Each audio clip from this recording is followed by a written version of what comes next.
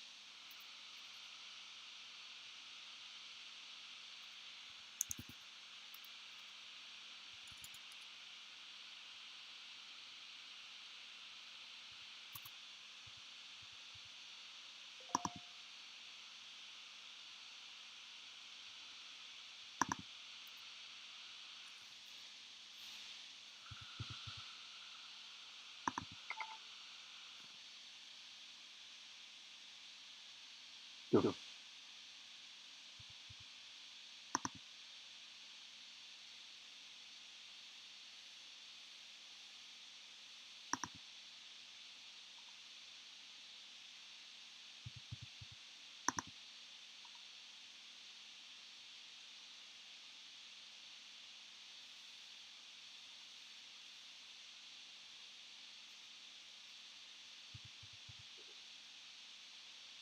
Halo? Dzień dobry.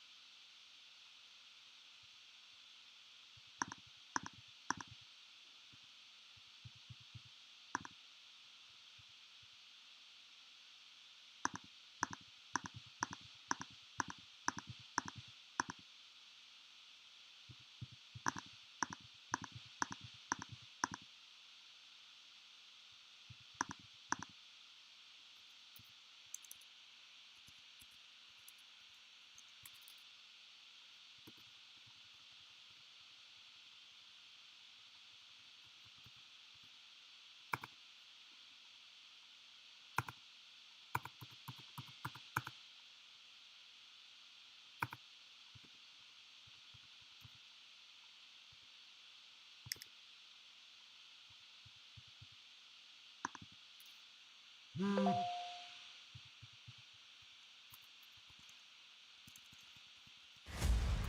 pakuj się w sprawę tego cygana. Po co? Mam z kimś rachunki do wyrównania. Chyłka Rewizja. Nowy sezon od 6 października tylko w playerze.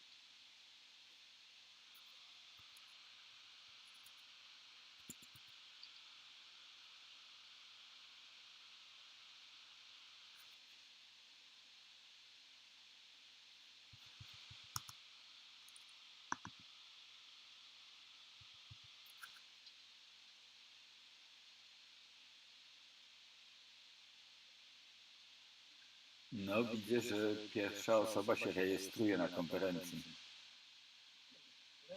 Cześć, Piotrusiu.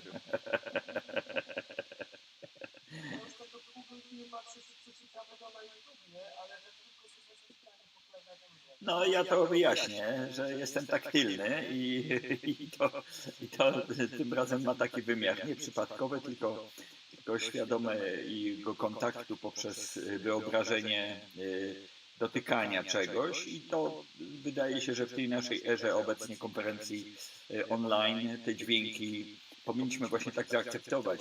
Jeżeli je tak będziemy rozumieć, że one właśnie tak w taki naturalny sposób występują, to wtedy jesteśmy w takim AMSR-ze, czyli takim zbliżeniu bardzo do miejsca, w którym się dana osoba znajduje. To są takie elementy, o których właściwie nie mówimy, które gdzieś są ubocznymi efektami tego, ale wydaje się, że to jest bardzo ciekawe wyjście, ja to nazywam wczulaniem. Ja to w swoim wykładzie będę miał taki termin, wprowadzam. Wczuwalny, tactile jako niewyczuwalny, ale również wczuwalny. To znaczy, że wchodzimy w głąb jakiejś materii siebie samego, ale również poprzez odczuwanie fizyczne, mentalne. No i zobaczymy. No, w każdym razie, tak jak powiedziałem, mój wykład prowadzę bezpośrednio na stronę, bo znalazłem haka na Keynote'a, Keynote, który mi blokuje ekrany wszystkie, bo mam 3 podłączone. Wiesz co robię? Jak on jest w fazie... Poczekaj, ja sobie jednak ściszę dźwięk na mikserze.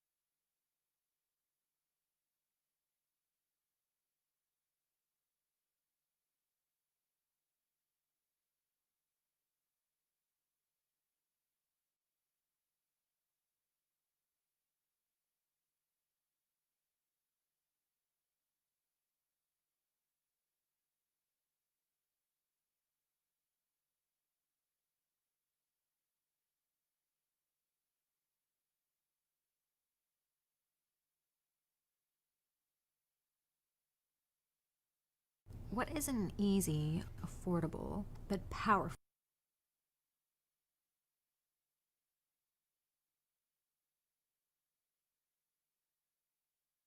Your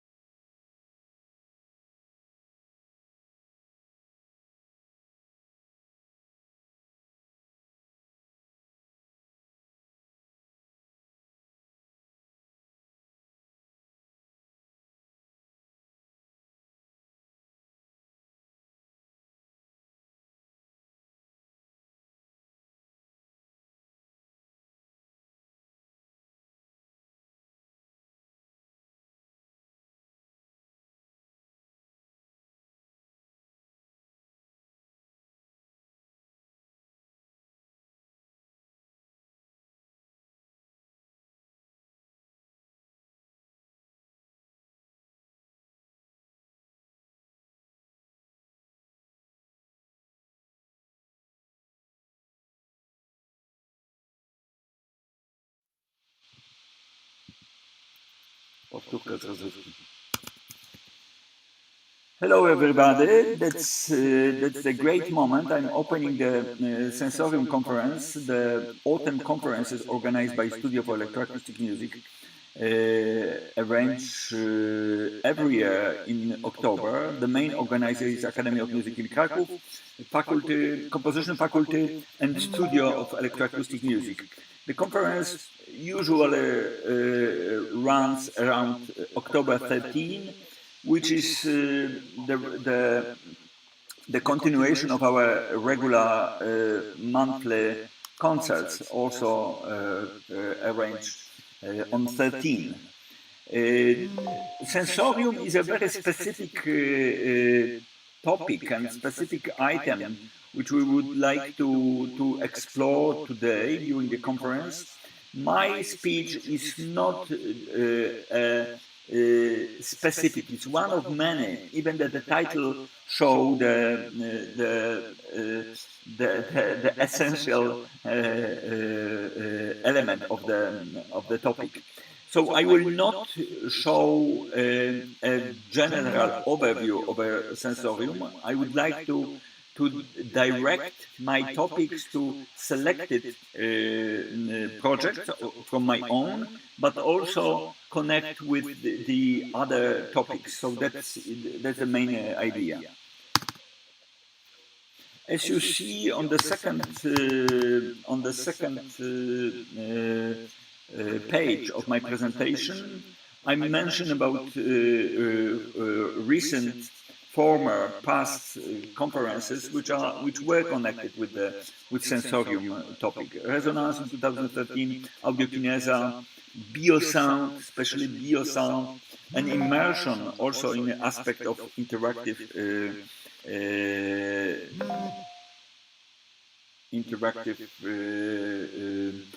I'm getting the questions from my friends, participants, that they have no access to Zoom, so that just let them calm and comfortable. I will give them just in 20 minutes. That is the message, just after my speech.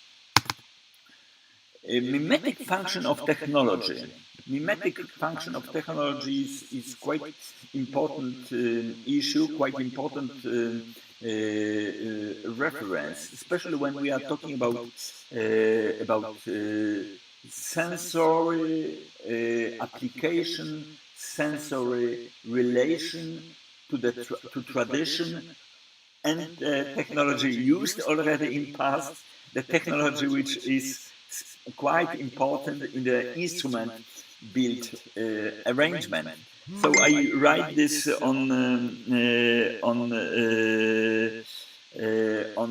in Polish, zmysły powiązane I poszerzone. I call them senses plus, which means something. You will find out later what does it mean. Then I'm explaining this in a very simple way, that the senses which are integrated and extended. It can be extended and integrated. It doesn't matter too much on the issue.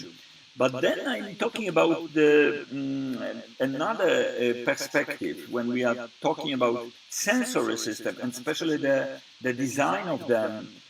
In many cases, quite important element is the concept of mirroring of physical senses. When I talk about audiovisual art, which join mainly two senses, it join, as you see on my diagram, it join listening, hearing, and visual aspects. But in our current technology, quite important issue, and that's mostly the recent development. We are talking about surround, multi-channel audio systems, and immersive video, 360 degrees video, which refers either to the large hall immersively surrounded by advanced and extended video technology, like special spaces like Hebrej in Krakow, where we have 10 projectors that we are surrounded by video, but also a most advanced and typical and popular system as VR, goggle, or augmented reality. Then I would like to refer also to the historical forms of mimetic technology. I don't want to spend too much, but talking about theater as equivalent of real human activity, syncretic art, many other activity which is extremely important. I just want to mention only. But then I want to also to mention about the concept of instrument as a prosthesis, as an extension of human gesture, the human gesture which is not enough to make sounds happen. That's why we are using either a voice as a natural, most natural instrument, either the body or specially designed object which we call instruments. Then I would like to make a very short classification about the sensual perspective in form of certain physical reference. So when we are talking about gesture, we are talking mainly about finger-hand activity. This is just the most important and significant focus when we are talking about instrumental techniques. And then we are talking about striking, bowing, blowing, plucking, but also touching. And in this very moment when we are starting to talk about touching, this is a very special point, joining traditional gestural instrumental technique with more advanced modern, based on the modern technology, like turning, fading, pushing, pulling. So all those 3D activity. As you see, there's a hand icon moving a little bit and pushing and sending some activity. Then we are going to the bigger scale, which is a body tracking, gesture tracking, motion tracking. And I mentioned about tactile. The tactile technique, it is a very important element when we are talking about body art, about body performance, because we are talking about the very special elements of our feeling, which is connected with touching sense, quite important. Of course, they are connected with the basic audiovisual aspect very much, which we have on the right on my diagram. Then the next one, which I would like to spend more attention, and it's even in a bigger container, is skin, body, and mind response.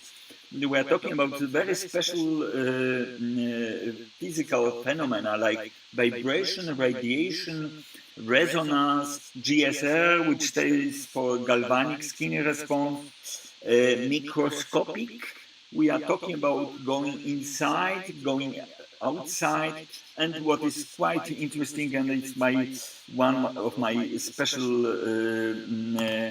activity recently is biofeedback. So we have the brain icon, because this is the element including the brain and biofeedback elements makes all the activity previously described extremely different.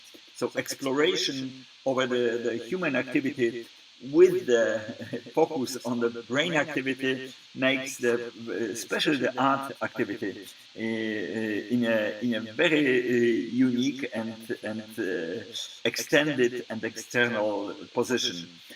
Then that's not the end. The last item is going out of human body, going to the open space, so living as very personal concept with our senses and looking from outside, so looking to our activity from the larger distance, being more neutral, more passive, being more like an observer or like a small element of cloud activity. So that's what I mentioned here. we have the icon of globe, and this is just the point I would like to refer in this very space. So urban landscape, open and outer space. As you see, the bow shows this line shows the integration of all those elements when we are talking about sensory system, when we are talking about sensory art activity. Next next diagram is more free. I didn't want to make a precise scale based or categorized diagram. It's more like talking about different receptions, perception forms. You have this in both languages, Polish and English. So sensoric, which means in Polish zmysłowe, transient means przejściowe, tactile, wyczuwalne, but I like also the term wczuwalne, you will find out on later on, because wyczuwalne shows the direction going out, but wczuwalne going inside. And then, of course, the special reference to the immersive element of sensory item, otaczające, zapadające, is rather different, but it's also quite close to tactile when we are referring to the very specific way. Then we have the quite obvious, like integrated, zespolone. But then the term which is on the bottom, concatenative. Concatenative is in Polish is przemikalne. It can be close to transient, przejściowe, but in fact this is not. This is just a form of blending, going through, or being in between different layers, and which are also changing. So this is a very specific element of sensoric art, of sensory arrangement. Then we go to one of our favorite elements called sensoric deprivation.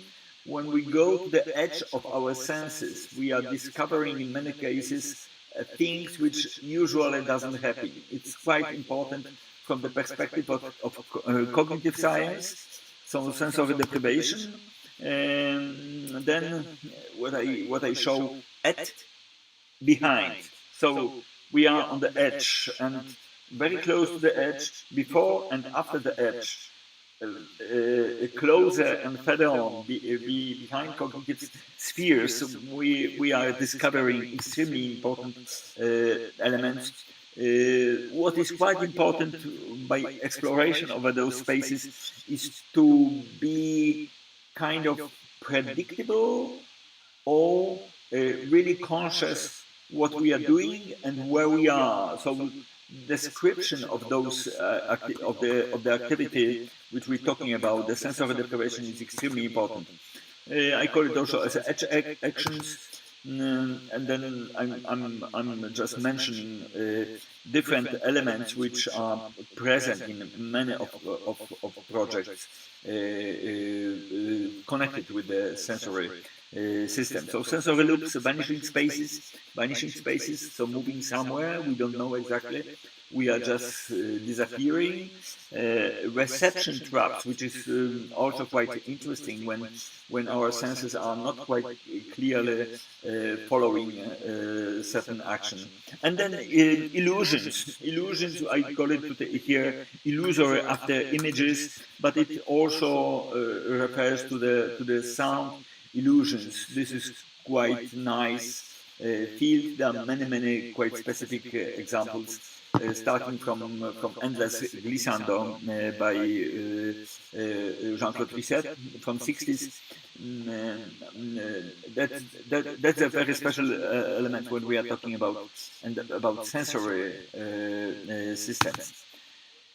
Here on the next slide you have my very 10 years old piece, which is based on the concept of acoustic vacuum, the space which is silent but is almost silent, because I'm sending over this space, I'm sending very high frequencies, which we don't hear it, we more feel it than hear it. So that's quite interesting. On this slide, when I click it, it should go. I'm not sure whether you will hear it, but you can find out on the web very easily.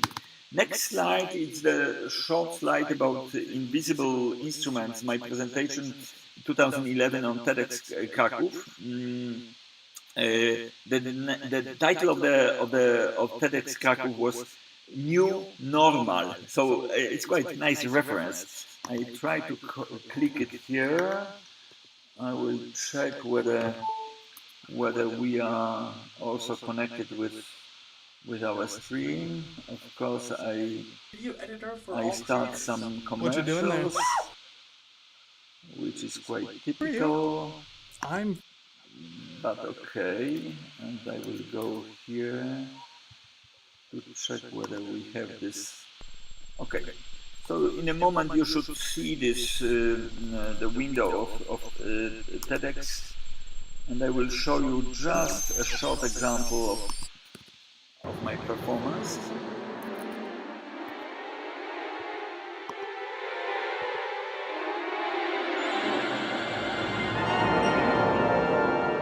As you see, we have the instrument, the object, which is in fact iPhone,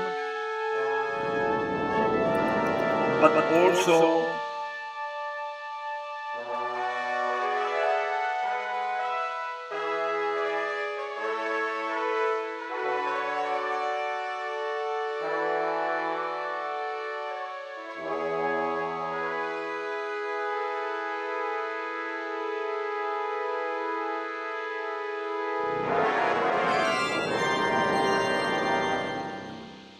so, what is quite important, we are talking about wireless, but also partly extended tactile and touchable objects, which are quite important.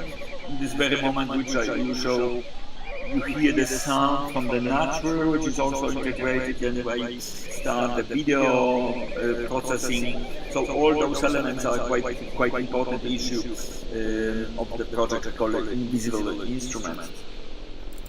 I will keep it a little bit longer, so it will go with us as a background.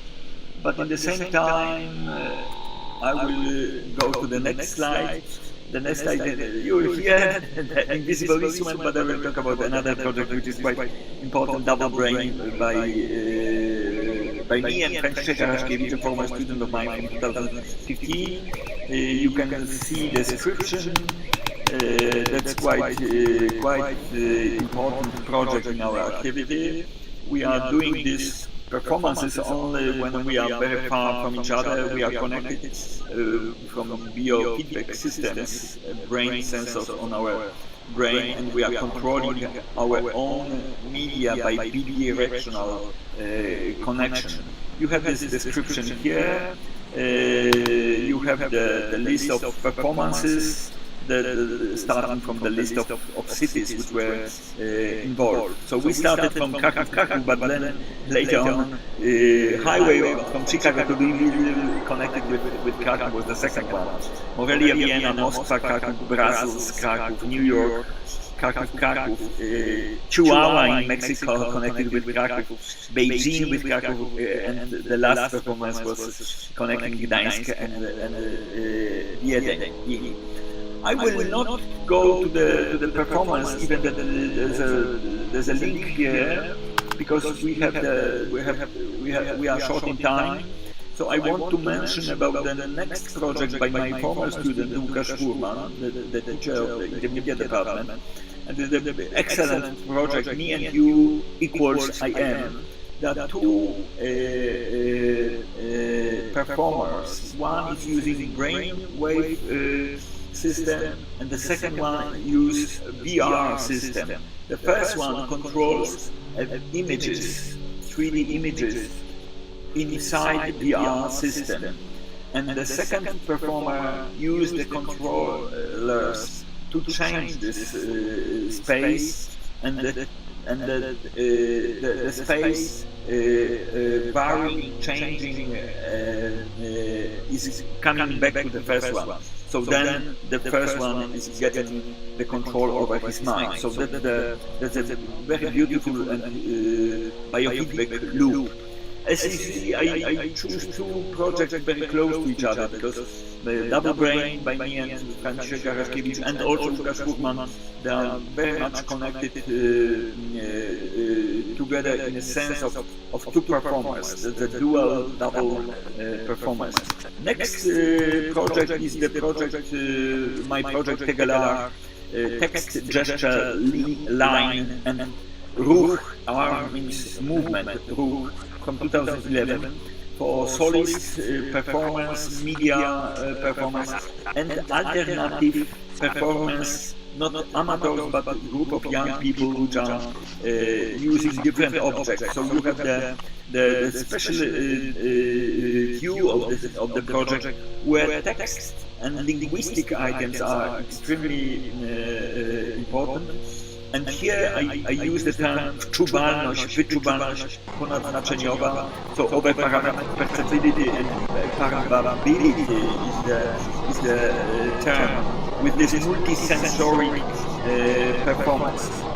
I will not put this because as I see we have 10:26, so I'm mentioning one of my last projects, Pomaki, Folded Maps of Time by Chris Kessler and me. But in fact the co-artists leading and running this project also Artur Lis and Piotr Madej. We have two biofeedback systems while performing. The concept is that the whole space is divided for two hemispheres controlled by us live. The project was premiered in Lviv on the Dramatica Festival last year in October. We are waiting for the other performances, but the COVID stopped us doing this. But the description of this is quite proper, bounded biofeedback spheric loops. So you have those four elements inside the project. Very quite important. I think I can start this link for a moment, and then we should get the short description of okay, and that will be the end of my presentation. You can see the mix of video that's actually laser projection. We use two brain sensors which capture our brain activity live, and then how we control selected media, both sounds and video. The brain is constantly firing, constantly being stimulated by new things, which fires more neurons and your synapses are going crazy. So this, with all the lights and with all the sound and with also no coherent narrative center. We are focusing on our memories, which have a very special structure. They are not quite clear, especially when we folding and unfolding memories toward things that we are not sure whether they happened or not. It's necessary for people and necessary for artists if they want to actually make their art about the world that they're really living in, to take the elements of that world and try to bend it to their will.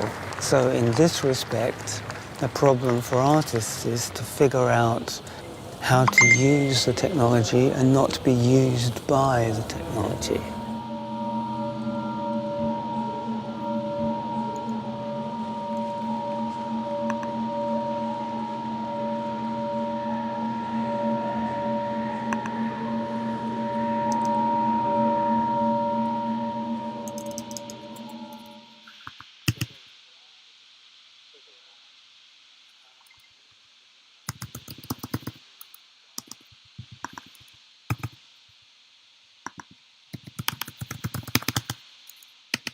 Be honest.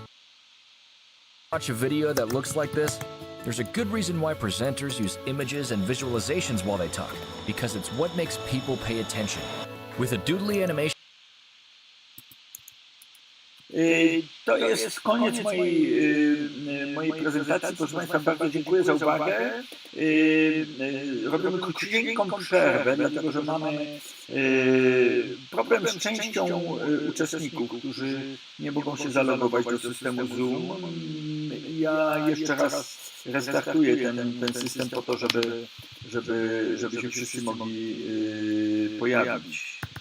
Także robimy króciutką przerwę i zaraz wracamy do naszej konferencji.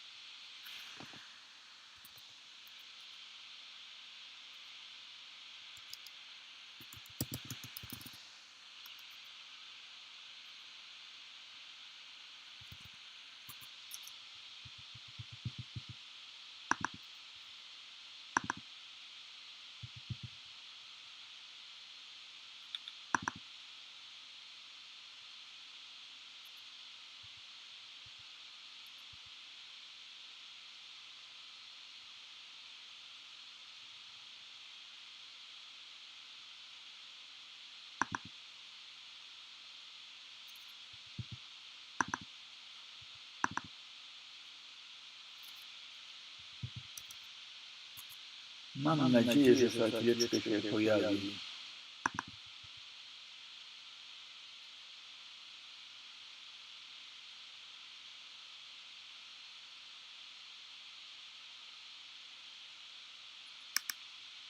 Okej.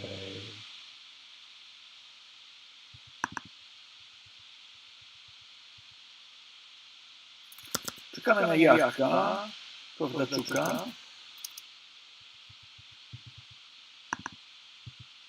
Jest Katarina.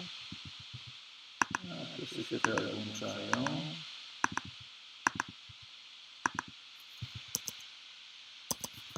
Bardzo serdecznie wszystkich Państwa witam.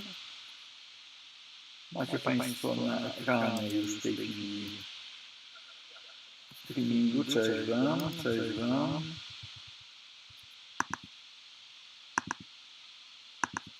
No nie, bardzo jest miło, jeżeli ten problem występuje w momencie, kiedy ja wygłaszam pierwszy wykład, no więc troszeczkę mam powiązane ręce, żeby ten wykład przerwać. Dlatego, ale powiedziałem to na żywo, że wszystkich uspokoiłem, że o 10:30 wszystkich wpuszczę do środka, ale wysłałem również taki list jeszcze, to widzę, że już wszyscy zostali. No dziwne, bo dlatego, że zwykle ten URL był wystarczający, żeby się zalogować i kilka osób się zalogowało wcześniej bez hasła, więc to jest nowość, ale to nic się nie dzieje.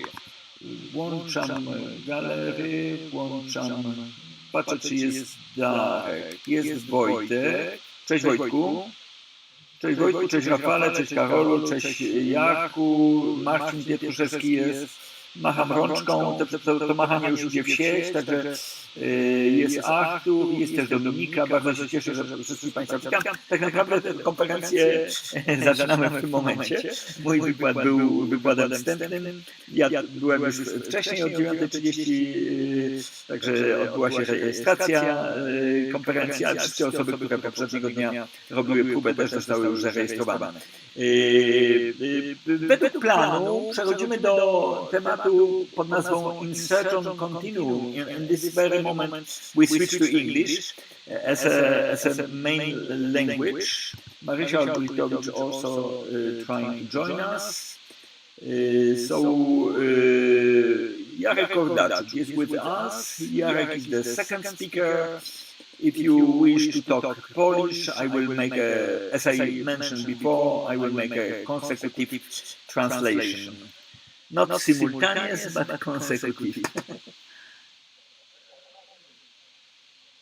Okay. Yes, please.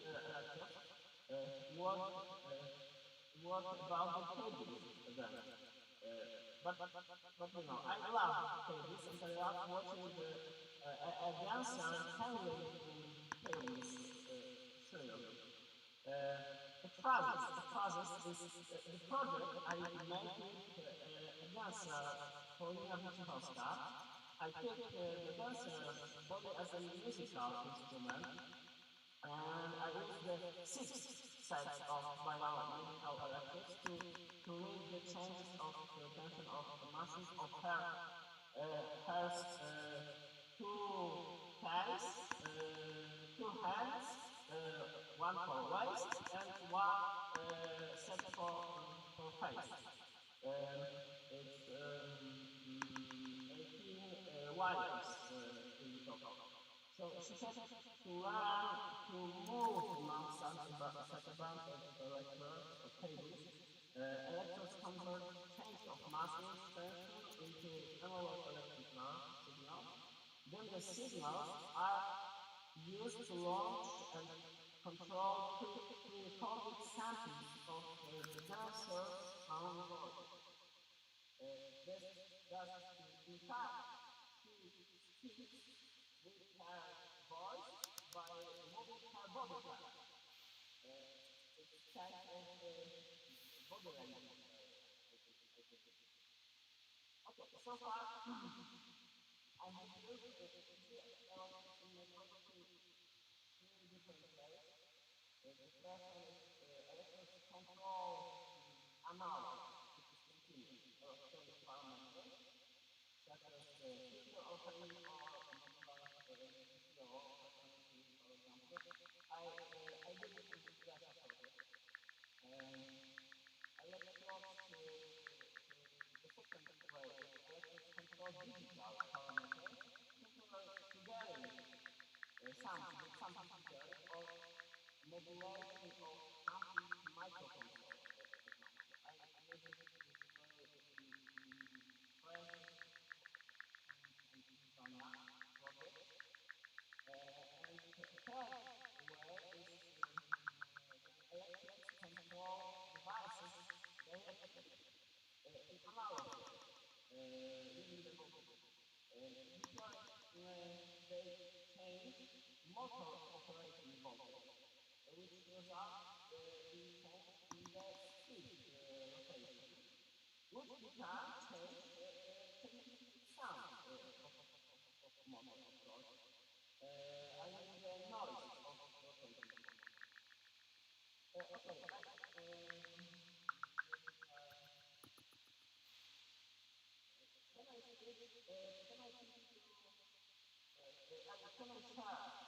Yes, please. I would like to tell you this. Oh, no, post them screenshot. Okay, I cannot share my screen. Okay. Other examples of using this. No, you can. Jarek, spróbuj jeszcze raz. Try it again. I cannot hear you. I hear another voice. Not in my head. Okay. Try again. Try again. Other examples uses sensor in my work is sensor magnetics, which I use for which way to the sound project. Children search for the sound by moving between objects placed on the floor. It's a matrix 4x4, it is 16 objects in total. Each of these objects, a distance sensor is fitted.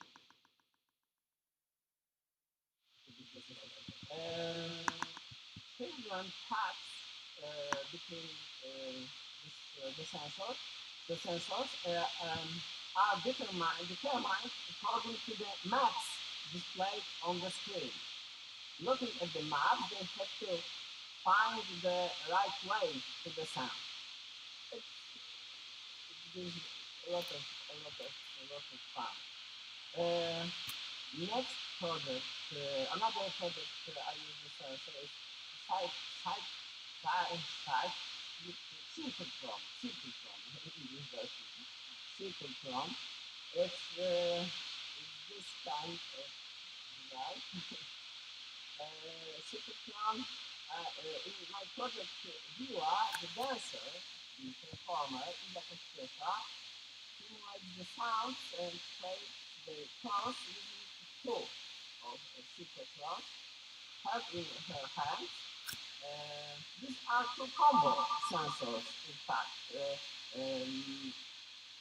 A chemical interface-based adaptation of Arduino 101 board. Each one consists of two gyro and accelerometer, and read the analog signal from them. Although, as you know, the sensors work in digital domain. Finally, I convert the voltages into ED second the sound. So the next and last for today project with sensors is chromatophone. The construction of chromatophone is extremely simple and incredibly quick.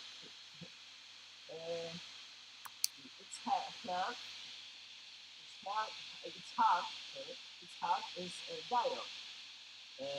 It's value which costs about 10 cents. The electronic circuit is very simple, and anyone who can solve it could do it in the lab. I put the sensor the diode, in fact, into handy casing printed on 3D printer, and the sensor returns the pure, continuous analog signal of an RGB component of tested power. So, for advanced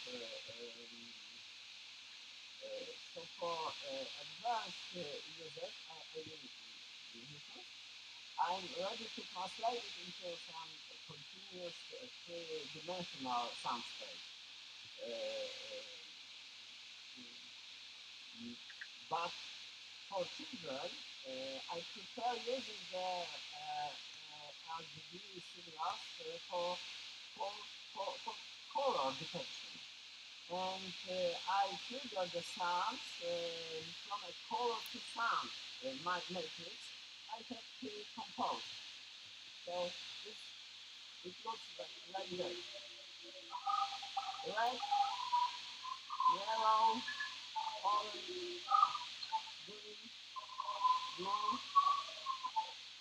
gray, and so on. I use 4 chromatophones at workshops for children. First, the children paint the pictures, and then we start performing the musical piece included in the pages. It gives them a lot of fun. So, as you see in my structure of continuum, I'm very inconsistent. However, I really like to think of a situation where for every 2 points there is a point in between, and to wonder about its musical meaning. That's all for today. Thank you. Thank you very much. I'm very happy to have Jarek with us, because he was presenting his systems during Audio Art Festival, but also during the conference arranged by Intermedia Department of Fine Arts Academy several years ago in a center MOS near Rajska. That was the quite spectacular performance and presentation. So if you have any question, please.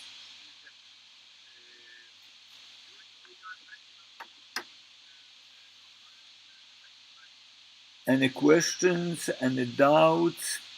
We are in time. This is also quite important to mention that we try to keep this time frame in a way that we're starting every half an hour. Tak.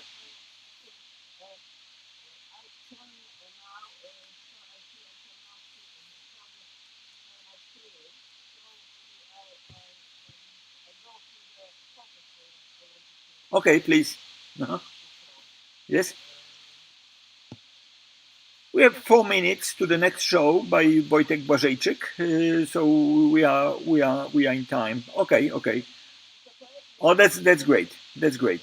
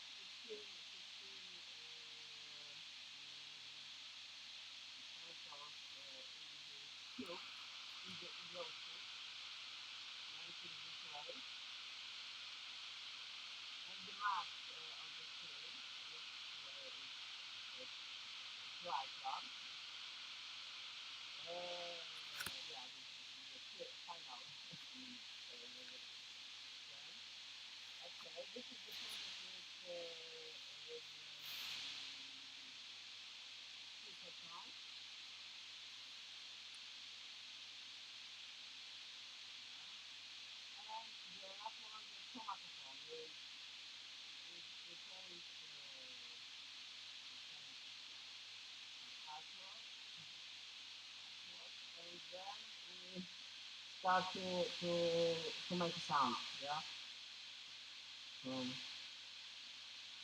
from those artworks. Yeah. Thank you very much. Oh, that's great preview. Yes, thanks a lot. Jarek, I'm just checking on our stream. It goes well. So I hope to get this one of those projects to Krakow again. So this is like a. But in fact, we are in trouble a little bit with the planning of our project, especially in the near future. So the Audio Art Festival in this year it's not quite stable. We try to protect everything, but for sure it will go online, like our conference. That's for sure. Yeah, who's next? We have 2 minutes. We can make a check with Wojtek.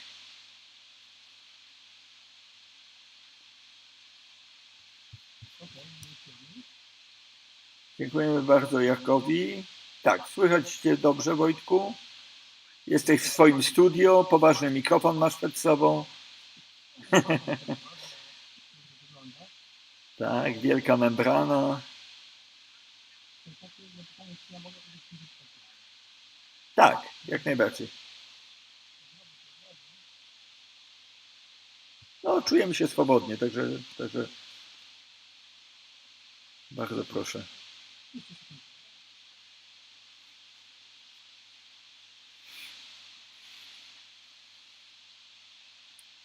No, mówię po polsku, że tutaj no, wczoraj wszystko było w porządku podczas naszych testów, a coś teraz się dziwnego dzieje u mnie, ale już sobie poradziłem w tle.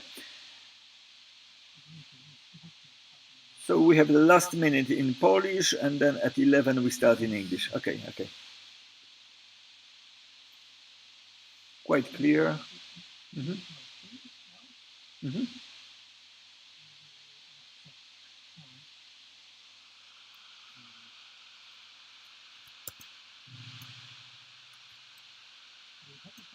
Yes. Yes. Everybody okay with the sound, yes.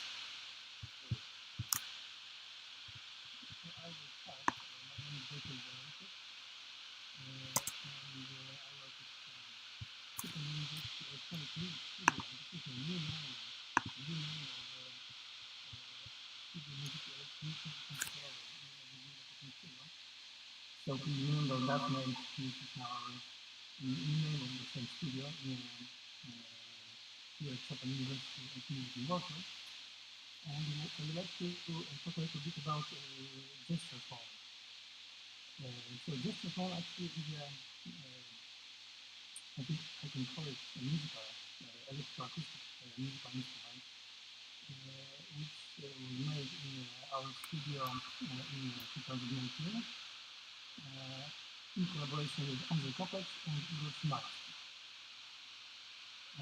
So this is simply an instrument that uses human gestures performance instead to control sound. So this is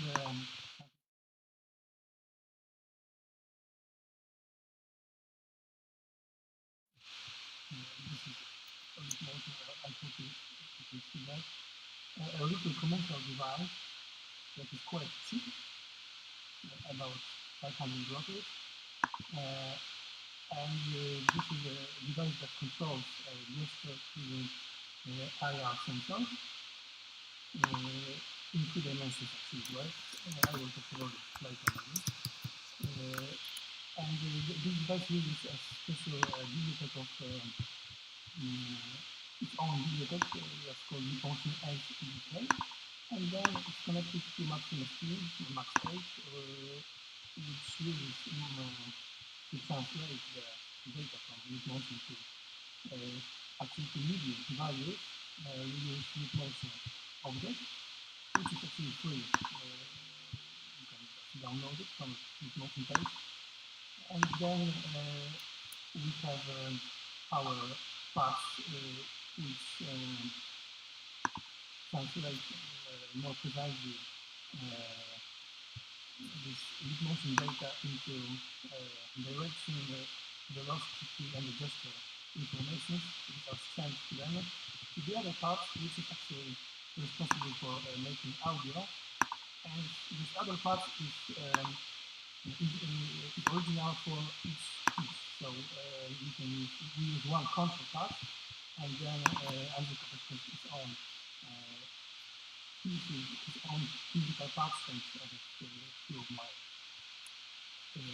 Then, as a sound source, we use actually only samples. This is the idea of this instrument. I know that you can use anything. You can use, of course, some synthesizers. You can use sound that is blocked live by microphones, but we decided to use only samples. I will talk about it later.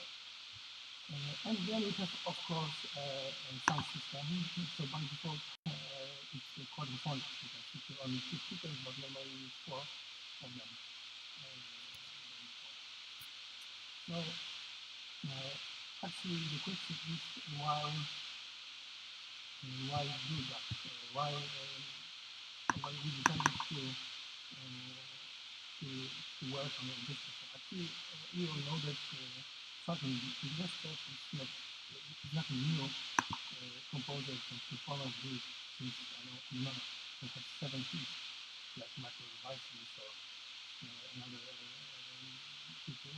So they use different devices like special glass, like cameras, infrared sensors, or devices like radio button or devices used by game industry like TV, for example.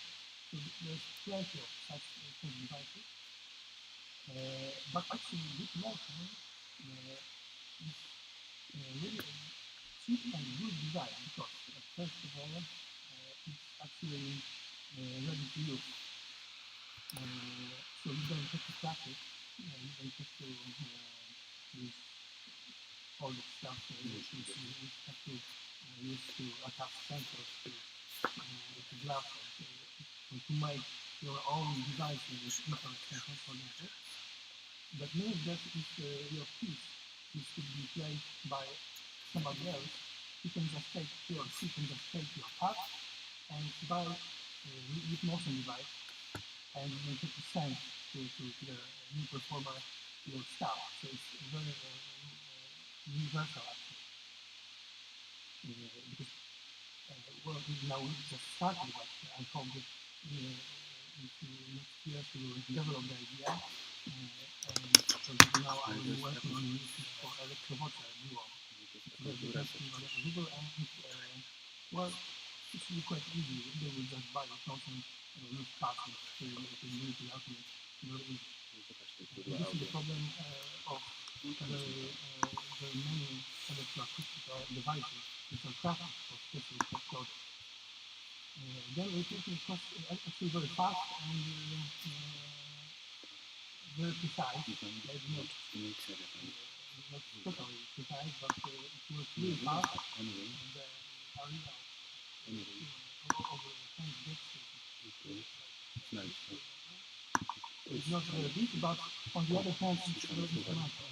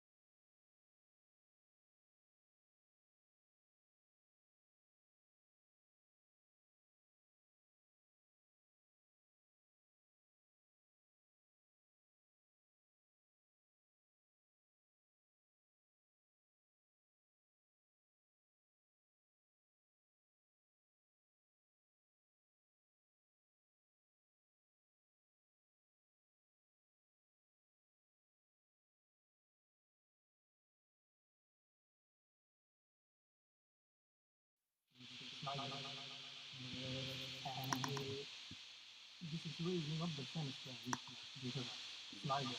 The new slider, which is like 10 centimeters long, is really not the same as the bone cello. This is my idea of animation of electronic music. Acoustic music. First, I experience with objectophones.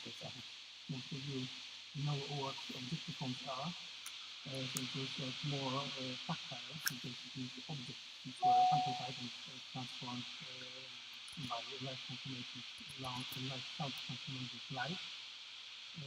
So you really have to play a real object to make sound which was then transformed. But in this phone there is no object, there is just movement. But I have to say that after playing at least in this phone, which I will play to between, I really sweat. It's like really performing music, because well, first of all, my hands have to be all the time at specific position, so I cannot do anything. I cannot, for example, type everything in the computer. The computer is disturbing. I need to see a little bit, but not close to it. So this is quite important. That is the idea of making the instrument.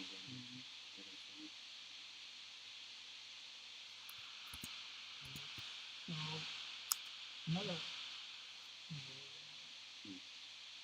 interesting thing, important thing is what you can do with the gestures. So actually, imagine when you prepare with the gestures, you have two possibilities. First is using the gestures in let's say non-musical context. So this is what we did up to now. So we just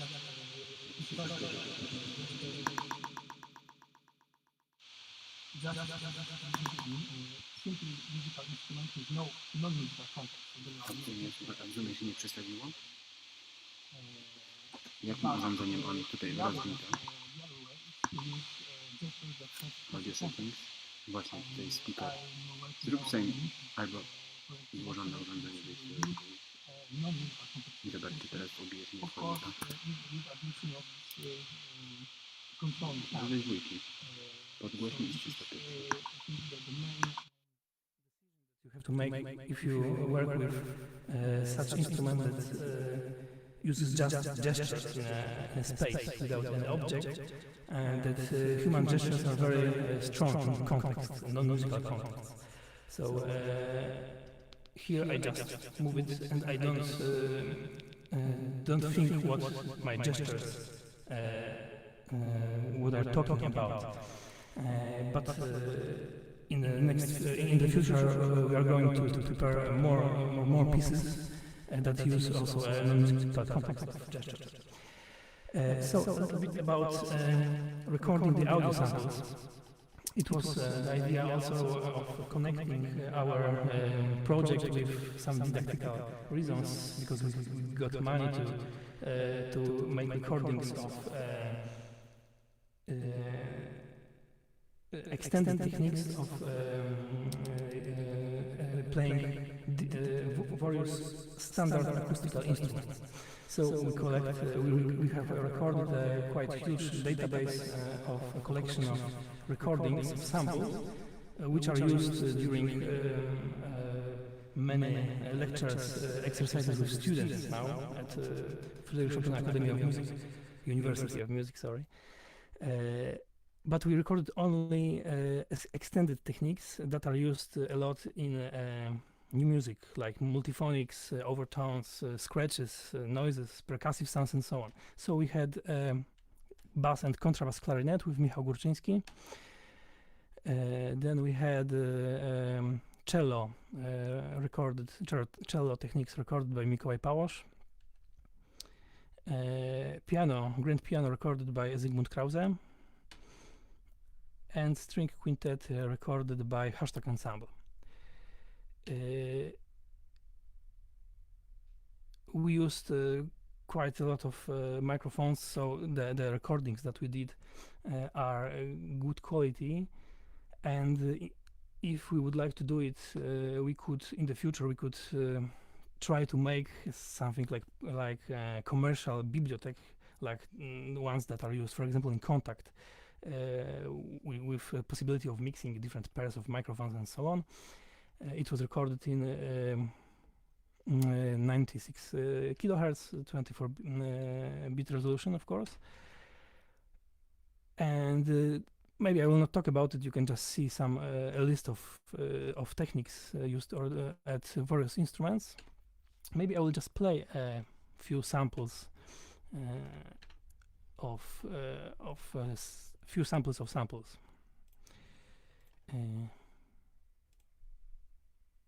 I didn't share my screen, yeah, so you didn't see these beautiful pictures, but maybe it's not a big deal. Now you can see can you see now my screen now? Okay, so let's just hear a little, like 3 or 4 examples.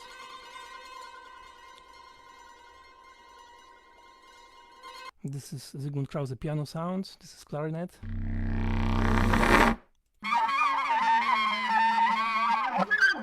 As you can see, we also recorded phrases, not only samples, like one-shot samples, but long phrases, because they are much more interesting to play then. This is cello played on snail. Prepared cello. I have also some samples of guzheng, a Chinese zither.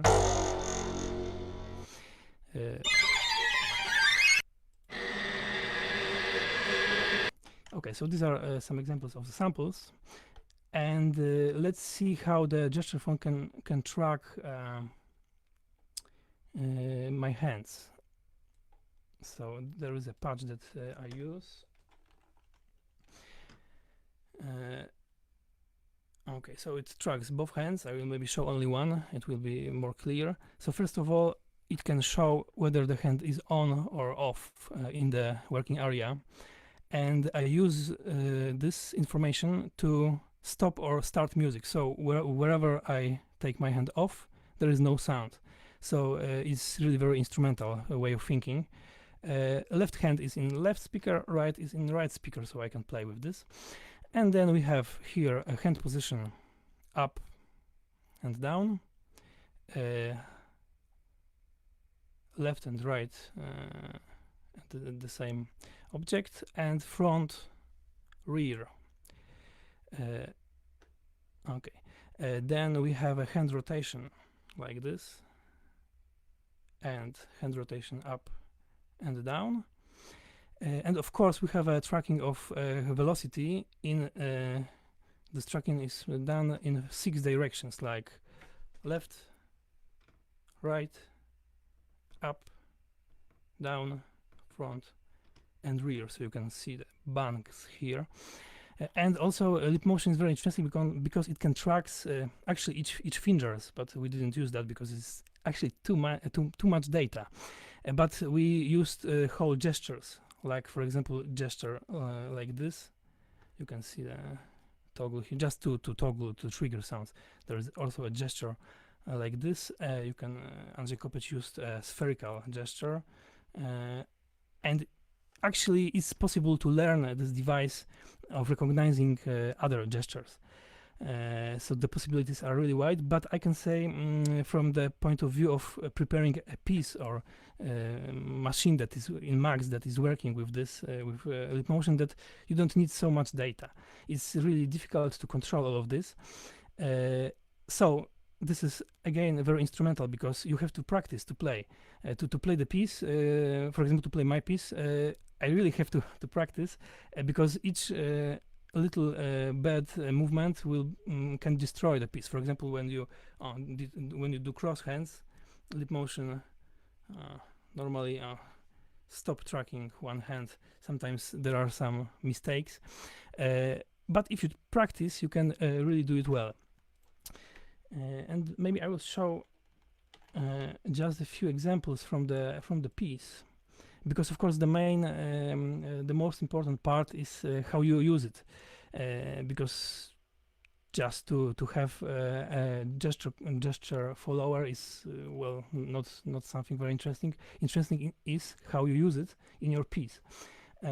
So because we used only samples in our project, we have actually a few different methods of playing back. Of course, we have just linear playback triggering, but we have also using mixing different layers of samples, because we recorded our samples in different loudness, different timbres, and so on and so on. So we can do like sample layers mixing, for example, by changing the hand height or this position. Then we used also granulated playback, granulated delay line, and scrubbing throughout sample with using of spectral freeze, and also some spectral transformations. So maybe I will just show you 1 or 2 or 3 examples. I use also a foot pedal to switch the scenes, because my hands are all the time occupied. So just triggering the sound is as easy as this. And then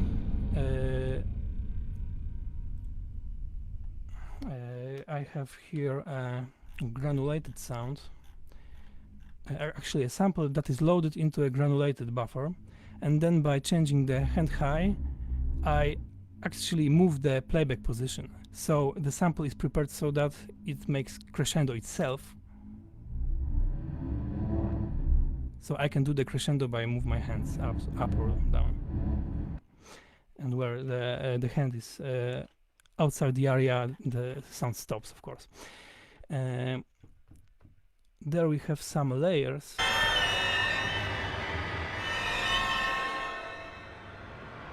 By changing rotation, I can change the sample layers that are played.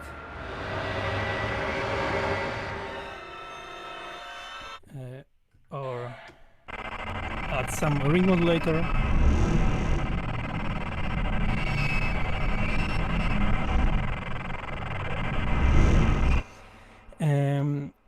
There is also a granulated delay line,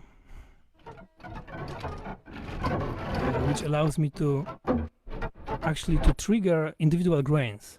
So when there is no hand movement, there is no grains, no triggering of the grains. When I move faster, the more grains are triggered, and when I, of course, the grains also depends of the position of the hand in the area. And then if I do this gesture, I do a granulated freeze.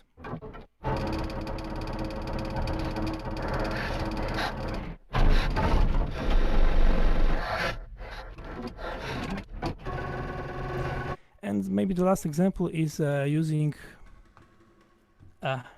this ring buffer, which allows me to scrub throughout the short wave. When I stop hand movement, actually I achieve a spectral freeze.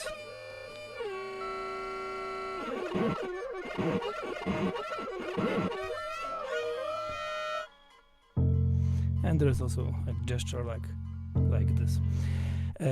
So I will play the whole piece this evening. I hope it will work. In conclusion, I just want to say that this instrument really gives me a big pleasure of playing music, of performing music. I feel like an instrumentalist, not just like a computer guy. And not always it is like this. It's not easy to achieve that state. And I hope the project will develop in next years. So that's all. Do you have any questions or?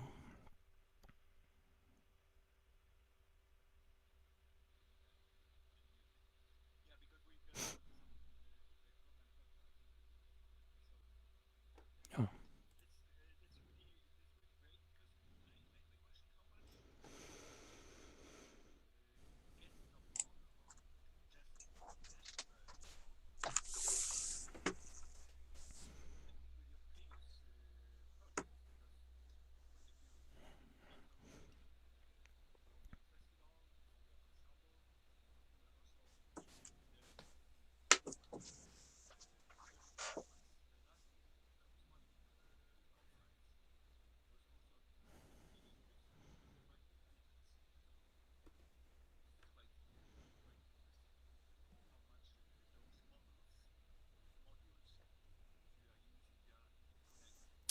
Uh-huh.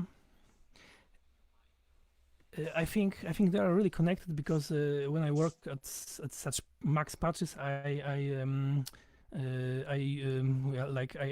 use few little devices inside each patch, and sometimes I just copy one device from another piece from an electric guitar, for example, techniques for electric guitar piece to gesture phone. Of course, it demands I have to work on it a little bit to change it, but the most important is the way of thinking that this is really an instrument which should follow me.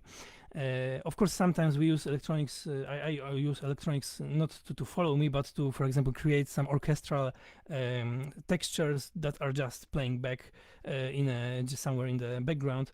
But the most interesting thing for me is like using and composing, crafting extended instruments, so instruments that has extended possibilities by electronics. Whether this is electric guitar that I normally play, it's okay, but if it's, for example, objectophone, like clothes dryer or something like this, or any object that is played, is also okay. And in gesture phone, actually, there is no sound source, so this is something difficult. So I had to compose, to prepare the playing engine actually, and still the most important thing for me is to the music to follow me very fast, so that audience can see that the performer is really performing what what they hear, that this is really one-to-one thinking.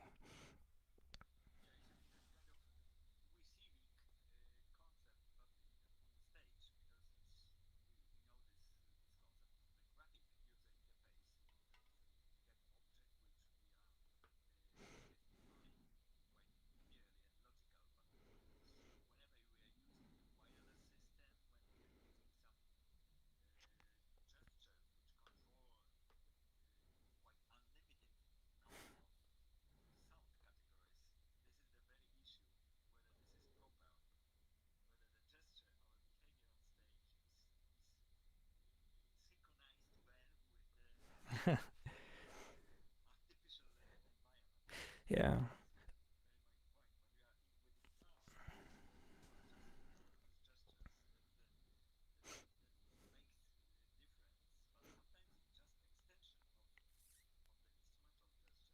Yeah, of course. So I think that in my head, this is like an extension of instrumental gestures. I mean, small gestures make small music, big gestures make big music. But for example, I prepared some infrared sensors for another project, and I worked with Krzysztof Cybulski. Perhaps you know Krzysztof Cybulski, great guy from who is dealing with such stuff.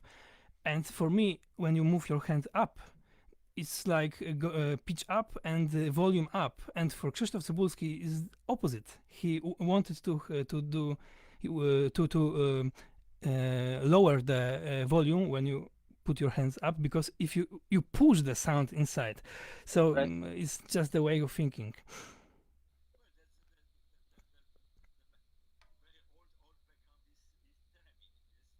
Yeah, of course. Yeah.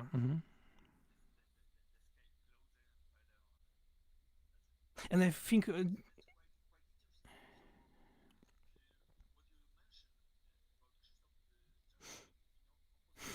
mhm.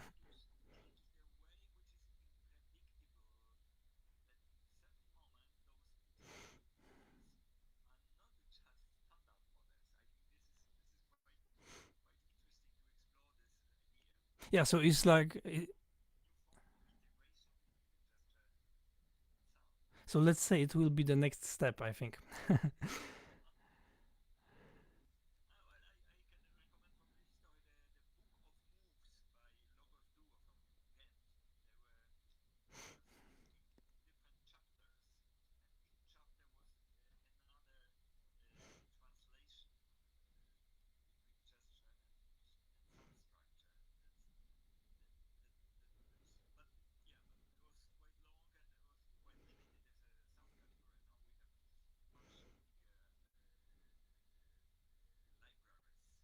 Yeah.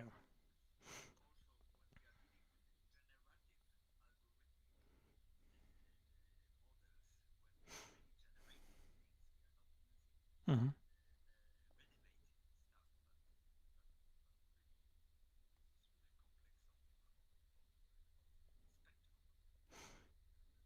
But I think here it's also possible to use such models.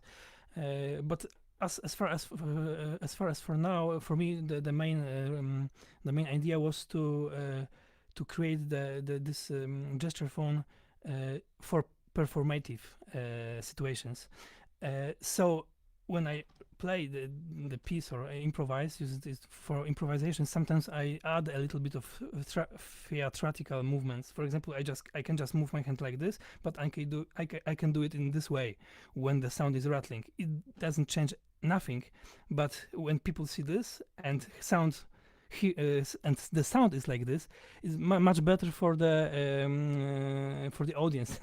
The sound is connected with the movement, even though this kind of movement that doesn't make any sense for the max MSP, because actually some people says that half of this what audience is what audience is hearing actually is what they see. What you hear during the concert is one part of your experience, but what you see is very, very important, and we very often forgot about it when we sit with a computer keyboard and on the stage during a great, fantastic piece and just, pressing the buttons. I hate that really, but this is just a question of idea. Yeah, I want to say I saw you Wojtek in the movies playing the gesture phone, and you look very great. Really.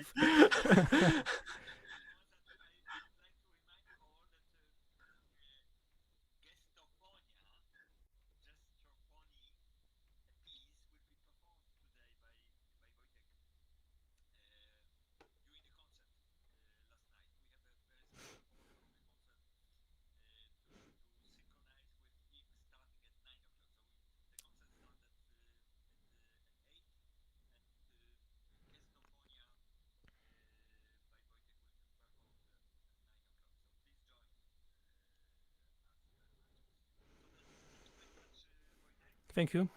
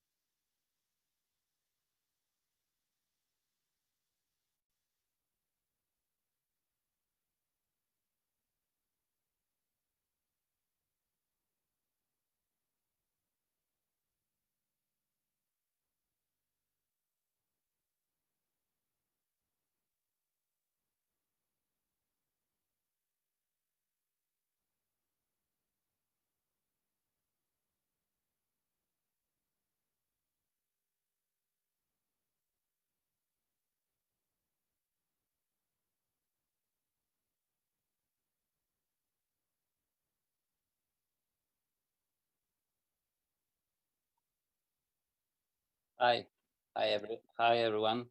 Hi Marek. I'm really glad. I'm really happy that you have me here, and I'm really happy that you use the name of the piece for the conference.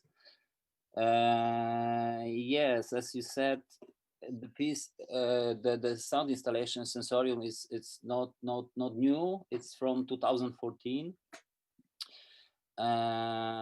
So maybe some of you have heard about it, probably because we know each other. But let me, in the first part of my speech, remind some information about what installation was. And in the second part, I'd like to focus on my compositional approach strategy in this type of works. Maybe I will try to show you some my strategy here.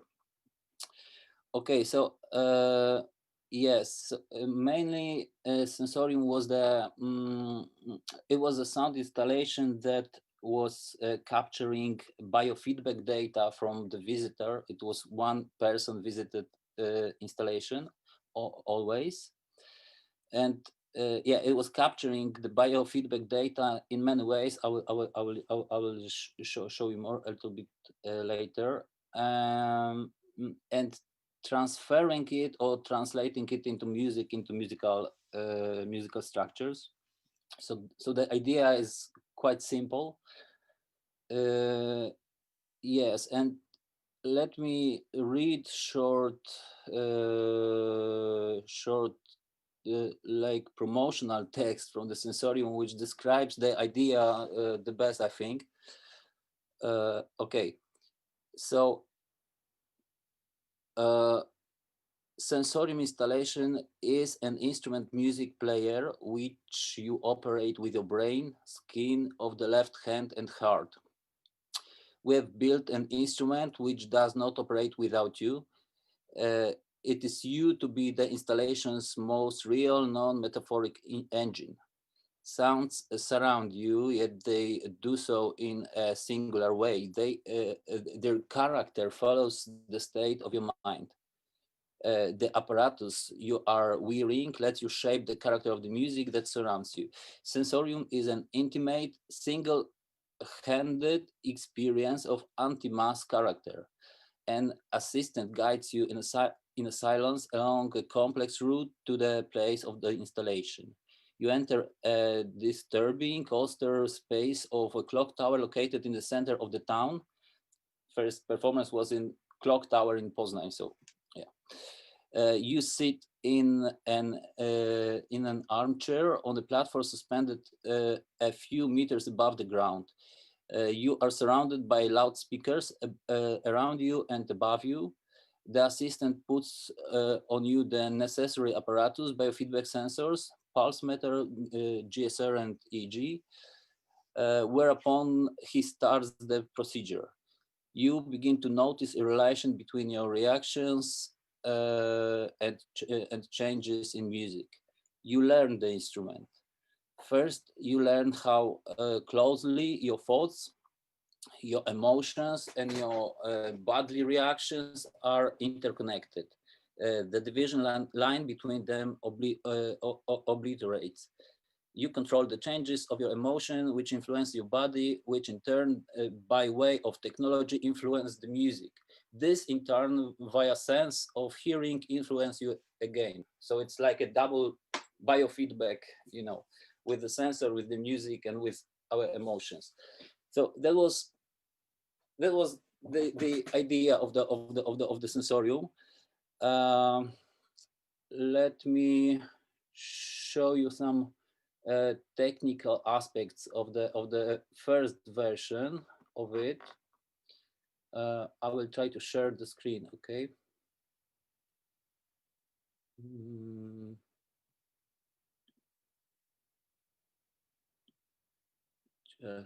Just a second.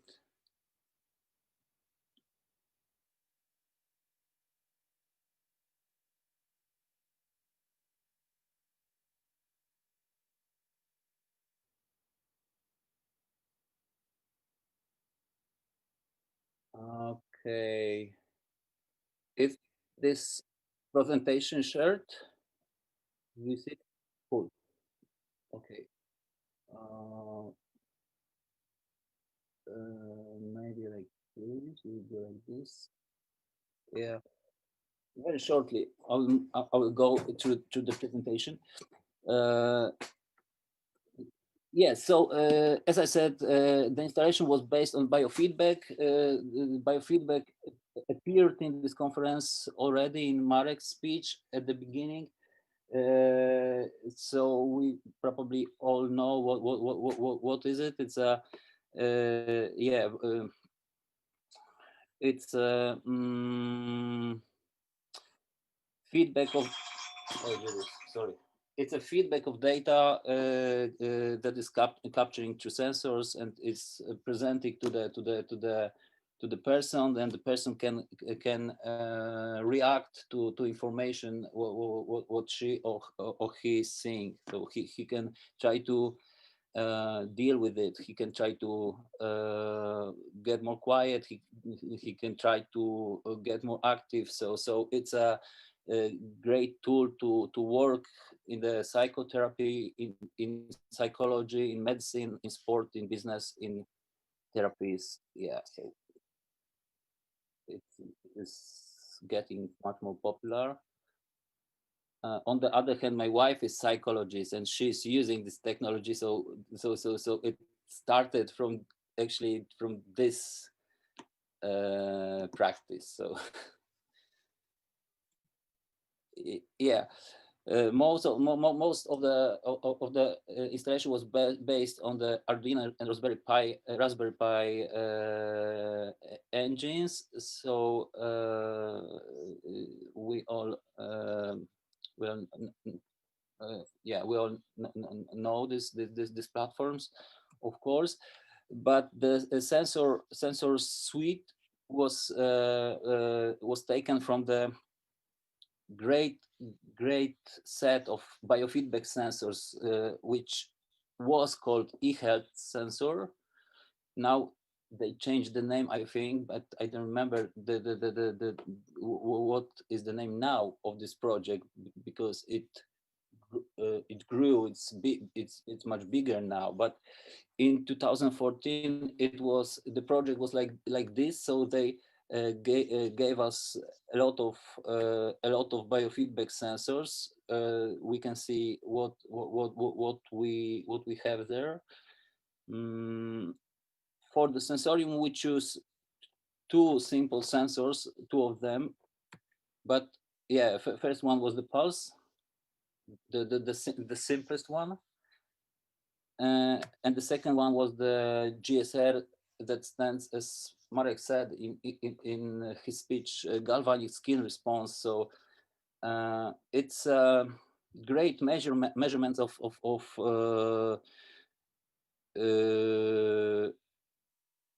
this, how our skin reacts to our emotions. It is measuring moisturing, sweating of the skin, and it's incredible how sensitive this measurement is. It's very dynamic, very fast, and from my like private experience, it's very accurate. So I was really surprised, and I love this measurements actually. Yes, we had the 10 channel audio systems. It was like eight channels around the listener, and 2 channels on the bottom. So the visitor sitting on the chair can hear his heartbeat behind his or her feet, 7 meters low. So it was kind of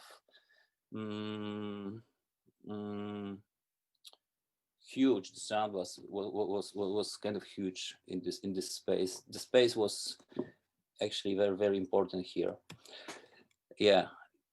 yeah, we have built a platform for especially for this project. It is 7 meters high, so it was important to just hang the visitor somehow in the middle of this tower. So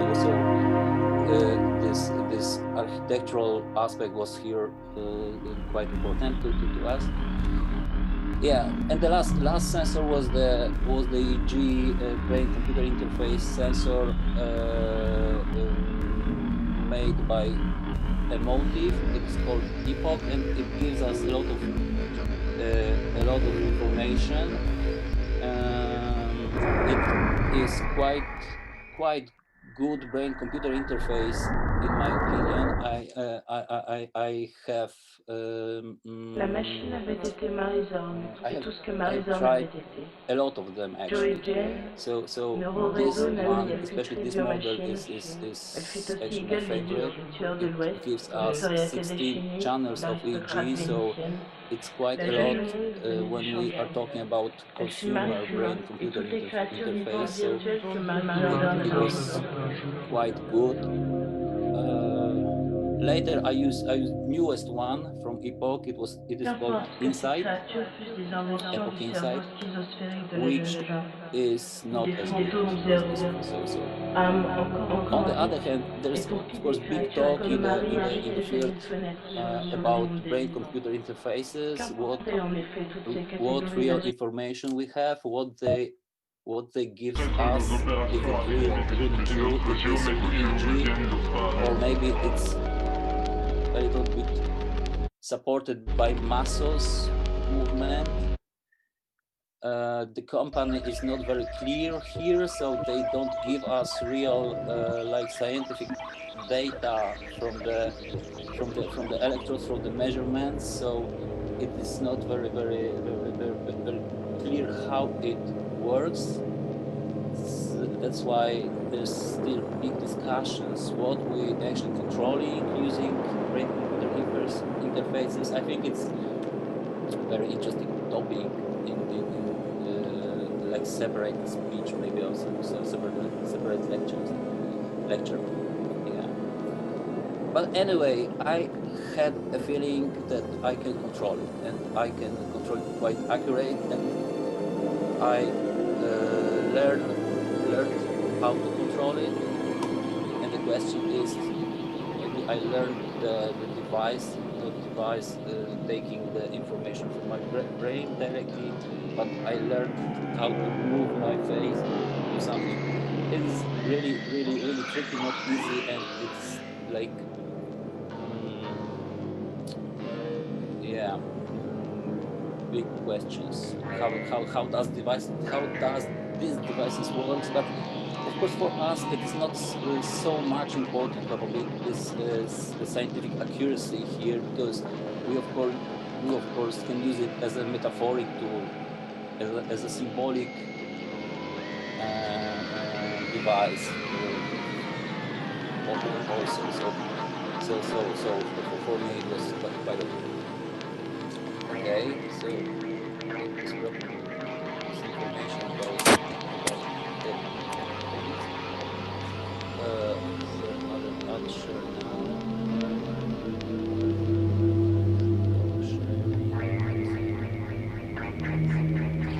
Okay. Those of the because of this, that the first version of the sensorium was actually quite huge. I had problems to organize new performances of this installation in different places. So I had to decide to do some new versions of it, smaller one, more chamber ones. So I did, and it was actually a good decision, I think, because the smaller sensorium number 2, had several performances in many places, like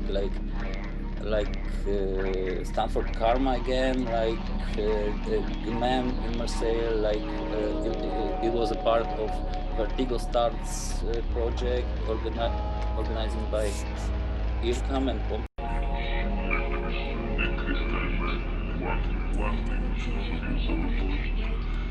Find your EEG device. Gently, with help of the assistant, put it on the bed.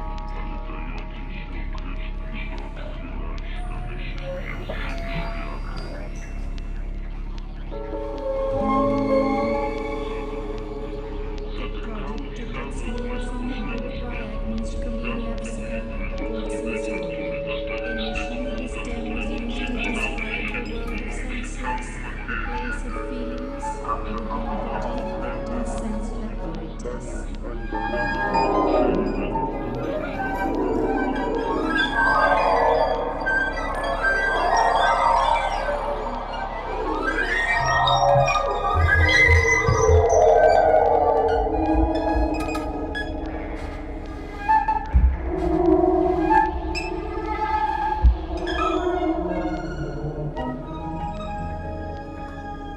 But sensorium is also your relation with reality, with the sound of my voice jangling in your ear, with the air that you breathe, with the technology that expands yourself, with the music.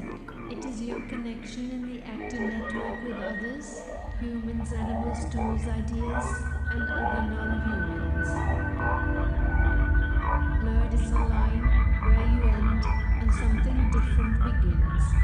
So sensorium describes subjectivity dispersed in reality, which is, for example, you.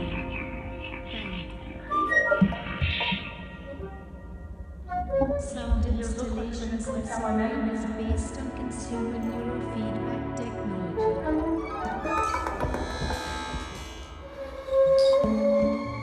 Czy mogę radzić innym, by It is an zrobić to, czego nie mogę instrument in zrobić which sam? you play with your brain and muscles of your head.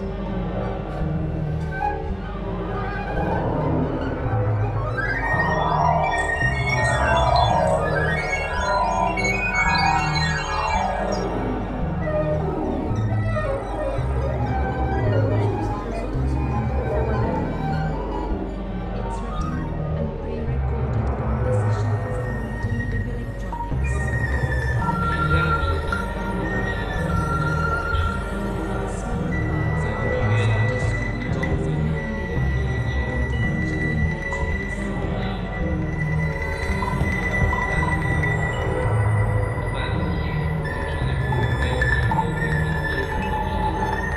matrix. As Donna Haraway said, our techno-natural creatures require our care and love. So we've built a system that needs your participation, mindfulness and concentration. You are the core of this installation. It does not work without you.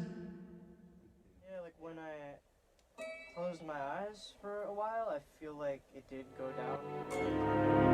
But then at the end, I feel like I wasn't thinking at all.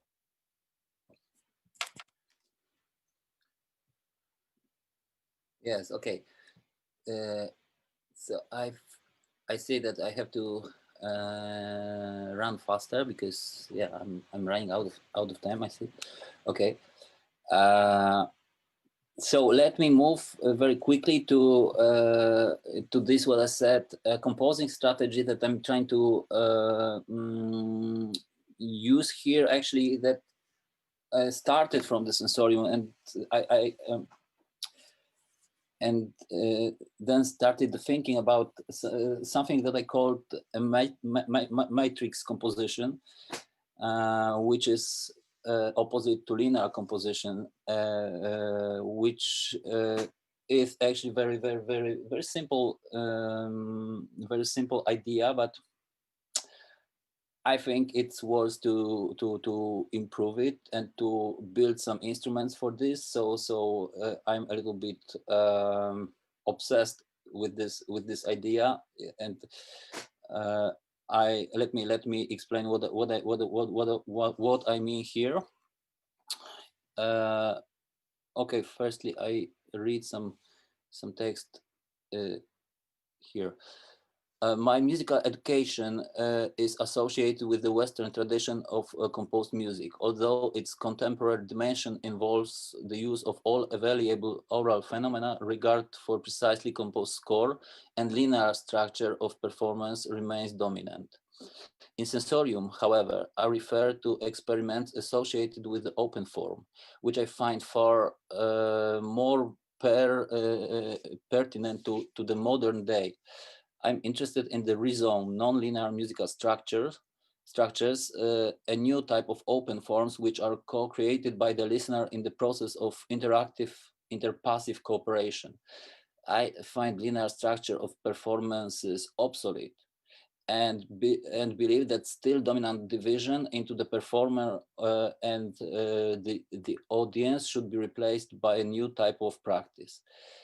However, no modern day tools exist to enable establishment of such relations between music and listener. Remapping of digital data stream is natural in electronic music or in sound art practice, but the real challenge for me was composing for and using acoustic instruments, composing the score for this.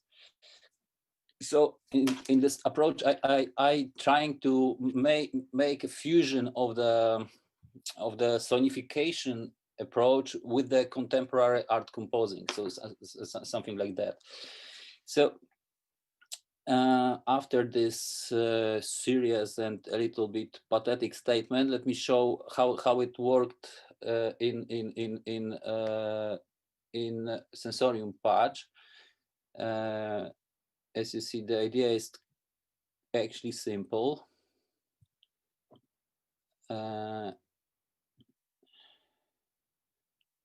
Okay, wait a second.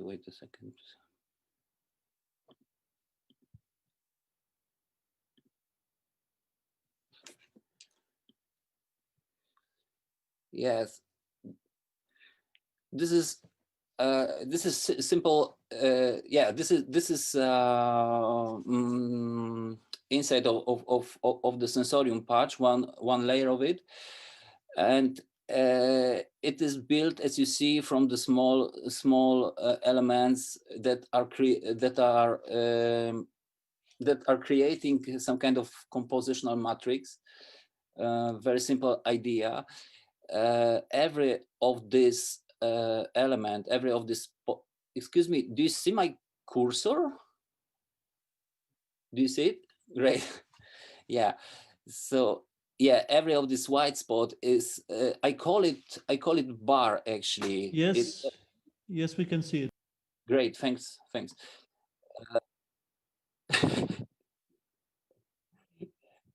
for feedback. So you really exist.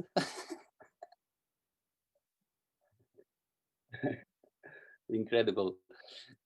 Okay. Every white spot is a bar for me. Is a bar with the pre-composed music, which has its own score and which is pre-recorded for acoustic instrument. In this example, it was flute. So it was piece for the flute.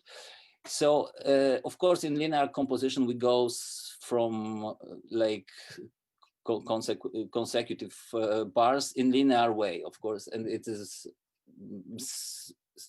very old and obsolete for me. But I don't know. We are still are doing mainly this. 95% of music is creating this way. So my simple idea was to compose, like when I have like bar, for example, this number 3, I had to compose the next bar, this one, but I had to compose also this one and this one. So so this bar can move in 3 possible directions. That that was creating some kind of like a matrix of bars, matrix of composing material. So as you see, yeah, idea is quite simple, but realization wasn't so simple. It is much easier to say than do it, because yes, because we need to like think in many directions on the composer level.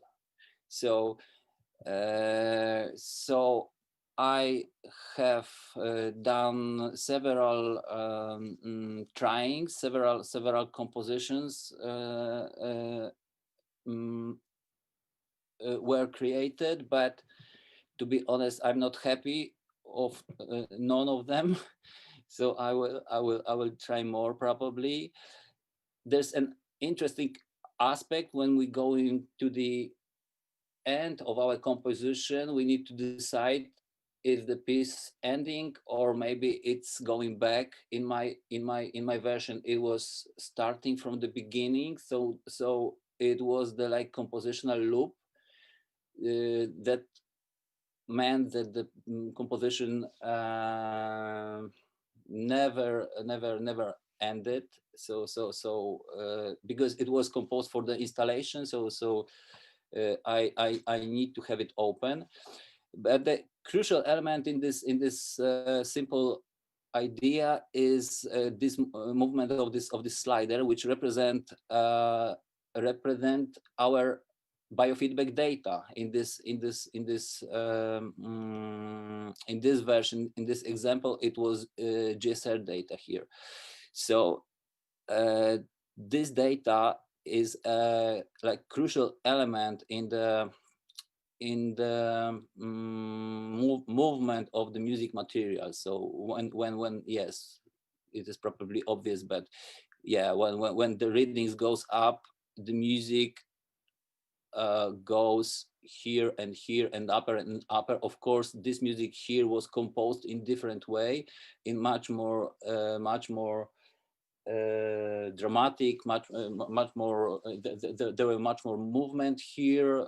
As I said, it was for flute, so there was like violent passages here and something very emotional. And when it somewhere in the middle, we had something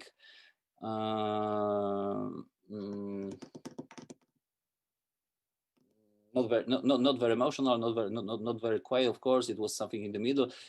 From this level, the piece started actually from this neutral level. So it was the beginning of every performance.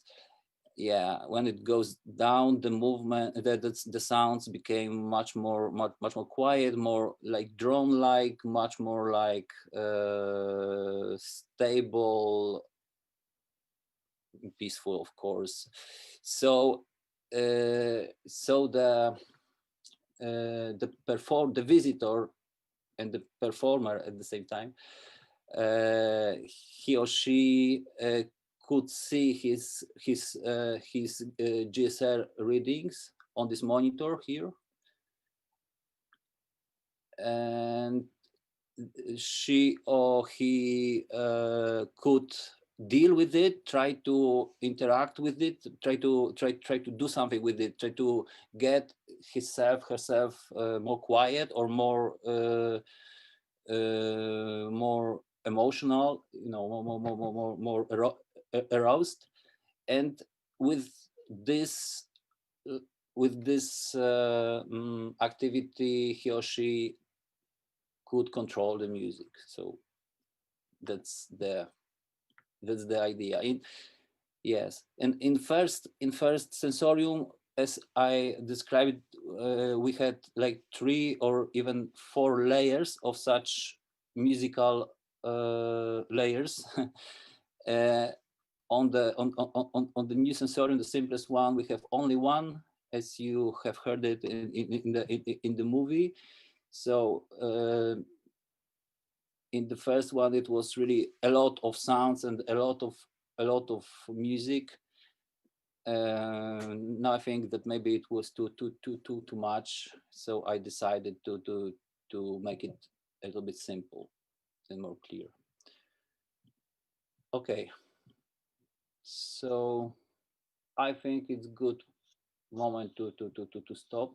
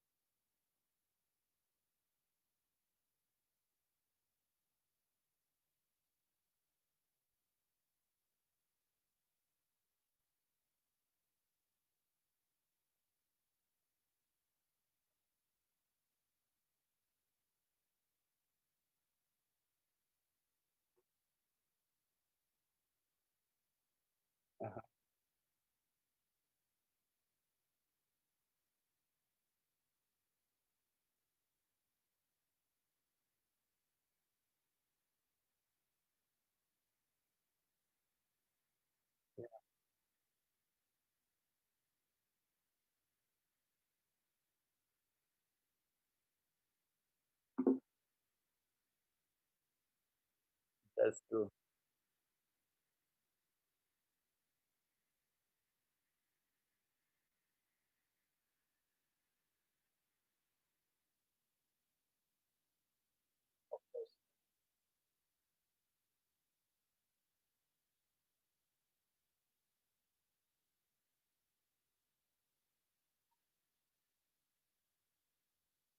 Thank you.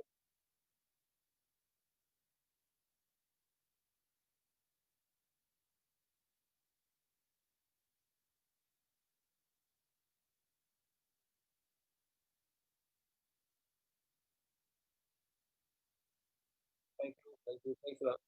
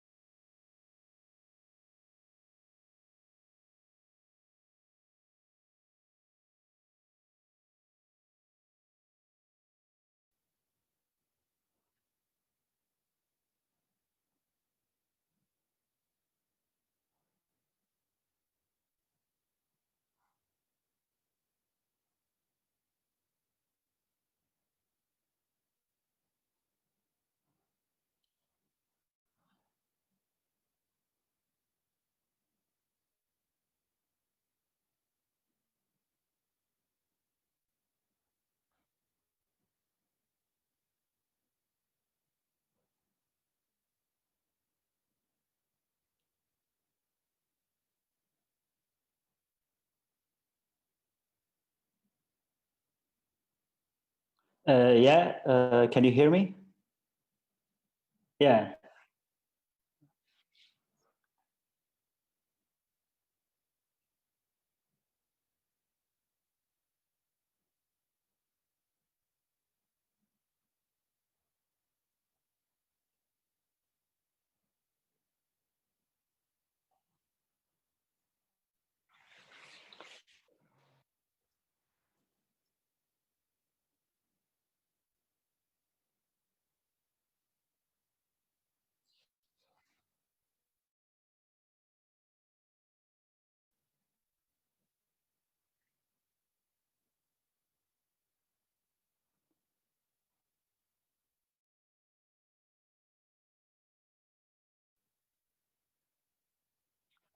Well, actually, I'm not in Edinburgh at the moment. That my research is based in Edinburgh, but I'm in Poznan. I'm actually in Poznan. Yeah, so like everything these days, like we are all kind of spatially distributed. So yeah, I've moved to Poland like a month ago. So yeah, yeah. Okay, so I'm ready to start if that's okay. Yeah. So first of all,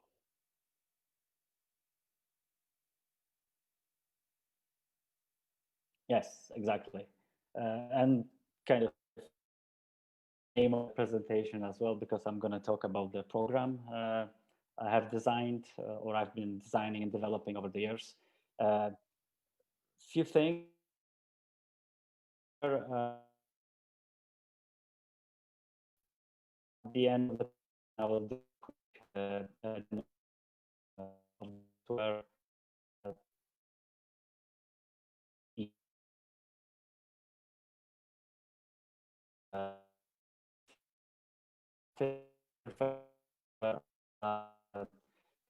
underline to control the sound synthesis and the computer program directly from the programming language.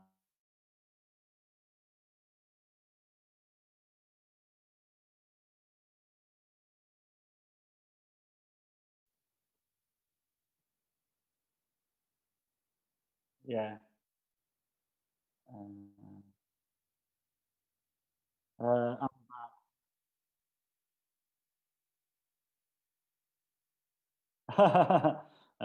Well, just give me a second. I'll try to connect to a different network. That could I invite you. Yeah. Where are you, Rafał? Yeah, I'm at home. So, yes, yes. I'm at home. Yeah, it's on Unikovo. Oh well, no, I'm in Zagórze, so it's like Where's center. Zagórze? Yeah, center, the Ostrów Tumski. Oh my gosh. Next to the cathedral. We will have problems. Just give me a second. Okay, that's fine. So, so what I'm gonna do, I'm gonna talk a little bit about my work on the software, kind of, incorporate some of the discussed by Professor Chołoniewski and the previous presenters, as well as give you a brief overview of the program. So let me just start with sharing my screen with the presentation. So this is my presentation.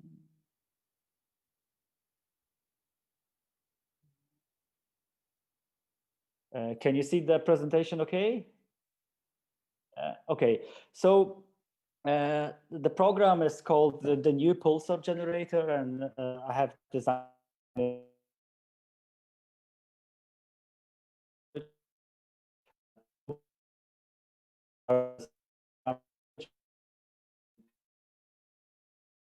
things. I've seen people coming visual. You can't hear me at all. It's okay. Okay, I think that. Yeah, I'm still trying to think what would be the best. Yeah. Okay. So so the program has been designed in Super Collider programming language, and when I think about my work as a composer and program developer, I like to think about my work as just more than a person who develops a piece of software which is doing something. I think about software as a sensorium, and that's how I think the topic is in some way relevant to the theme of the conference. And I would like to start from Matthew Fuller, who is a writer involved in kind of like software criticism in general. Writes about talks about software as a construct, and then he says that each piece of software constructs ways of seeing, knowing, that at once contain a model of the part of the world it ostensibly pertains to, also shape it every time it is used. That's how I think about why I think about software as a cultural object, as something which on one hand allows to create things, create pieces of sound works, but also allows us to interface a particular sound theory and to some extent a history and different models of what does it mean to compose. So this is the kind of brief introduction to kind of my idea of developing software. The kind of underlying synthesis model of the new pulsar generator has been developed by Curtis Rhodes. I'm not gonna go very deep into explain to explain all the technicalities of the synthesis method. You could read about it in Rhodes' book on microsound, or in a recent publication, which I'm gonna give you a link at the end. So the kind of basic element of the synthesis model is object called pulsar, which is basically a very tiny grain of sound, which could be a waveform, or it could be a drawing by a user or a composer. This diagram shows you the grain. Very often, grain is followed by a period of silence. So this whole concept is called the pulsar rate. the stream of pulsar basically audible because it's too tiny. So when we stream pulsars together, we can kind of make them audible, and in a way that's where the kind of composition happens between these two levels of the kind of microsonic manipulation and kind of sculpting of the very fine and small sounds, and shaping of the structure of how these sounds are being emitted in time, and in a way, if you think about what sort of theory or what sort of kind of discursive or conceptual background this technique relates to, I would like to bring into the context quote from Agostino Di Scipio, who in the context of microtemporal design talked about this theory of how a number of minimal units can bring forth a global sound morphology. So the kind of relationship between the kind of minimal units, which in my context are pulsars, and the relationship with the global morphology, that's the kind of compositional aesthetic which I'm trying to kind of write about happens. Few more things to kind of technical things to cover the technique of pulsar synthesis. As I said, the pulsar waveform composed of any shape. These are kind of basics which are proposed by Curtis Rhodes in his writing, and another kind of important element of the technique is the envelope. You could think about the relationship between the waveform and an envelope as a simple modulation. So in the kind of formal mathematical model of the technique, the waveform is being multiplied by the envelope. So the envelope, which is shown on this diagram, limits in time the waveform, the pulsar form. And what's interesting in this context is the kind of blurred boundary between what is happening in time domain, happening in frequency domain. And I think that's the kind of main characteristic of the microsound type of synthesis. And also the kind of field of research in acoustics, which has been started by Denise Gabor, a British acoustician in late 40s. Something which in physics and acoustics is called the corpuscular or granular theory. And kind of, to summarize the relationship between that theory and what I'm approaching as a composer is this idea of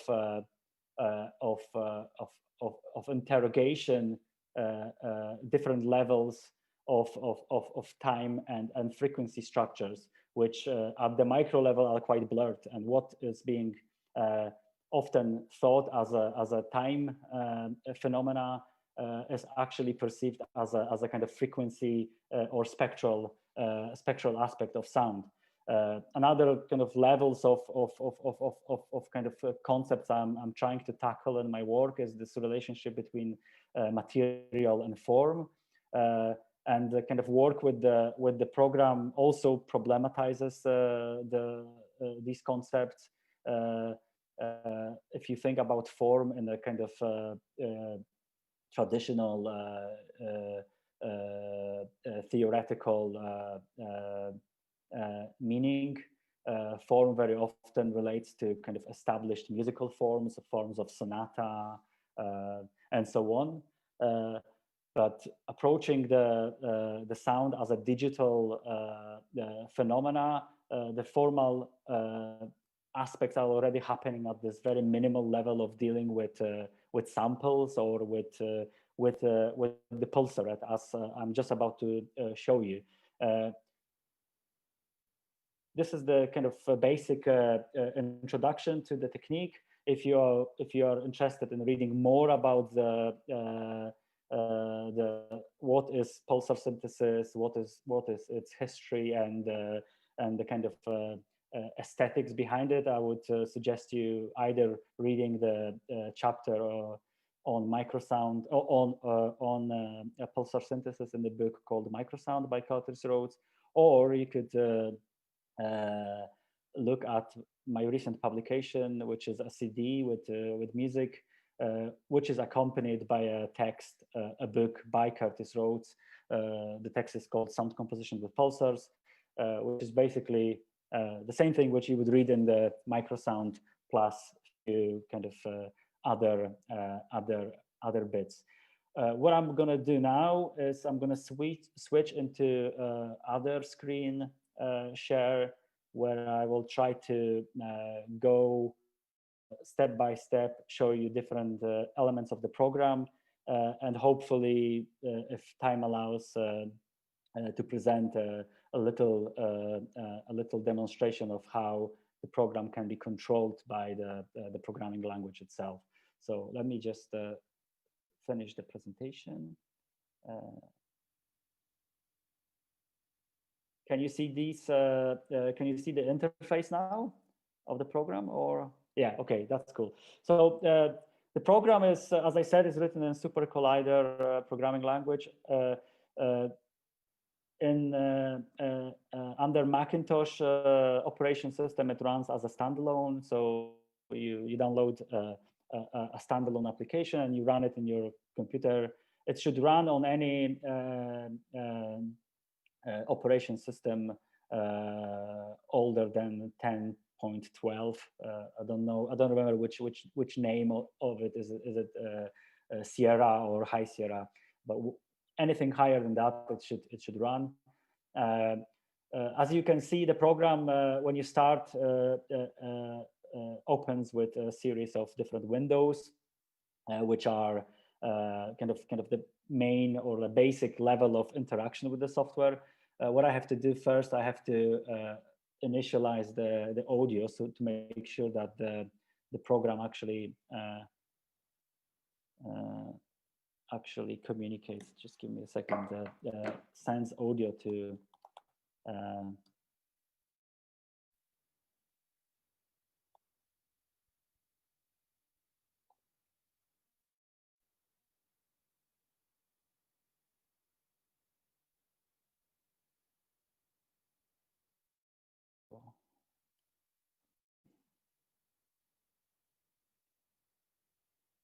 Okay, so it looks like we are good. The server has started. So like, I'm not going to go in too deep into what is Super Collider. Like you can read about it, or we can talk about it later. But there is a distinction between the language, so the things you just seen typing, and the server, which is a kind of separate entity responsible for the synthesis. In a way, this makes Super Collider quite powerful, and the server itself is known for the quite good quality sound and rich kind of aspect of its kind of sounding.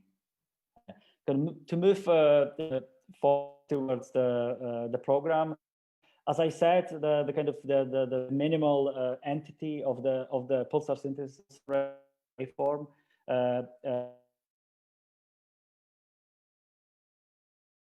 So you can see I can draw a form, or I can open a bigger editor to kind of be more precise in drawing the waveform and kind of specify a waveform from one of the kind of preloaded shapes. Similarly, other editors such as envelope is provided with the kind of bigger extended editor where again the shapes can be, you know, specified and so on. There are there is a multitude of other functions for editing waveforms, such as inverting, flop, insert a sound file as a waveform, and so on. I'm not going to talk about.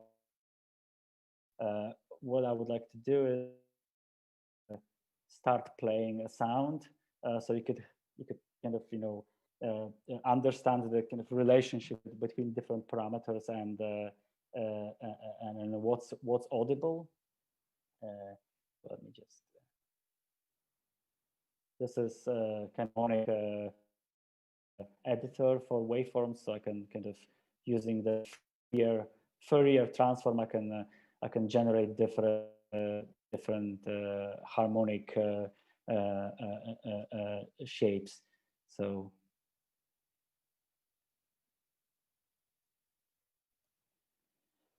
you should be able to hear something now. Can you hear anything?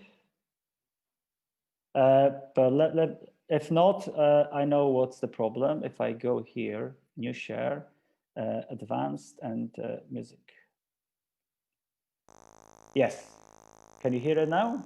Okay. So yeah. So one of the kind of characteristic technique is the kind of instrumentalization of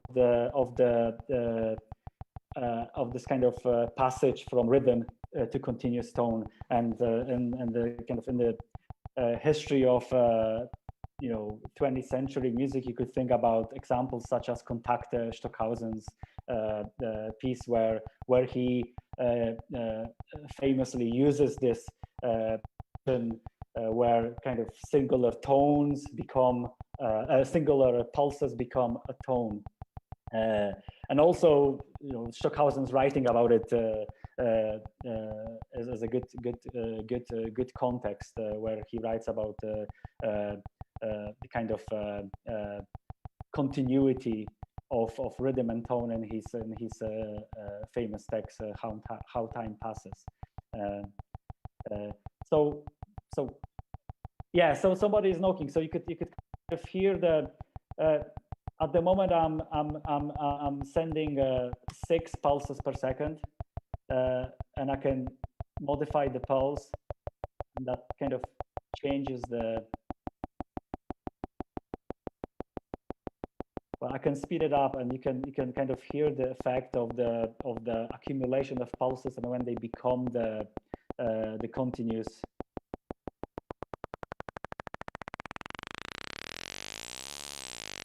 But obviously, this is only one kind of way of interacting with the program.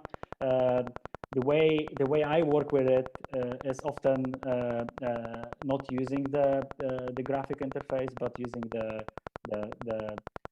programming language as an interface. And this is interesting from a kind of more theoretical, epistemological point of view. That something which if you think about interface defined by, for example, Kittler as a surface to something which is in the background, which in this context is the programming language, in a way the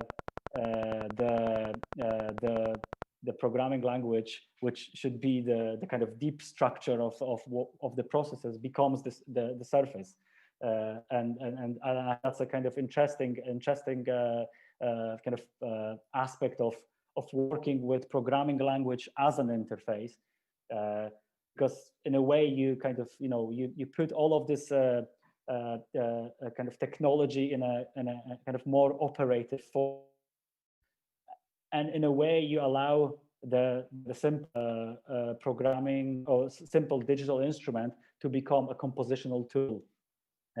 So going back to our pulse.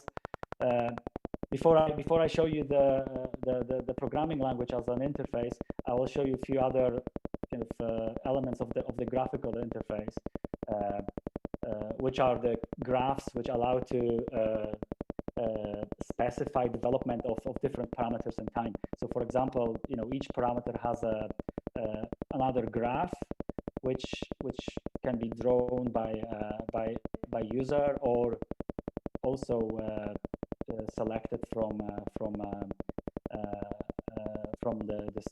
this menu, and the parameter. Yes.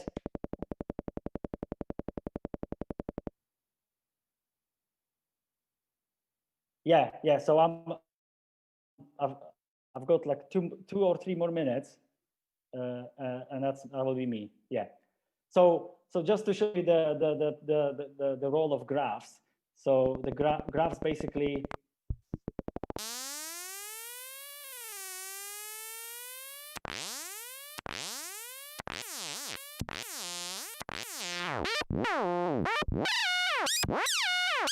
So they basically allow to shape different kind of sound structures in time. So this is kind of like, I would like to kind of stop talking about the pulsar synthesis and introduce the kind of final topic of my research, which is the kind of incorporation of historical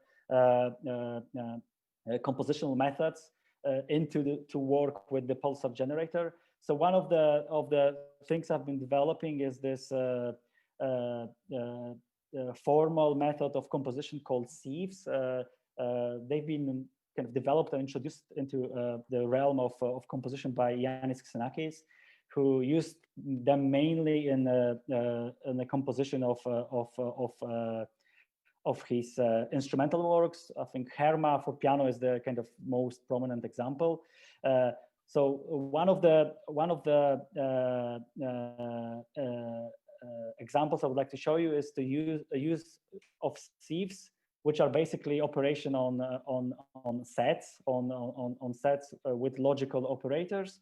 How I use sieves to create rhythms with pulsars. So if we go back to a basic pulsar sequence,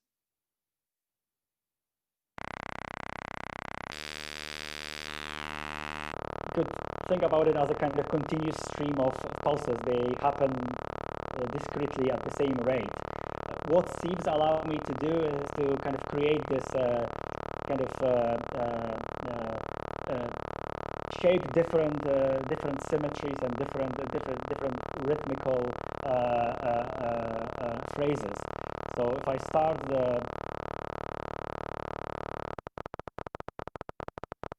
so basically what the sieve generator or sieve operation do is they create this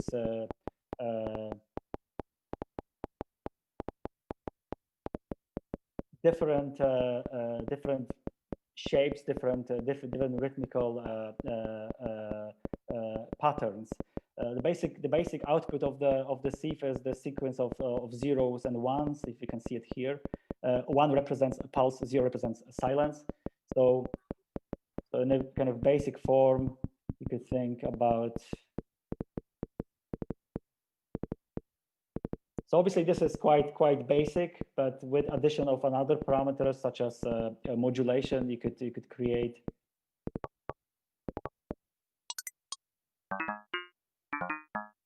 And obviously this could be further extended by control from the programming language, some which I will kind of finish with this.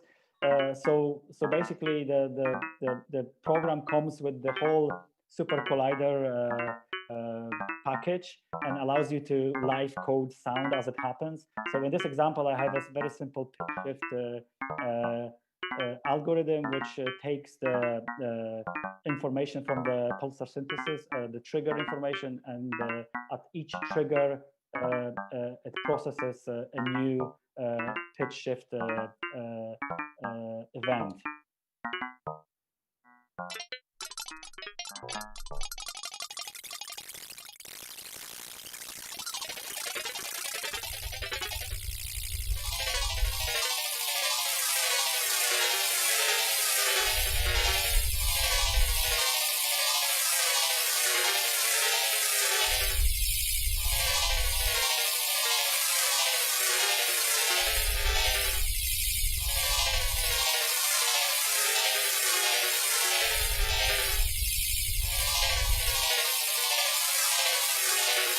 And obviously, these processes can be, further specified.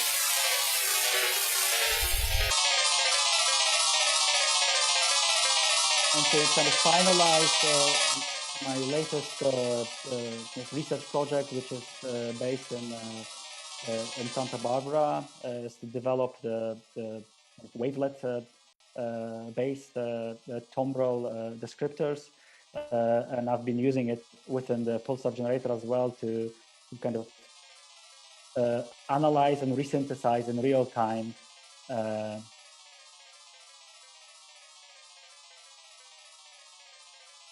oh, sorry.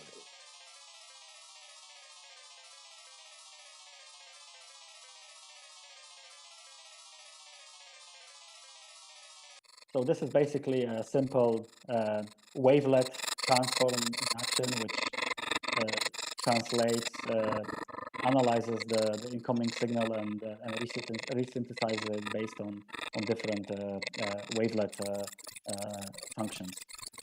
Okay, that will be me.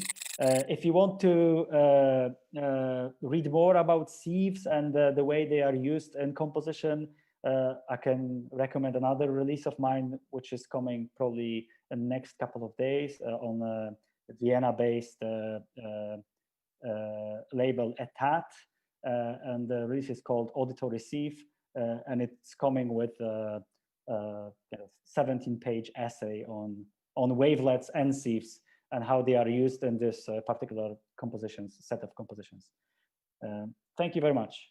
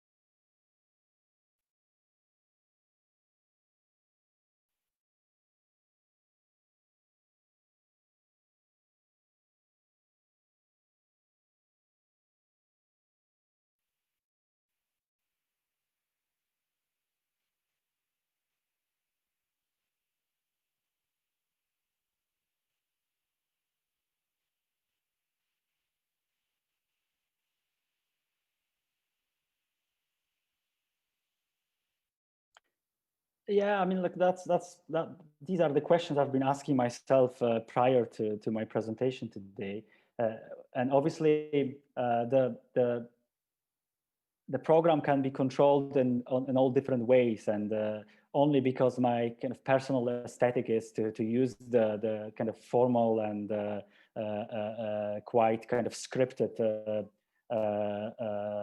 programming approach to control the program from the text. Doesn't mean the program cannot be controlled by sensors or MIDI controllers and so on. And while we are talking about it, like the software is obviously publicly available by request. So if any of the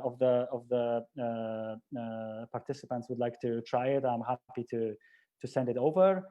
And the program has been used by other composers,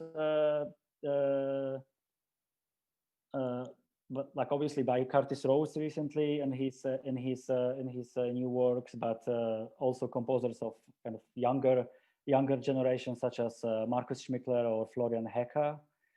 We also released a two-part compilation. And on this compilation, composers used the software with sensors, with MIDI controllers, and so on. So I'm sending you a link. So this is the link to a Bandcamp release, and there are composers from all over the world using the tool. so although my own kind of personal aesthetic is what it is, I really just work with the computer, and this is my only one kind of interface, and I try to kind of explore the possibilities of this kind of minimal setup. There is a possibility of using all sorts of sensors, and I know that Agostino Di Scipio used the kind of similar to pulsar synthesis approach in his feedback works. So yeah, there is obviously a potential. But when I'm talking about it, I would like to go back to my kind of initial statement. When I think about sensorium as a kind of more extended notion, incorporating also this relationship with the world of knowledge and technology, this kind of relationship which is not necessarily physical or sensorial, but it is hermeneutical in a way that requires us interpretation of different phenomena. And that's what I think the software or the computer program can aid this sort of relationship with the history, with the world, with the with the world of phenomena, being sort of a filter or a lens which allow to view a sound from different perspective, to view composition as something which it can be modeled in different ways, not necessarily based on notes and so on.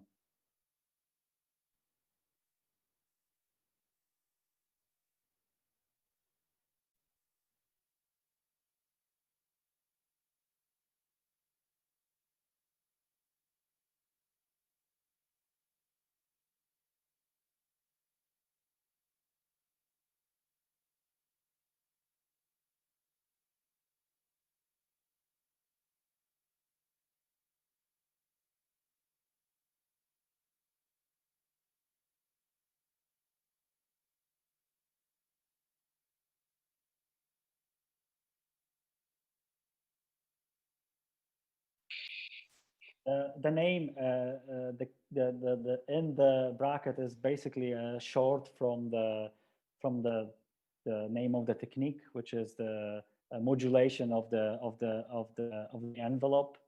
So yeah, so it's not a code as such, but it's an acronym.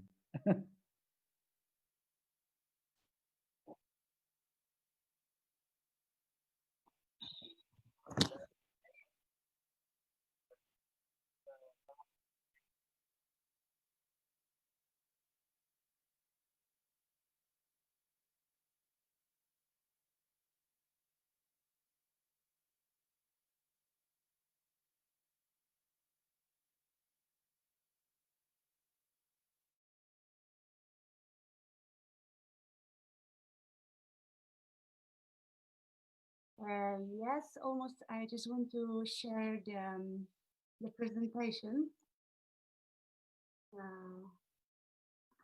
Wait. Can you see? And this? So you right. But I cannot see the keynote presentation.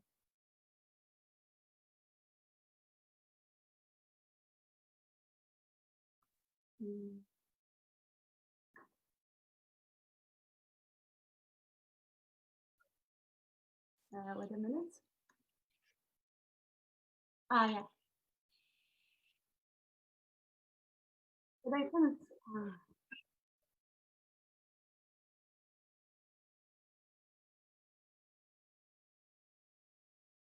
Yeah, I don't have. So if I share desktop, and then now you can see it sounds. Wow, perfect. Okay.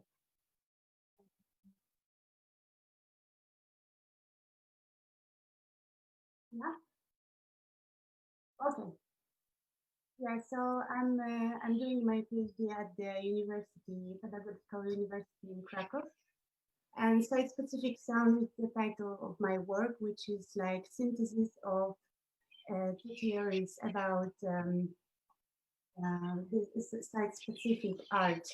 And we have like site-specific art, which is the term to describe artwork that it's happening in context of certain place. And contextual art is the term by Jan Świdziński, and it's describing that the work of art and its values in the context, which is always constantly changing. Yeah, this is the mind map of my project, and you can see that I'm trying to dig in some theories and try to make the synthesis of this. And so you can see like sound sculpture, sculpture architecture, sound object, and I'm trying to look closer for these topics and see how they are connected. And I was working on the project related to sound object in terms of Pierre Schaeffer idea about sound object, which is not really clear for me at this point, like what is really sound object, because it's a bit paradoxical. I don't know if I can say that about this theory, because sound object, as Pierre Schaeffer says, it's not really identify with the tape, because he used to use tape, and it's not really physical object. So I'm trying to understand what's really connection between a physical body, physical object, and the sound. And I was always interested in the relation between sound and architecture, which was my starting point to this project. As I was studying at the Academy of Arts, I was interested in this topic, and it led me to the site-specific sound. But today I will talk only about a sound sculpture, which is like basic idea for me to start about this project. And the background assumption is that every building is some kind of sound sculpture, and the sound is like the matter that we can sculpt within matter, like some panels, forms that I organize in the space. So yeah, this is, for me, this is the sound sculpture. And I would question what is really sound sculpture, and I would like you also to think about this. And this is like the most famous one, sound sculpture that we can imagine. Actually, it's like a trip advisor, you know, how to say, like tourist place to visit. And I think that the problem with sound sculpture is that we always think about the sound sculpture in terms of the object. So we don't take into the consideration that it's part of the space, but we think only, we visualize this form, but we need to understand that it's cooperating with the space. For me, this is a funny example of that one was a singing tree, and this is also singing tree. It was like a social event that happened in Seattle shopping mall, and it was like the tree constructed out of children. I don't know. It's like there were some children that they were singing carols during the Christmas time. And this one, probably some of you know this. It's like famous sculpture from Władysław Haszel. And there is legend behind this that it was supposed to play, but it never had played. So some people were doing the investigation. It is really constructed that so you can, the wind can like power it to play. And it's like funny because some mountaineers, they have special jokes about this, but I don't know how to translate to English. And another example for me to experience sound sculpture, it's activity to experience is sound tourism. And this is that website created by Trevor Cox, and he's a really famous acousticist. And it's interesting idea that you can there's a map and people tag some places that they have interesting sound phenomena. So it could be building, but it could be also interesting sound phenomena that are happening on the weekend or anywhere. You can find really interesting spots there. So as I'm analyzing different sound sculpture, it led me to the point like how can I use the acoustics in order to develop artistic language. Like I'm trying to do it in the abstract field, but to understand how people use acoustics through the history, I had to analyze some cases among the history. So this one is really interesting because this is the latest research about Stonehenge, and the Trevor Cox, he designed this like reconstructed using VR, I think, and some scanners, like space scanners, to reconstruct this building in the anechoic chamber, to have, like, you know, this raw like tabula rasa, environments. So it's interesting that he discovered this circle, which now we cannot see as the whole circle. It's just some stones. But now he discovered that this circle had some also acoustic properties. So it was designed in that way. So people who were singing inside the circle, that their voices were somehow enchanted and amplified among the circle. So it was like, for this case, it was magical reason for doing this circle. And as we know, like some paintings in caves are they are in the special places just for a reason that we can see that there's a nice acoustics there, like nice acoustics. These places are really resonant. So Igor Reznikov, he's a researcher of acoustics in caves. He claims that it was for reason to amplify and also to enchant the human possibilities to hunt for these animals. So we can see actually here how it sounds, how it will work.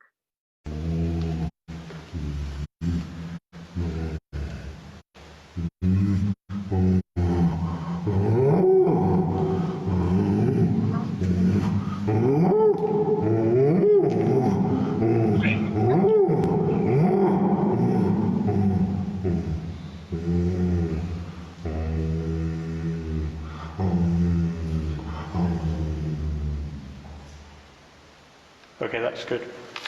Yeah, so we can talk about many examples, like also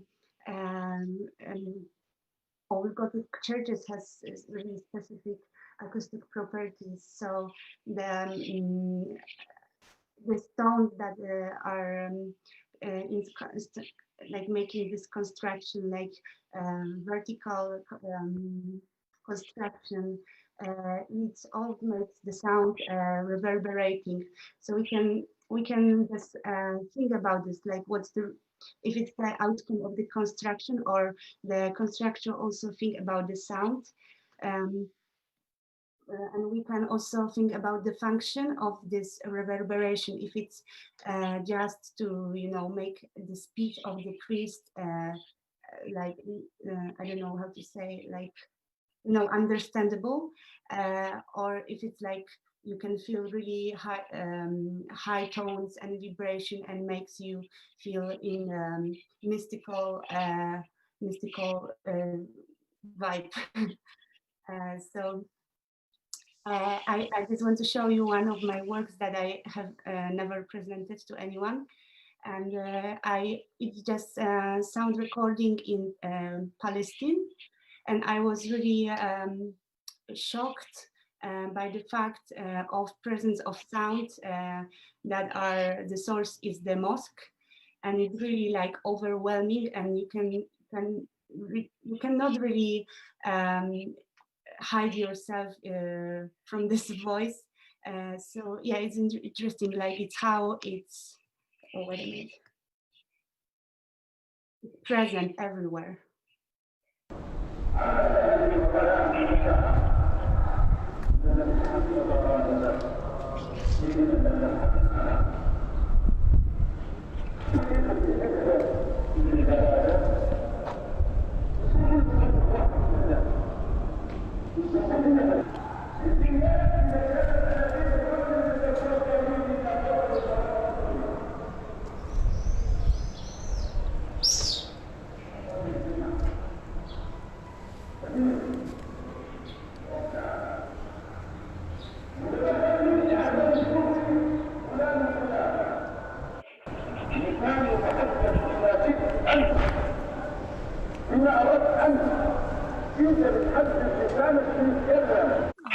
ولا المزاد رجع آية زيادة.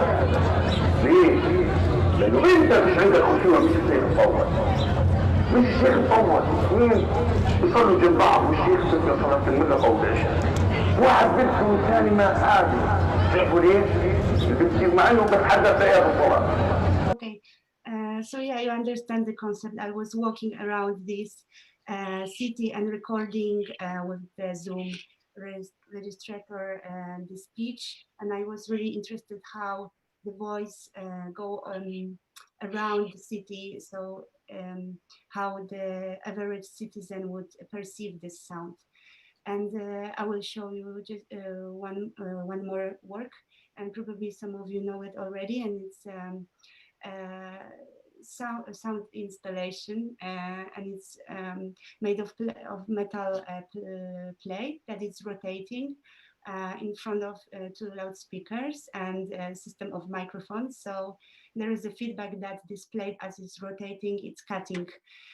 So it was one of my first approaches to understand what is the relation between sound and like the matter that we can touch really.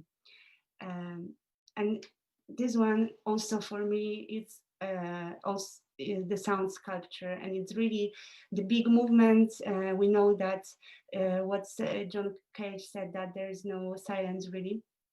So he made this experiment that he was sitting in the anechoic chamber, and he was looking for this silence, but he didn't find it because he heard 2 sounds, like the sound of his heart beating, and some people say like it's his sound of his nervous system, but some people thought that he has tinnitus or something like this.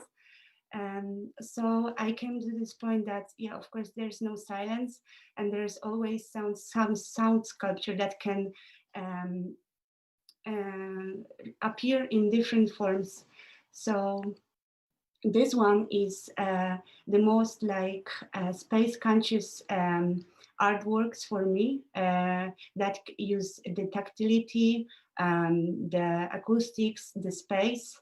And this is resonant sound sculpture, and it's cooperation between Avram Pfeffer and Richard Serra, which is my favorite sculptor. And what's really important that Serra underlines in his work, that tactility is really important as you approach the form of sculpture, or you approach architecture of any form that appear in the space.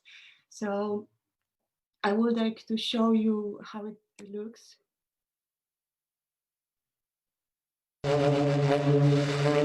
This is the Resonant Sculpture Project. It started out as a project where I was performing with some sculptures in New York and out in the Hamptons, and it was very beautiful and inspiring to work with these pieces.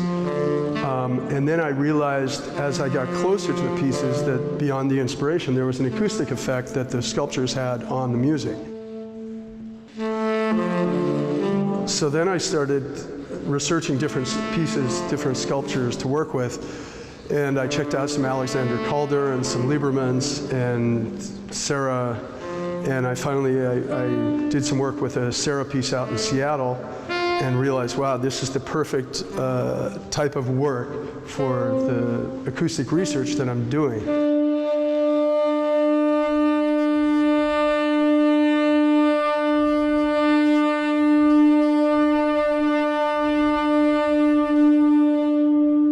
The idea of this project is something between a concert where there's musical expression and normal, you know, hopefully a concert kind of feeling where the music takes you somewhere and there's a narrative and some sort of story that you can enjoy. But at the same time, I try to be open to the acoustic effects that are going on that the sculpture is producing vis-a-vis my own instrument.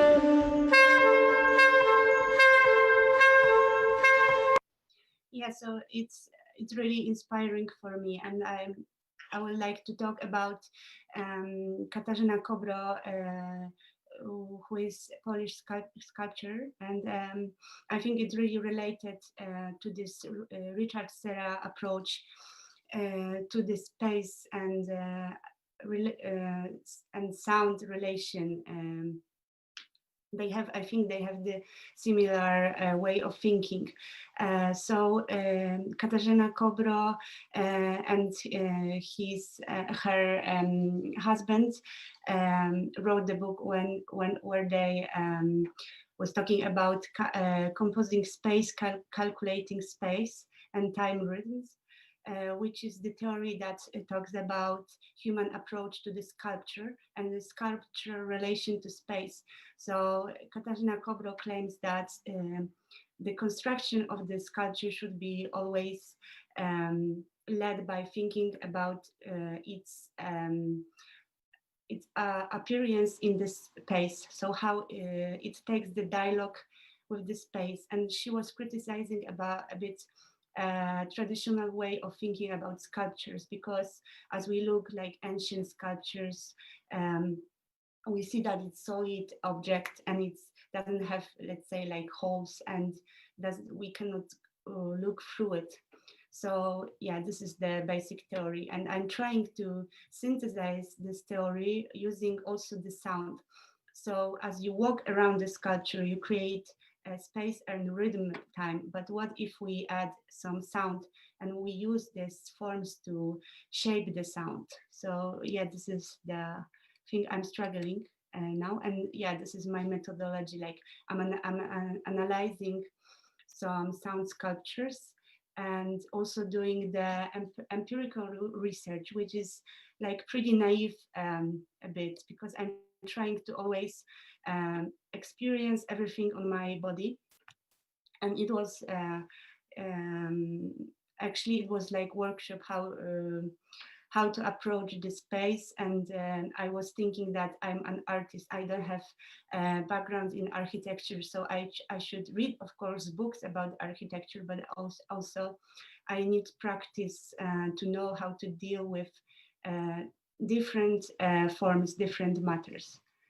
And also I was doing some experiments with sound mapping, and I was launching petards, I don't know how to say it, and measuring the space.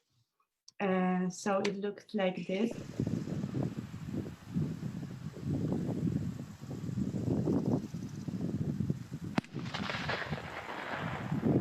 It was pretty risky because it wasn't my field.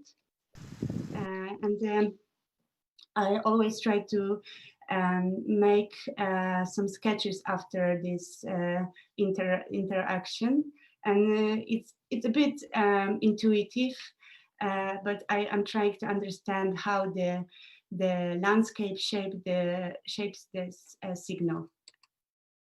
And this is the work I'm currently working on. This is sound, let's say, a sound installation, but I don't know still how to call it.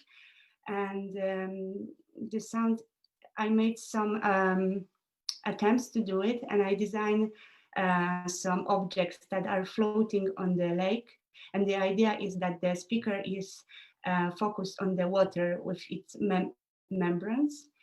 So the sound reflects on the water, and create some kind of interface that are connecting us with the water and the ambient sounds around. So you can see it was like really attempt, so I don't focus on the ugliness of it.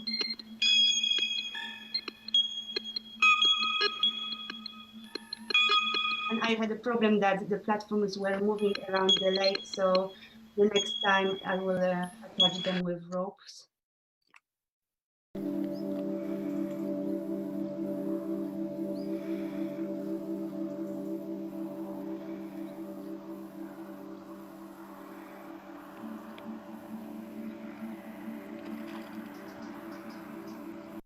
Yeah, so the project is evolving, and I wanted to do it this September, but we have this condition that it's not like we have pandemic and stuff. So I want to do it on the spring, and I'm designing the objects that will float on the lake. But the interface would look like these sculptures that looks a bit like UFO.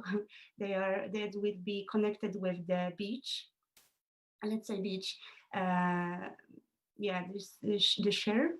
And the artists and musicians that I want to invite for this project will play and send signal for the lake.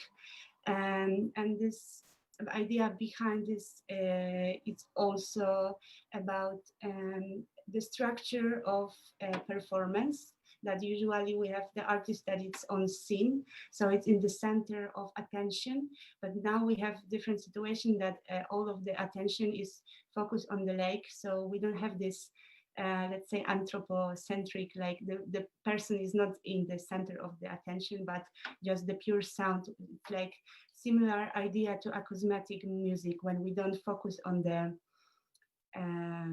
source, but we just listen the effect.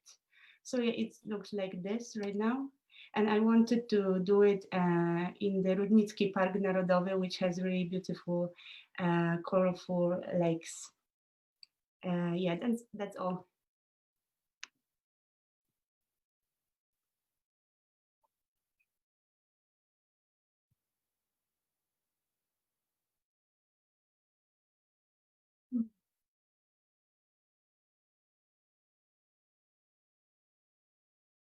So,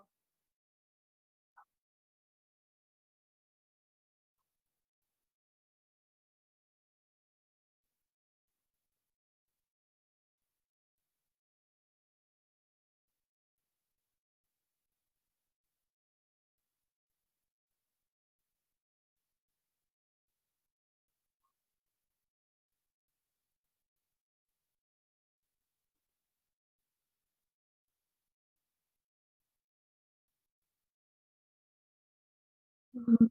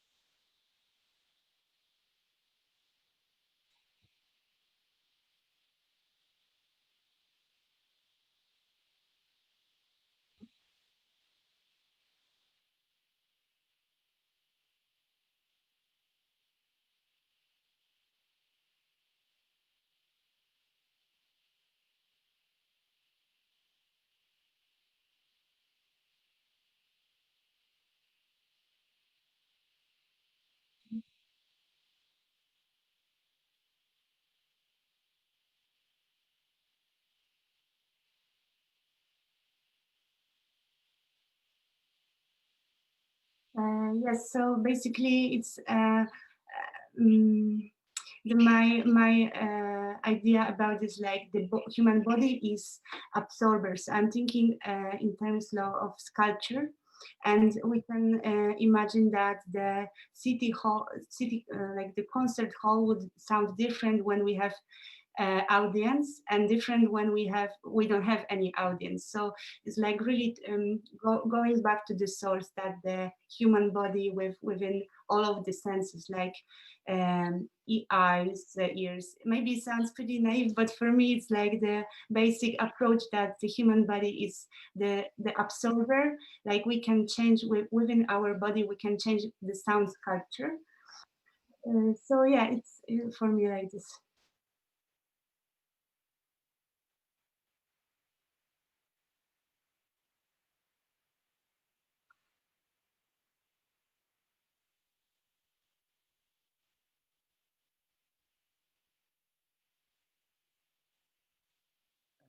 And I have a question as well.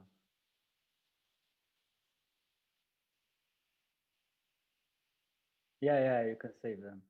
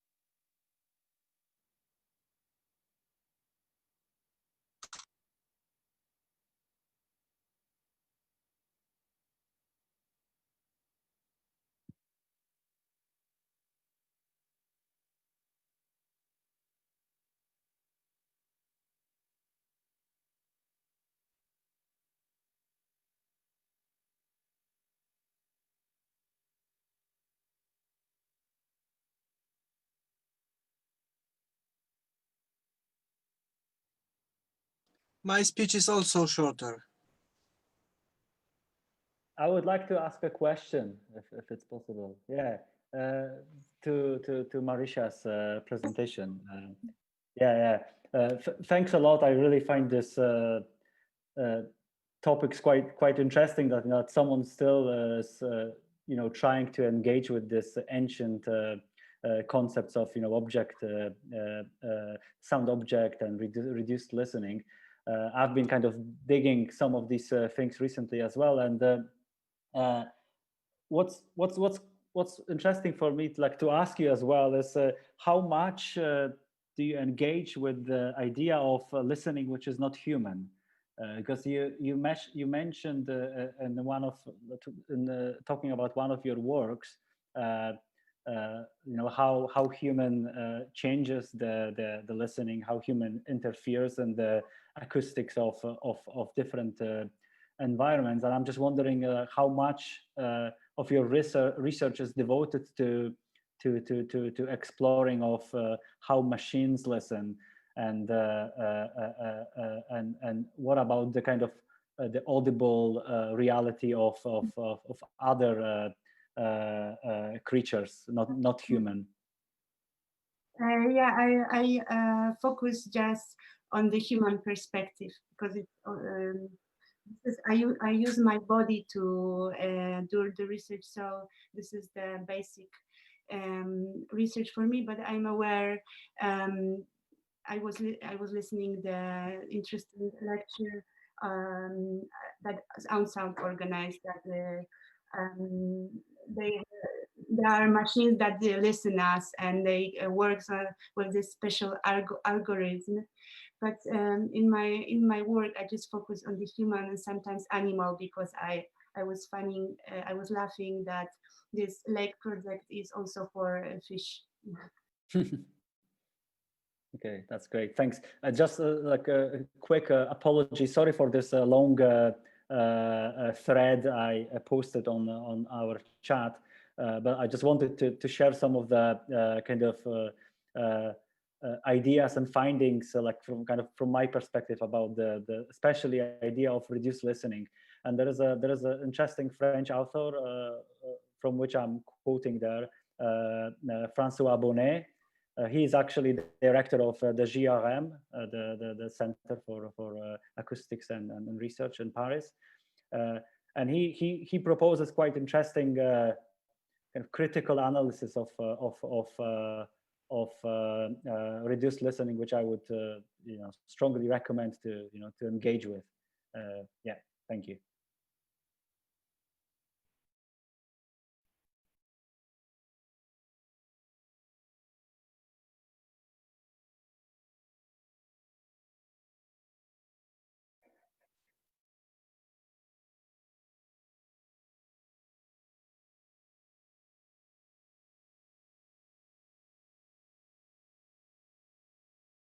Yes, you can save it. There is a like save chat option there. Yeah.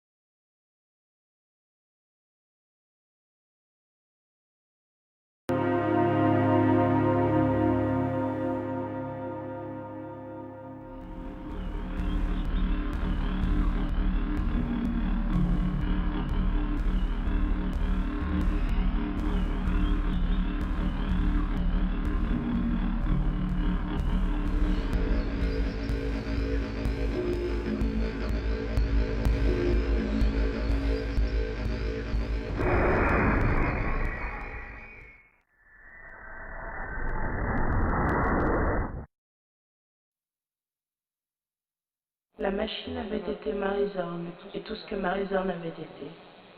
Joe et Jane, neuroréseau, nanocircuiterie, biomachine. Elle fit aussi Eagle des îles tueurs de l'Ouest, Victoria Tedeschini, l'aristocrate vénitienne, la jeune Hong venue de Shanghai. Elle fut Marie Curie et toutes les créatures vivantes virtuelles que Marie-Zorn avait un jour.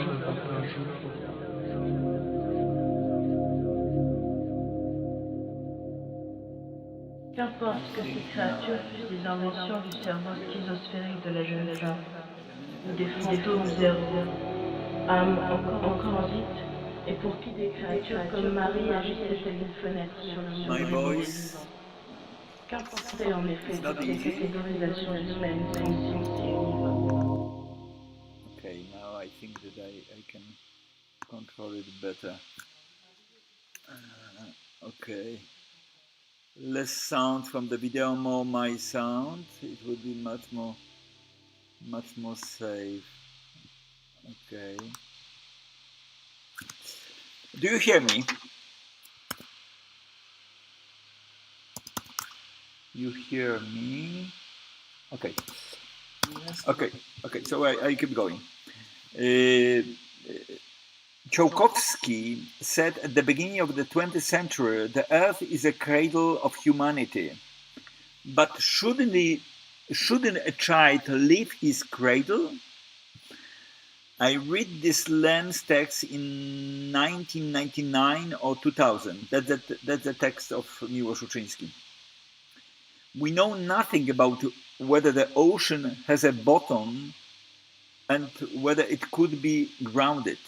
Currently, it has emerged and is expanding rapidly, like a bushfire, the fashion of global communication. I understand its benefits well, and at the same time, I'm afraid of its ricochets and its failure or abuses, even disasters for people and the planet. Nothing indicates that these internets could and would be connected after interconnecting millions of computers with millions of others in an electroencephalon, in brackets.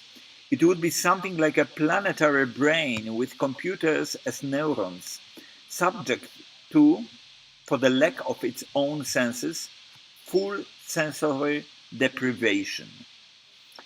If this is not a science fiction, it may turn out to be a step towards, in brackets, closing the planet to the cosmos, because the planet brain would think intra-network and humanity would be fooled by the network.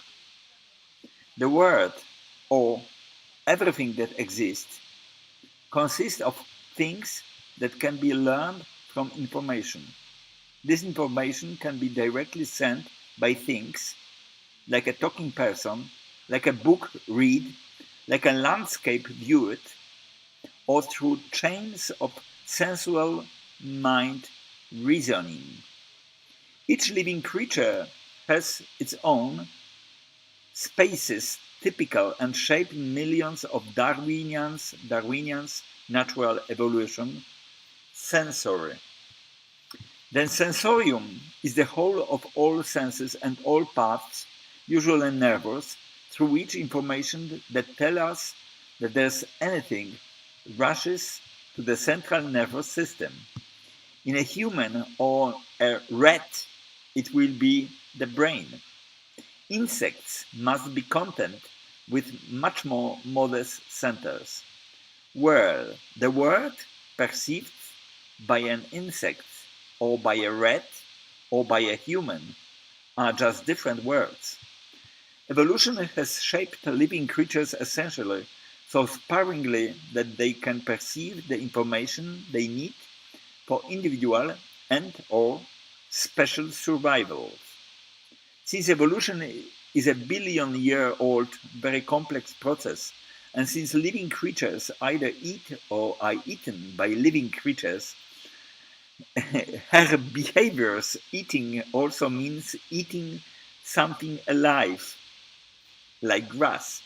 A huge hierarchy or more or less specific conflicts arises, partially simplified, can be reflected in a mathematical game theory. The problem is that the information as a result for these states of affairs is used to pursue one thing, another to escape, and another for nothing but duration, like grass. The sensorium, a creature, is equipped with the generally economical. Not long ago, psychology proclaimed that the dogs of color do not distinguish between everything that is visually perceived in shades of black and white, like we do in earlier films. Now this belief had changed. Dogs perceive colors. Both spiders, rats, cats, and humans are equipped with each species its own sensorium. We have the maximum redundancy among animals in this respect, and moreover, we have a reason which enables us to recognize and properties of the world which cannot perceive with our senses. What follows from the above banalities? They show that the world of every creature is strongly conditioned by sensorium. There seems to be exception to man, thanks to reason. The world perceived by people consists of medium-sized things proportional to the size of a single human body. We are not able to see very small molecules, atoms, or individual photons. And from the opposite, microscopic side, we cannot see any part of the planet on which we live as a ball, or its entire or actual size. The way the Milky Way, no other galaxies, nor stars, nor, of course, the cosmos. We have developed various experimental methods and hypotheses, theories, or models coupled with them in order to perceive with our reason what we cannot perceive sensually. This means that our worldview extends over many ranges beyond this image of the world. We cannot owe directly the work of our sensorium. Does it mean, however, that we see what we do not see, that we can feel what we do not feel, that we hear what is unaudible to our sense of hearing? Not at all. We use abstractions, or a special technique created by situations and conditions, which allow us, for example, impossible for our ancestors to see the Earth from a satellite orbit, or the Moon when we climb onto it, or thanks to the rocket samplers, the surface of Mars or upper atmosphere of Jupiter. Either we use a microscope or a Hubble telescope in orbit, or accelerators, or a Wilson chamber, or a drip chamber, or surgery rooms. So much more information is obtained from the various kinds of means of intermediation that we have artificially created. However, we are, practically speaking, completely helpless in the perception areas with the micro, macro, and megawatt senses. For no one can see or imagine an atom or galaxy, or evolutionary or orogenic process of life in geology, or the formation of planets from protoplanetary clumps of nebula. Ethnic languages, as a broadcast polysemantic information carrier, and mathematics are our tentacles, prosthetic balls. However, just like a blind man tapping against a stone floor with his white cane, he tries to recognize by his hearing whether he is in a room, on street, or in a nave of the temple. We also use these mathematical prostheses to punch out what is there, beyond the area of our sensorium. But is this really? Are the leaves really green, or are they green due to photosynthetic chlorophyll compounds? Is it not an addiction road that he is sitting at the extraordinary wooden table, relatively hard, polished, and at the same time with a cloud of electrons, which is table is also, that's quite strange in this, which is table is also with a question mark. Maybe it is even really. If you think in this way, it should be added that there are many more tables at once. I will stop in this very moment to remind you that all these texts I published in the PDF file. When you click and link to our Sensorium conference, you can also get it in Polish and in English, just to get access to this text.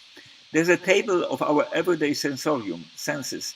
There's a molecular table, what is wood made of? Is it atomic? Is it baryon? But it is also a part of matter, a microscopic particle that makes up the whole of the Earth and has a minimal contribution to its gravity. And then it is a nanotraction of the planet orbiting the Sun, etc., up to the table influence on the universe. If we ignore the complete negligence of the disproportions, These all tables at once, not only our sensorium, but also our reason, without divisions into categories and classes, will not be able to merge. If one person dies, it may not only have emotional impact of another person. If 10 people die, it will be different. But we are unable to de facto sense any difference between the information that 1 million people have died and the fact that 30 million people have died. And whatever says that he, apart from the starting number, sense that difference is lying. So, there are also different worlds of cats, rats, insects, crocodiles, people, and they differ from each other very strongly and in many ways, but all of them, taken separately or jointly, do not give grounds to consider that this is still one and the same, but only perceived in a different way and from a different perspective.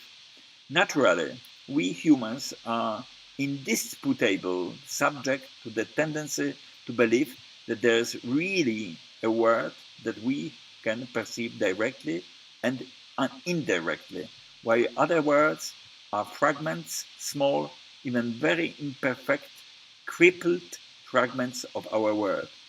I would like to discuss this view, which we will call humanistic Chauvinism. The Mayans had a different coding system for arithmetic from ours, but it was a system of people. The culture arose differently from the Mediterranean, but also beyond doubt it was the culture of people, and their language was a human language.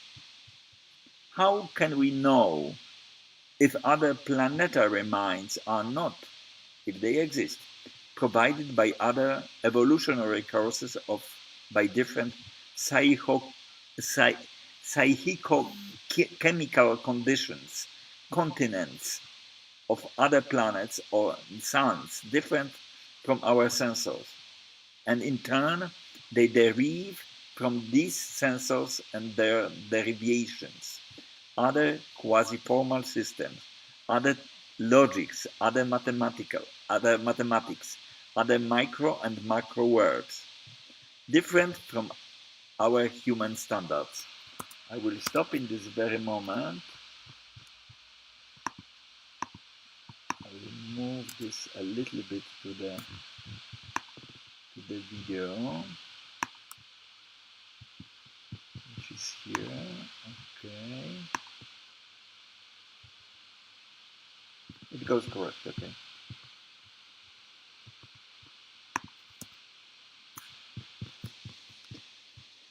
Man would simply be one of thousand or billion final evolutionary neuralizing and developmental features that can be endowed with the least developed sensorium.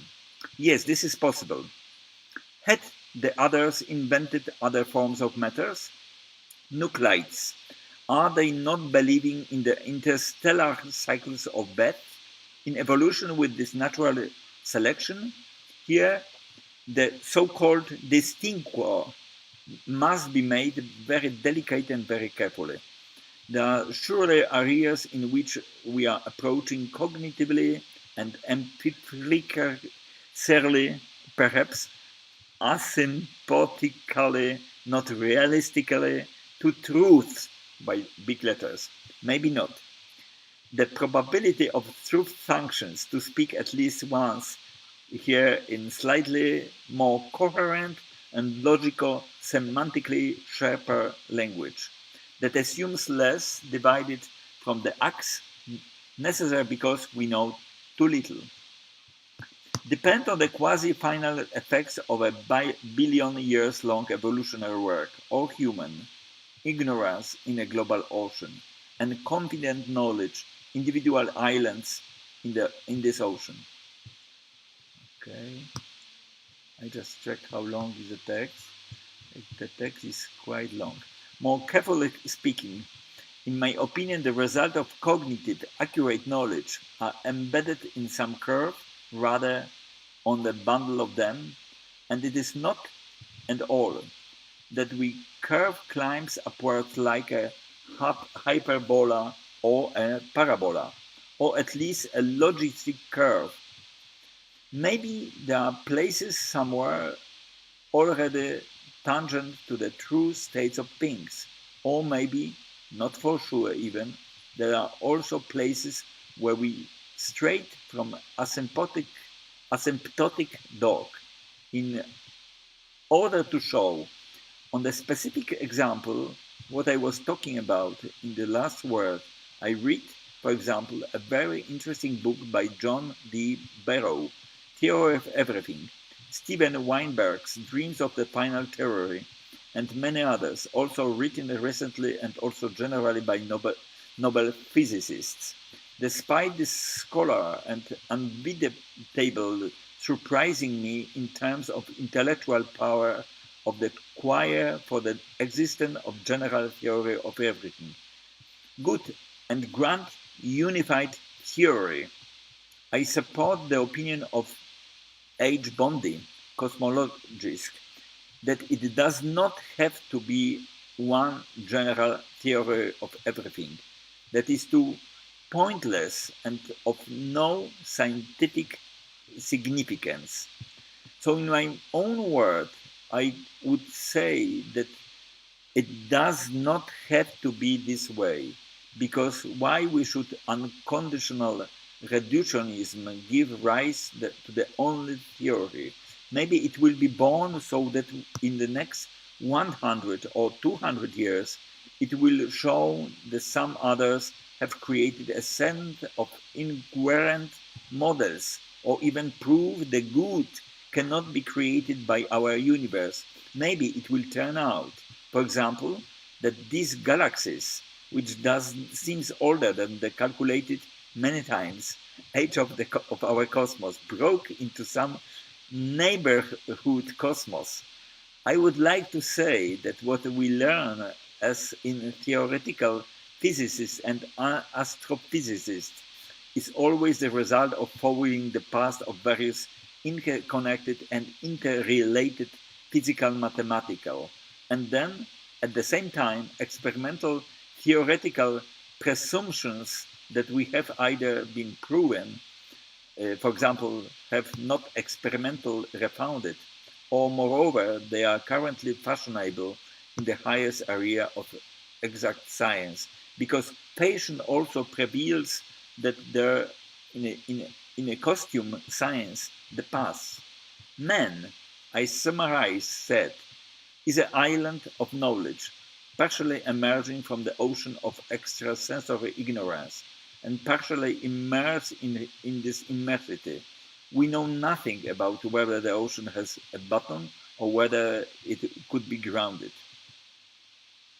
Currently, the fashion in a global consecutivity has arisen and is expanding rapidly like a bushfire. I have a feeling that I read a similar text which was on the beginning. I have to check it out. Yeah, that's quite interesting.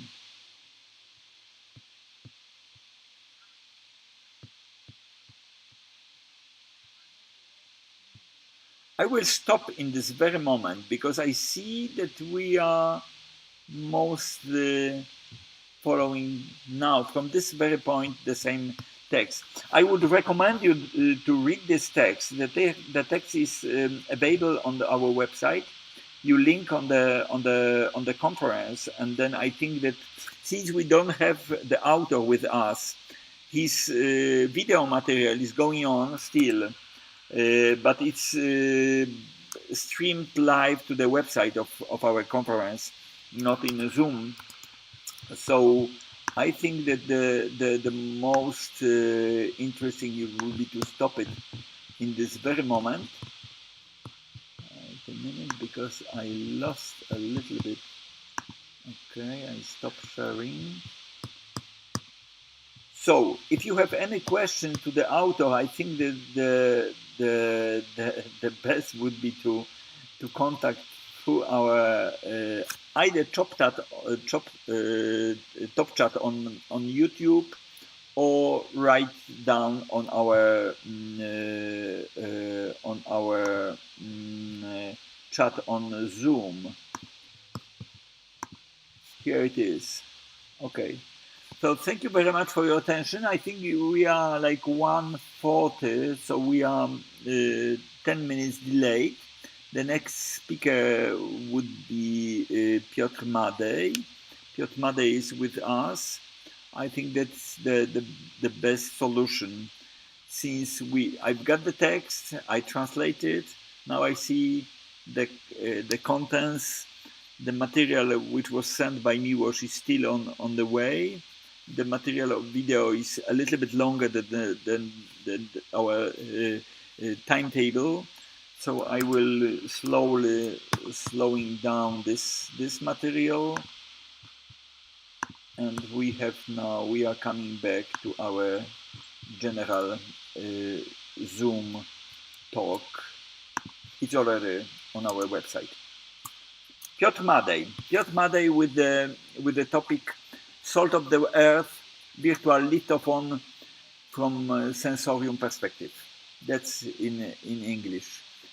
Sól ziemi, wirtualny litofon z perspektywy sensorium. That's the Polish title. Good morning, everyone. I decided to record my presentation just before the starting of our conference, so I simply run a presentation from that will be the most effective way to present my story. So I asked Marek to allow me to share my screen. Okay, it's working. So share with sound. Okay, so my desktop now. So I think it will be self-explanatory. So let's begin. Salt of the Earth, virtual lithophone from the sensorium perspective. The title Salt of the Earth is the title of my thesis defended at the intermediate department in the Audiosphere studio under the supervision of Professor Dr habilitowany Marek Chołoniewski in June 2020. The idea for the work was inspired by the actions of my great-grandfather Franciszek Krzeczkowski, who, being a salt miner in Wieliczka, contributed to the creation of the museum, collaborating with Professor Alfons Długosz. Franciszek, who was fascinated by the properties of salt and the form that crystallized lumps of this substance take, was able to infect his contemporaries with his fascination.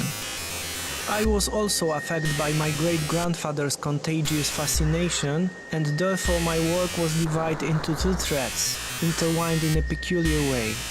One of them was the historical thread, covering the history of the salt deposit on a geological scale, the history of the salt mine, and the history of the great-grandfather's life, while the other concerned the physical and chemical properties of salt, as well as the possibility of using these properties in an artistic context, with particular focus on sonic abilities.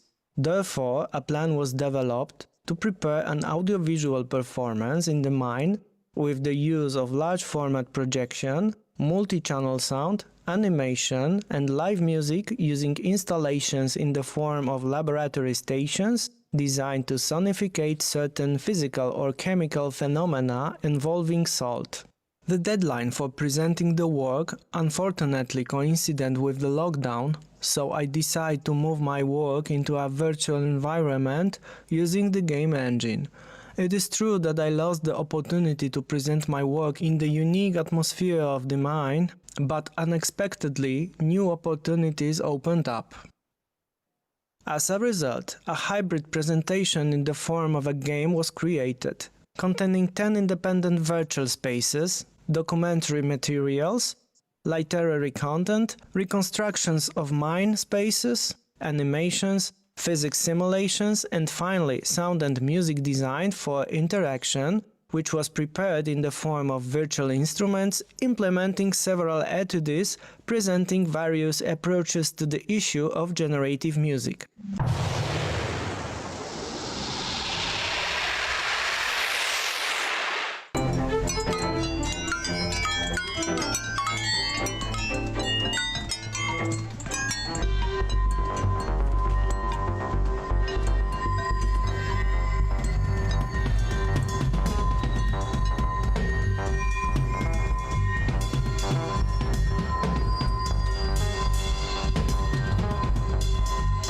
The transfer of the mind to the virtual space also made it possible to involve the great-grandfather in the form of a 3D character controlled by artificial intelligence, who became its resident and guide.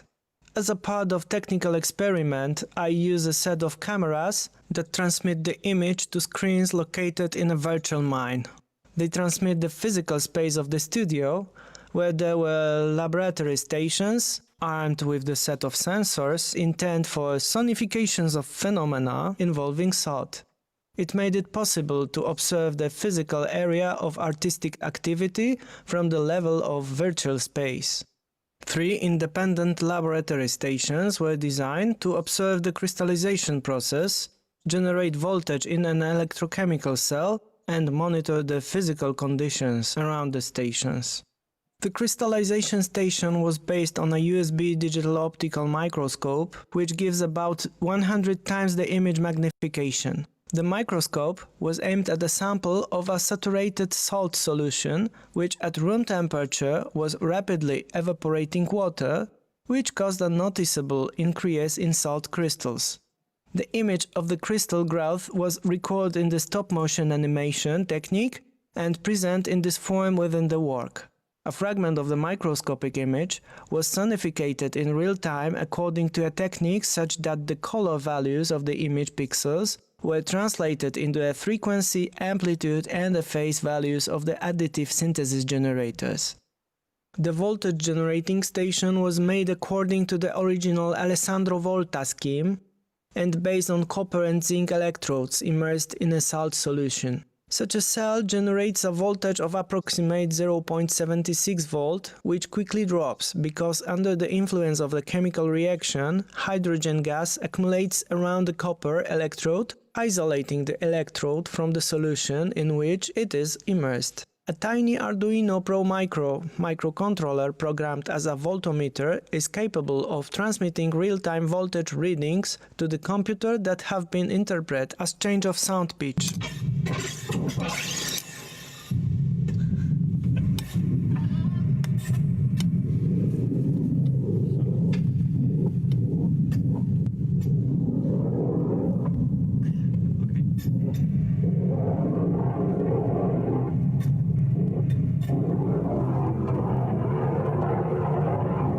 Rozkręca się.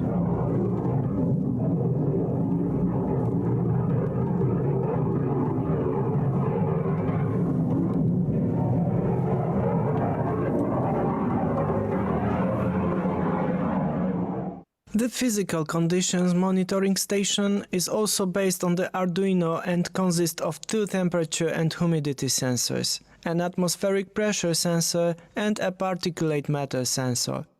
Readings from all sensors are transferred to the computer every second, where based on the update parameters the structure of the algorithmic composition is built. During the presentation of the work, an audiovisual performance was made with the using of these installations. In this way, the virtual mind has become an unusual form of a lithophone, an instrument that creates a musical structure on the basis of geological form understood in a very broad way. After a successful thesis defense, the last 2 laboratory stations have evolved into separate projects. The laboratory station with the cell has gained a new element in the form of a servo, which regulates the degree of immersion of the copper electrode. Thanks to this, the station is able to independently control the amount of the voltage generated in the cell.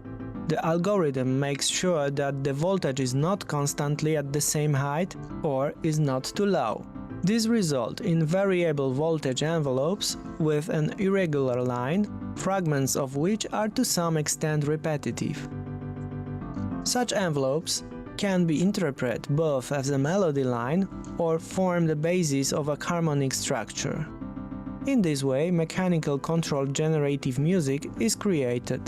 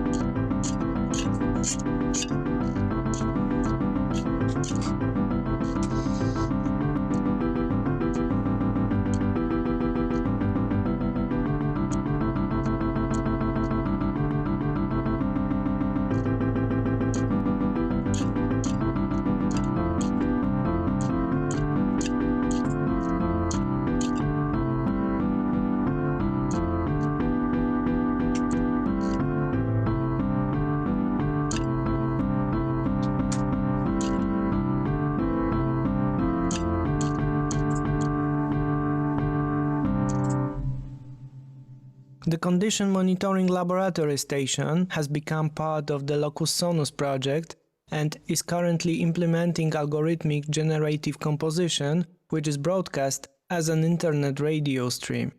Locus Sonus Stream project creates a worldwide network of open microphones that permanently transmit local soundscapes to a dedicated server.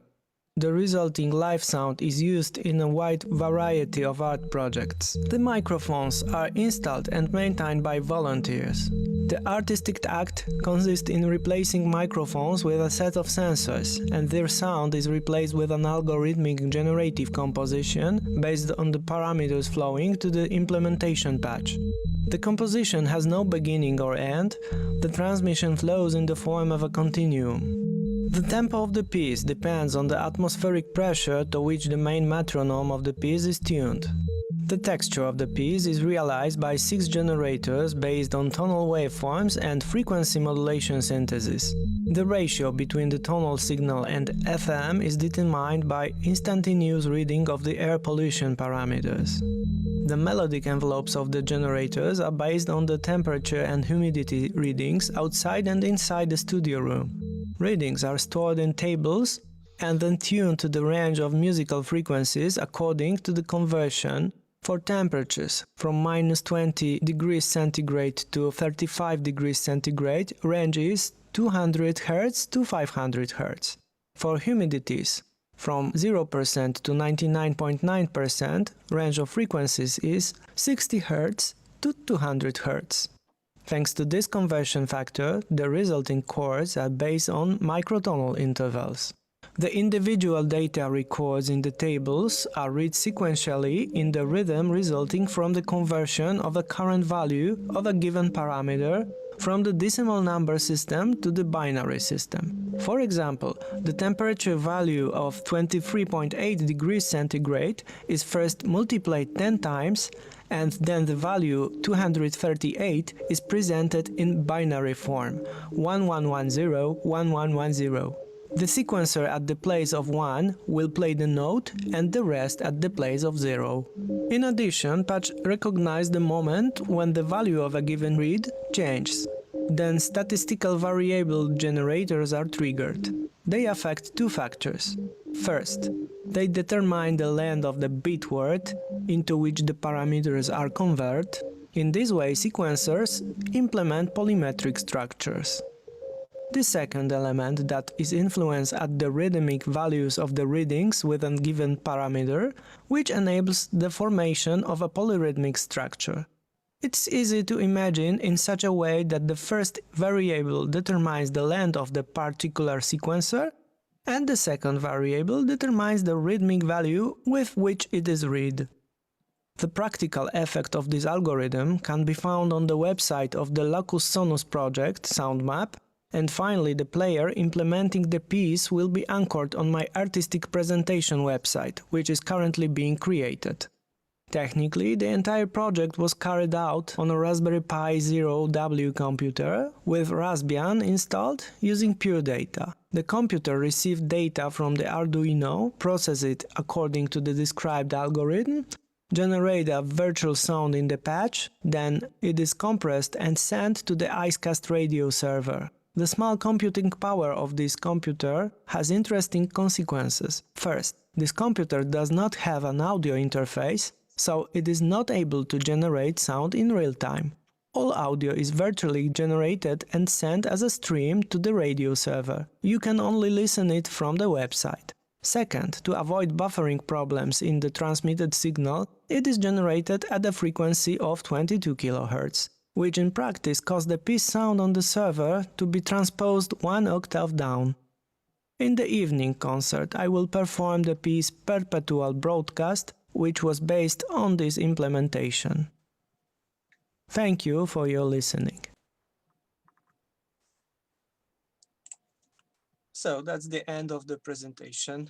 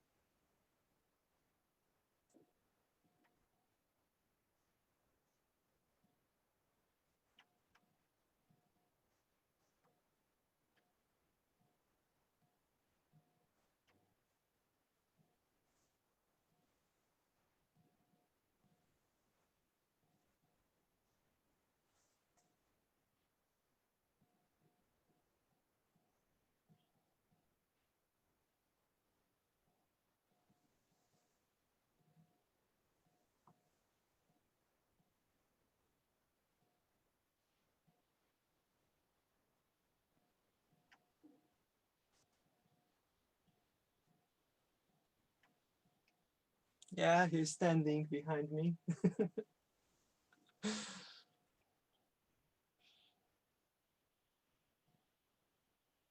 Yeah, they're still working here. And as I said, the broadcast is still going on. So on the Locus Sonus web page, you can hear a live audio stream, which is generated by this set of sensors and this Raspberry Pi.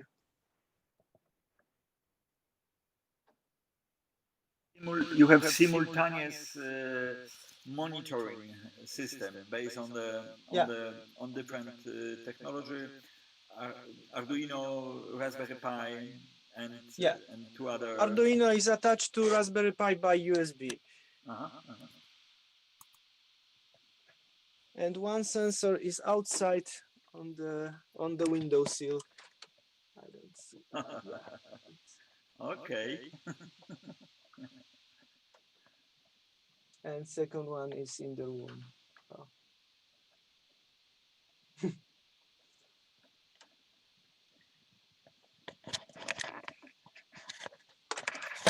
So I can quickly connect with the Locus Sonus web page just for a half a minute. And so I share again, and I show you how it looks like live. Here is Locus Sonus, and I think, yeah, here is the map. In Polska there is a one live stream, and this is mine. So I'm not sure I'm sharing sound. Yes. Okay, so that's the sound. That's the live sound from the. There is of course a kind of about 1 minute difference between the generation and what we're listening now. So I can turn down the faders, and we see the difference by the minute, I think. So maybe we don't need to wait so long. I think I stop share now.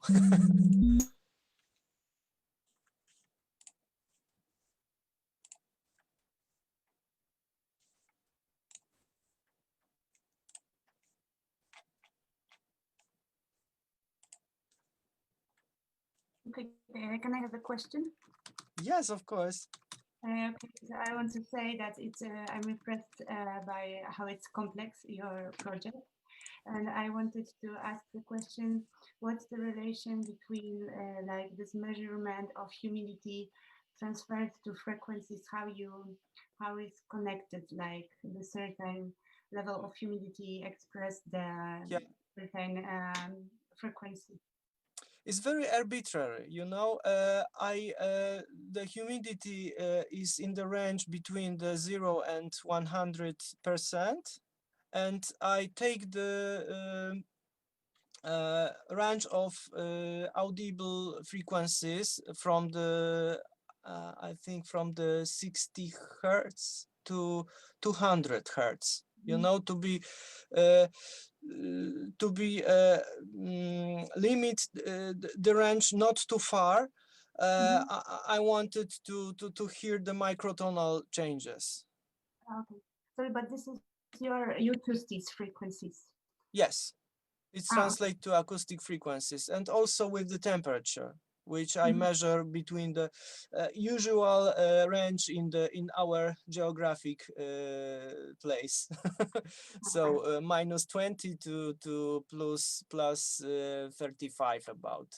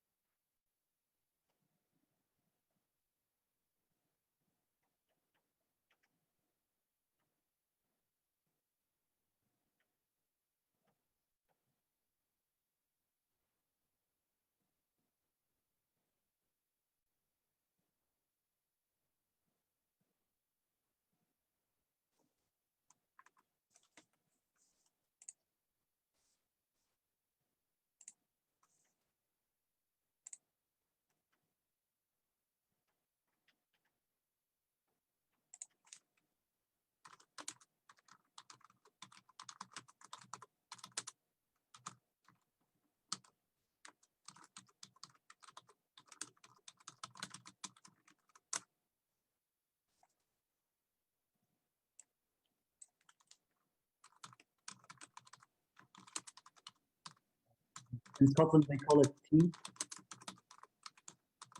In Scotland, they call the meal at this time of the day tea. Don't mix it with just tea. Yeah.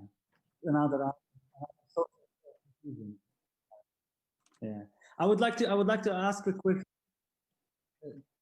Yeah. So just I had like a one question when Piotr was presenting his work, that a lot of the examples of the way the sounds were, you know, kind of audible, they were very musical, and I'm just wondering how much of your work, Piotr, is concerned with making the data musical, and are you at all interested in, you know, challenging the kind of conceptions of musicality by using the you know, non-musical data source as a input for your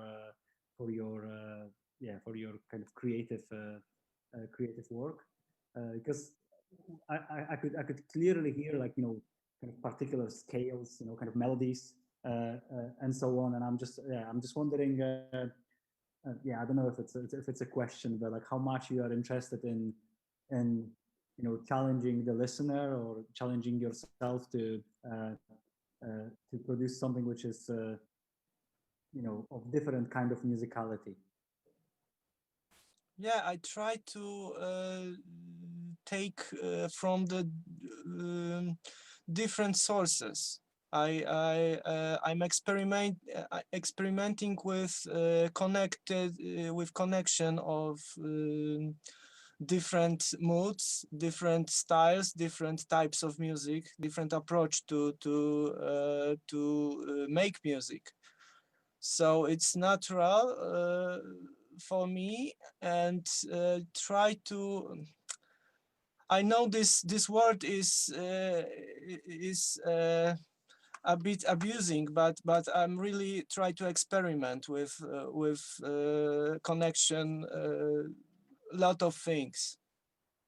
I have a background in the music school. Then I moved to the fine arts. Yes, I played play on violin. Yes, then I moved to the fine arts lycée, and the next I study on the sound engineering, and I'm jumping to the different topics, and I try to search in every area of my interest to connect the everything up. So that's the result, and is always experimenting. That's really interesting. What I would like to just add, when you were talking about Arduino and Raspberry Pi and the limitations of these devices, I'm not sure if you heard of Bella. It's a kind of new level of embedded computing, and it's a little computer which runs all the processes at audio rate, which is very fast, with quite latency very close to zero. I'll post a link here, and it will be helpful. It can run pure data, super collider, C++ on the computer, on this little board. Great. So I never heard about it. Yeah, it's a new thing, just recently, like a few years ago developed in Queen's Mary University in London. It's specifically for audio work. And when you were talking about your work with the radio and like sending data across, I was thinking about exactly this thing, that, you know, that Bella can run pure data autonomously on the system. So that's it. Thanks a lot. Thanks a lot. Great, thank you.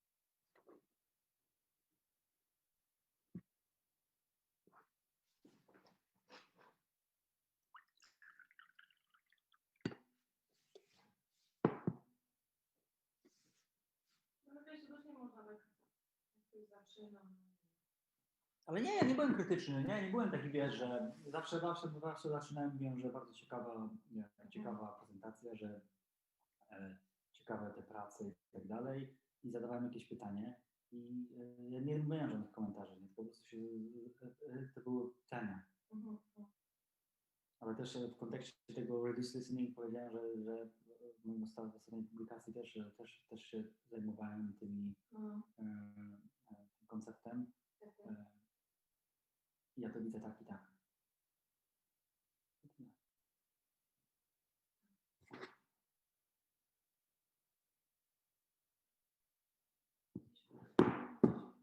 No. Artykuł.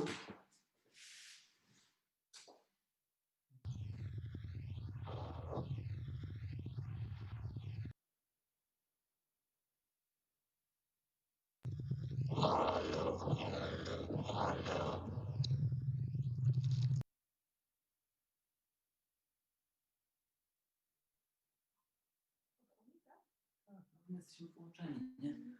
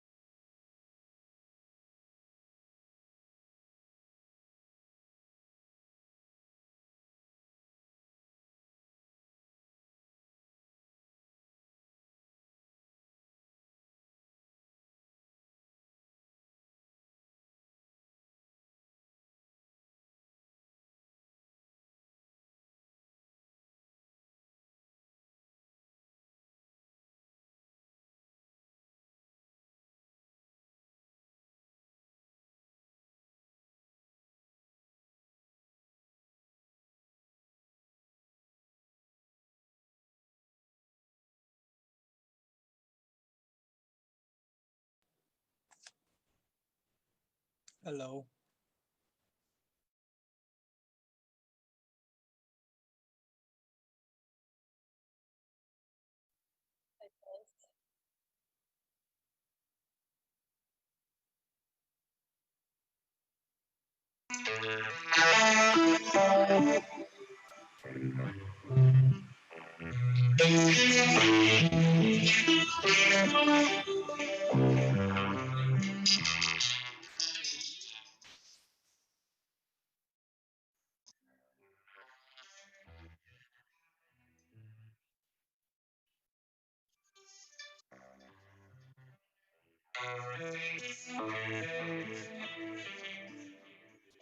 Everything is alright. Do you hear me? Do you hear me? Do you hear me?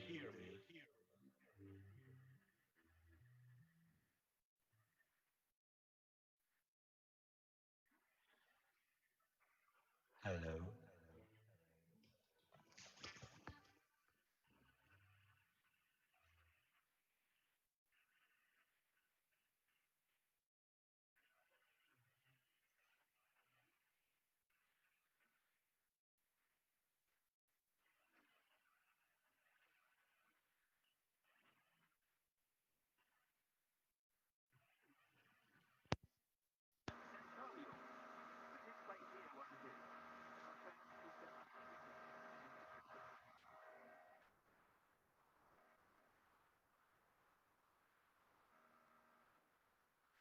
Yeah, hello.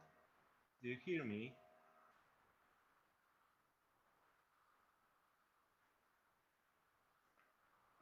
Hello, hello, hello, hello, hello.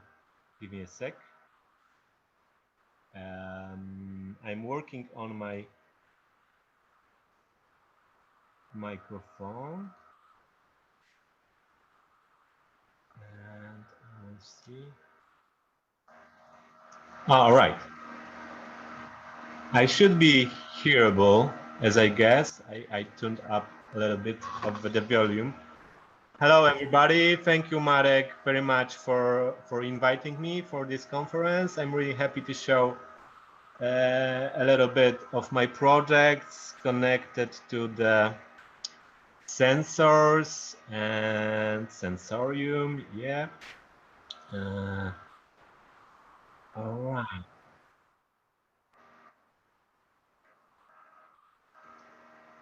Yeah. All right. So, what does it mean actually, pretend sensorium? You can ask. You can always Google it if you don't understand Latin, but it's like we always trying to fake our you know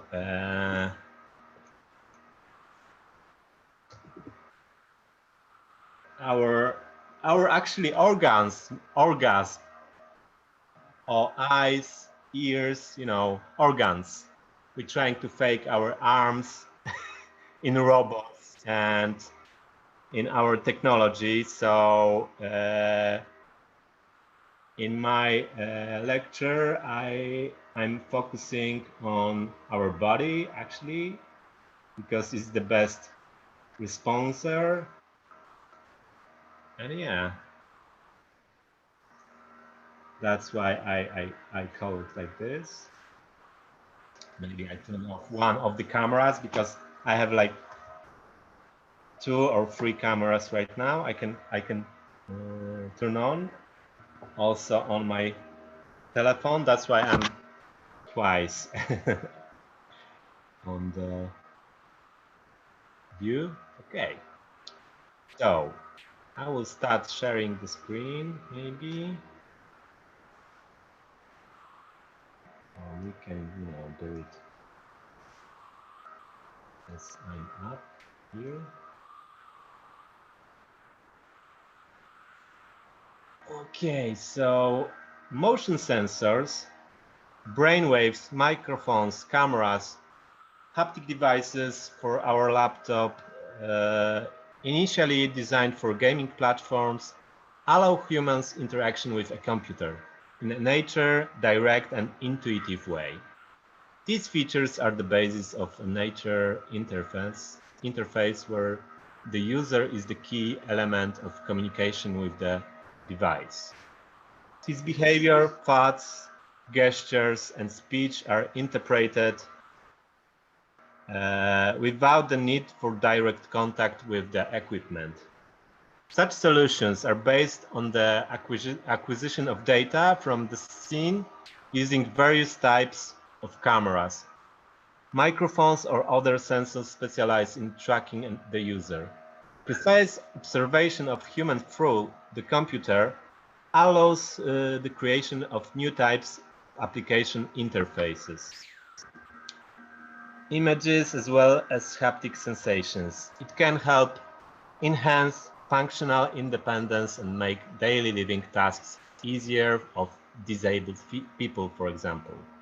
So we have a lot of devices right now we can use in our artistic projects, and it always began from the artist, actually, when we start talking about sensors and using it in, you know, environment and artistic projects.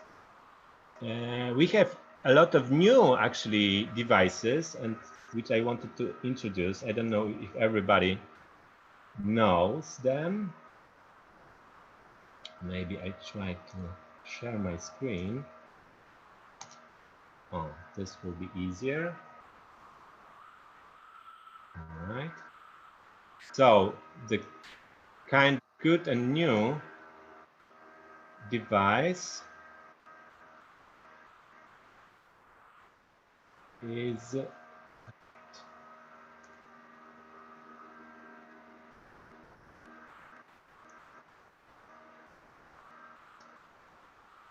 Ultraleap Stratos, which actually taking you on the next level. It's the mixture of the leap motion, which we had today on the lecture, but it mixed it with the ultrasonic ultrasound.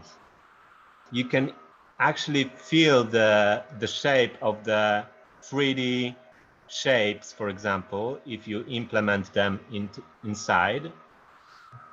And you can actually touch virtual you know, shapes. So I'm totally introduce you to Stratos Explore and Stratos Inspire. Unfortunately, it's a really expensive device. Right now it costs around like $8,000. So it's a kind of hardcore, but maybe in next couple of years will be a little bit cheaper. Yeah, this is one of them. Neurosky Mindwave Mobile, which actually was shown on the beginning. Marek was showing the project which we've done in Lviv, and we are using Neurosky Mindwave Mobile for different purposes. I was using it actually to generate the waves for the lasers, which actually you can see right now. It was a huge hole, so I decided to go with huge scale projections. And also we were showing the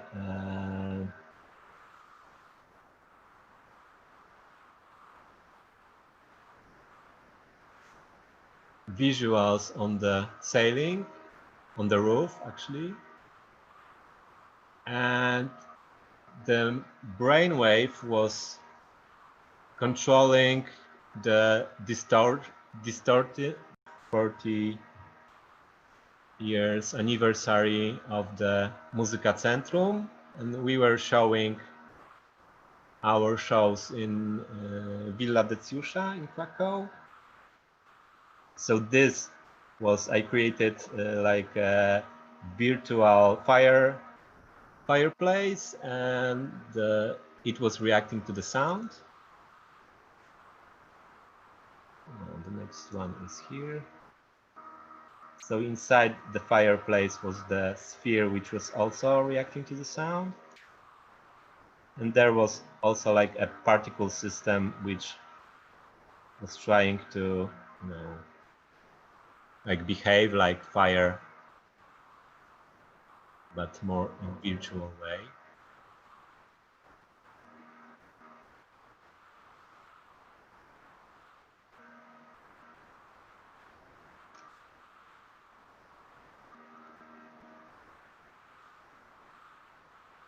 Okay. Also, I want to go back a little bit to one subject, because what I wanted to say also is like for many years, nothing really happened, you know, in devices for personal computers. The first game produced, which has some, you know, interactive action, was Leisure Suit Larry, Love for Sale. It was premiered in December 96, and it was the first game pretending reality I have come across.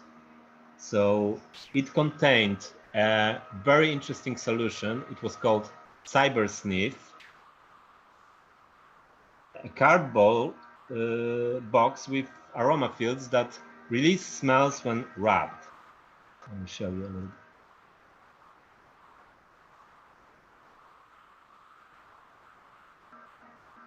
So the game informs you when you to rub the appropriate number.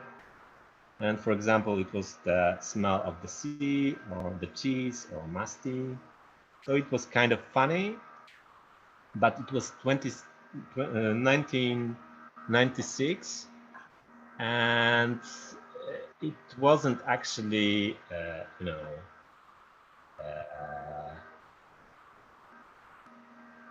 something like sensoric, or it was analog, because we are the sensors, which I want to, you know, mostly to say in my lecture. And I mentioned this game because it was the first to introduce an extended user experience. So the Kinect is also like extended user experience. And also because this applied solution cannot be simulated by electrical devices these days. So we still don't know how to, you know, simulate our smell with electrical devices. We know how to do it with, you know, analog stuff, but don't know how to do it still with electrical things. However, I do not mention virtual reality in my lecture. Why? Because I do not experiment so much with them due to my travel sickness, which causes huge discomfort. So I'm not using so much VR. And coming back to sensors, one of the most widespread sensor is Microsoft Kinect. Everybody knows it, everybody uses it, and we can use it in many different ways. Okay, so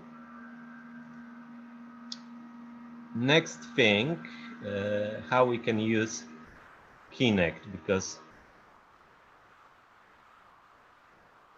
we can use it as a 3D scanner, we can use it as a facial recognition, we can use it as a body recognition. So I have a lot of projects to show with it. So beginning from the 3D scan. My last project was the 3D scan of a sculpture, and this is the sculpture.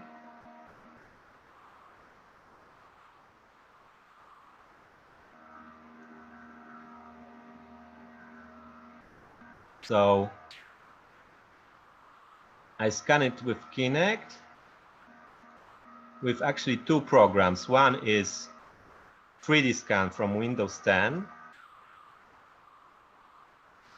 I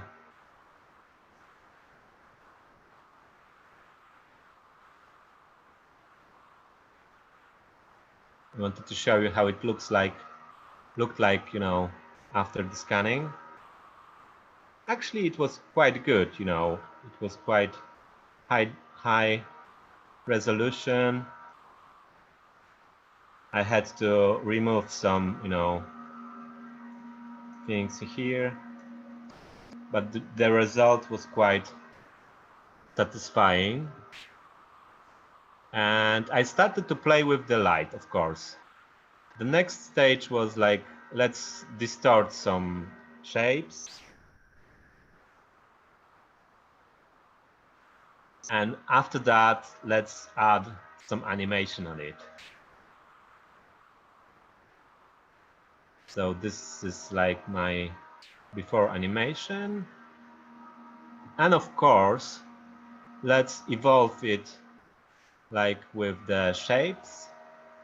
So I started to play with the 3D scan with a couple of programs like Cinema 4D, for example, which you can, you know, change the shapes.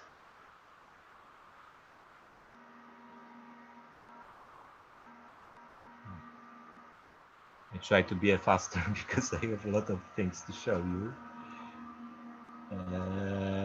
Yeah, and even I will show you a little bit of my program which I created. It actually also using a leap motion device, which actually distorting. I will show you maybe on my camera.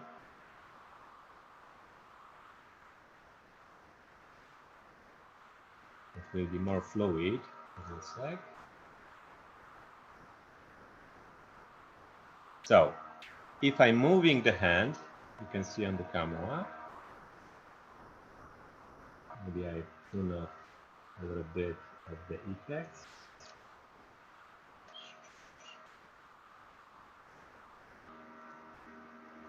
You have output of the head, which actually dissolving these you know, particles. And the installation is very simple because only I'm moving hand up and down and dissolving or getting together. So we can actually program it more specifically.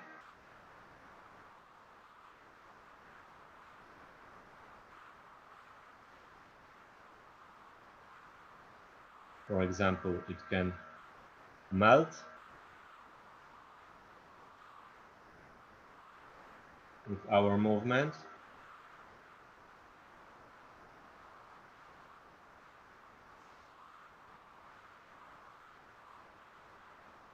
Or it can spin. For example,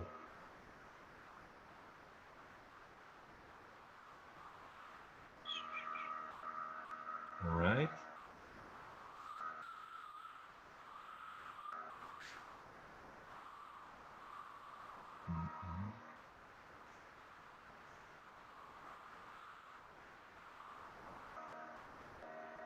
So the next project, maybe.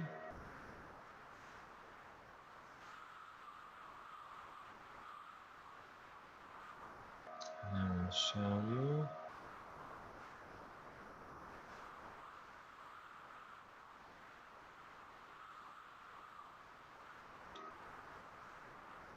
Is connected to holographic visions because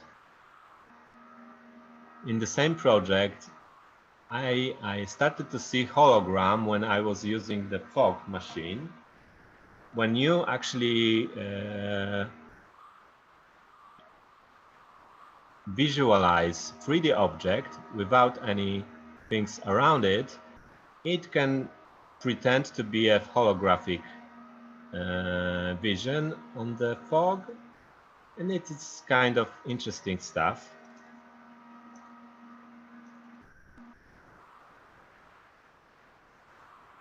There's another record of holographic visual a little bit.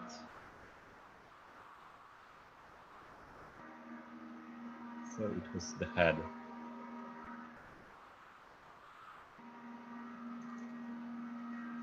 It's really hard to record this because it's the fog and the screen. But it was great in the view. So next, you can also use Kinect to scan the body. I was using it like a couple years ago in a project where I scanned the heads of nice people which was performing in the theater performance, and create like a special animation every of them.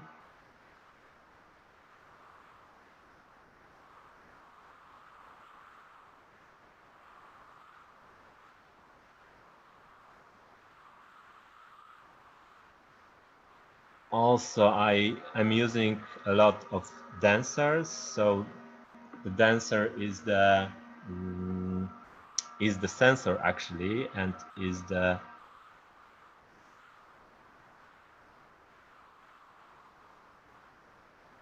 person who like distorting animations or creating position of the animation, for example.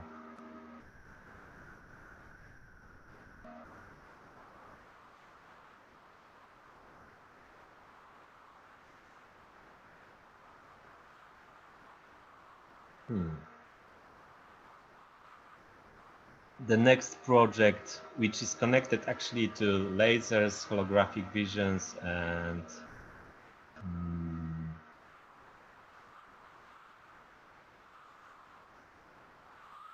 Kinect, was this nice project where the dancer was positioning the holographic representation of female reproductive system.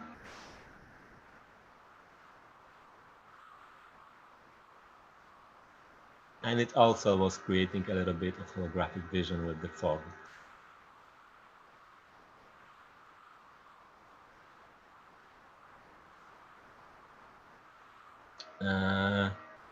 Kinect can be also used as a kind of virtual representation of something which can be shown on the screen, and in this case is the cubics, which actually are shaping around the body of the dancer.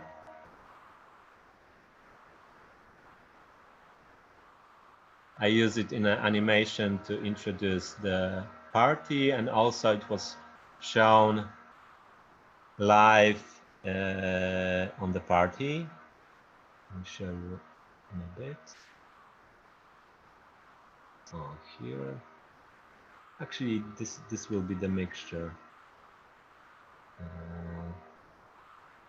Okay.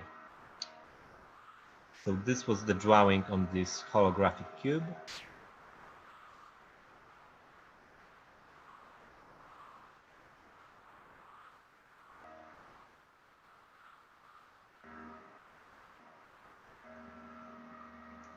Do you see my videos or not?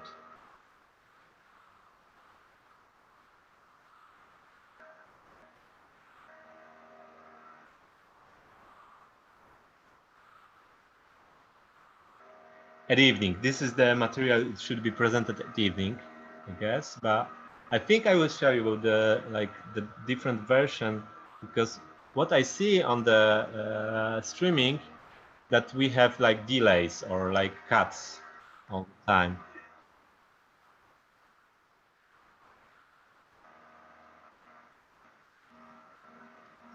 Yeah, so maybe in the evening we will just give the link for this piece. It will be the best solution for me. Yeah, and I will be finished in 4 minutes. I only wanted to show also like holographic Buddha scan of myself. It was also shown on this holographic cube. I used like 3 projectors to position 3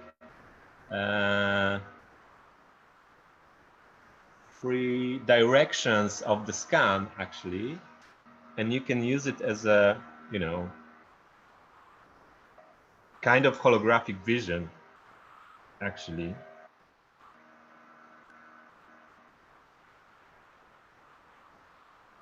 So it was kind of the same project, but in a different, you know, showing.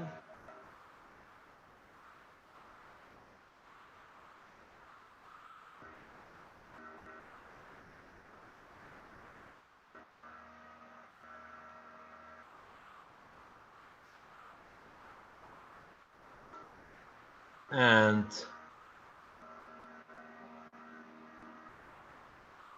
also I'm using like a holographic foil for this. Holographic foil.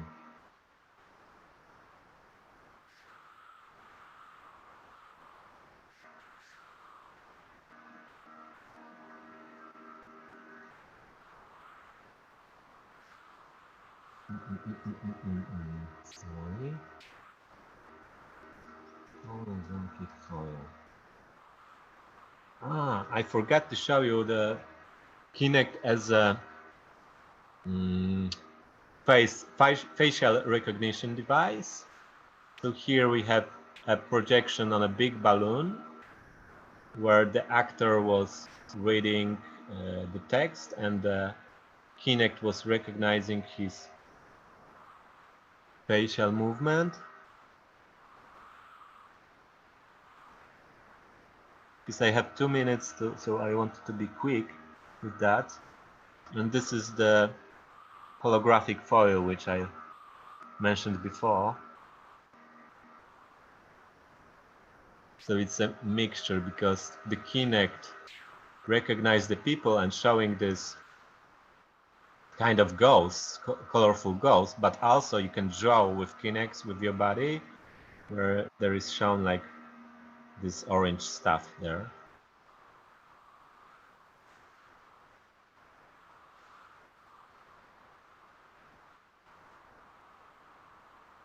And also during the pandemic, I created like a special visuals, which also was using Kinect device.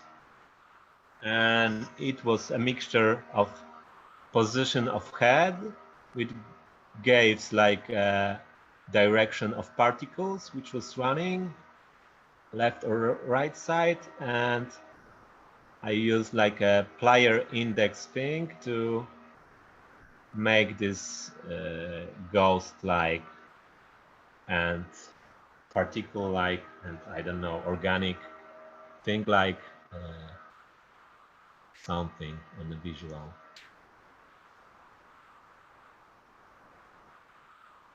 Yeah, so I totally recommend Kinect or Kinect Azure, the newest Kinect for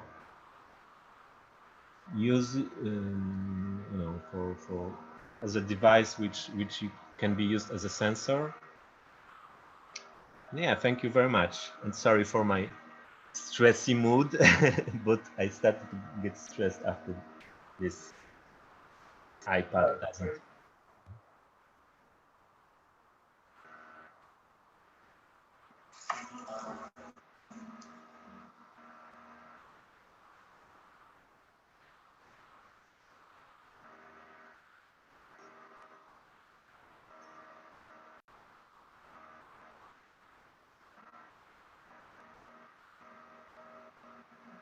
Yeah.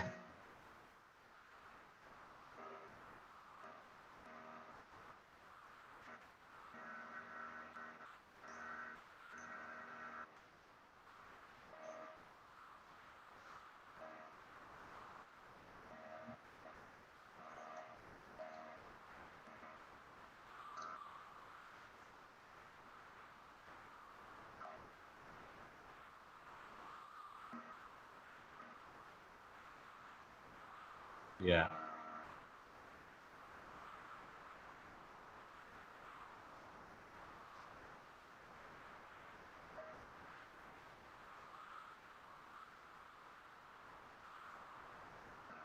Yeah, yeah, yeah.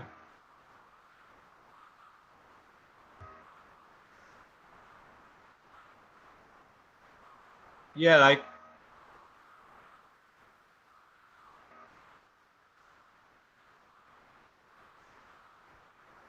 I think like the biggest sensor is our body. So Kinect is the best sensoric device which can translate responsivity and track it in real time. So we are the best responders actually, and the best sensors. That was I wanted to like present and introduce. I think.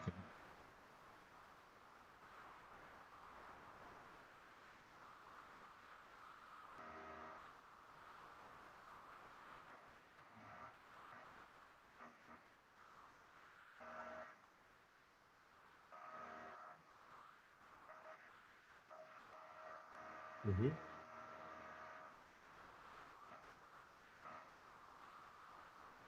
Mm-hmm.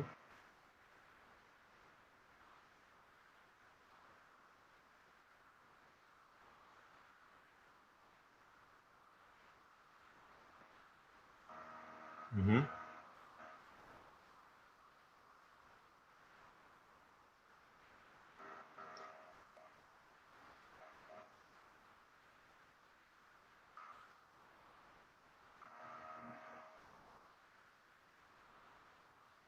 So yeah, I'm using a lot like position of head, for example, in this project which I showed like the last one from the pandemic with the DJ on the stage. I was using the position of head, and the head was controlling the direction of the particles, and I try to like completely focus on the easiest parts, because actually it works the best, like when you use like in a easiest way, like even this moving hand over the lip motion, which you can control the dissolving particles on the mask, was the easiest part, and for the audience it was the easiest thing to recognize how to control it. And I'm observing how the people reacts, and I think you remember my first project on actually Kinect, which I didn't show today. It was like oscilloshock, where you were controlling oscillators with your body, and I like to observe how people react on the, how they respond on the noise, for example. Yeah.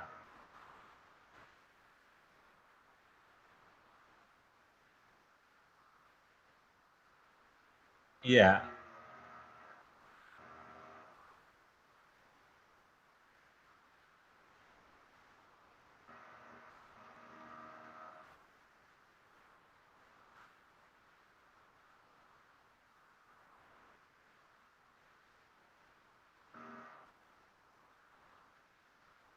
Yeah.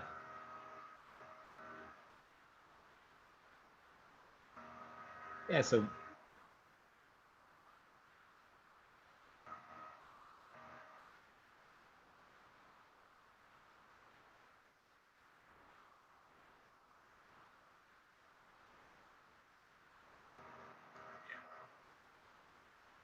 yeah. The motion tracking. Actually, I totally recommend like the solution in Touch Designer, because you have all direct stuff which you can implement to the other things directly in the library, so you can use it easily, like position of your hands, position of your head, eyes, mouth, and it can even read your gesture. So yeah, Touch Designer is the best solution for this kind of installations.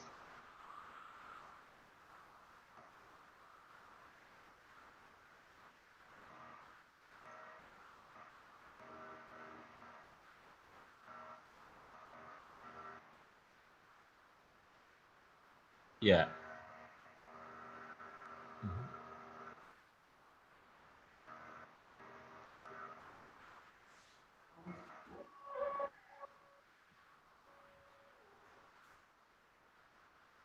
Thank you very much for having me.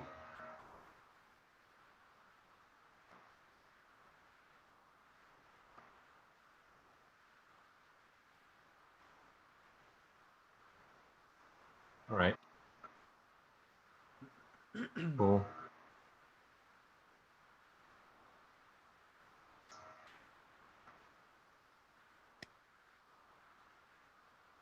Yes. Hello, hello. Can you hear me?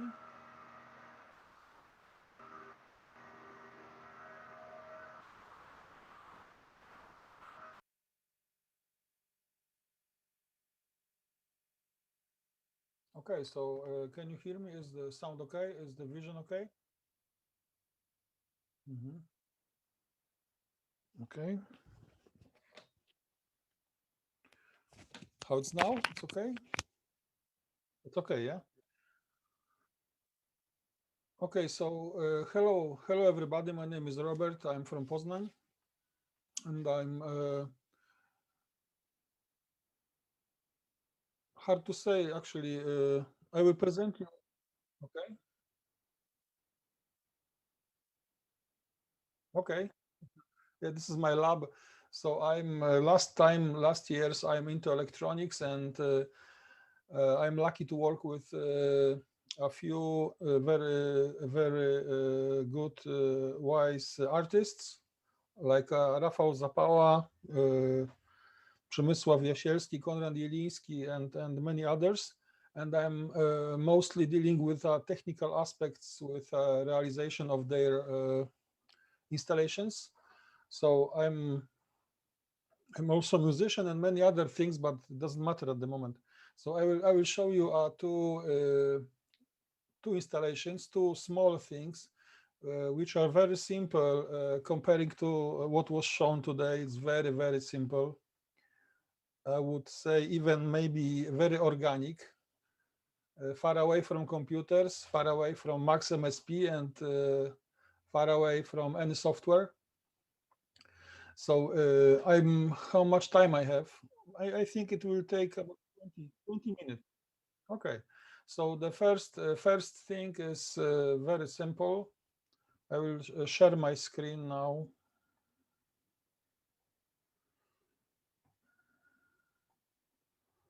Okay, so you see the cables, yes? Okay. So the first thing is I was guiding workshops here at the university with students about sensorium and about doing things with manipulating sound and video over one semester. And one of the students, Eva Bojanek, came up with a very clever idea. She was wanting to make some sort of move of her body and switch between audio signals with her body. So she was thinking about Arduino and other stuff, but I proposed her electromagnetic induction, just like in Krystyna Kubisz installations. So we did something like, and a few months ago, Rafał Zapała showed me Krystyna Kubisz works, and I was very into induction. So I was very lucky to have opportunity to do installation with electro induction, conduction of sound through induction. So At the beginning of the project, as you see here, it's a bunch of wires. And obtaining audio conduction via electromagnetic induction is very simple, because you just put wire instead of speaker into the amplifier. Just you have to match impedance of the cable. So it's good to have a good multimeter or resistant bridge and measure impedance in some frequencies. So you should obtain impedance of your cable similar to the speaker, to the impedance of the speaker, and then you just connect your cable instead of speaker to the audio amplifier, and this amplifier is driving this coil of wire on my table at the moment, as you see. And now this is the receiver, just wire wrapped up about the cassette box, and the speaker is directly connected to it, and that's all. You just play your sound through the amplifier to the cable, raise up the volume, and the effect is like this.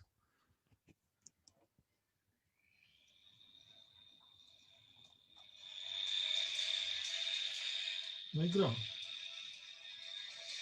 Jak to podłączyć do słuchawek, to dźwięk jest doskonały, idealnej jakości. No i oddałem, to jest coraz ciszej. So this is very simple. And what's most interesting, if you will replace this ordinary speaker with cable, if you will replace it with audio recorder, like Zoom, for instance, so you can connect it as a microphone, and this is very sensitive.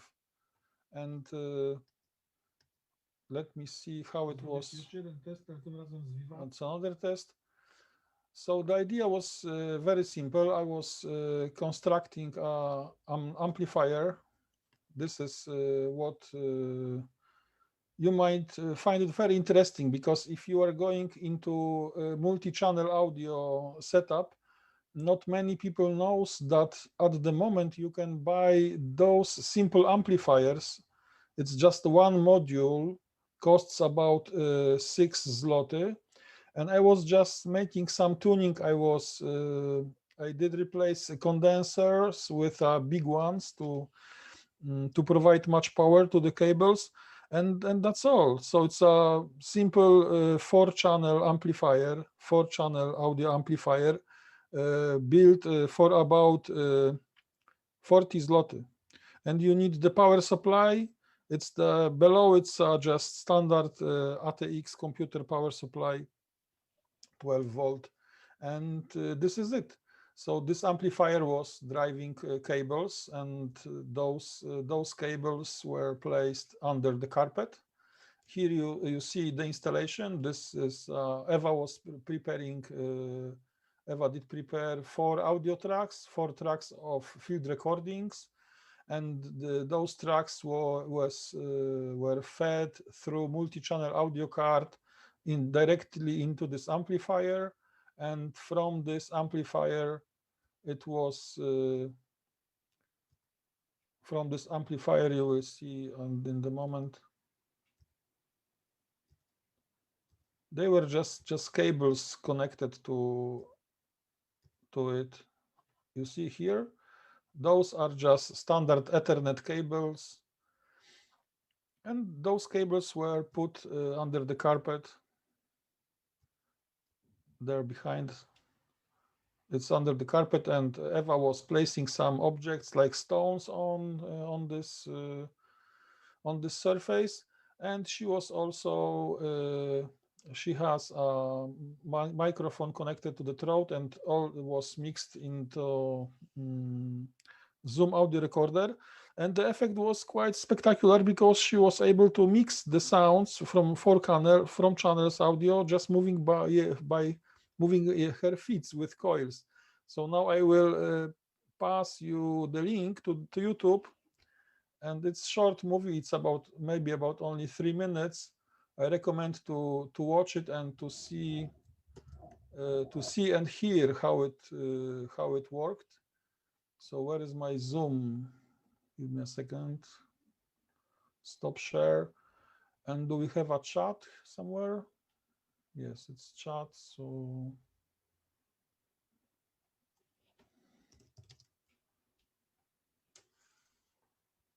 can I chat here?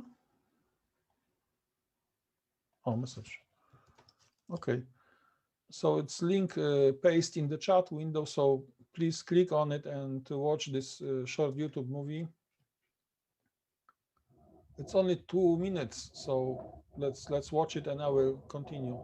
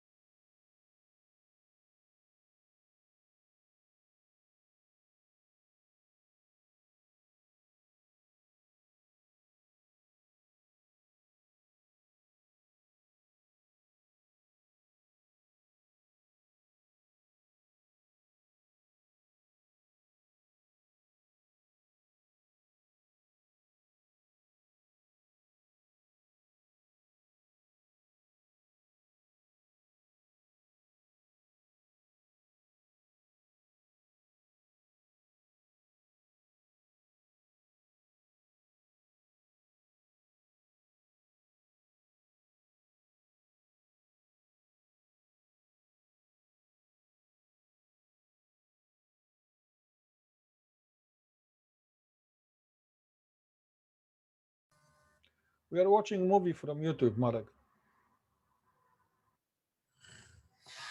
I was place a link in the chat window.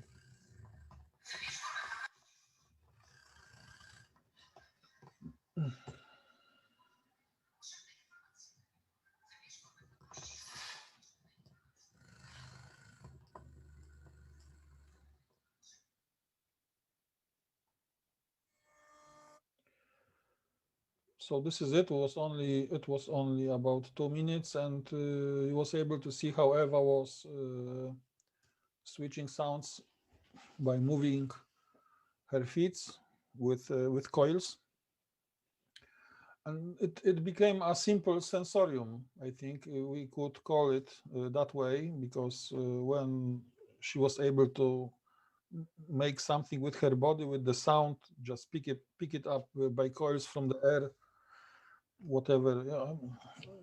I don't know. So it was first thing, very simple sensors, which are at the same time audio coils.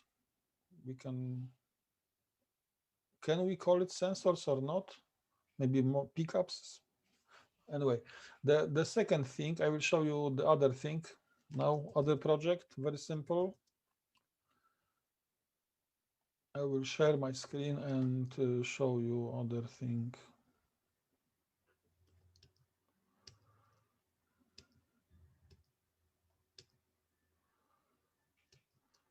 Okay.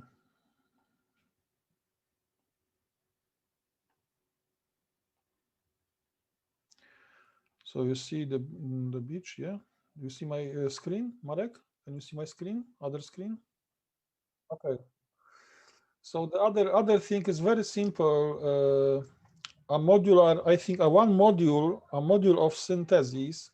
As you see now, it's I was very extensively developing a 3D printed enclosure for this circuit, and circuit itself is very simple. It's light dependent resistor with a hex inverter oscillator, the simplest oscillator you can build, actually. So now you have enclosure, and the thing itself, I did so many tests with the printing. It's very funny. Hundreds of prints. Was translucent. It was not too easy to achieve translucent prints, but anyway, let's go to the electronics. Here you see only tests about translucency of the material. And the thing itself works like this. This is the thing. This is it. So it's, as you see, it's a generator, 9-volt battery-driven generator with photocell. You can modulate frequency and you can modulate amplitude.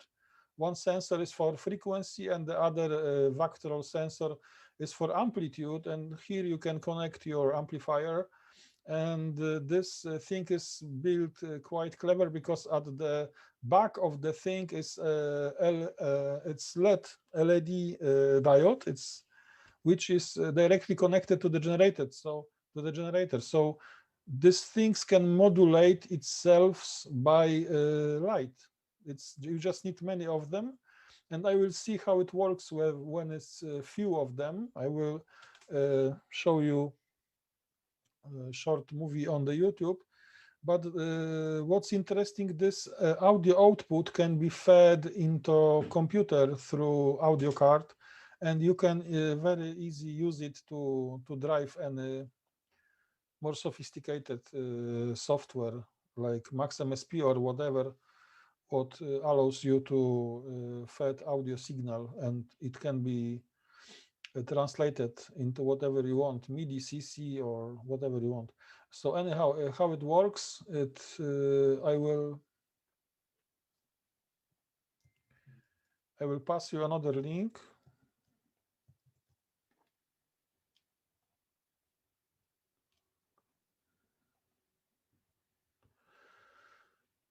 It's about 5 minutes long, so I will interrupt it about 3 minutes. I think about after 3 minutes you will have a full idea how it works.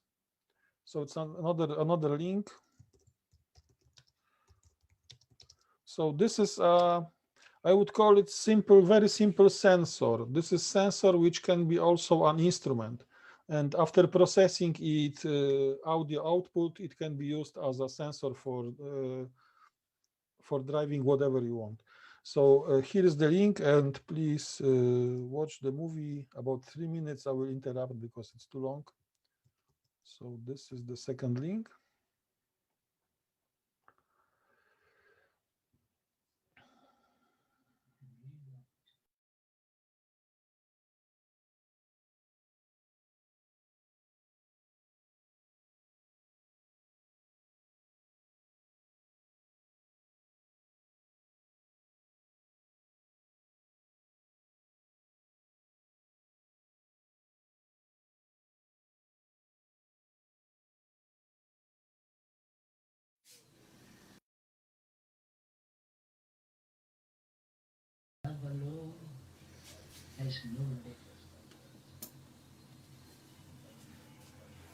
That is real illumination, you understand?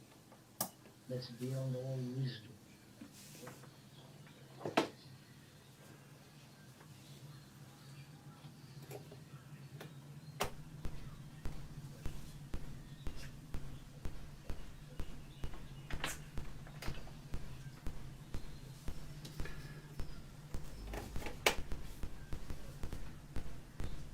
I don't know why you read books.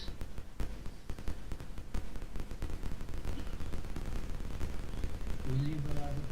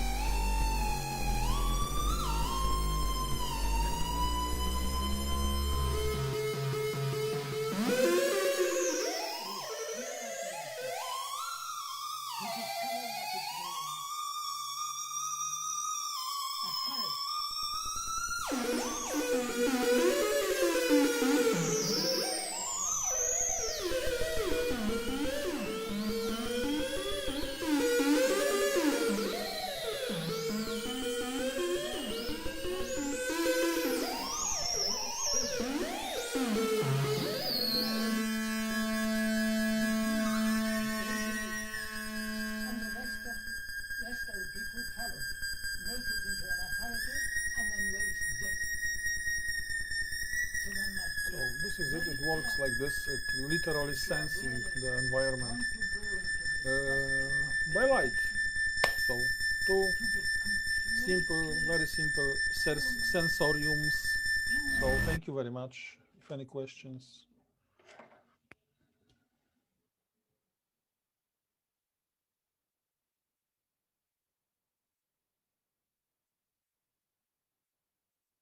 Thank you.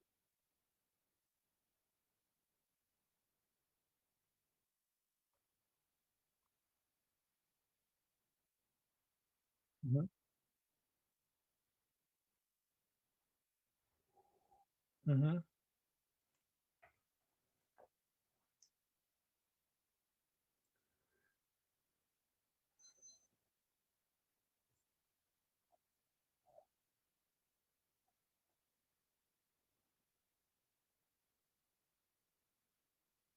Mhm.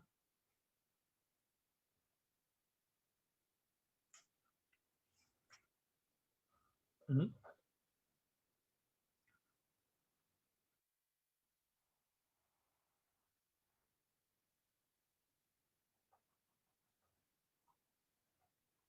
Mhm. Yes.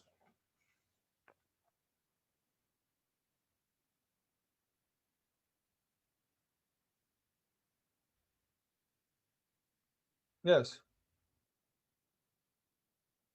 Yes. Yes. Now I'm more and more into science, and I started to work on faculty of acoustics on the faculty of physics at the Adam Mickiewicz University in Poznań, and now I'm more and more deep. I'm going deep into the human sound perception at the moment, how things are heard and who is listening and things like this. So I'm traveling deeper into the nature of sound, which is my topic always. So the music is one of the chapters when it is present, and now I'm going deeper, I think. We'll see. Mhm. Mhm. Okay.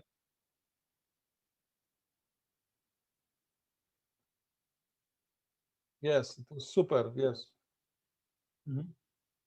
Yes. Thank you very much.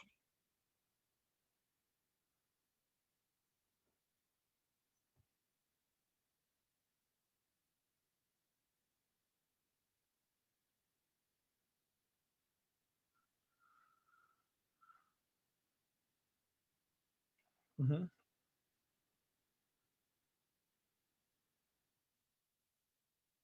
Okay.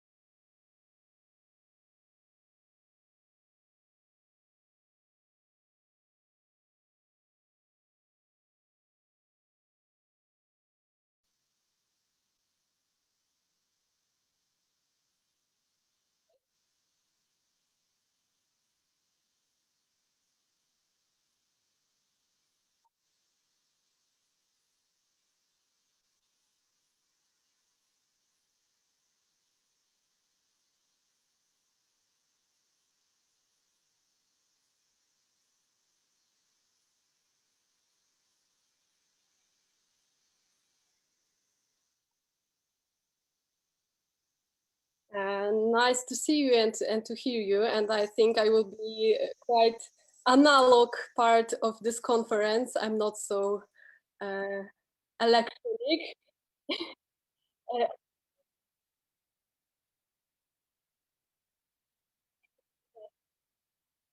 Uh, yeah, I'm sending some links.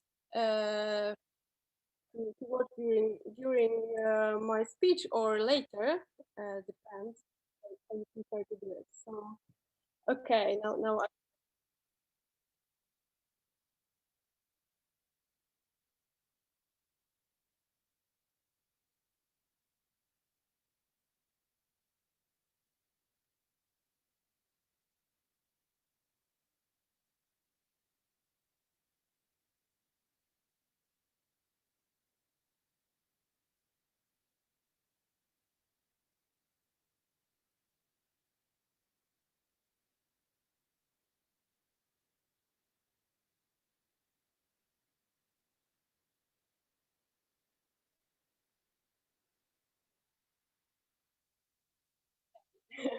Okay, so today I would like to share with you my own thoughts on the sensory experience of playing the piano and how the sensory experience is becoming not only a sensual pleasure, but also the feeling of being alive as an artist.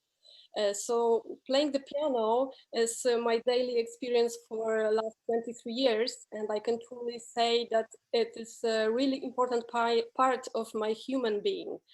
So the first time when I heard the piano sound, it was at the ballet lessons when I was 6 years old. And I remember that the beauty of the sound of the piano was affected me so strongly that I've forgotten about the world around me.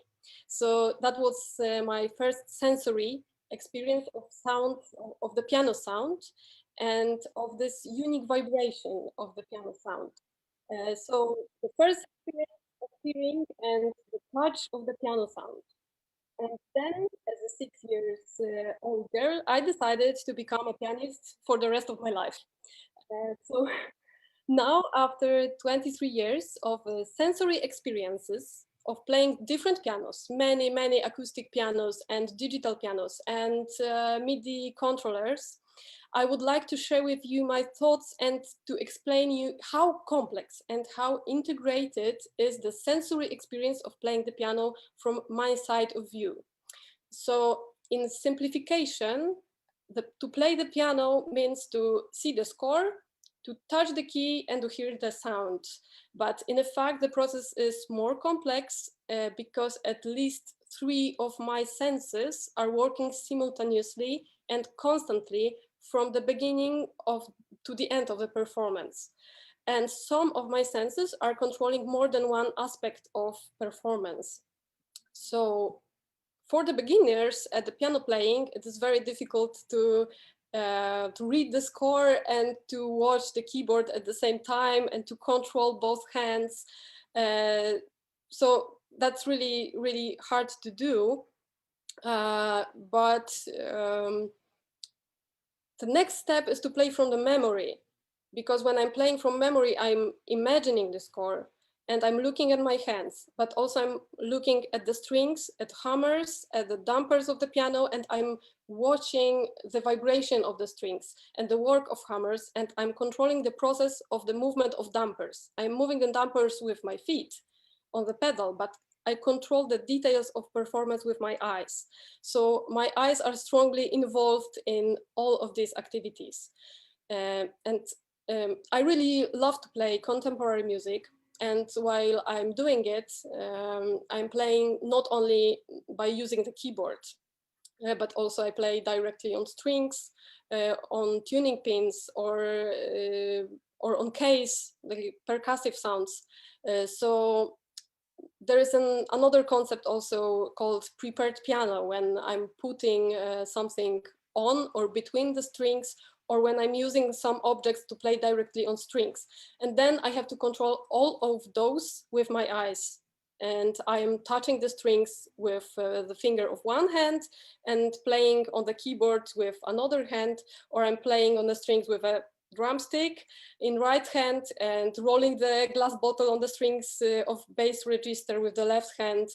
And at the same time, I'm reading the scores. So my eyes are really busy, and the sense of sight is used as in a multi-threaded way. But yeah, let's talk now about the sense of touch. And consciously, I will not start this part of my speech from saying about touching the keyboard, because it's obvious. But I really love the English word when we are saying that something is touching. The sound of the grand piano is touching for me. And I discovered it quite early that I really love sit under the piano when somebody is playing the piano. And the loudness and the vibration of the sound and the feeling of being in the middle of the sound, the strong touch of the low register of the piano or the brightness of the high register, it creates shivers on my skin. It's really touching. So even now I really love to sit under the piano and listening and feeling the sound on my skin and feeling the vibration and feeling the waving of the sound. And all these sensory impressions are so deep and strong that they are creating the feeling of, I don't know, melting inside, of feeling of being touched, and I'm starting to smile. So this feeling of the sound on the body is awakening emotions. And for me, the piano sound is touching in a very objective way. It's a touch of the sound wave. And possibly you heard about the deaf percussionist, Evelyn Glennie, who is explaining the way of listening to the music by letting the sound waves to hit not only the eardrums, but the whole body. So she can't listen to the sounds because she's deaf, but she's playing percussion because she's feeling the sound on her body. So the reception of the sound, of the vibration of the sound wave, the feeling of sound on feet, or under fingers, the feeling that the instrument is resonating. That's a sophisticated way of reception of music. And okay, so now let's go back to touching the keyboard, because there are different varieties, many varieties of keyboards. And we can ask themselves, is it an acoustic grand piano or a digital piano? Or maybe some MIDI controller? All of them are giving me different sensual stimuli.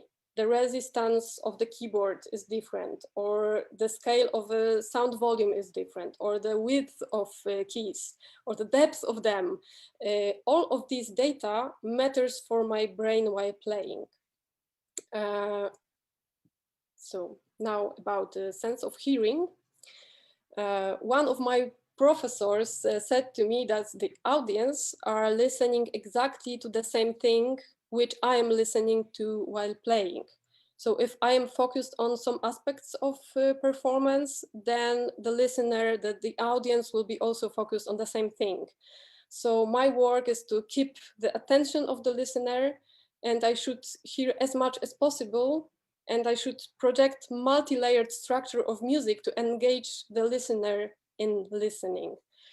So while playing the piano, the process of hearing is also quite complex.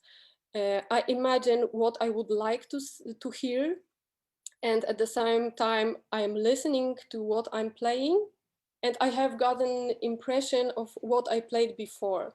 So the most interesting moments are those when between the phrases of music, I'm listening to the silence. And I feel that the audience is doing the same as I'm doing. And I feel that the significance of passing time. So, or when I'm, for example, playing the last chord of the piece, and I'm waiting for the right moment of the vibration of the chord to end it without any roughness. So during some master classes with my pianistic guru, Eitan Pessen, he said that the last chord of the piece is like a lemon. You have to pick it up, squeeze, and take it off. And then the listener will feel your intention, which is, this is the last chord of the piece, and now you can start to applaud. So that's really fantastic imagination of the last chords of the piece, how to do it to show to everybody that that's the end. So sense of hearing is very special while collaborating with other musicians. So while playing chamber music, it is a process of sense sharing or sense communication. And there is a question, how many senses do we have? 5 or more? Maybe we can talk about some other senses, the sense of synchronization of breathing, which I discover strongly when I'm collaborating with singers. We are breathing together. That's something different than our 5 senses. Or a sense of sharing emotions of music, or sense of feeling the time lapse. And how important is the role of mirror neutrons in playing chamber music? That's really interesting. I will work on these questions because now it's really fascinating, and I know that I've got only 30 minutes here, so I'm trying to short my speech. So now, because the conference is organized by Electroacoustic Music Studio, so I would like to present also some of my experiences which are specific for playing with live electronics or with tape or improvising to electroacoustic music. And I will shortly present some projects I took part in, and I will share the links of videos on chat. They are on chat. The first thing is collaboration with Franciszek Araszkiewicz and Leszek Hefi-Wiśniowski. That was one of very interesting multi-sensoring experience. That's the first link I sent on chat. So it was like playing chamber music, collaborating with flutists and creating the form of the piece together, but also reacting on the volume of the live electronics and paying attention to the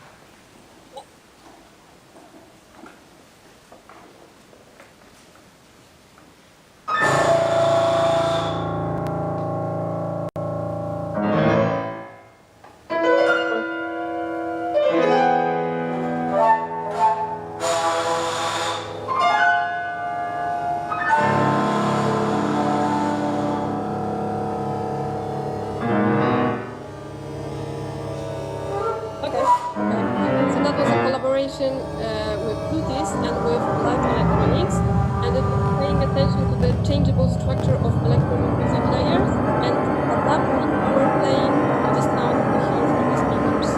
So it was hearing, touch, sense of orientation, space, time, sense of communication and recognitions. So also a point of intuition between the musicians. Another fantastic multi-sensory experience was the collaboration with Marek Chołoniewski and Maciej Strzelecki on the piano piece Alla Loa by Adam Balaciński. So there was a photo that the score of the piece was displayed on the screen and moved down like dropping into the piano. And when I saw the general pose I conducted with both hands to stop the score, and the score were controlled by Marcin. And if I wanted to play again, I also conducted it. But okay, we are starting again. And another layer of the performance was the layer of live electronics created by Marek Chołoniewski. So that was one of really beautiful, our beautiful multi-layered performances. And there is also a link by Lana. Marek recorded everything.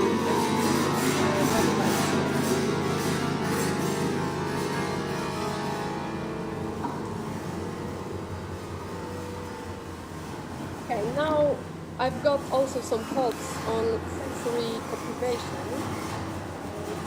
When I'm working with opera singers in a small practice room, the loudness of the operatic human voice is really, really huge. So to protect my sense of hearing and the health of my ears, I'm often using earplugs. But while using them, I almost don't hear the piano sound. So how can I accompany to singer if I'm not able to hear what I'm playing? So I'm counterbalancing my sense of hearing with other senses, with sight and touch.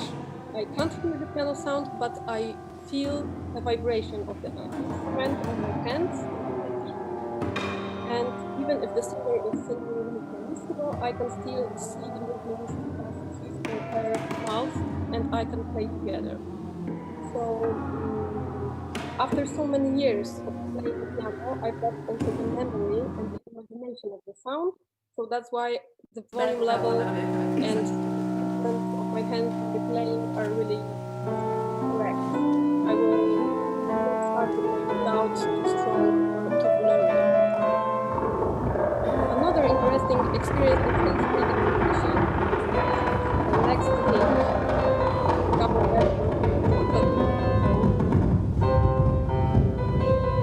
that was a performance of Gabor Berko's piece for MIDI controller connected to the computer interpreter.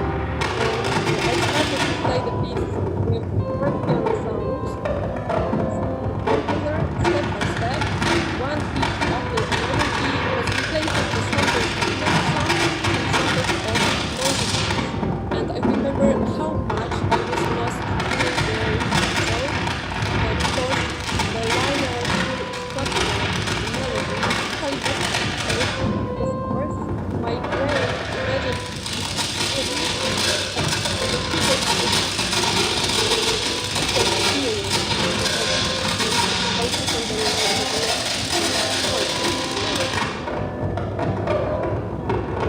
Another project which connected electronic recording an album of Piano Masses with Lorenzo Bruschi,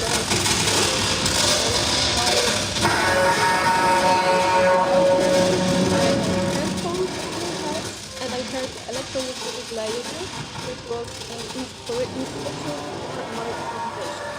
So sometimes the music was loud, but I heard music in headphones, and I just could trust myself and play what I imagine without listening to it. So it was an experience of the flow of my music imagination without listening to the sounding result of it. And then Lorenzo took all of those recorded improvisations and mixed them with the electronic music.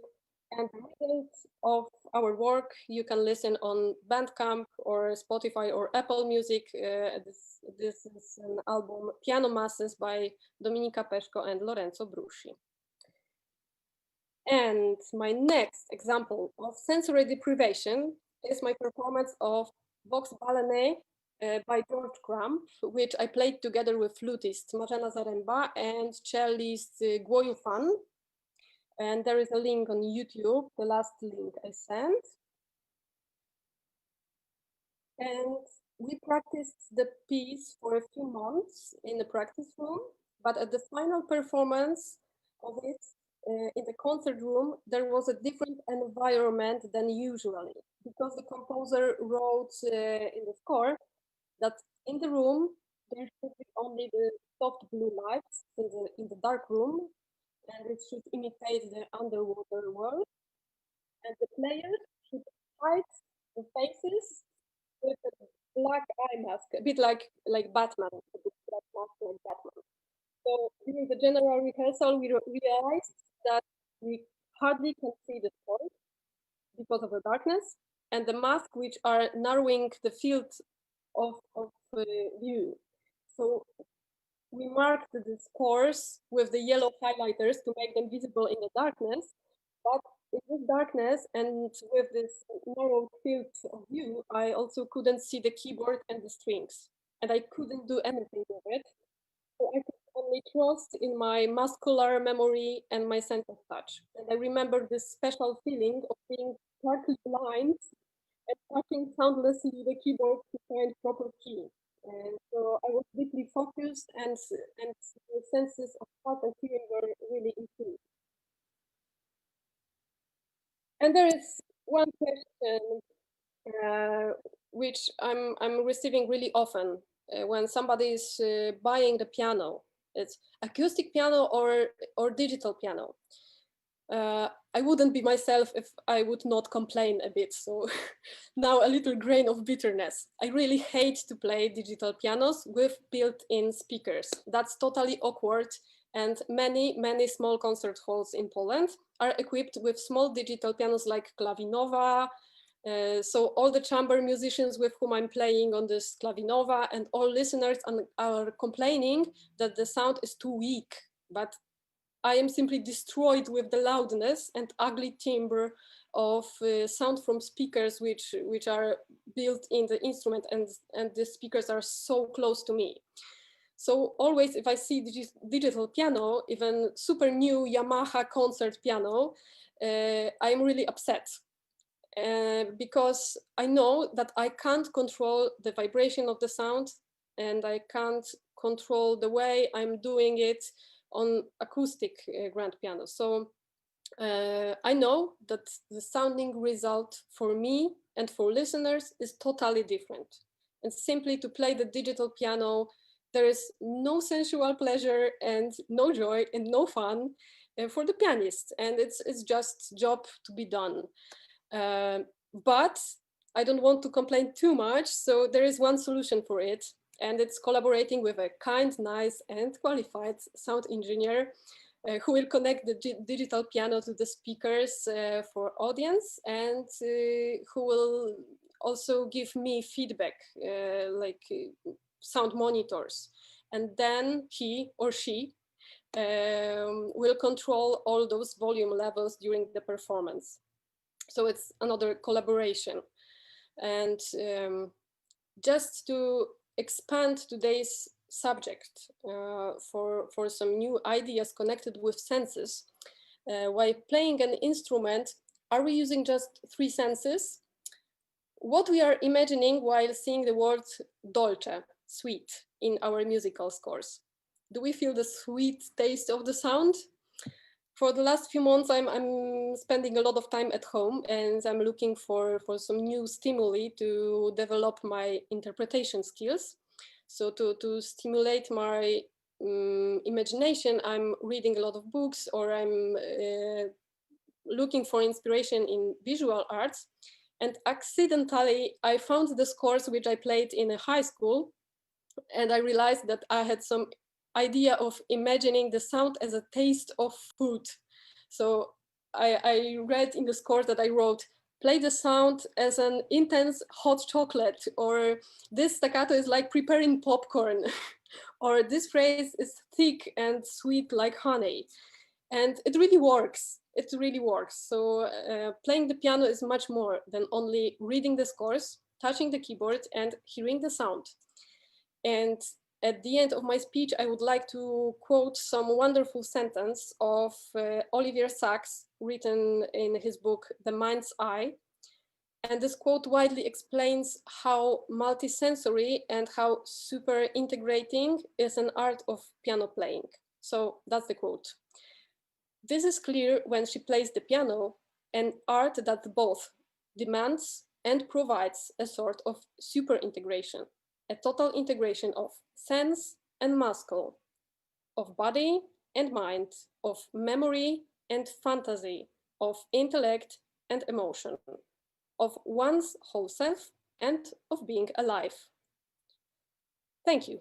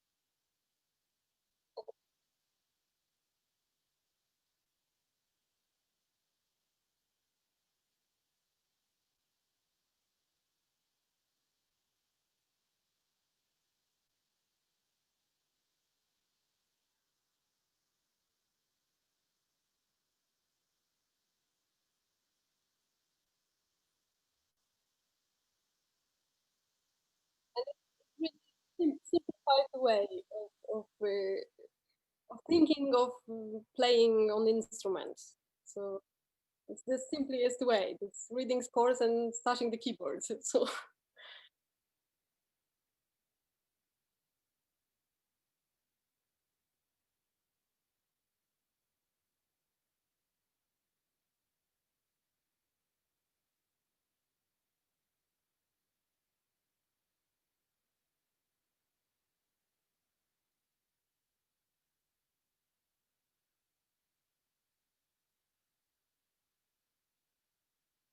like 8 years ago,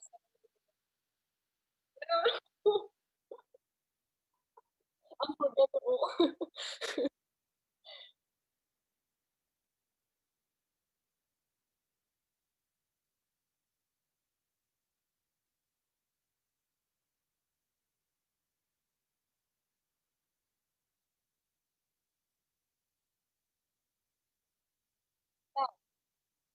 This is Marcin, the room next to me.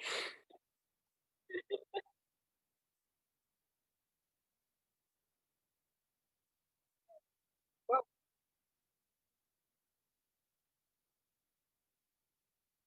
He's stealing me the show. No.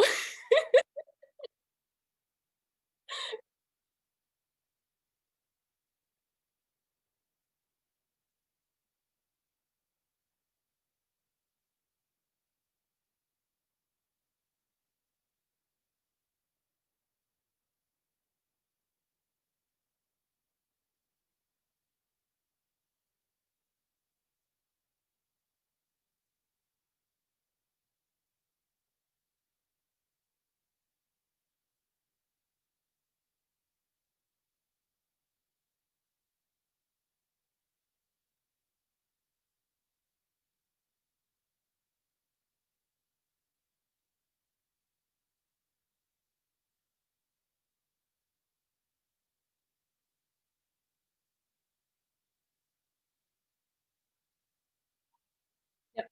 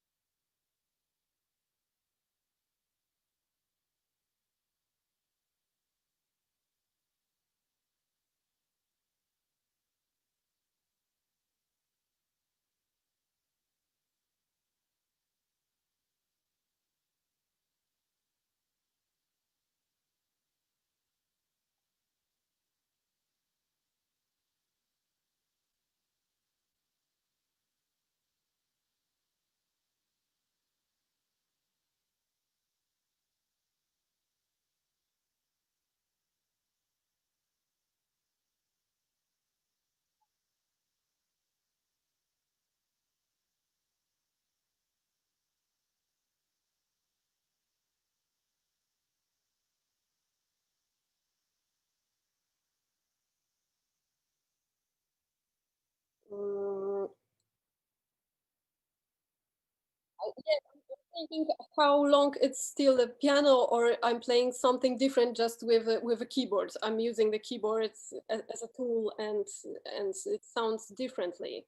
But at the same time, when I made it like step by step, because I started from playing classical repertoire, then I tried to prepare the piano, and then there was another step to maybe prepare piano in a more strong way, and then to play digital piano, and then to change the color of the sound, to change the sound. And I'm playing the MIDI controller, and I don't hear the piano at all. So it was a process, and for me it's now something natural, that the piano doesn't have to sound like a piano. It's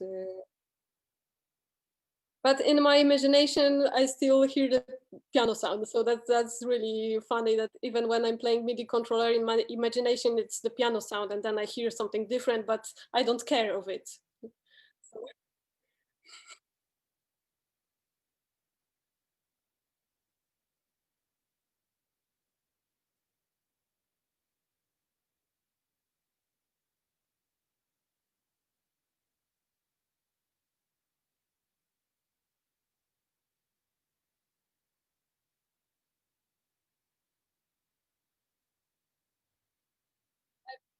I've never played the piano. I've never played it, but I've got quite nice upright piano, and I decided to buy really good quality upright piano. It's Yamaha, so it's like a concert upright piano, and the quality of the sound is so good that I preferred this piano instead of old grand piano, and because the quality of the sound and of the keyboard is so amazing. So if I need to practice something when I don't have to prepare the piano, I can practice on this upright piano, and it's the quality is similar, so it's amazing. The new instruments are really.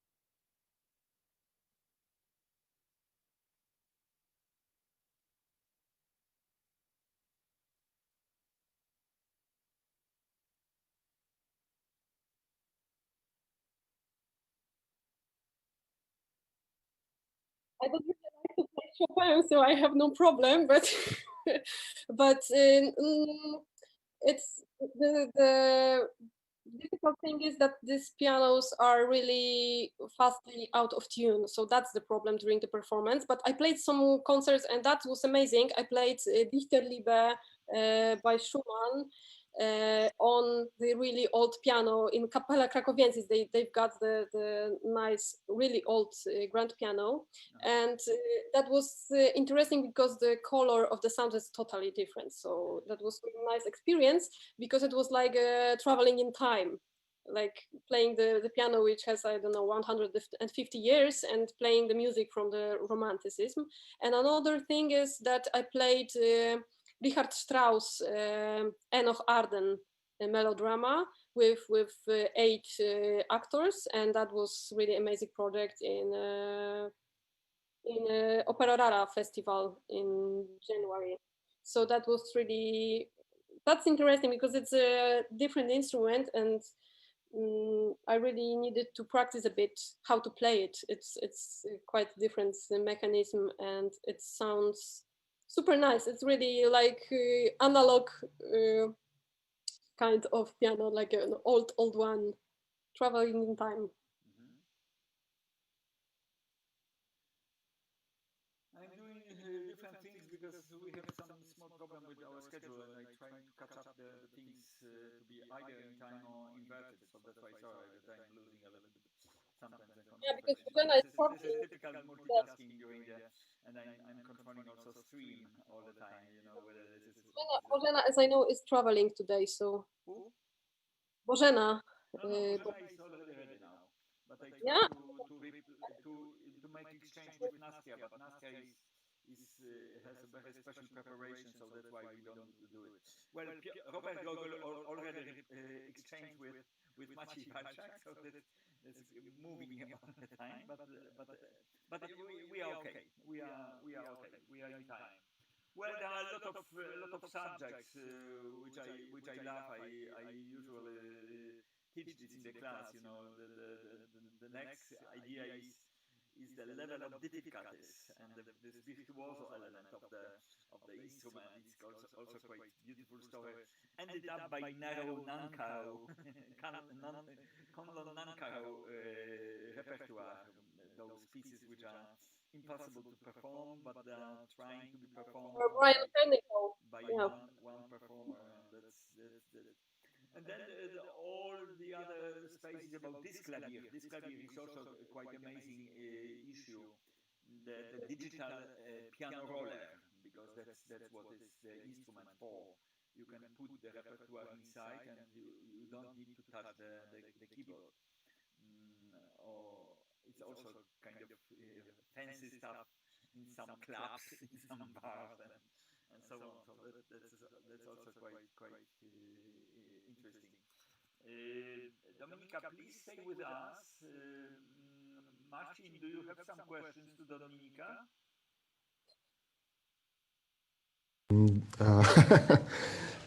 If I had, I could visit another room.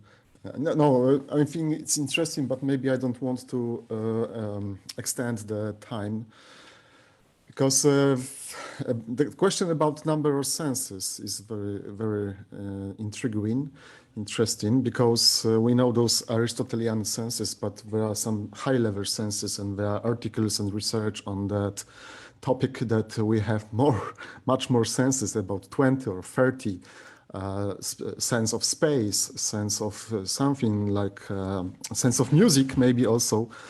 But according to Dominika, I would like to ask, because there was even a fantastic movie, the thriller titled Smila's Sense of Snow. Maybe you know the thriller, the movie. It was about woman, native Inuit, who has a particular sense for snow.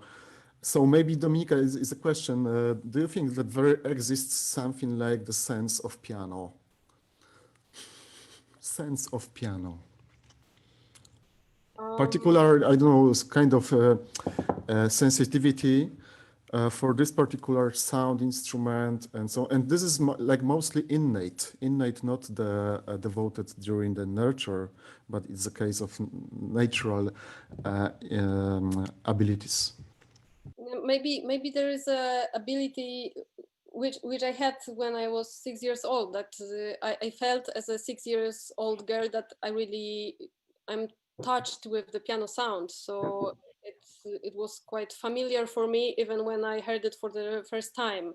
But I don't know if it's a ability of that sense of piano. I don't know. It's really an interesting question. I think that playing the piano is so much developing our sensual skills, that maybe during the time we are becoming more pianistic in our senses. I don't know how to say it, and first time I heard it from you, so maybe we will create some sense of piano. Oh yeah. A new piano. New Academy of Music, new piano. Dzięki.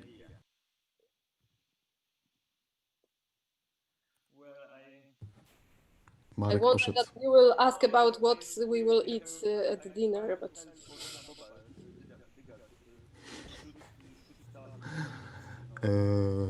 Marek, we didn't hear you. O, mikrofon. Przepraszam bardzo. Specjalnie bo rozmawiam z Bożeną, która nie może się zgłosić do nas i próbuję jej pomóc, żeby weszła w Zooma. W tej chwili próbuję wejść przez Facebooka. Możliwe, że jej się uda. Miała 3 awarie komputera, no i tak dalej. Także spokojnie jeszcze możemy sobie porozmawiać. A jak ten koncert dzisiaj, przepraszam, muszę zajrzeć na program, ale tu przez Zooma, tak? Wszystko? Przez Zooma, tak jak wszystkie nasze wochlaby. Ja zaprosiłem tutaj profesora z AGH, z nanotechnologii, Konrad Szaciłowski tutaj jest z nami, który też gra na wiolonczeli. Zrobiliśmy rok temu dokładnie koncert też w operze i jest pasjonatem też tego typu szalonych projektów różnych.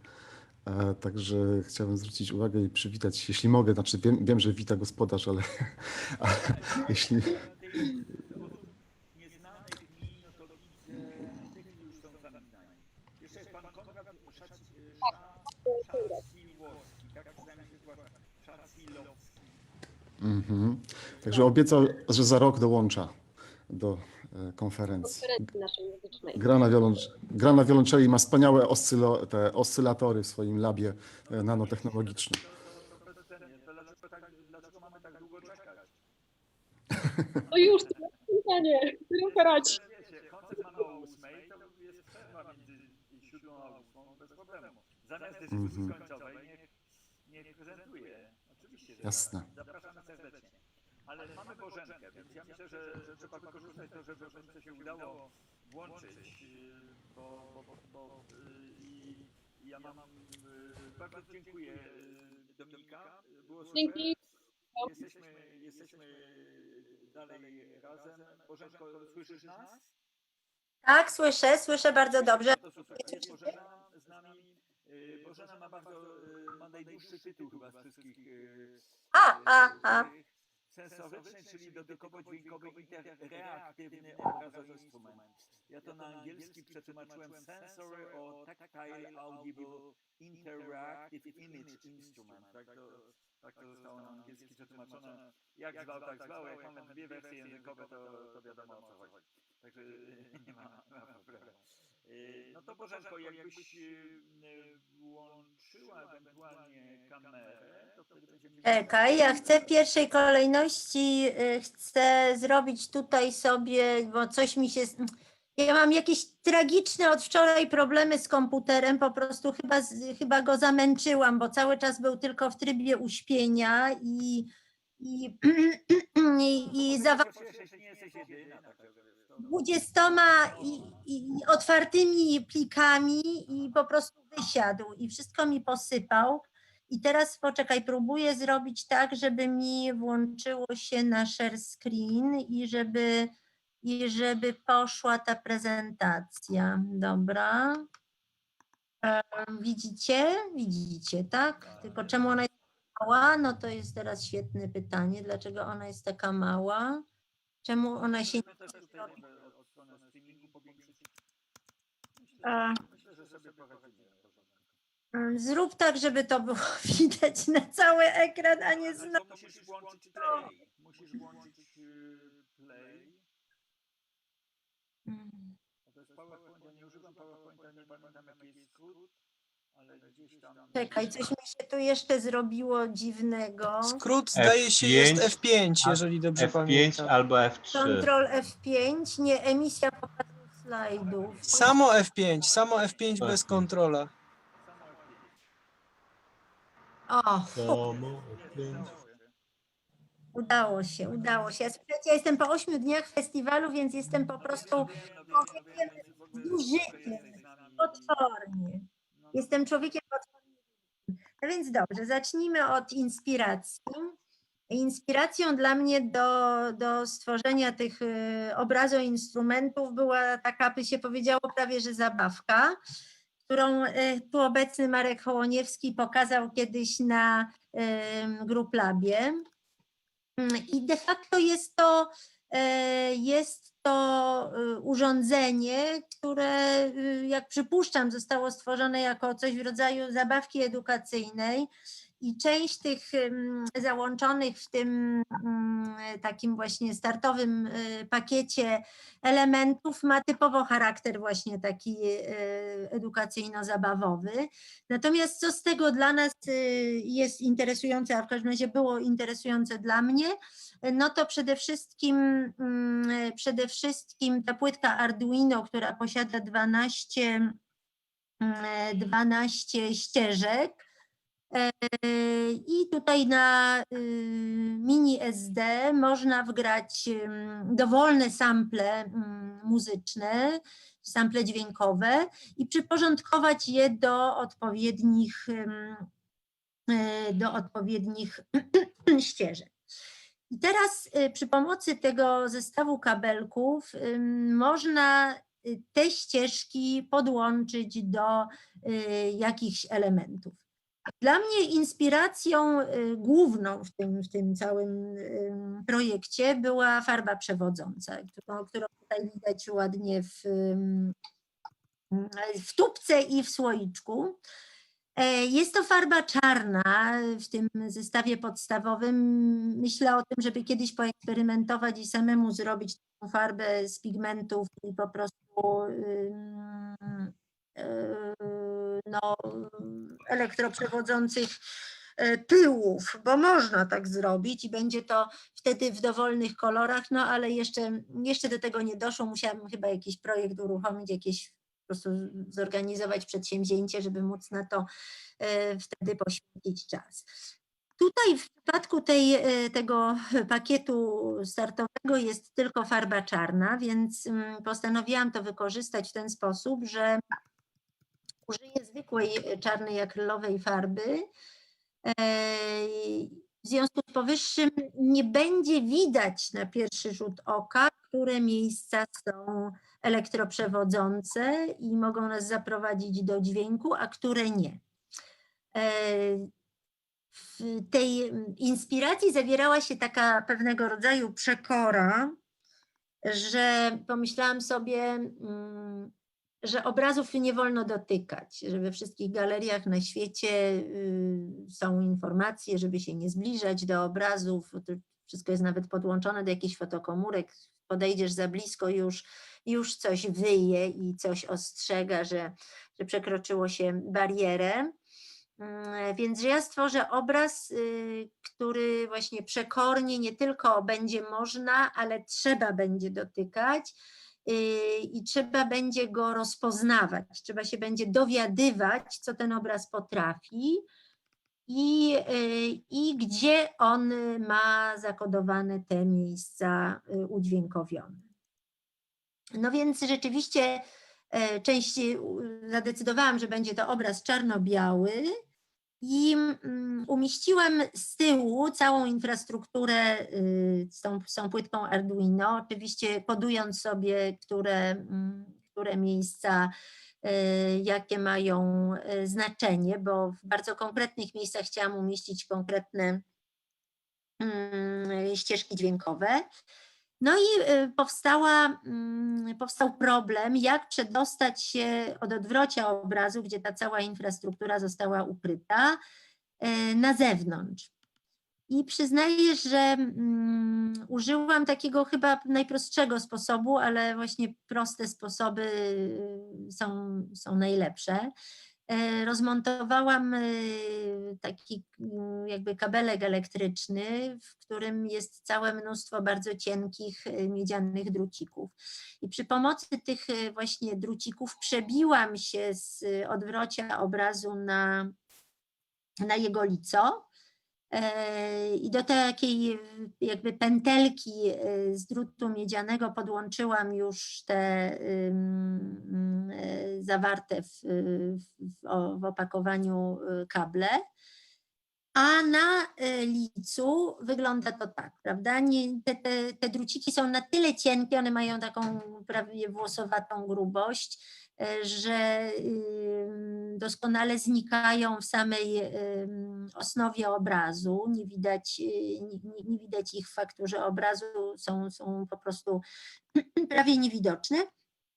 I jeszcze kiedy są zamalowane tą farbą przewodzącą, no to zupełnie trzeba po prostu wiedzieć, gdzie one są, żeby je widzieć, a tak na pierwszy rzut oka nie widać ich zupełnie. I teraz, kiedy się tego obrazu dotyka, trzeba wozić palcami po tych czarnych liniach, no bo wiadomo, że jakby dźwięk może być tylko tam, gdzie jest cokolwiek namalowane, prawda? Skoro wiemy, że farba przewodząca jest czarna, no to musimy szukać w obrębie tych namalowanych elementów. Było to takie dość humorystyczne malowanie, dość dosłowne, żeby tutaj dwa takie obrazy namalowałam. Jeden miał tytuł Głos, drugi Akordeon i chodziło o to, że rzeczywiście w tym akordeonie były pokazane różne jego możliwości. I to dzisiaj wieczorem przy okazji koncertu po prostu postaram się uruchomić te dwie instalacje i zagrać jedną ręką, jakby posługując się barwami, brzmieniami akordeonowymi, a drugą barwami głosu. Bo jeżeli te obrazy się umieści koło siebie, to ich wielkość pozwala na to, żeby po prostu sobie zagrać na dwie ręce jak na dwóch instrumentach. No i oczywiście ten pomysł dzieli się na takie dwie fazy w eksploatowaniu tej instalacji. No najpierw trzeba ją rozpoznać, w ogóle dowiedzieć się, gdzie i w jaki sposób się te dźwięki odezwą. I wtedy dopiero jak już zapamięta się mniej więcej, co jest w którym miejscu, można się tym zacząć bawić, można zacząć eksperymentować i po prostu na takim obrazie grać. Natomiast ta standardowa płytka Arduino ma połączenie szeregowe, czyli jeden dźwięk wyłącza drugi, prawda? Jeżeli dotkniemy kolejnego punktu, to przestaje brzmieć punkt poprzedni. Przy podłączeniu dwóch płytek Arduino, czy większej ilości do jednego obrazu, można sobie już wtedy stworzyć taką polifonię i można po prostu dotykając dwóch punktów jednocześnie grać na dwóch różnych barwach. W ten sposób można ten projekt rozbudowywać właściwie w nieskończoność. Mam w tej chwili na warsztacie taki obraz, który jest już całkowicie abstrakcyjny i właśnie podłączony do dwóch touchboardów, ale on jeszcze nie działa, jeszcze jest w trakcie produkcji, więc go dzisiaj nie będę pokazywać, natomiast wieczorem będę chciała zagrać na tych dwóch obrazach, po prostu pokazując, jak można jednocześnie wykorzystać dwa rodzaje dźwięków, czy też dwa jakby instrumenty, prawda, bo instrument głosu i instrument akordeonu. Tutaj w tym akordeonowym obrazie też bardzo chciałam przybliżyć, to też pewnego rodzaju forma takiego działania edukacyjnego, że osoby, które nie wiedzą, jak się posługiwać akordeonem i w jakich miejscach, jakie się wydobywają z niego dźwięki, no to tutaj to właśnie tak zostało skonstruowane, że szelesty na guzikach i na regestrach są właśnie tam, gdzie te guziki i gdzie regestry. Pod kominami są też te stukania takie, które się wydobywają, jak muzyk brodą zmienia te kominy. Na miechu są dwa rodzaje, zarówno to puszczanie powietrza, jak i below shake, jak i stukania takie perkusyjne, bo miech jest tekturowy. W ogóle akordeon jest instrumentem drewnianym, dętym drewnianym. Każdy jakby zna ten instrument na tyle, żeby to wiedzieć. Z miechem właśnie z tektury, z papieru obciągniętego płótnem. Więc nadaje się też świetnie do wydawania dźwięków takich perkusyjnych, co też w muzyce współczesnej akordeoniści bardzo często wykorzystują. Ostukiwanie tego instrumentu w różnych miejscach daje zupełnie inne barwy i tutaj te pukania są właśnie w różnych miejscach pochowane i każde brzmi inaczej. Natomiast pod palcami, tak żeby zachęcić, żeby łatwo było znaleźć, bo prawda, jak ktoś staje przed takim obrazem, a jeszcze jakby konsumentem takiego obrazu, instrumentu może być człowiek, który bardziej interesuje się plastyką niż muzyką, prawda, i na przykład nie orientuje się zupełnie w tym, co można zrobić z akordeonem. Więc żeby zachęcić, żeby łatwo było znaleźć, to pod palcami ukryłam coś w rodzaju takich małych melodyjek, które oczywiście są zalupowane, czyli dopóki nie znajdziemy następnego punktu, to gra w trybie ciągłym. I z kolei przy tym instrumencie głos starałam się wykorzystać znowu różne możliwości, które głos daje, prawda? Czyli mowę, śmiech, szept, krzyk, śpiew. Posługiwałam się też takimi dźwiękami, które są przypisywane do centrów energetycznych, nazywanych też czakrami, prawda? Czyli że na środku czoła mamy tak zwaną czakrę trzeciego oka, na środku szyi czakrę gardła, na piersiach czakrę serca, na tak zwanym splocie słonecznym kolejną, potem na wysokości gonad następną tak zwaną czakrę sakrum i wreszcie poniżej spojenia łonowego czakrę podstawy. I do tych właśnie czakr są przypisane takie brzmienia samogłoskowe, czyli ta właśnie czakra trzeciego oka to jest samogłoska I, czakra gardła samogłoska E, czakra serca samogłoska A, czakra woli O, sakrum U i podstawy Y. Więc w takich mniej więcej miejscach zlokalizowałam właśnie te dźwięki. Jest też taka mała pułapka w tym obrazie, mianowicie kiedy dotknie się piersi, to odzywa się taki grożący ton, najpierw ai, a potem nie wolno, nunu i tak dalej. I jak te obrazy były na wystawach, to oczywiście najczęściej było słychać to ai, co oznaczało, że wszyscy, kiedy byli z tymi obrazami sam na sam, to najczęściej dotykali tego właśnie miejsca. To tak dla zabawy, dla humoru, bo jak to mawiała Wisława Szymborska, poczucie humoru to jest bardzo poważna sprawa. No i te obrazy można oczywiście używać w takim trybie podłączenia do słuchawek i wtedy tylko ten, który dotyka, słyszy, co z tym obrazem robi i może jakby swobodnie sobie eksperymentować, a można właśnie też na nich koncertować, jeżeli są podłączone do głośników i wtedy w zależności od ich mocy, prawda, możemy sobie dowolnie nagłośnić dowolnie dużą salę.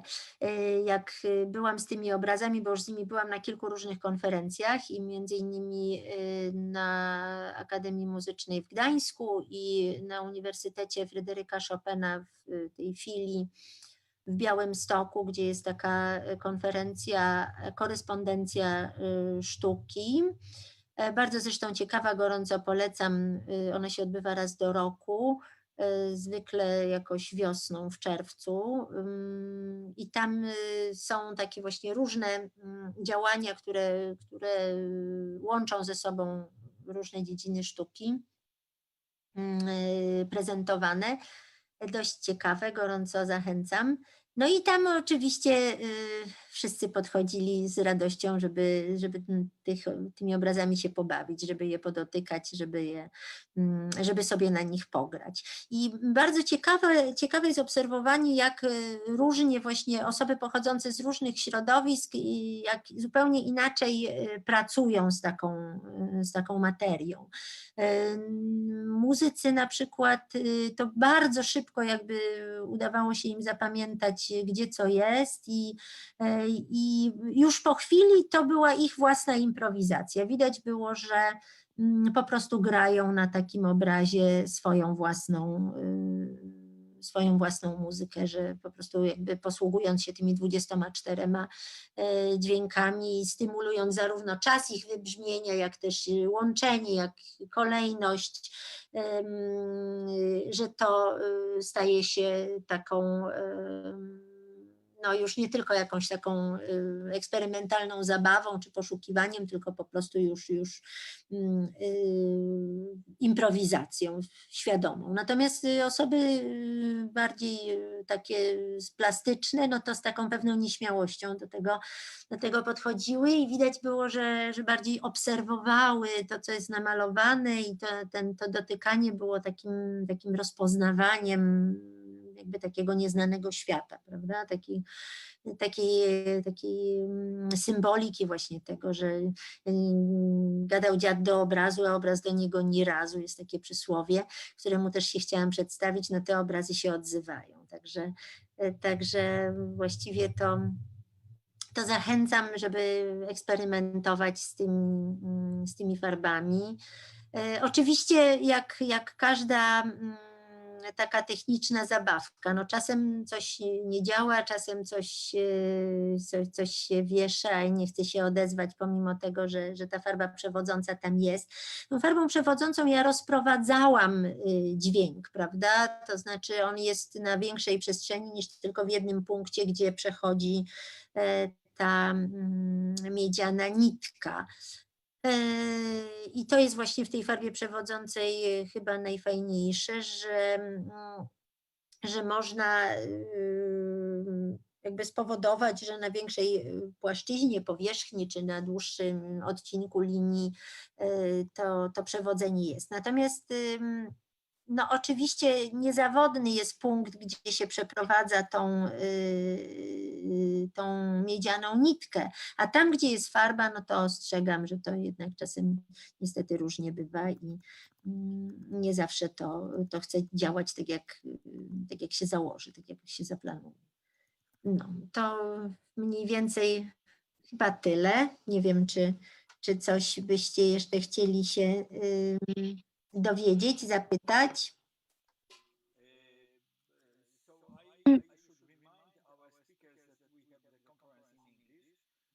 So I shall. Okay. Well, you can make a very short, but I can do it. We've been talking about the interactive instrument by Bożena, two paintings, two graphic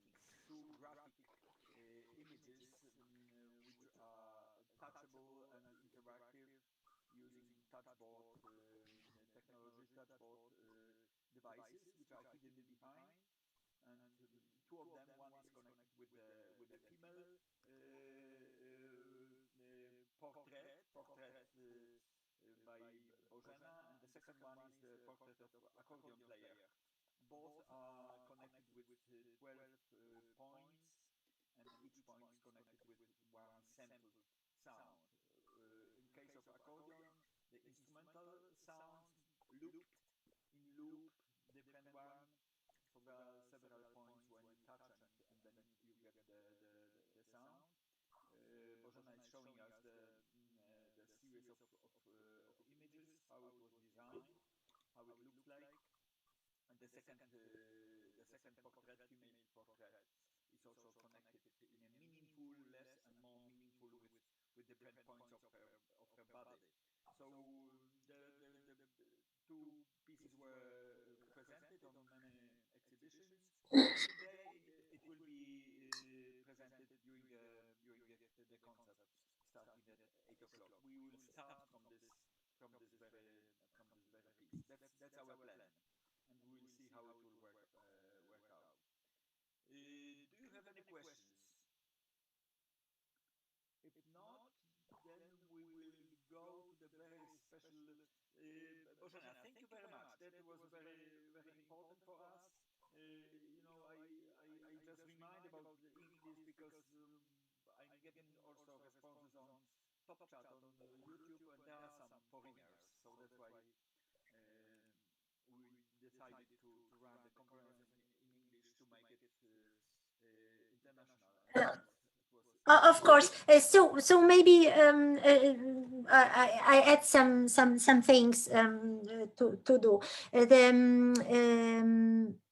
This two pictures could work like two instruments, so one hand with voice and one hand with accordion. The places where are the music points on the picture are showing the possibilities of production of sound in accordion with typical below shake and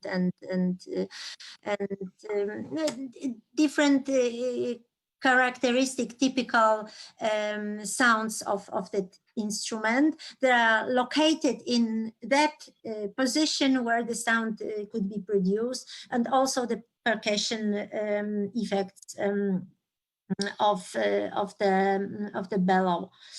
And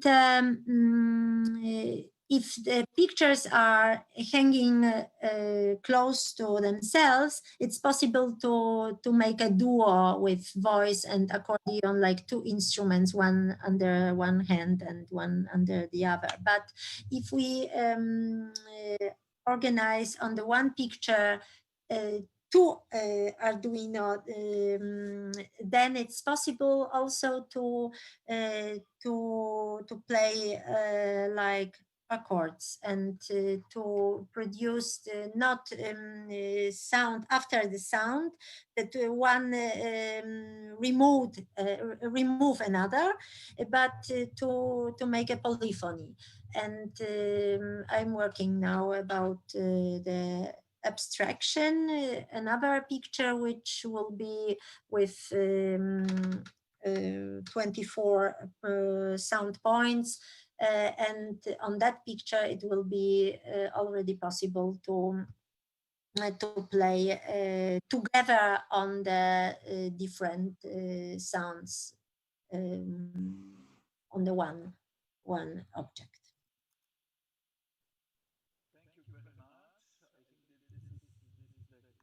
Complete information about the two pictures, interactive pictures. As we talk, the piece will be the first piece on the concert today. Reading at 8 o'clock will open by the piece by Bożena.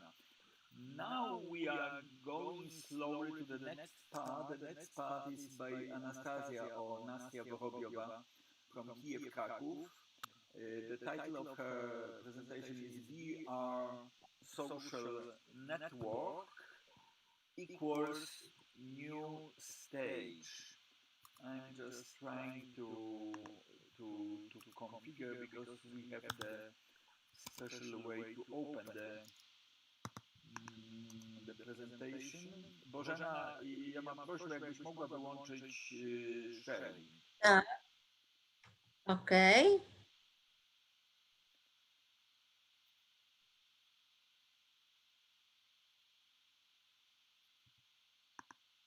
Nastia, do you hear us?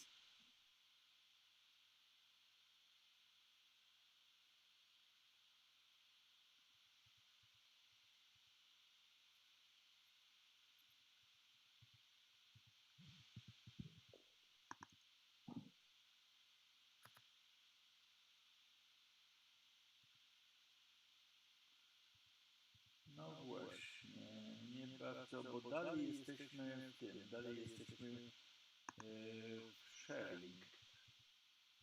Ale ja widzę Nasti ekran. Ja wiem, to Nastia się przełączyła automatycznie, wiesz, bo ona chyba miała to włączone w momencie, kiedy ty zwolniłaś, to od razu jej komputer przejął tą rolę. Tylko patrzę, bo ona ma jeszcze asystenta i właśnie nie mam z nimi porozumienia głosowego. Nie jestem pewien, czy nas słyszą.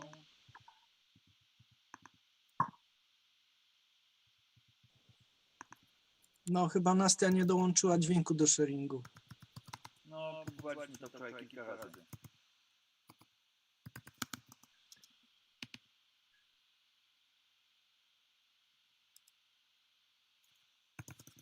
Ja piszę do niej.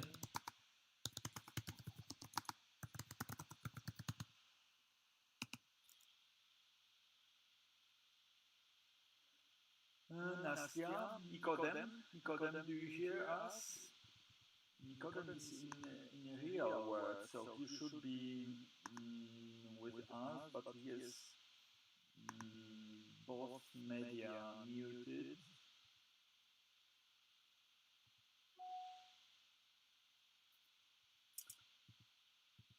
To ja zapytam Karola. Karolu, słyszysz mnie może w tej chwili? Karol Nepelski jest obecny, ale nas nie słyszy. Tak, słyszę was. To znaczy takie pytanie publicznie. Czy ty jesteś gotowy? Czy ty mógłbyś troszeczkę wcześniej wystąpić? Tak, nie ma problemu. Bo ja tak przesyłam Maćka Balczaka od 2 godzin już. Dobra, no nie ma problemu, mogę zacząć. Jakbyś mógł wejść, To byłoby idealnie. Czyli za chwilę, tak? No, Za pół godziny. no właśnie dopiero wystartowaliśmy z Nastią i na razie próbujemy nawiązać z nią połączenie głosowe. Na razie tylko widzimy, bo ona jest w wirtualnej przestrzeni, ale jeszcze tej prezentacji nie zaczęła, bo jej nie słyszymy. Ale może tak zostanie, więc tego to mi trudno jest powiedzieć. Ale to, Karol, jak jesteś na linii, no to ja myślę, że gdzieś tak właśnie za pół godziny, 25 minut. Dobra. Super, dzięki wielkie. Do zobaczenia. Do zobaczenia.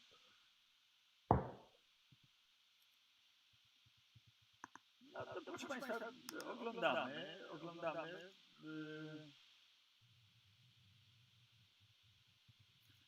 No, dostałem wiadomość, we have a problem with soon from Nico, a minute. Potrzebują minuty. Jeszcze. Bo tak naprawdę Nastia jest tam gdzie Państwo widzicie. Ona jest tam, trudno powiedzieć, która to jest osoba. Mnie się wydaje, że ta, która jest najbliżej nas. W tym purpurowym krawacie. Tak, pokazuje palcami, że to ona. Z tego wynika, że chyba nas słyszą, tylko że my ich nie słyszymy. Twarz wygląda znajomo. Tak, rozpoznaję, to jest Nastia.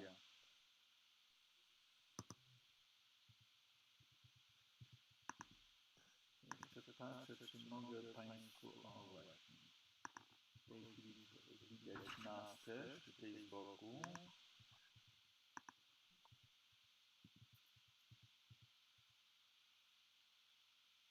No Piotrek, albo ja moglibyśmy coś, albo Artur moglibyśmy coś opowiadać o tej przestrzeni, ale na razie myślę, że nie ma potrzeby.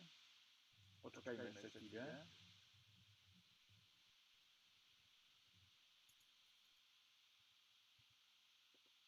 No nie jest lekko, wiadomo.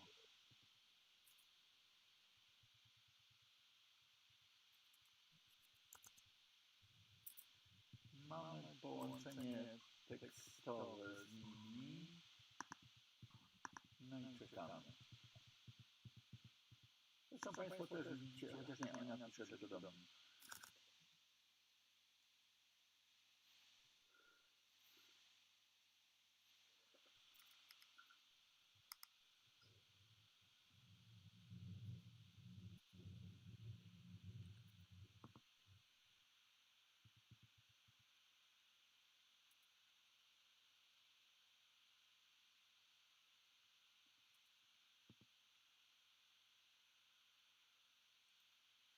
No jak Państwo łatwo możecie stwierdzić, są, I don't know, wait a minute, who we are, whether we have some foreigners or not. I'm curious to check.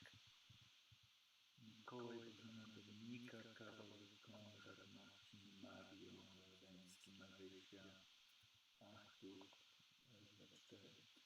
Pani Sandra Stępień, więc też Polska. Znajdujemy się w wirtualnej przestrzeni. Wiadomo, że w tej troszeczkę ona jest przestrzenią w dużym stopniu mimetyczną, czyli próbuje twórcy Mozilla Hubs, ale też wielu innych wirtualnych przestrzeni,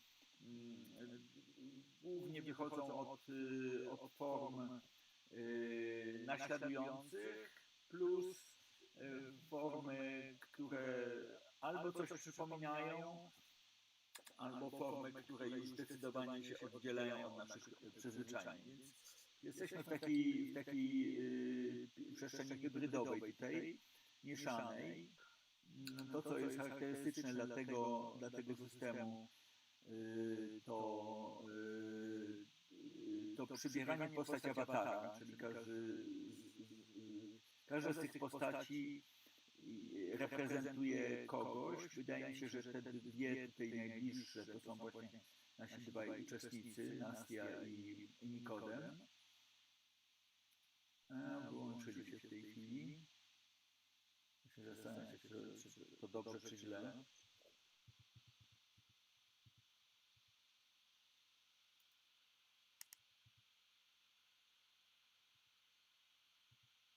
No, próbują zrestartować system, dlatego możliwe, że się uda. Tak to jest. Wczoraj mieliśmy próbę, wszystko działało od pierwszego strzału, czyli już było na samym wstępie niepokojące, że tak dobrze działa. No i potem bardzo często jest tak, że potem jak wchodzimy w ten już właściwy show, no to trzeba to jeszcze zrestartować. Tutaj Niko jeszcze raz do nas dołącza.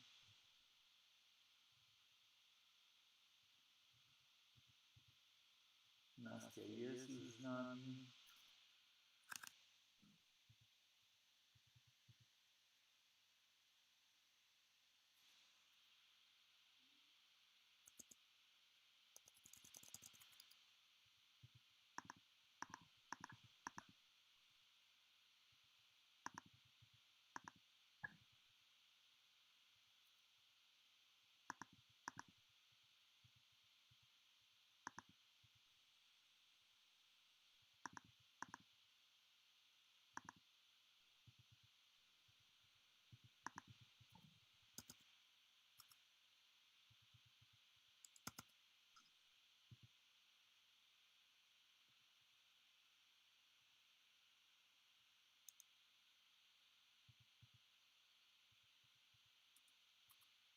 Coś jeszcze zaproponuję.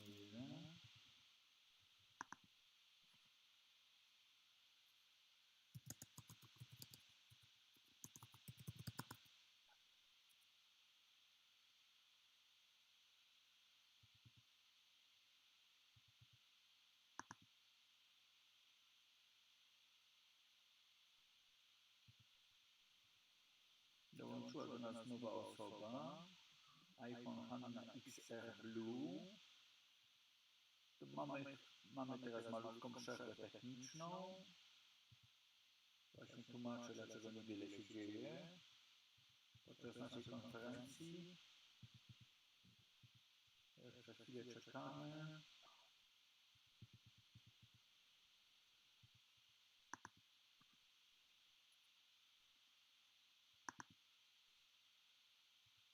No, tu jest taka niewdzięczna sytuacja z tego rodzaju projektami, że na przykład przesunięcie ich w czasie niekoniecznie rozwiązuje problem, bo problem jest głównie w połączeniu systemu z Zoomem, więc jeżeli go nie łączymy, no to tamten system dalej czeka no i to troszeczkę tak jest, że jeżeli chcemy taki projekt zaprezentować publicznie, no to najbezpieczniej jest oczywiście zacząć od takiego projektu, czyli go ustawić jako pierwszy i tam długo wcześniej, na przykład w przerwie nawet dzisiaj w konferencji. No ale jakoś wczoraj przez to, że nie było problemu z zainstalowaniem, to nie rozważaliśmy w ogóle takiej wersji, tylko zostawiliśmy go na tej godzinie, która była zaanonsowana.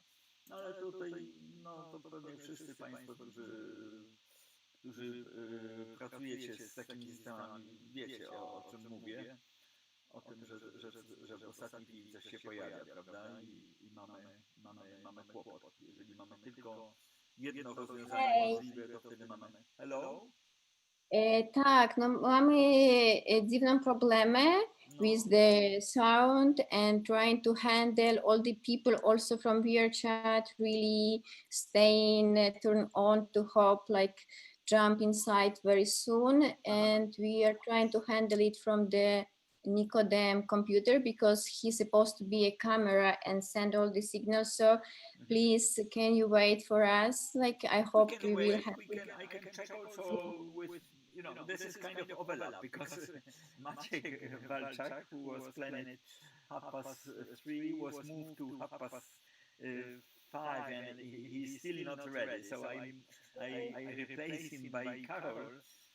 But now Karol left, so I can check Karol whether he can move again earlier. And then, Karol, słyszysz nas?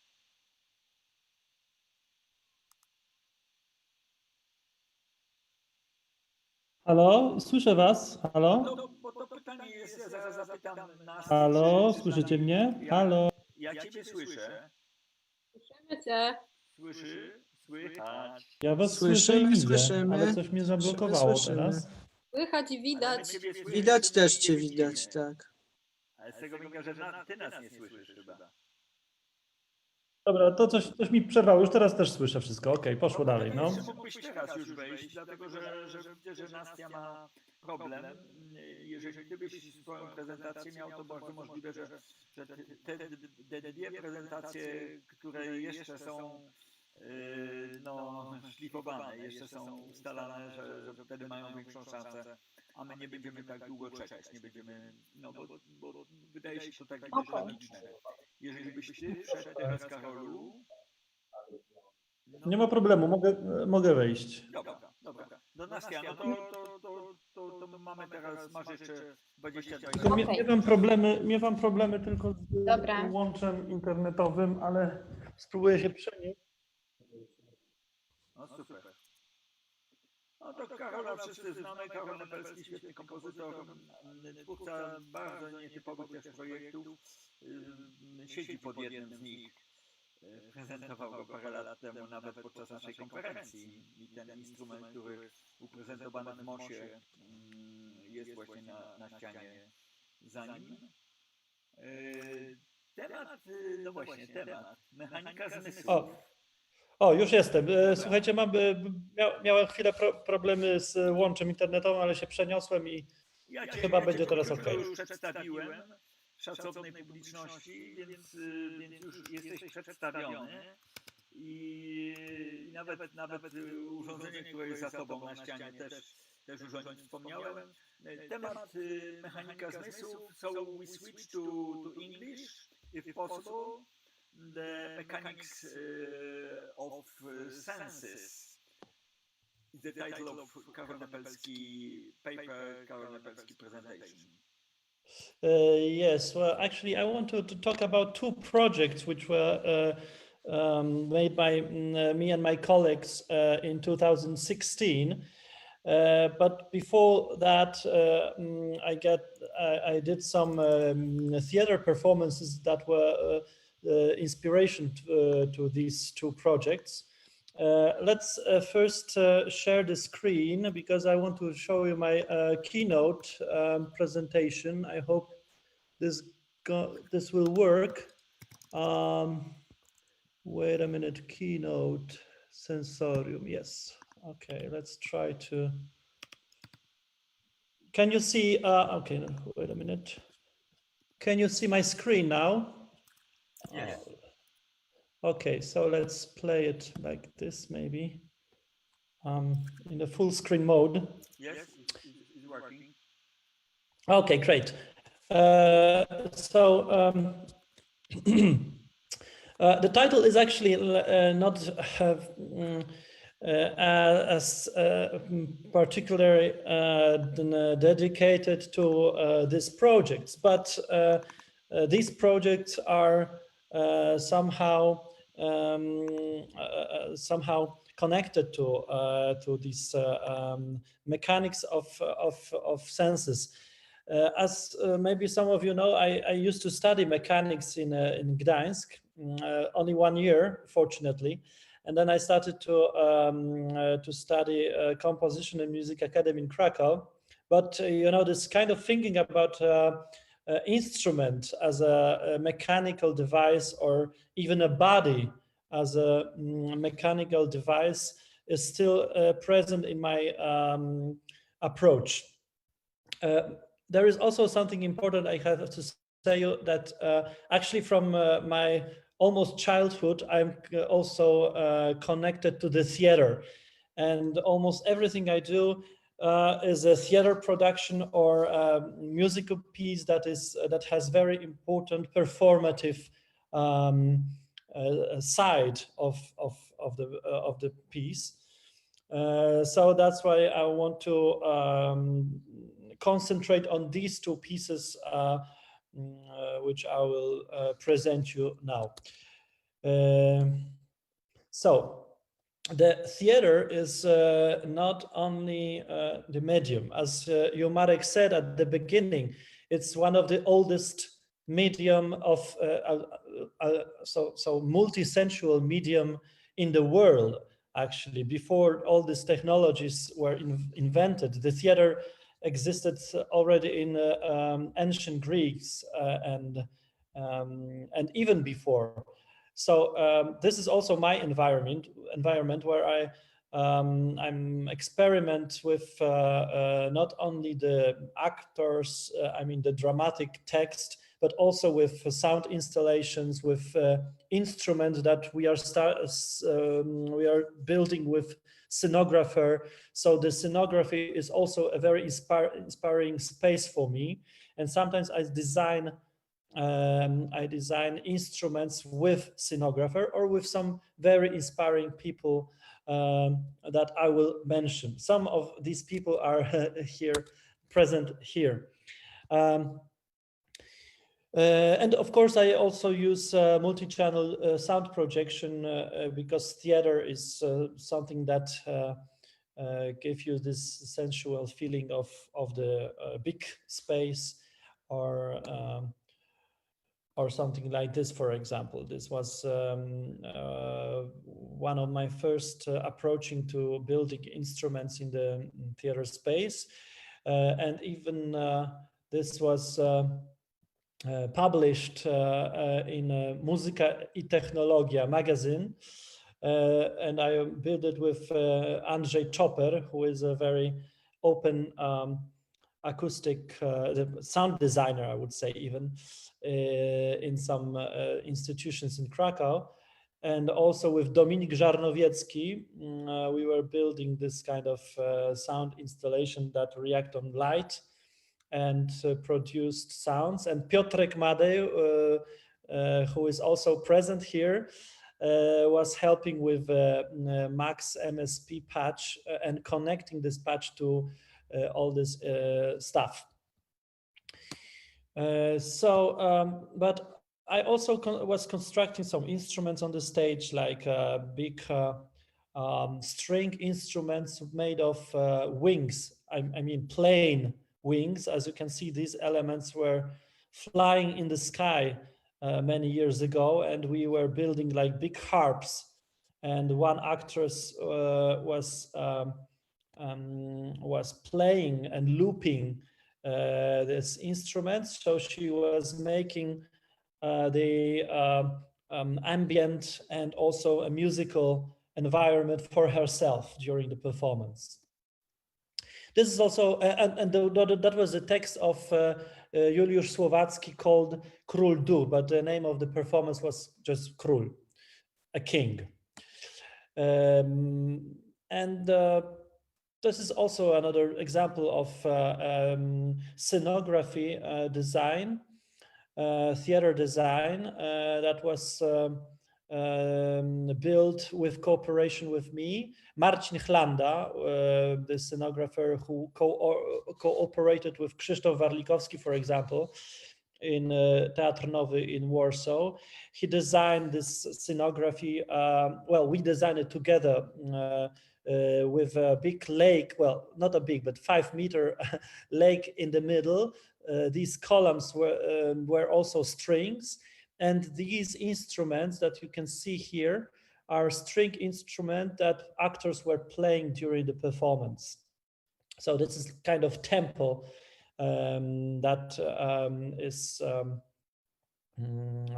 that contains a lot of instruments, like 8 or 10 instruments, string instruments.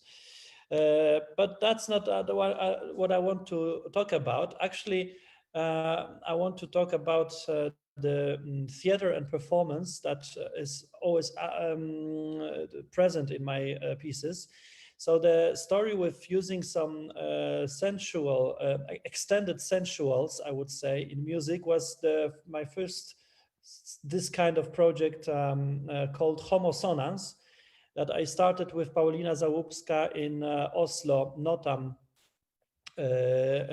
experimental music studio. And then I was invited by Marek Chołoniewski to Audio Art Festival. And then it grew to a bigger performance in Teatr Nowy, also Teatr Nowy in Warsaw, where I was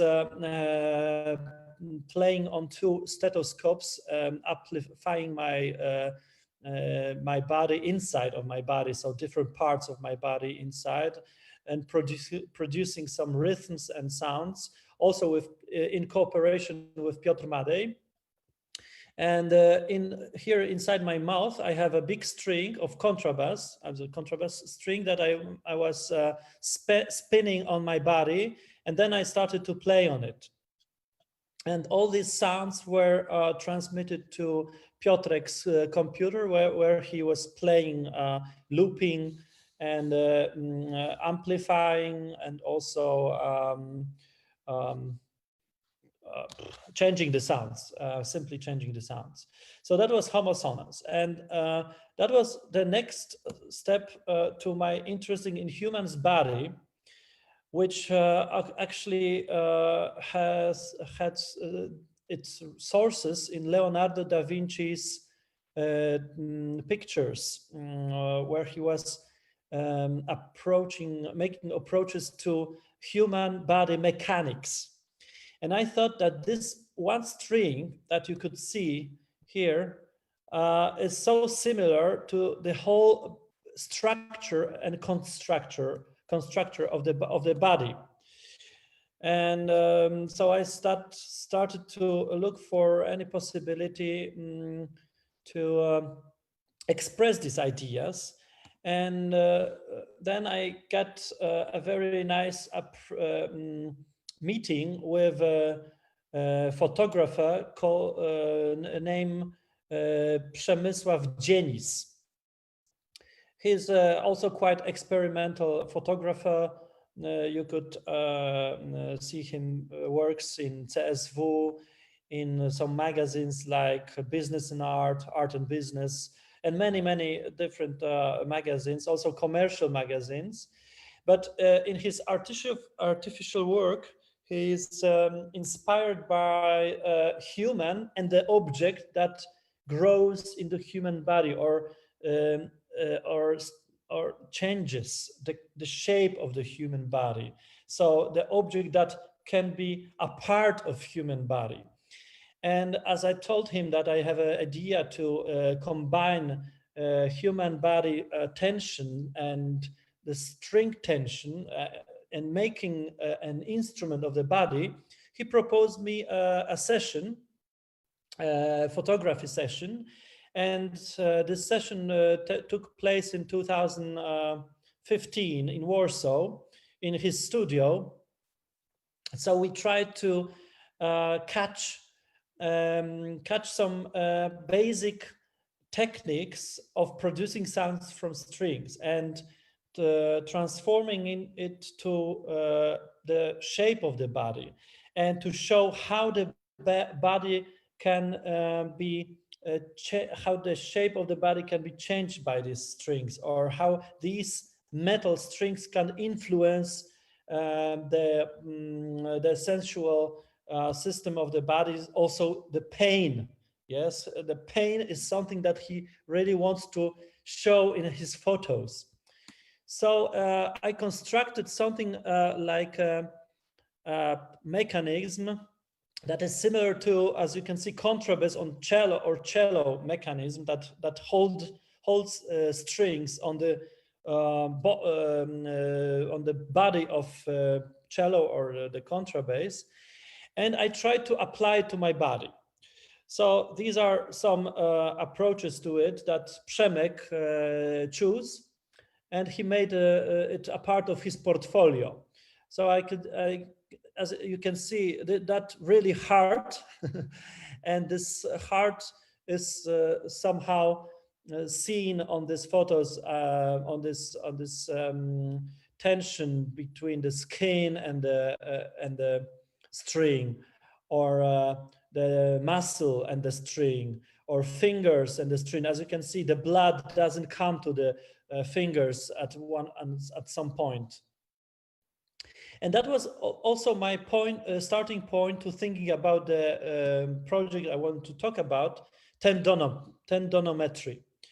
Yeah, the title comes from tendo, which means these parts of the body that are inside and holds our muscles and bones. So ścięgna, and metry, which is a part of meteorology. So we are taking metrical scale of something. And then we decided with Piotrek Madej, who you can see on all these photos here, to make a performance with the help of Dominik Żarnowiecki, who studies biomedical technology. He used to study, actually. And he helped us to build a very simple machine using only 3 this kind of sensors that you could see on the second presentation of Jarek, that we were gluing into the muscle, in the belly of the muscle and in the base of the muscle.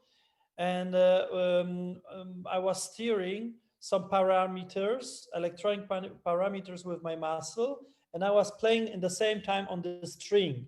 So that was my body started to be like a not multi, but maybe bi-dimensional instrument that I can change the pitch, I can change dynamics, I can change articulation, and I can change some electronic filters or different parameters that my muscles were steering.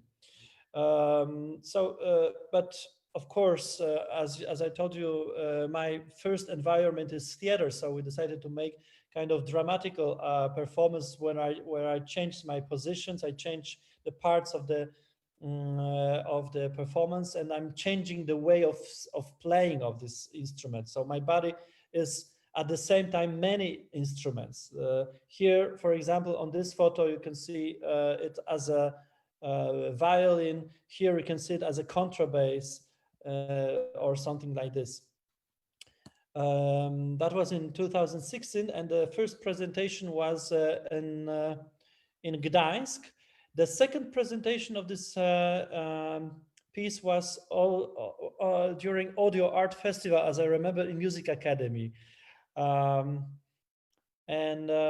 As you can see, I can play the bow also on my back. And I was presenting also at the same time this photographical session. So this is what happened at that time.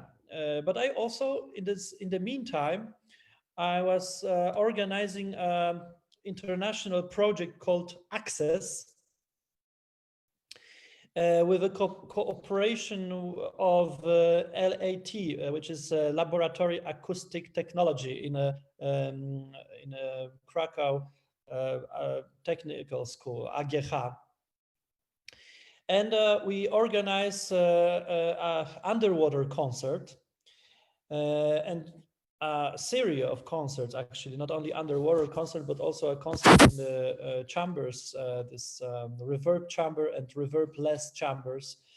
And it was very inspiring to me to cooperate with these people, because the first thing they started to do before the concert, on the rehearsal, they started to test the acoustics of the swimming pool.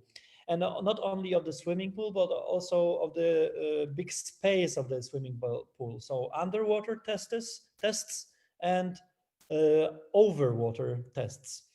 And then they use, as you can see, many tools. That was so funny to see, but also they use some sounds which are called acoustic testing sounds. And I found the sounds very inspiring. So I decided to, this is also the second part of this Access 2015 project. So as you can see, we could hear the music only when our ears were under the water surface. This is also some photos of the concert in reverb-less chamber.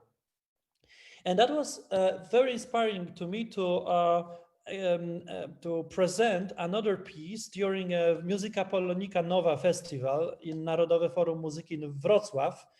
The piece was called Vibranium. And the whole piece was about putting many different kind of vibrations and acoustic test sounds into different elements, like in the water, in the fire, in the sound, so in the ground, under the ground, and also in the air, like ordinary speakers. So I use in this piece, of course, the acoustic test sounds, which I present you now, and underwater speakers in one small aquarium, and then speakers in the sound, also in terrarium filled with sound, and the speaker was grabbed in the sound. And then subwoofer was just a subwoofer in the air, yes. And I was using Rubens tube to play these sounds, and the live sounds of the ensemble that was playing this piece, because that wasn't only electronic music but also acoustic piece.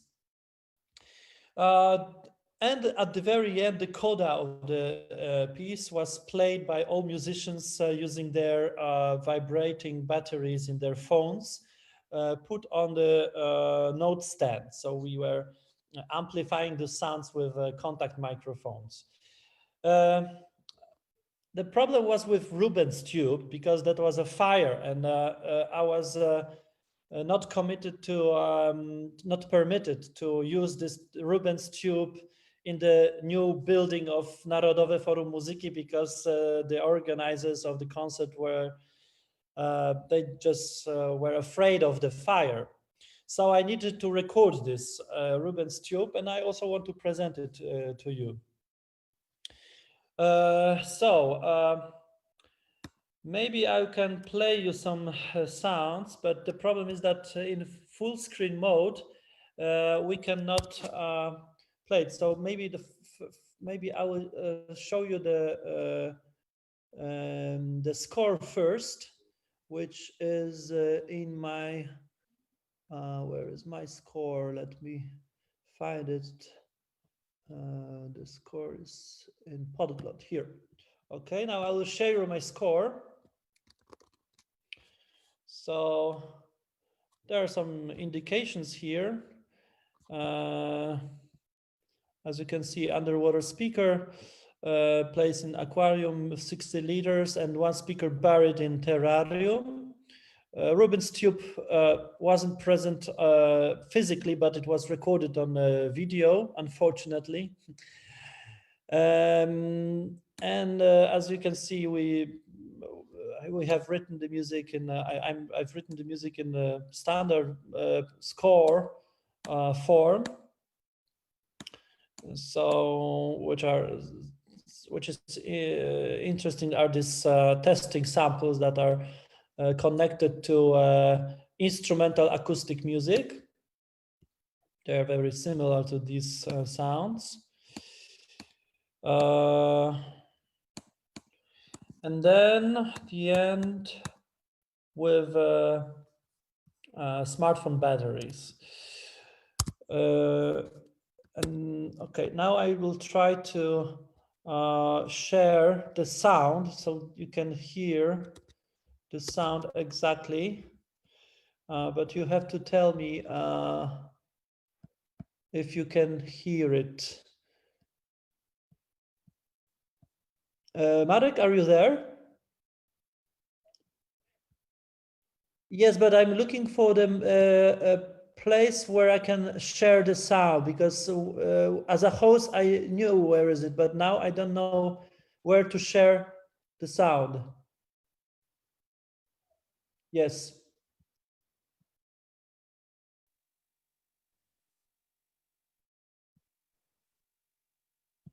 Okay, okay. So maybe I will.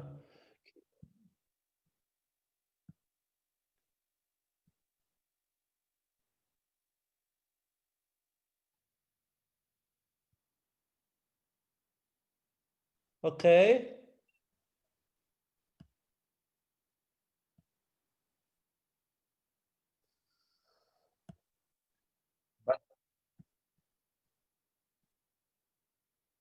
No.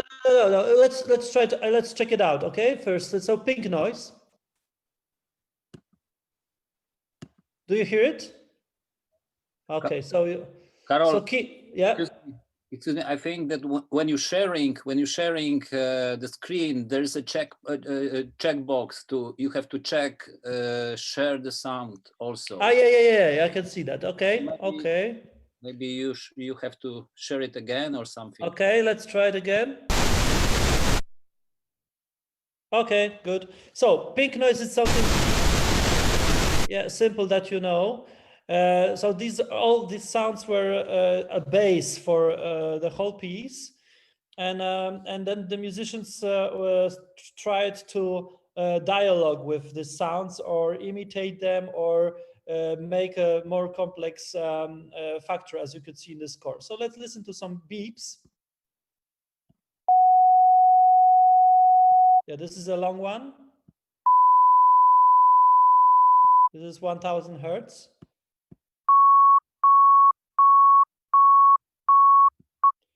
And then some stropes. Maybe you should use your headphones to hear it. I don't know. Did you hear it?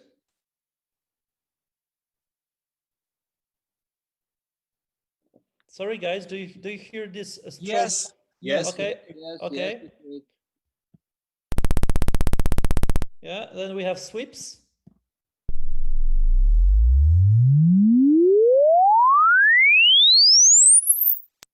Yeah. Watch out your loudness.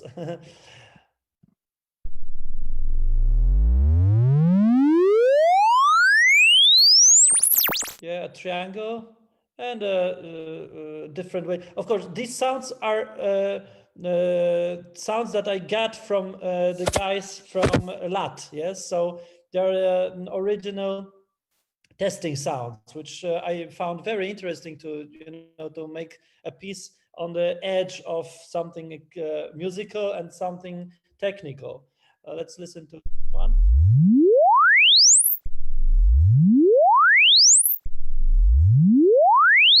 And so on and so on. And as you can imagine, when we were playing all these sounds through the sand, not the sound, through the water and through the speakers, it was, of course, a very special, sensual experience. And then also with Ruben's tube, the acoustic instruments. But let's check the sequence G. Oh, these tones are very low, so maybe you cannot. I have to.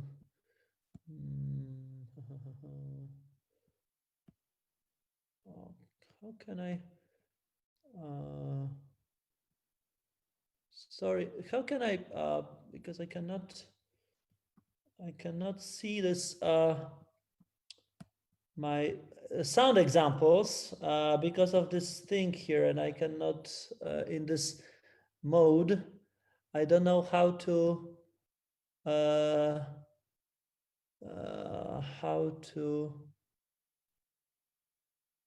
show the rest of my. Okay, maybe if I do like this, maybe that will help. Okay, so these are beeps, and I was playing these beeps also as a testing tones in my piece. No, this is not what I wanted. Sorry for this, guys, but I really don't know how to. Okay, now I got it. So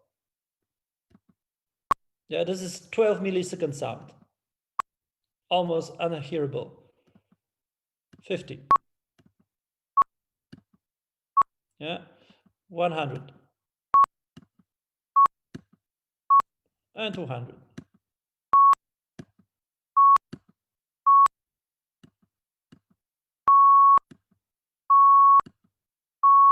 Yeah, and then at the end we had this part with Rubens tube, which I will perform one by one.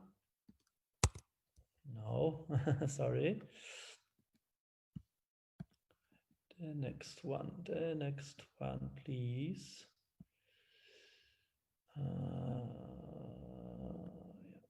So let's do it like this, maybe.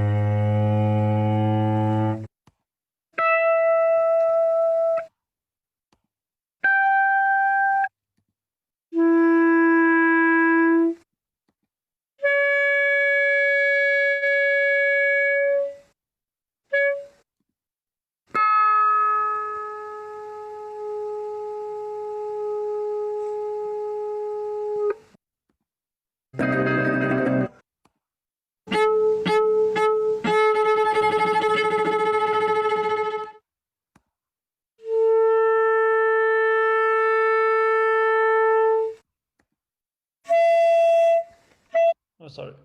Okay, so basically that's all of what I would say at the very end, that all we are talking today about is this multisensual experience that was started in the theater, and I think it will be finished in the theater. That's why we have this somatic and performatic turn in aesthetics in last 20, maybe even more years. So that's the thing I'm going also to develop. Thank you.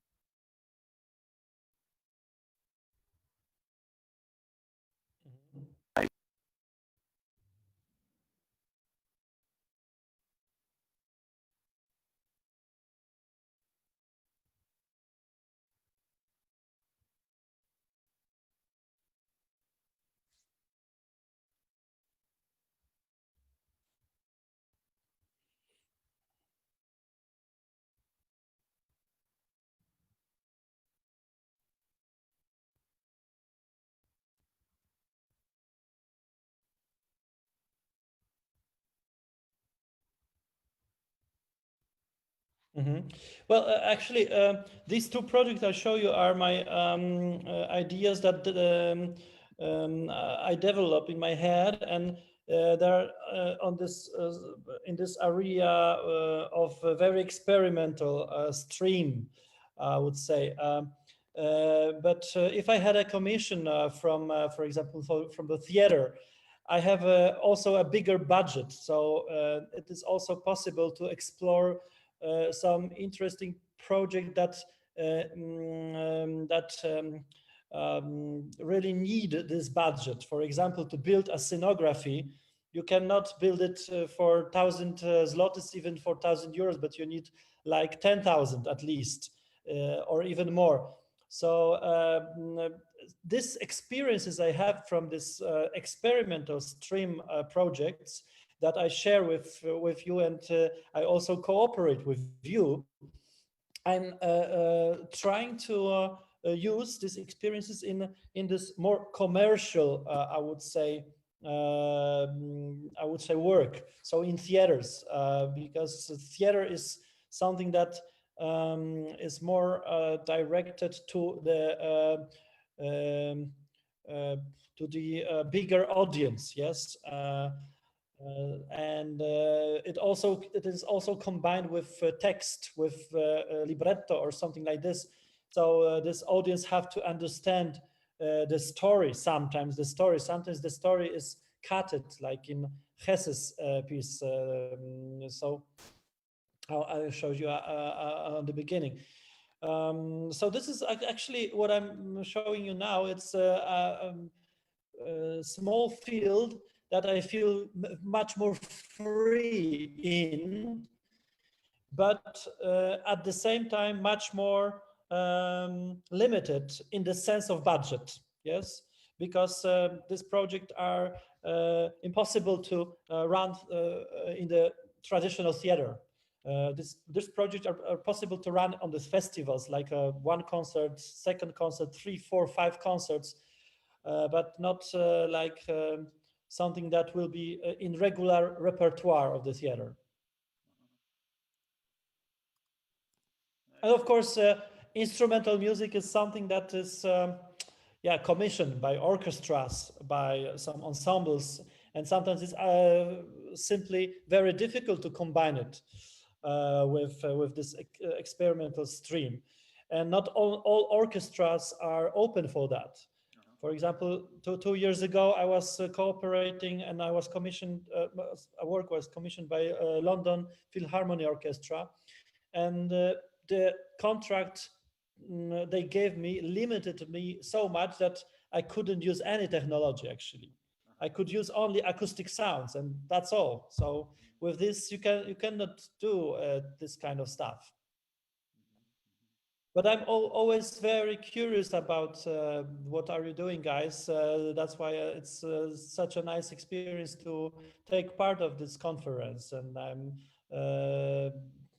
learning a lot from you, and I'm so happy to cooperate with you. So I'm always open for a new cooperation and new pieces. No, that's great to have you here. Of course, the work is small, but I think that we've got really great collective with really different references, and that's what I'm really happy with.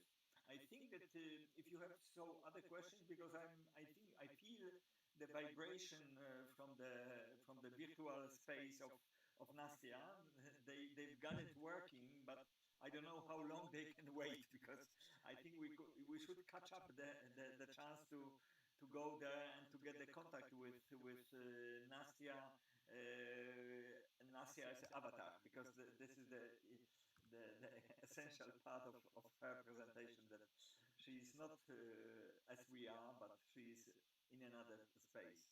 Thank you very much, Karol. Please stay with us, and that's great to have you here to find the slot.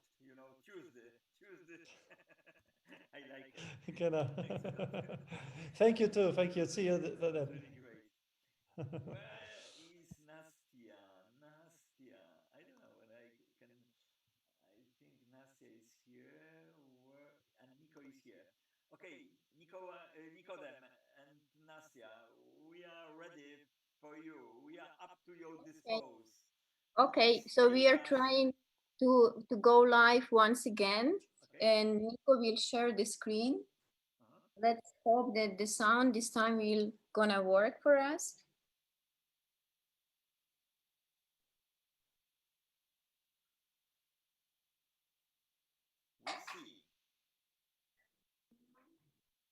We see different space now, like a sunrise. Yes, yes.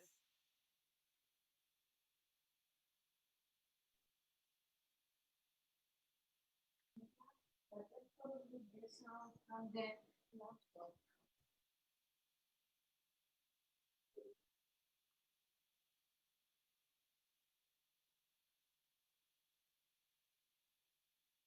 Oh, it seems to be that you have your own conference. There are so many people there.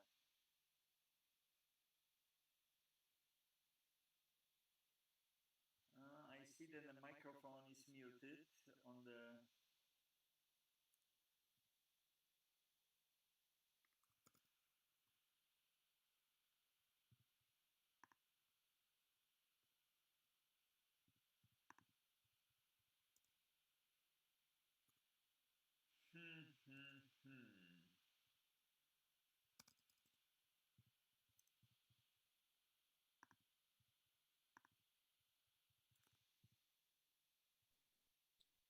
Okay.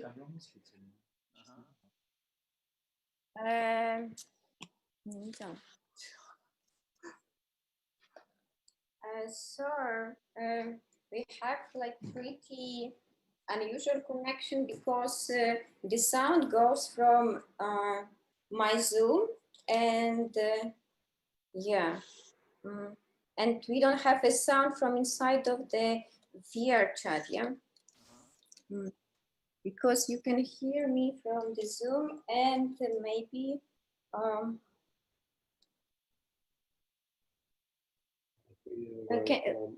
can you Isa speak for a moment? Like then if they can hear.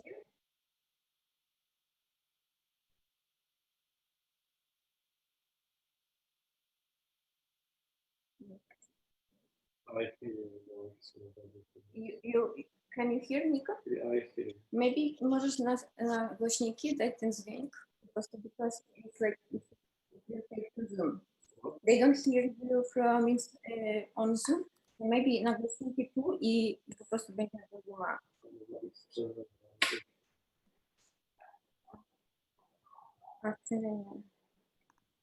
And right now? Sprzężenia.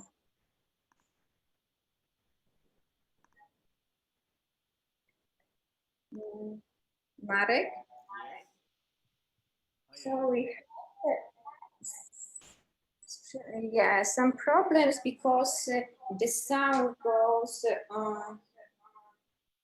directly from the speakers on the computer and go inside of my Zoom user. I don't know if it's possible to hear us like that, but for now it's only one solution. Can we follow?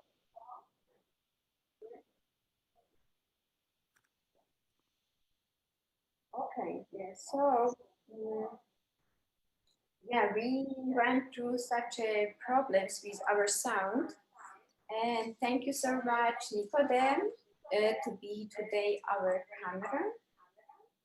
And I'm really happy actually to have today guests in my studio here in VR chat. And so we have here Isa. Isa is a dancer, and she will share her experience about performance in virtual space. Here is us also Krzysztof Garbaszewski. He is of the Dream Adoption Society Collective. That's actually where we all meet. This collective experimenting at the field of virtual reality and performance, also using all the new technologies. Here also with us, Sebastian. And Sebastian, if you can move a bit, Nicodem, Sebastian also on the stream, so he will show us how it exactly looks to perform. Yeah, Nicodem, come closer and just show the screen. So Sebastian is dressing right now the sensors, and mainly that's like the device, equipment, a headset, the representation of it, and we put some light on, and the controllers. That's what we are all using to move our hands in virtual space. So we can transmit my real movements and to have full body experience in virtual space. There are also those additional devices which are called trackers, and mainly they have a bunch of the sensors on the top. So when you put here on the belt, because it's a significant point, and on the feet, I don't try to do it myself. So it's really can transmit pretty accurate the movement of the person, because right now I have set it in my head, so all my real movement, turning the head and the side, it really depends on the headset. So yeah, that was my idea to speak a little bit about how it's possible for us to be here in real time, in virtual space, and have our actual body movements. But it's much more interesting for me to have the direct experience of my guests today. So, Sebastian, are you ready? Are you with us? Okay, can you come closer?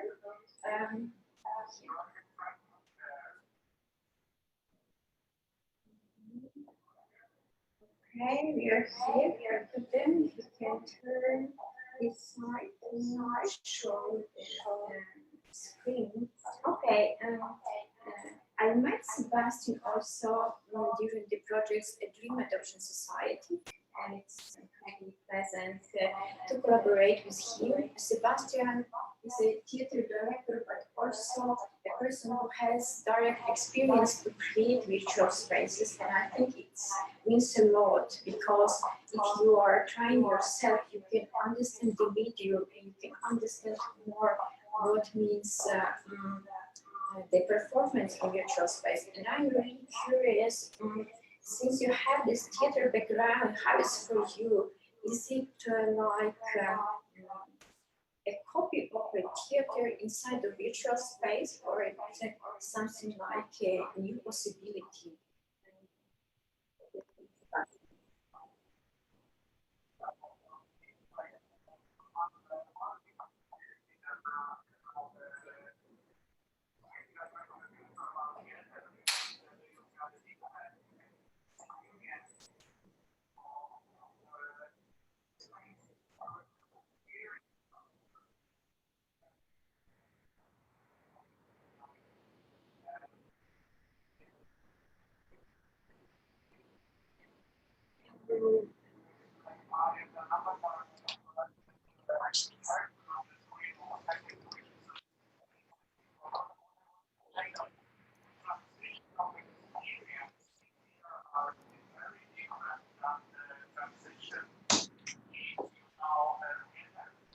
But what do you mean, transition?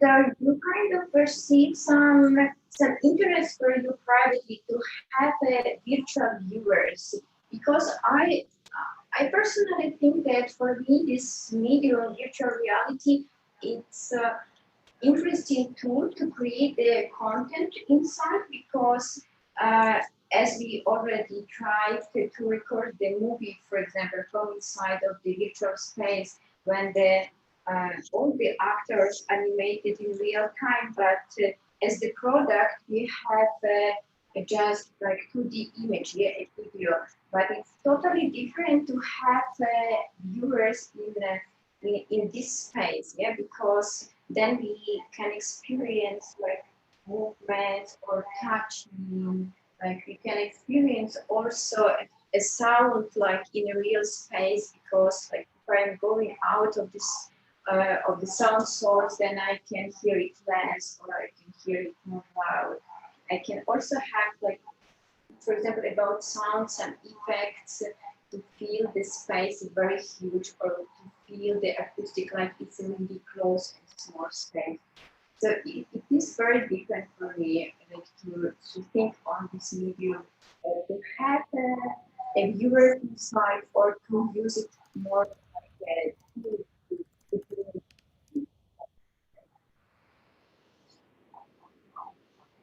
Mm-hmm. Yeah, of course.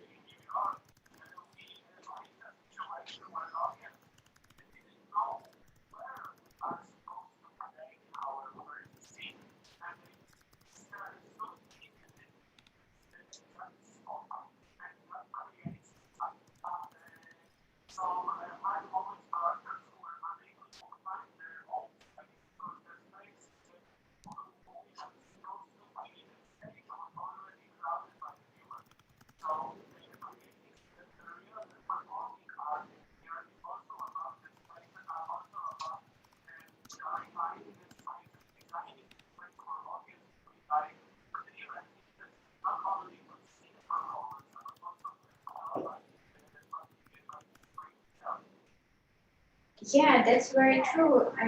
What you're saying, Sebastian, because when we are going to see performance, we usually have the set places and the spaces for the viewers, and the virtual space is the same as we are right now. It's totally freedom. You can suddenly move around. And there are no rules about like how to behave as a viewer, and like where this border between viewer and performer. Then it's like the viewer became a performer also. Okay.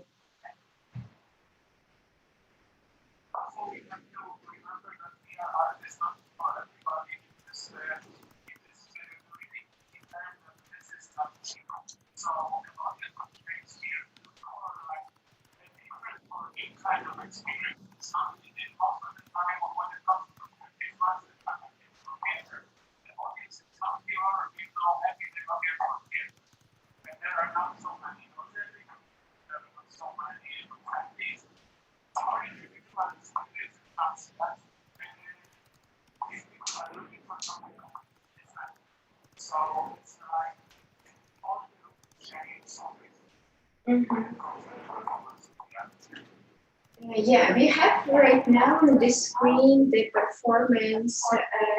Nikodem, can you take a look at us? The performance done by Isa Schlossberg. That was also interesting experiment to perform inside of headset. Later we will see on the screen how it's like actually looks, because that's the view from the inside of VR, but then we will also see Isa dancing. And yeah, please tell us how is to dance with the headset and to have real audience, but also not to be able to see this real audience.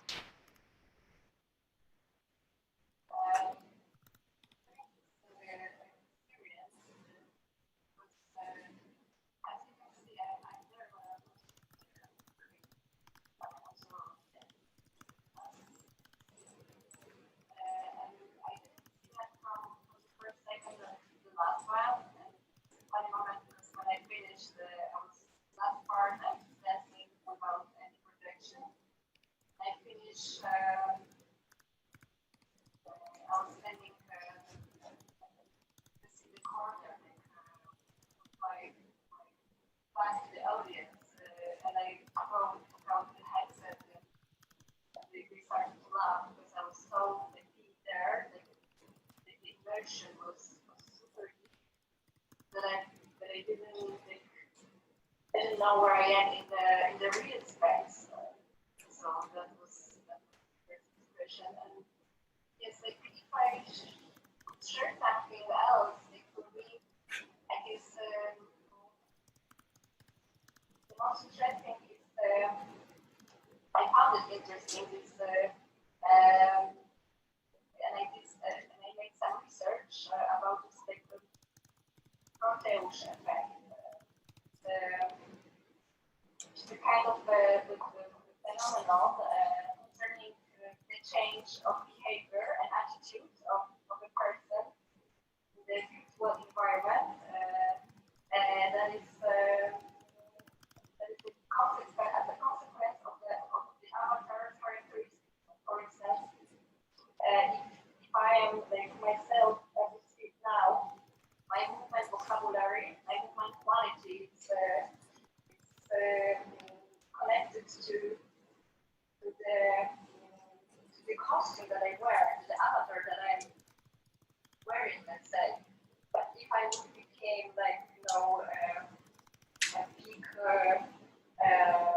like dinosaur, like very high, like the movement motoricity is totally different. And my background is in choreography and dance movement research. So I'm very interested in this virtual body quality, and I found it super interesting because it's not a substitution of the real one. It's something unique. It's something that you can modify. You can explore thanks to trackers. What was Nadia explaining at the beginning. And you can, as I'm wearing trackers, you can see that I track my leg. I can show like all that. It's totally different. And for choreographer dancers, it's like really amazing research. It's just something new. And yes. Mm-hmm. And you.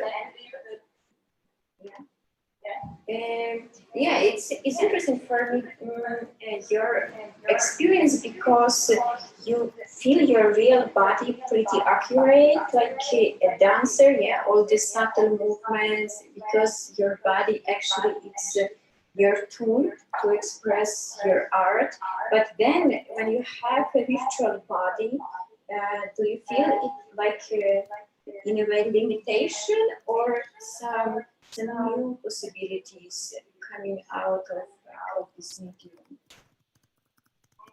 Actually, I would say that I like all those restrictions and also those limitless solutions, because the avatar's body can be like fully choreographed, but it can be also like hanging in the air, and the body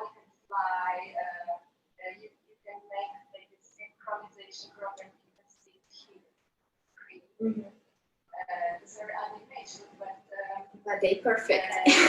They perfectly set it.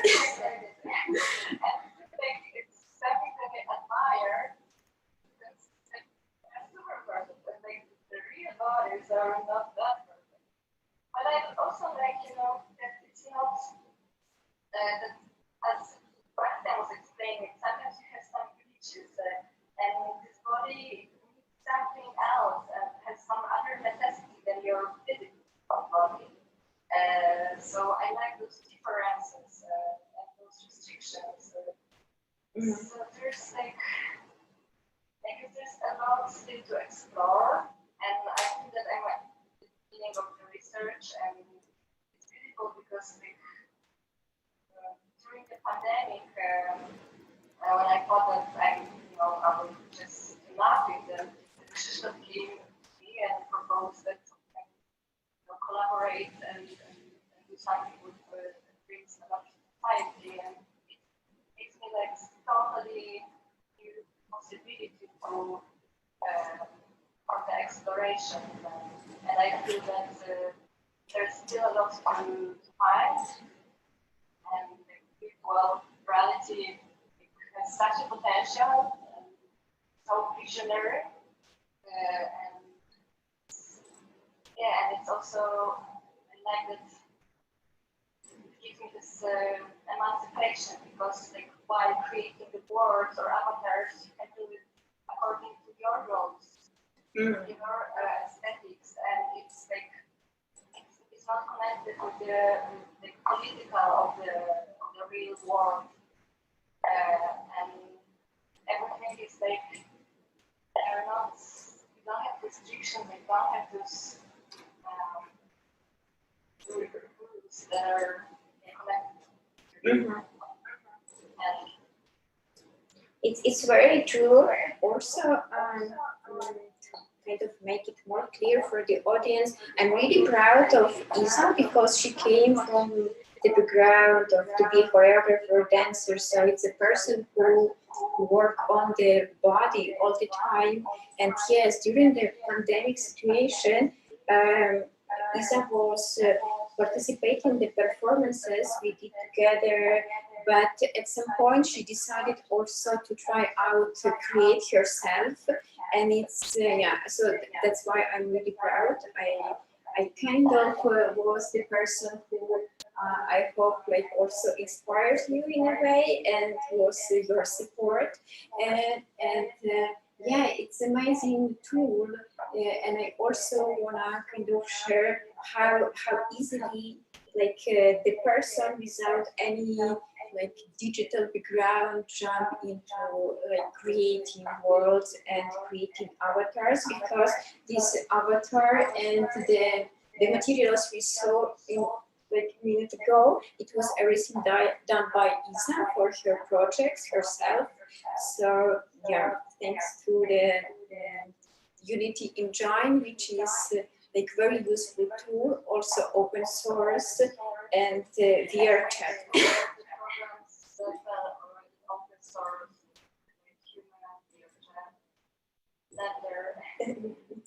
Of course, as you said, you inspired all the artists.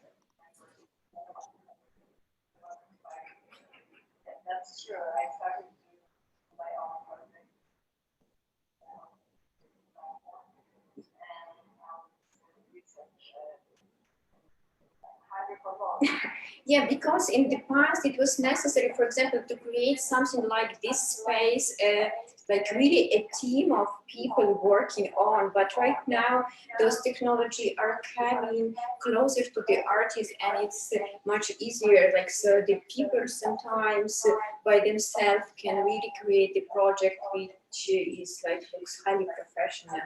I don't know, anyone, another interesting topic which is attached, it's about being in virtual world means to have a virtual body, but to have a virtual body, it's not the same as to have a real, because you can really choose whom to be, and and my perceptions is also like very different when I'm, for example, wearing a male avatars or the female, and even I can feel that my voice is changing and my movement is changing. For example, this one avatar I created especially for the conference, kind of first time I decided that I have to have a real representation, but but then it can be whatever, and it really influences our brains and our behavior. What I was saying is all the attributes that your avatar has, like maybe different gender, size, and it's an impact on your movement quality, but also your voice, the way you move. Sometimes you're more brave or more shy. You're like a little cat, and like that's the potential. That's really good.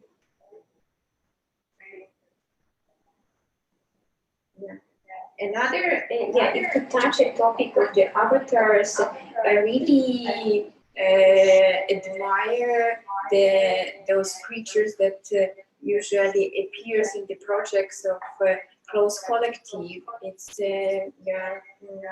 two persons staying behind this name, Agata and Mateusz.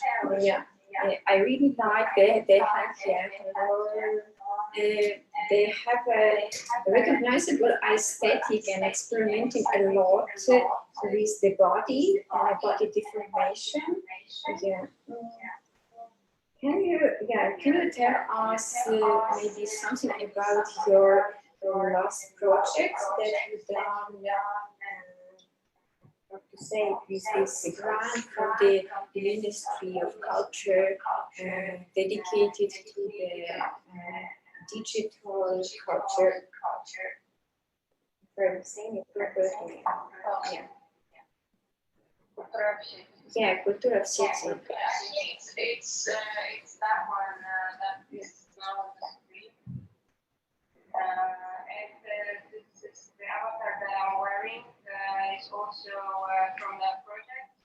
And we used here a very specific effect because we put a Wikipedia page on the avatar, and it's the Wikipedia on the topic of Alina Shapochnikov, because she was the inspiration for the world that we created, and she was a great sculptor, and we were trying to somehow connect with her through this virtual world. And what is very new for us in this project is that we were trying very much to connect in a way with reality, because she was also making the sculpture from the real body forms, and we used 3D scans that are on the video content. Whom you scan? Is it your scans? Is it like yes? This is our scans by Kinect.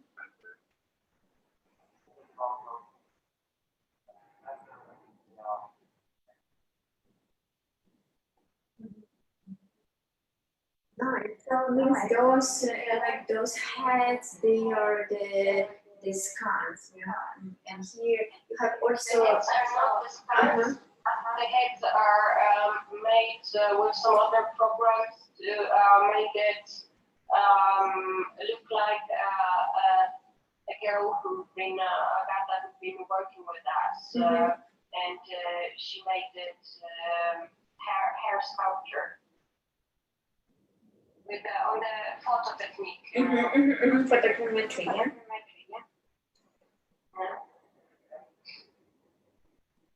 yeah. Sorry, I interrupted. Okay.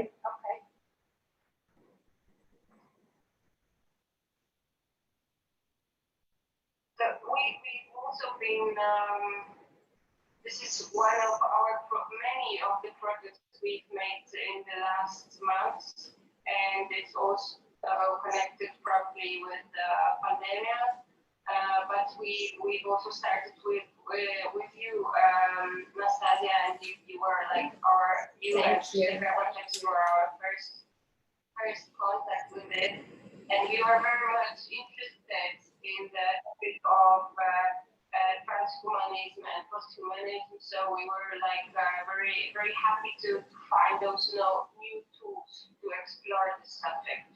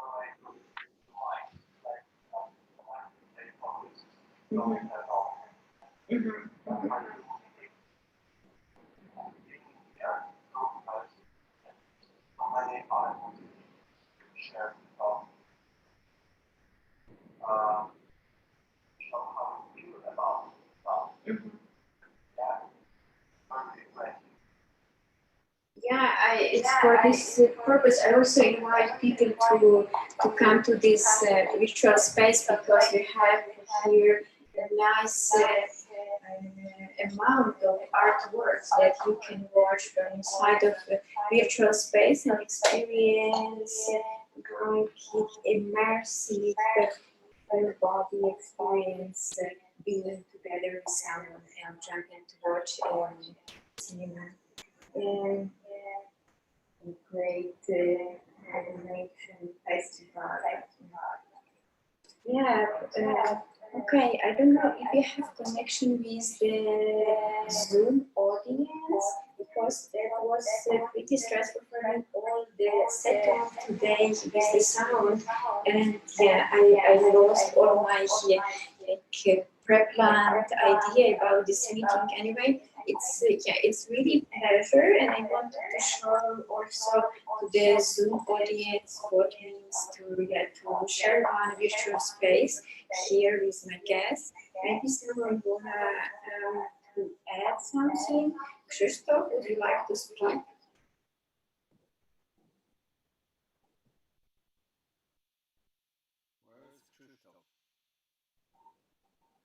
Where is Krzysztof? We have also here one guest, a small character hiding here. Okay.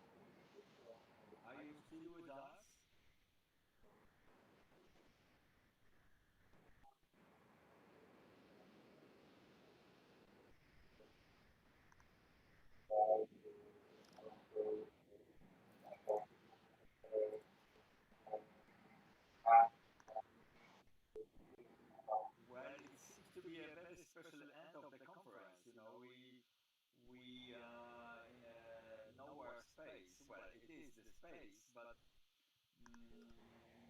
we lost the contact. In a certain moment, I felt quite good, you know, without any expectation, without finding a storyline.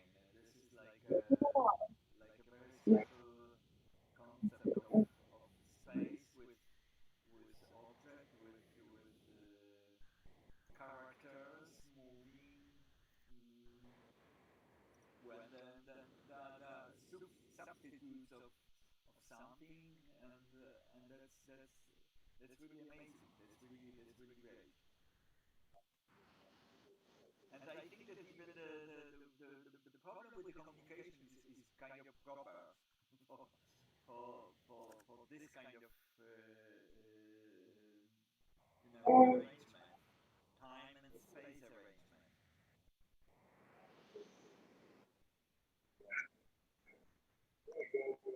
So we are sending some message, we are getting some other message.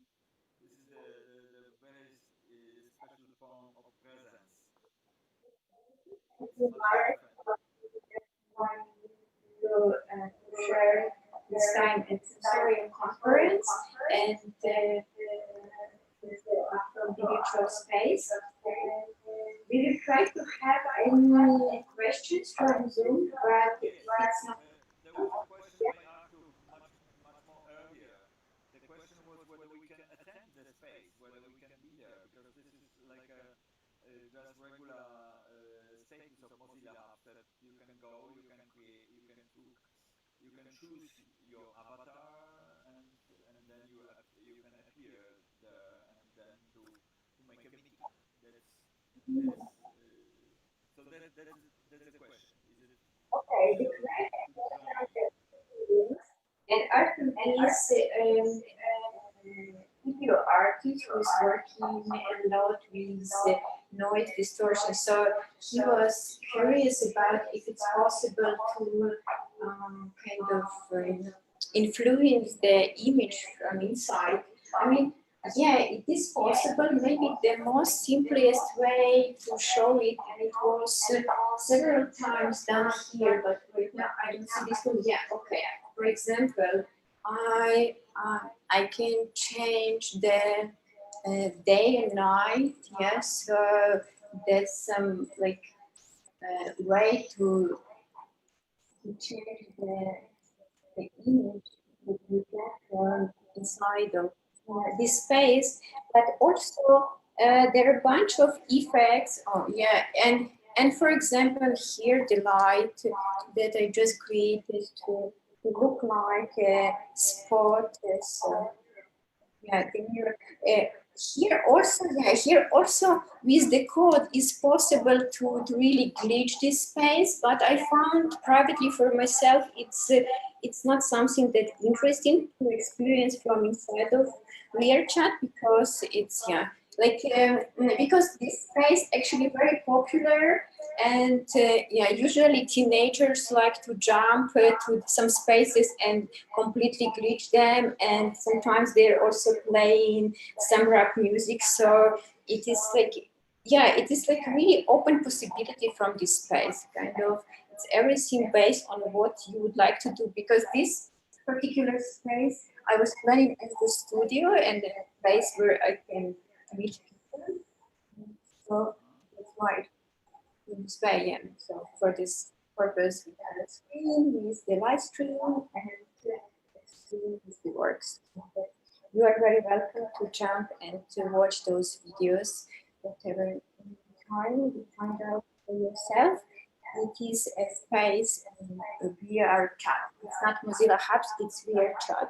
VRChat is a social network which gives the possibility to jump inside from the virtual devices, like for example headsets, but also just PC users can also jump and experience it like we do, because like all my guests today, they are from the virtual devices. So that's why I'm kind of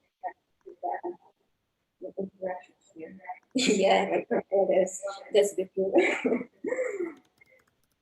Yeah, we actually look like that right now in real life. Yeah. Okay. Yeah.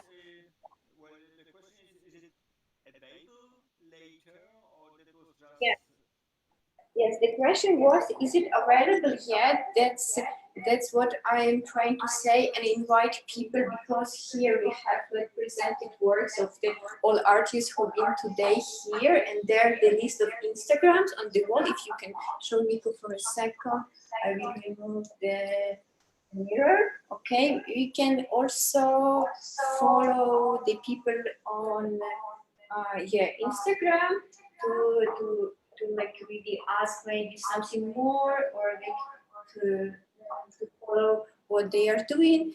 And yeah, here you can jump to the VR chat and watch those experiences, because today I switch off the sound, but actually all the projects they have a sound, so it is like really interesting collection of videos which done with aesthetic of 3D and some like from inside. Okay, that's my project with Marek Chołoniewski. So I have it over here.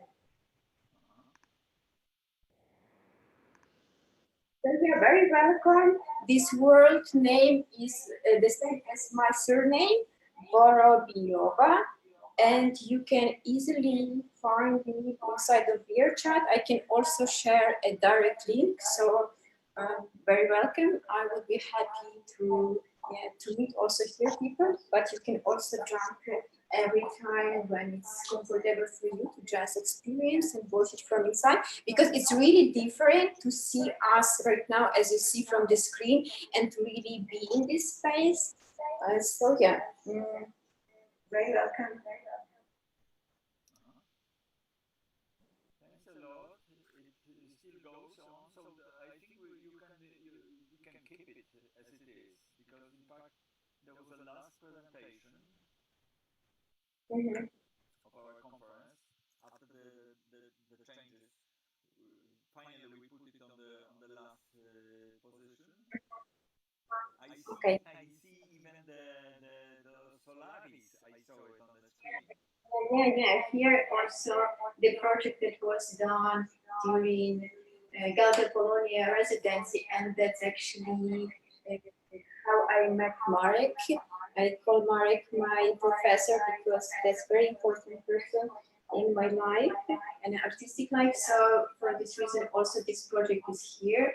It was presented at Audio Art Festival in Bunker Sztuki. It's a nice memories to have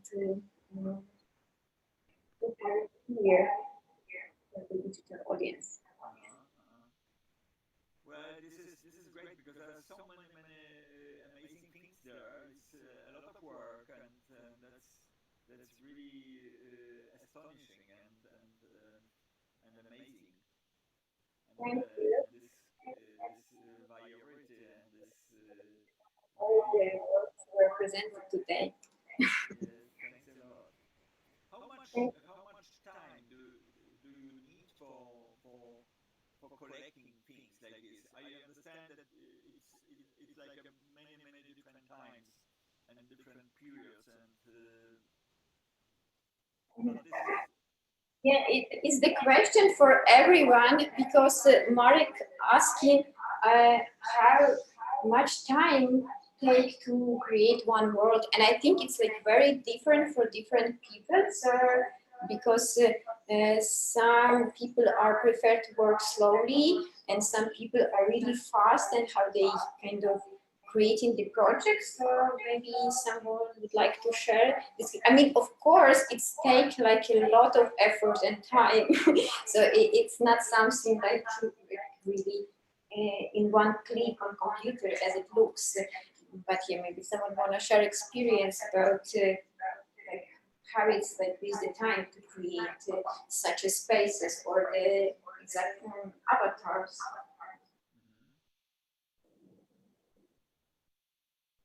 so. The question is, can you also join us during the concert evening?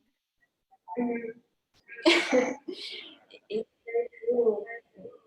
yeah, it looks like it always so short time and No, it's not necessary. That was just a question, because usually we can be either there or here. This is, I think, the choice.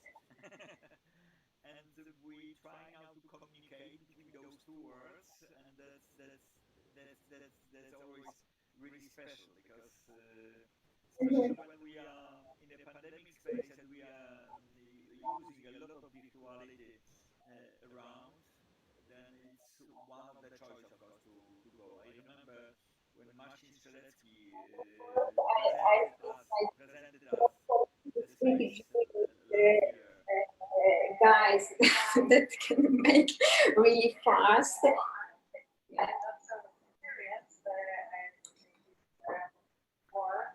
It is a really great end of our conference because it makes a very symbolic and special conclusion after this big variety of things. The question to other people, members of the participants of the conference, because I see still 1, 2, 3, 4, 5.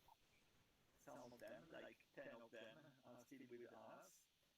So we have our friends, avatars, still active, still inside. We are thank you very much, because as I see there are like 5 or 6 people around, yes? Nastya? How many of you are there? I see, at the moment I see 5 people. I don't count those who are on the screen because I understand that was like a previous recording. But at the moment,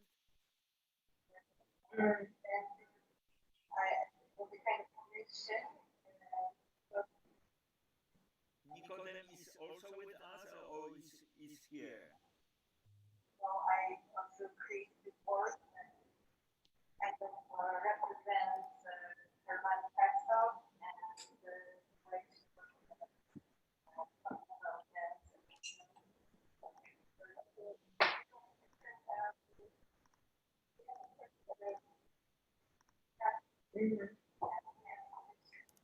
Yeah. Yeah, that's very true.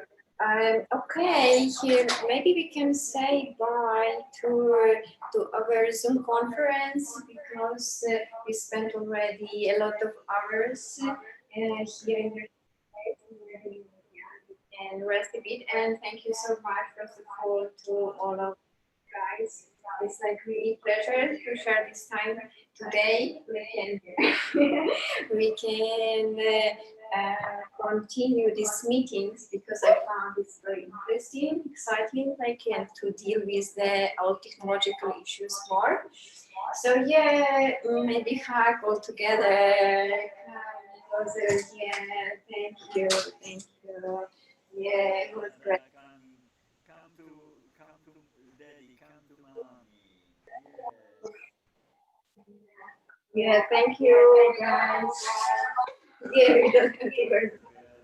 Kissing, they're hugging, they don't worry about COVID. Yes, they're safe. Oh, yeah, don't be connected to us. That's how it works. You see?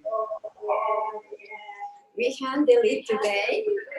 It was a strange connection with the sound, but great. Super nice. So we can share some pictures if you have after today meeting because I was so busy and I didn't do much recordings. But yeah, if anyone has some materials to share, please. Nice to get some pictures from you. Yeah. Okay. Okay, lovely. Thank you very much. All the best. Please, if you can join us during the concert as a listeners, as an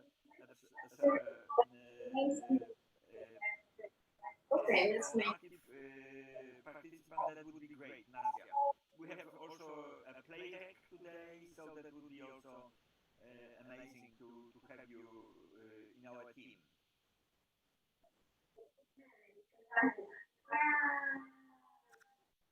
Bye bye. Teletubisie mówią bye bye. Take a selfie with us, okay? Yeah.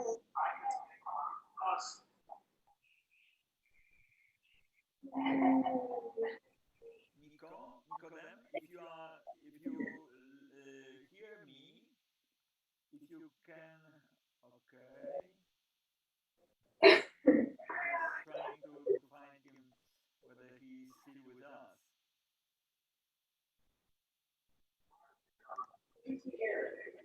I stopped sharing.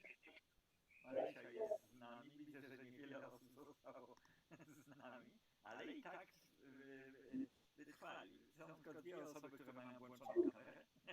Jest Karol. Karol się przespał troszkę. Dobrze, dobrze. No właśnie, bo to w ciekawej przestrzeni się znaleźliśmy. Oczywiście można mieć bardzo krytyczną postawę wobec tego, ale można też się rozpuścić w tym. I tak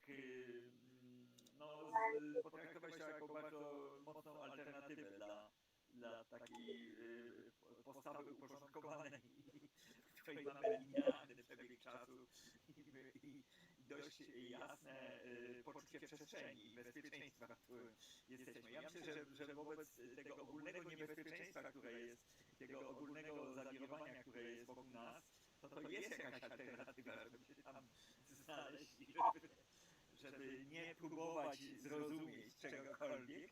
Jak mi tutaj niektórzy mówili, że nie słychać, co oni mówią. Ja mówię, nie no, to okej.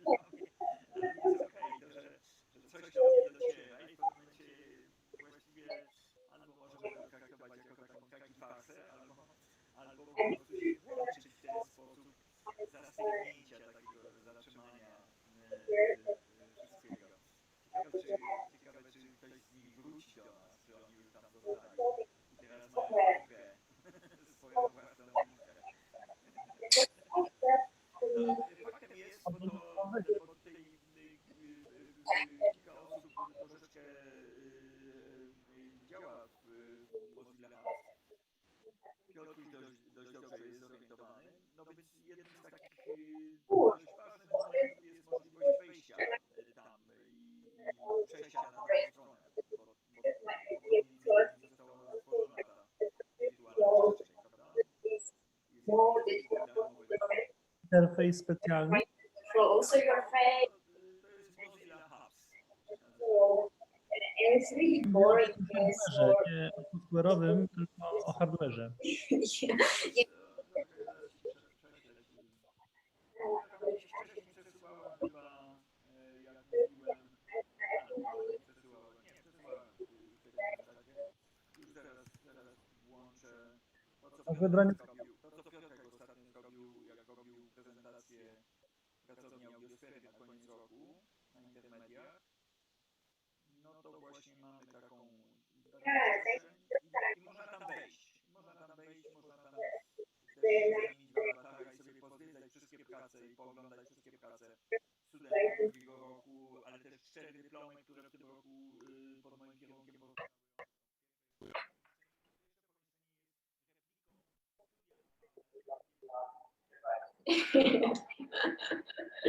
We are simply the best, yes.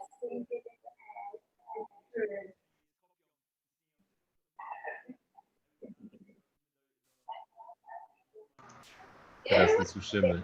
The people from the Zoom conference, Marku, zniknąłeś prawie, dziewczyny są cały czas w wirtualnym pomieszczeniu i słyszymy je bardzo mocno.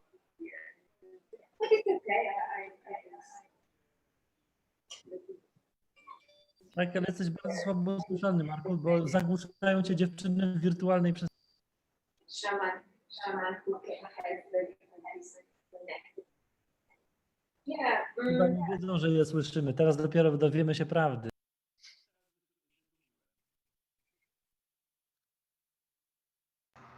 Ale nadal jesteś słabo słyszalny. Tak. prawie słyszalny. To może my też ściszymy swoje mikrofony na tyle, żeby ledwo nas było słychać i będziemy teraz tak dyskutować na temat naszych wykładów. To mogłoby być ciekawe bardzo. Zróbmy tak.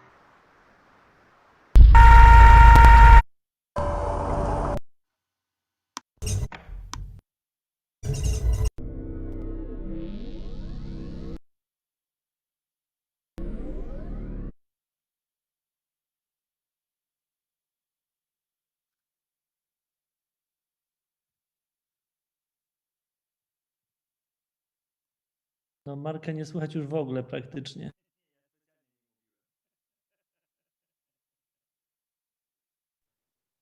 Ale i Ale tak mimo to cię prawie nie słychać. bardzo cicho. No.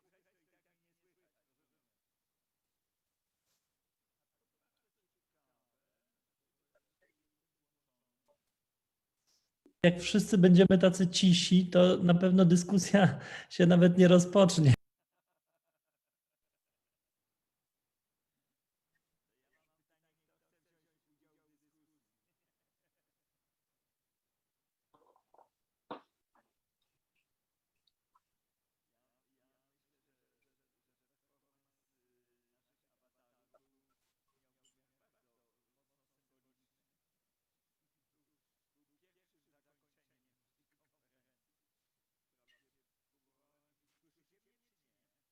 No bardzo słabo. Tak, właśnie trochę.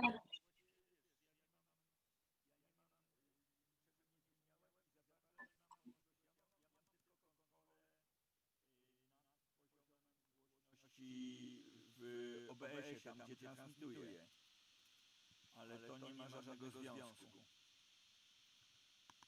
No, czyli teraz... To się stało bardzo nagle. Tak? To może trzeba ściszyć i znowu włączyć. Albo stuknij w komputer. O właśnie. Stukam komputer, ale pewnie jest tak samo. Albo musisz chyba zrobić coś takiego, żeby sprawdzić, czy na przykład twój mikrofon nie jest przejęty przez inne urządzenie, w sensie inną aplikację. A teraz nie jest lepiej? Jest tak samo. Jest tak samo, bo tak... Może faktycznie Zoom przełączył na inny mikrofon, bo on czasem tak robi. Wiesz co, ja mogę w ogóle się wyłączyć, wy zostańcie, wyłączę się i się włączę. Czemu nie? Tylko właściwie nie mogę tego zrobić łatwo, bo wtedy... To może zrestartujmy Zooma i po prostu zalogujemy się jeszcze raz. Nagrywam, to już jest 10 godzina nagrania. Tak, ale jeszcze raz, no to skończysz się nagrywanie, zapisze ci się ten plik I dyskusję nagramy osobno. i dyskusja będzie osobna. Tak.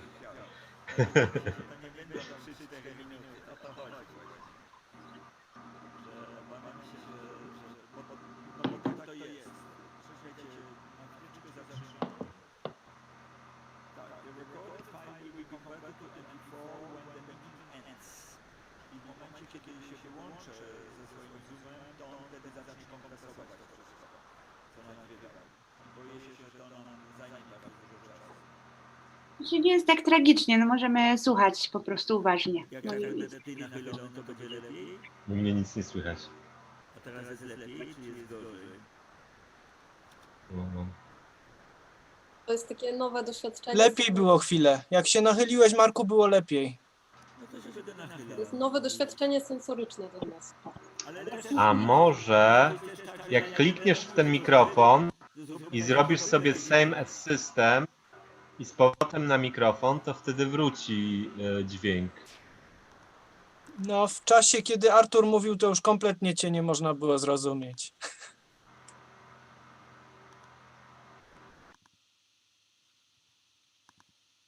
No, przełączyłem i wróciłem. Jest lepiej? Tak samo jak było. No właśnie. To bardzo ciekawe.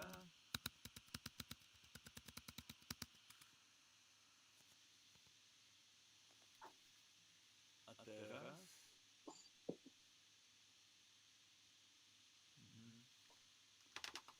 No cóż ja jeszcze mogę zrobić? Ja mogę się jeszcze spróbować połączyć z jakimś innym mikrofonem. bez rozłączania. Spróbuję tak zrobić.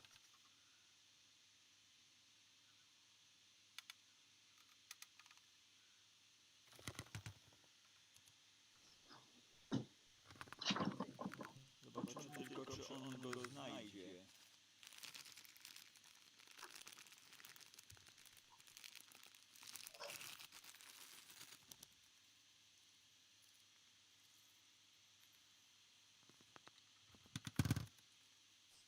No jeszcze się nie przełączyłem, wiesz?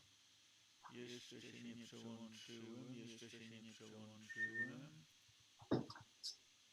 Chwila, moment.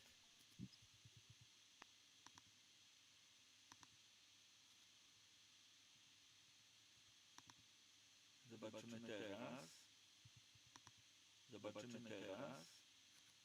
Czy jest głośniej? Jest bardzo głośno. Zdecydowanie głośniej. Głośno? Nie. Uszy więdną. No to jest coś, to widzicie, to jednak, taki malutki za 8 zł mikrofon. Jej. Ja będę musiał się przełączyć, żeby nie było. Czyli tutaj jest ok. No to kochani, czy coś zostało? Czy konferencja była tak rozstrzelona, że mieliśmy po prostu no, bo ja mam wrażenie, że wędrowaliśmy dość daleko. Ja mam takie pytanie, czy wy byliście obecni, bo chyba nie byliście obecni podczas mojego wprowadzającego wykładu. Bo wtedy się odrywały, głosy się pojawiały, że nie można wejść w ogóle na Zooma. Wtedy, kiedy ja miałem wykład, to dostawałem od was informację, że jakie jest hasło, jakie jest ID, bo nie można wejść. Ja oglądałem na YouTubie akurat i coś tam ciekło na YouTubie. Widziałem, że był projekt nasz właśnie z Lwowa, ale trafiłem właśnie na jakąś taką zrywaną końcówkę, coś takiego. No właśnie, no i tak się zastanawiam, jakby tutaj miło zakończyć. Jeszcze chwila. A dobra, już teraz jest lepiej. Widzę, że Bożenka jest z nami, ale chyba nas nie słyszy.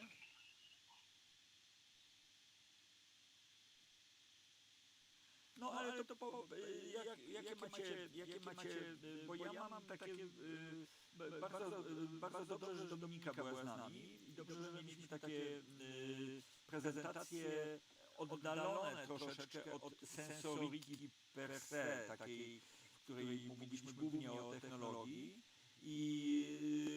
No i wtedy to nabiera jakby głębszego sensu, dlatego że według mnie to była jedna z moich koncepcji, że ta technologia jest przedłużeniem zmysłów z jednej strony i że ona zarówno zastępuje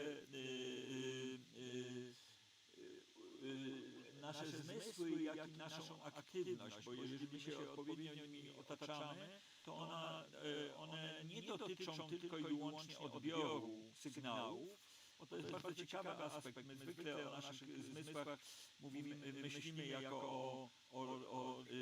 o punktach, w których się komunikujemy ze światem zewnętrznym, zapominając o tym, że one również wysyłają pewne informacje, prawda?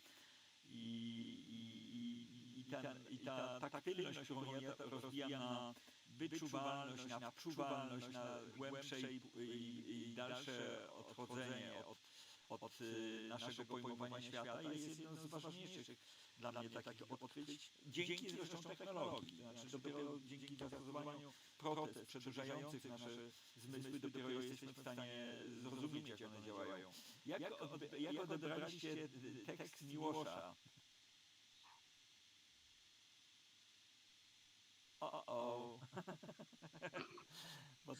A ja niedawno chyba czytałem tą bombę megabitową Lema, także to dla mnie takie trochę odświeżenie, trochę przypomnienie było. Aha.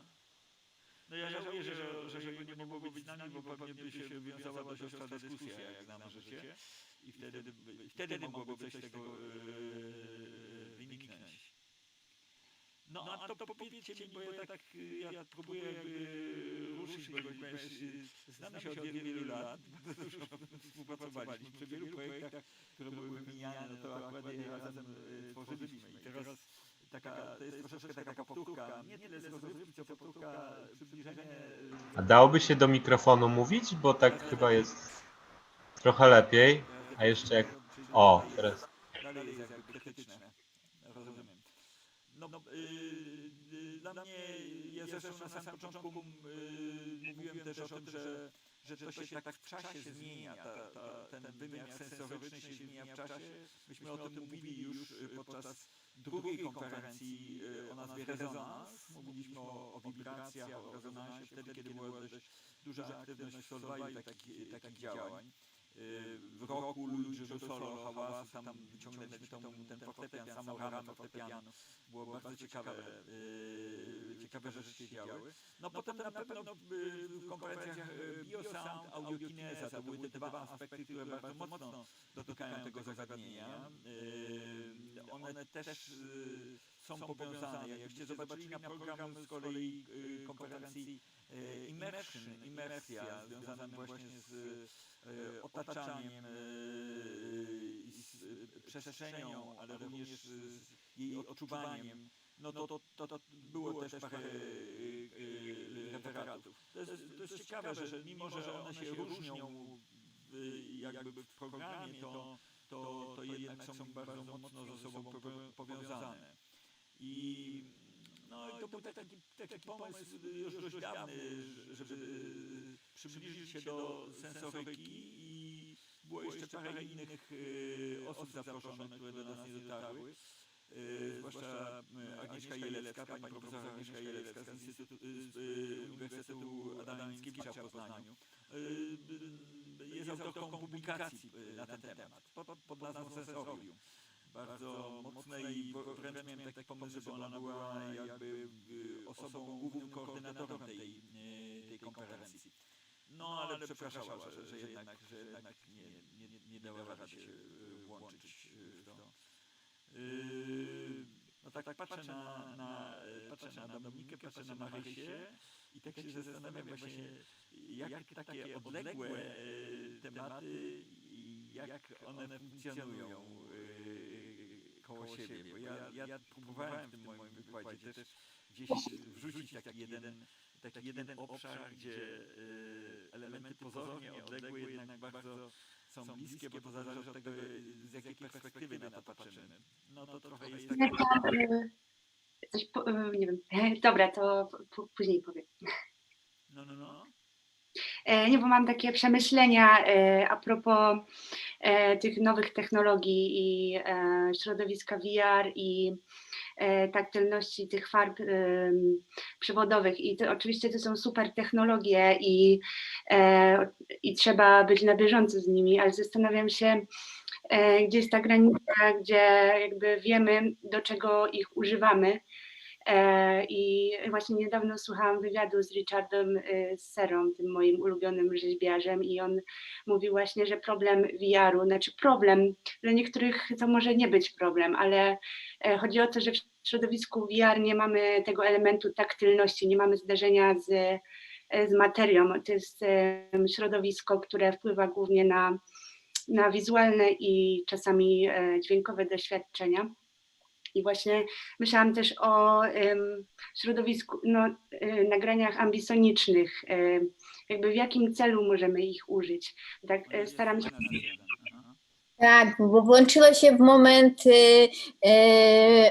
kiedy Marysia powiedziała, że nie ma taktylnego doświadczenia i chcę powiedzieć, że tak naprawdę są, bo te doświadczenia, one działają więcej w naszej głowie, a nie przez nasze sensory dotyku tak naprawdę, bo na przykład próbowaliśmy troszeczkę określić to odczucie, bo wiem, że osoby, które nie używają VR-u, nie do końca rozumiem jak to doświadczenie, because for example when I am coming to the person in virtual space and I am literally coming too close, yeah, when it's like this safety zone, it's already brings inside of my brain feelings like to be in contact with this person, and then even this virtual touch gives a lot of feelings to you.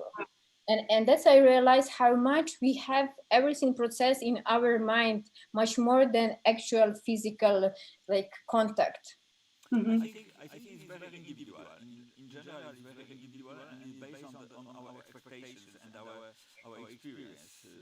I think I don't think that we have the certain fixed forms, and that is my concept. I try to accept all the biologies, but at the same time I understand Marysia. I understand this.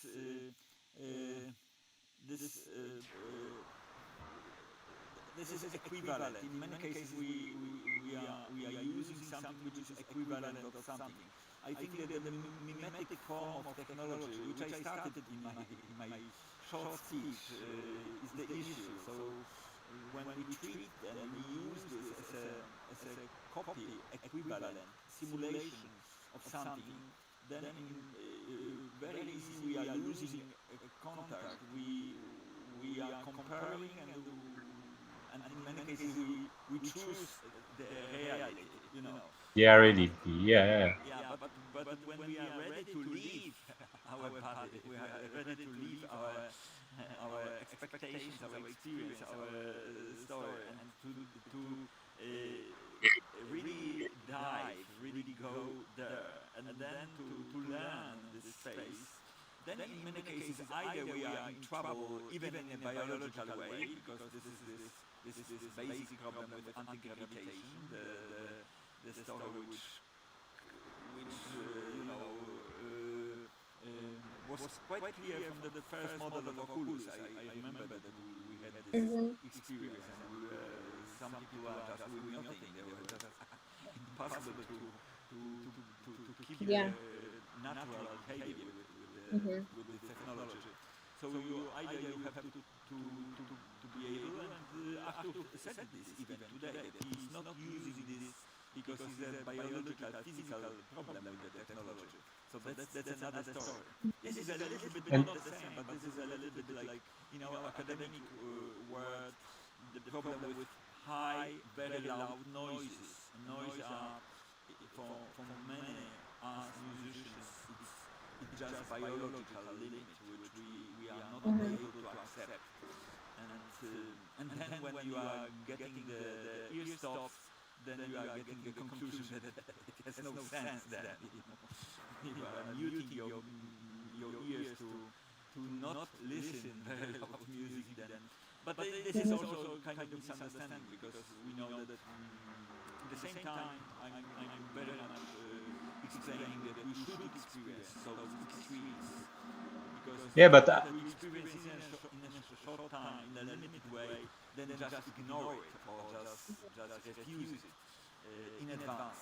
And that's another story. So I'm afraid that this is the problem with the VR. In many cases, people are afraid, or they just reject this because it's like a VR, you know, it's like a big face. And it's a physical problem. It can be a physical problem, for example. From my point of view, it's also. Oh wow! So we are in trouble to go this line, to follow this kind of fascination, you know.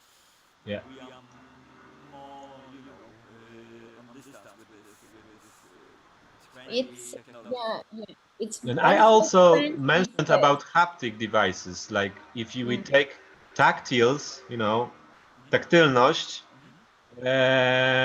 Wspominałem, mogę po polsku, po angielsku. Wspominałem o takich nowych urządzeniach, które są niestety jeszcze bardzo drogie, gdzie możemy poczuć dotyk, i to jest bardzo ciekawe.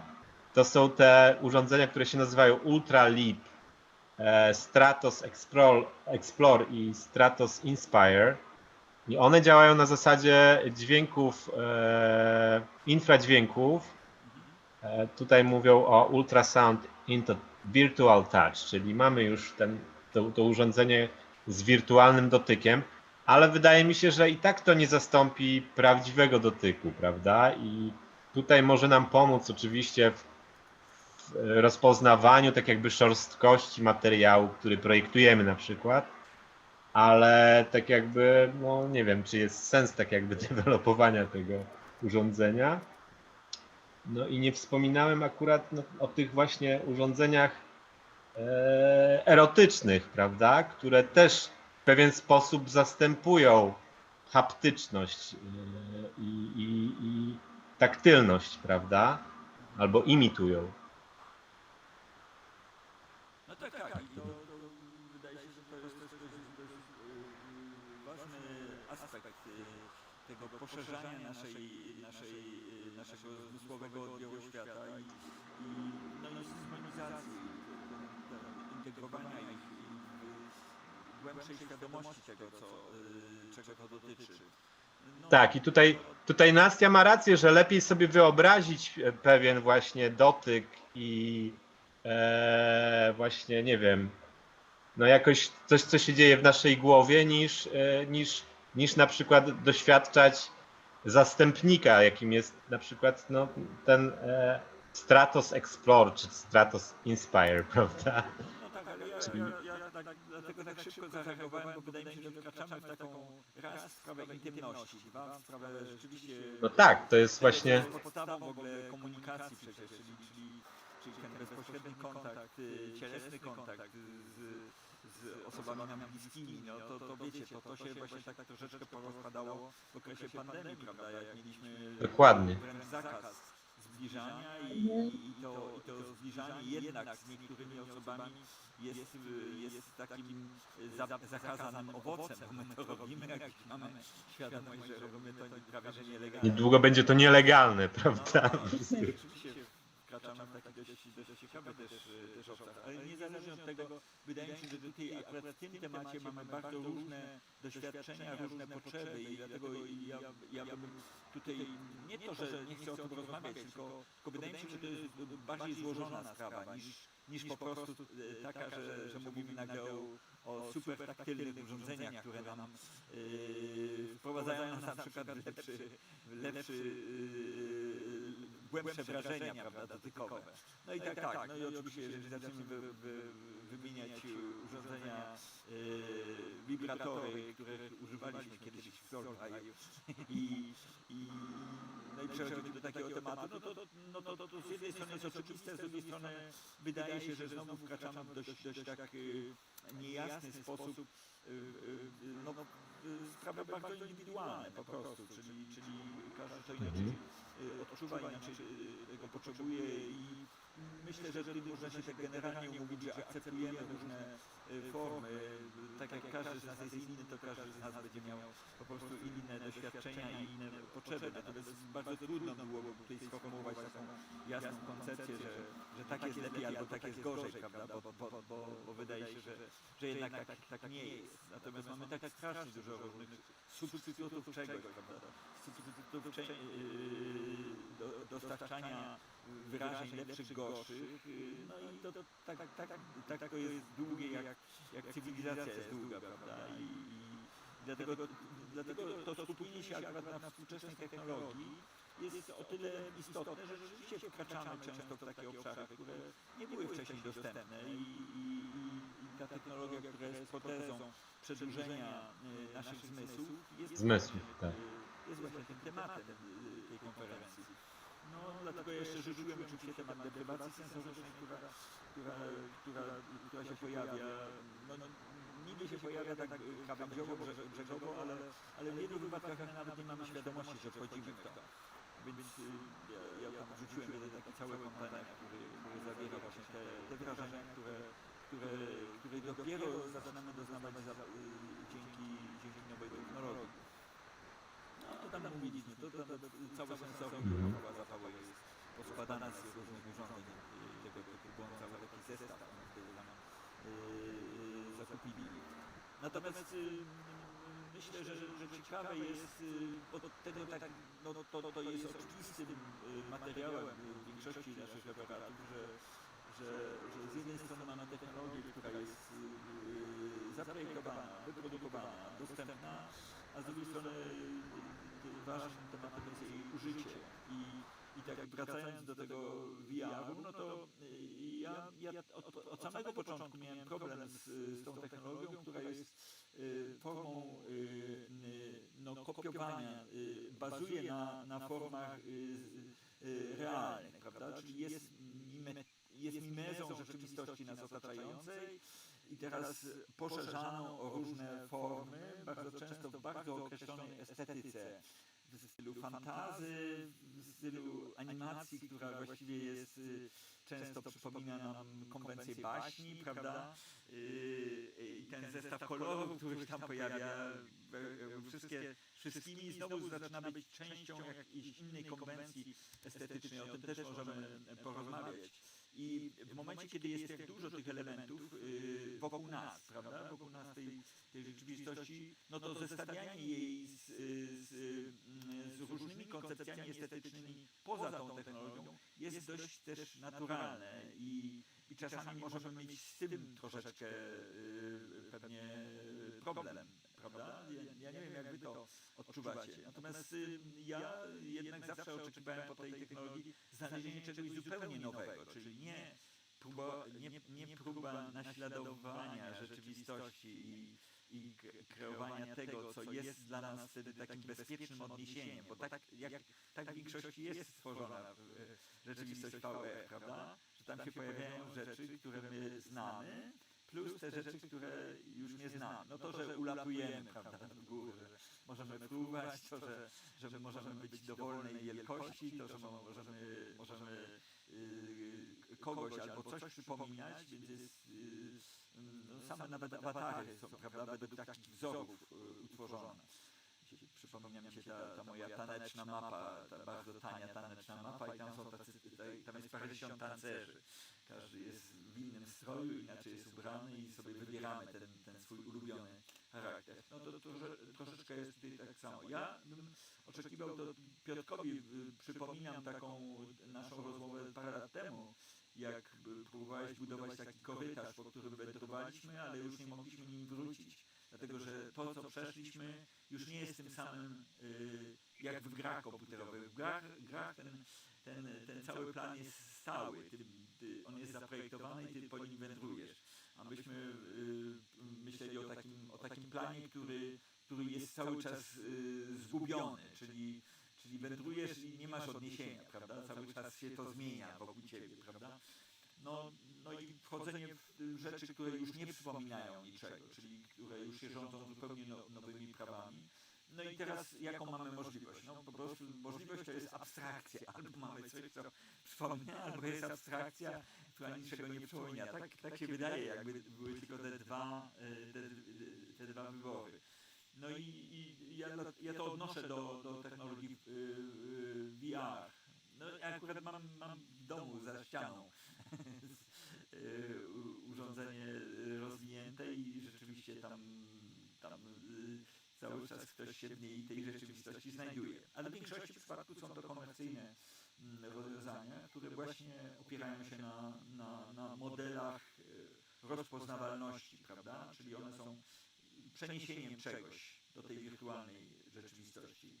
Im jest smok czy dinozaur większy, potężniejszy, albo im na wyższym wieżowcu stoimy i za chwileczkę do niego spadniemy,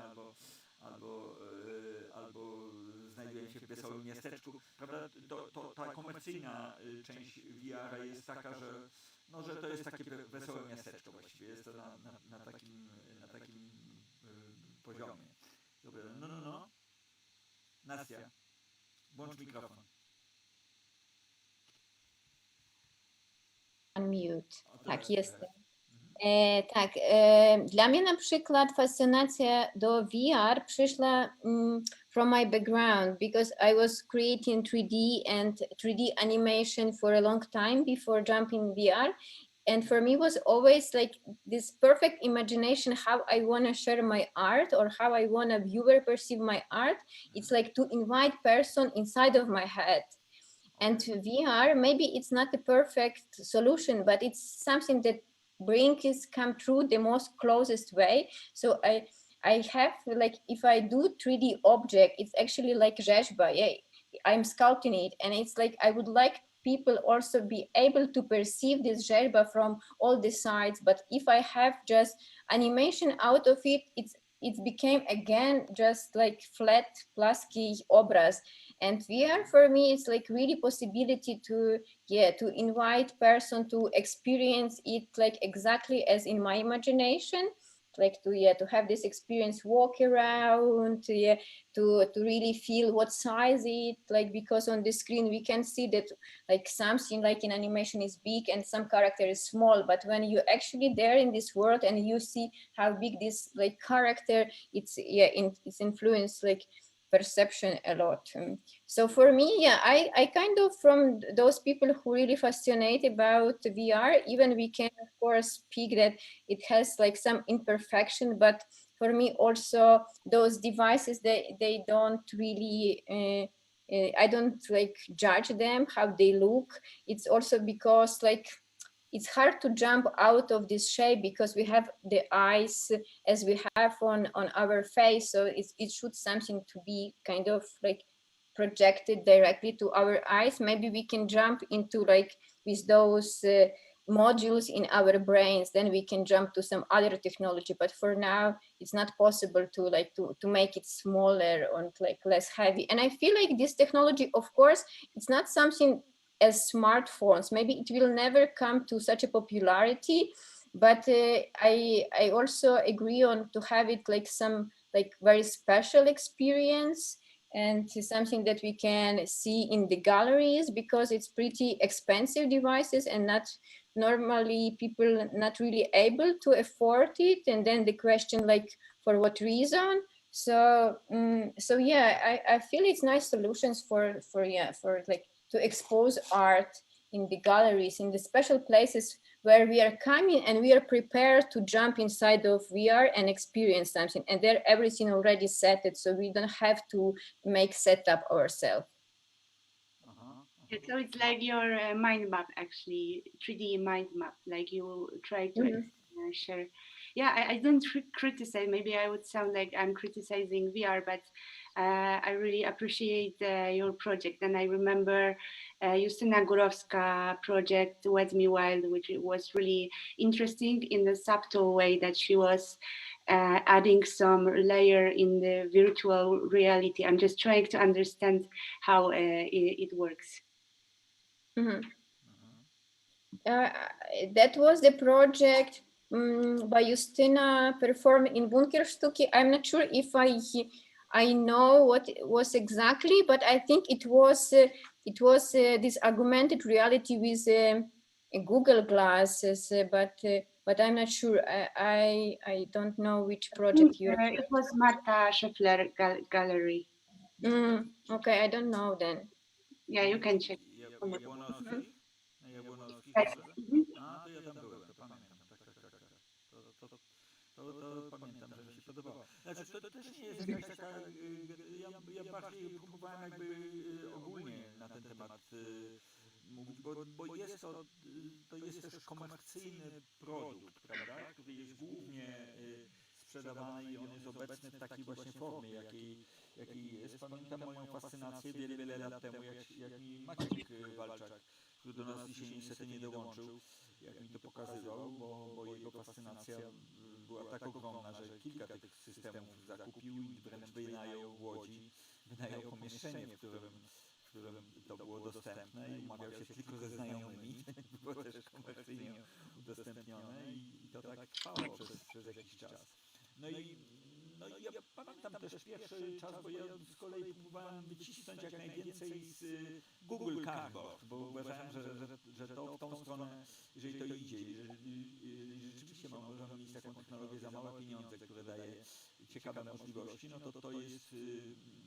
No i nawet, bo pewnie już nie pamiętacie, ale na stronie z naszymi nagraniami Group Labów jest trochę nagrań robionych kamerą 3D i tam jest taka sugestia, żeby sobie włożyć telefon komórkowy do Google Cardboard za 20 zł i można je oglądać, te nagrania w 3D. Ale to było tylko do rejestracji 3D, prawda, realnych. Natomiast oczywiście mam do tej pory jeszcze w iPhone'ie sporo tych ale porównanie oczywiście tego z prawdziwymi, z HTC czy z Oculusem, no to jest ogromna różnica. Co do tego nie ma żadnych wątpliwości. Bo przede wszystkim jest tak, że nie mamy tych krawędzi, prawda? Tylko mamy w całości przestrzeń i dlatego tu już od tego momentu się zaczyna iluzja. Jeżeli masz to ograniczone do dwóch ramek, no to niestety tej iluzji nie uzyskasz po prostu. To trzeba się troszeczkę wysilić, żeby sobie to wyobrażać tak, żeby to było idealnie. No ale wracając jeszcze do naszych głównych rozważań dotyczących sensualności i sensoryki i sensoryczności, bo wydaje mi się, że tu jest troszeczkę tak jakby zagubiony ten związek między naszą zmysłowością a tą przedłużoną zmysłowością za pomocą współczesnej technologii. Bo ta sensualność, ona jest obecna też od zawsze, od bardzo dawna, tylko troszeczkę czasami była inaczej tłumaczona, prawda? I to, że my zaczynamy na przykład, tak jak w przypadku Dominiki, zaczynamy mówić o kontakcie z instrumentem, prawda? O tym przekraczaniu tego standardowego modelu, który jest prawie że nieuświadomionym modelem. My naprawdę w większości przypadków nie dotykamy tego instrumentu, tylko my na nim gramy po prostu. Prawda? To jest taka drobna różnica. Dopiero jeżeli mamy do czynienia z jakimiś nietypowymi działaniami, to tak się dzieje.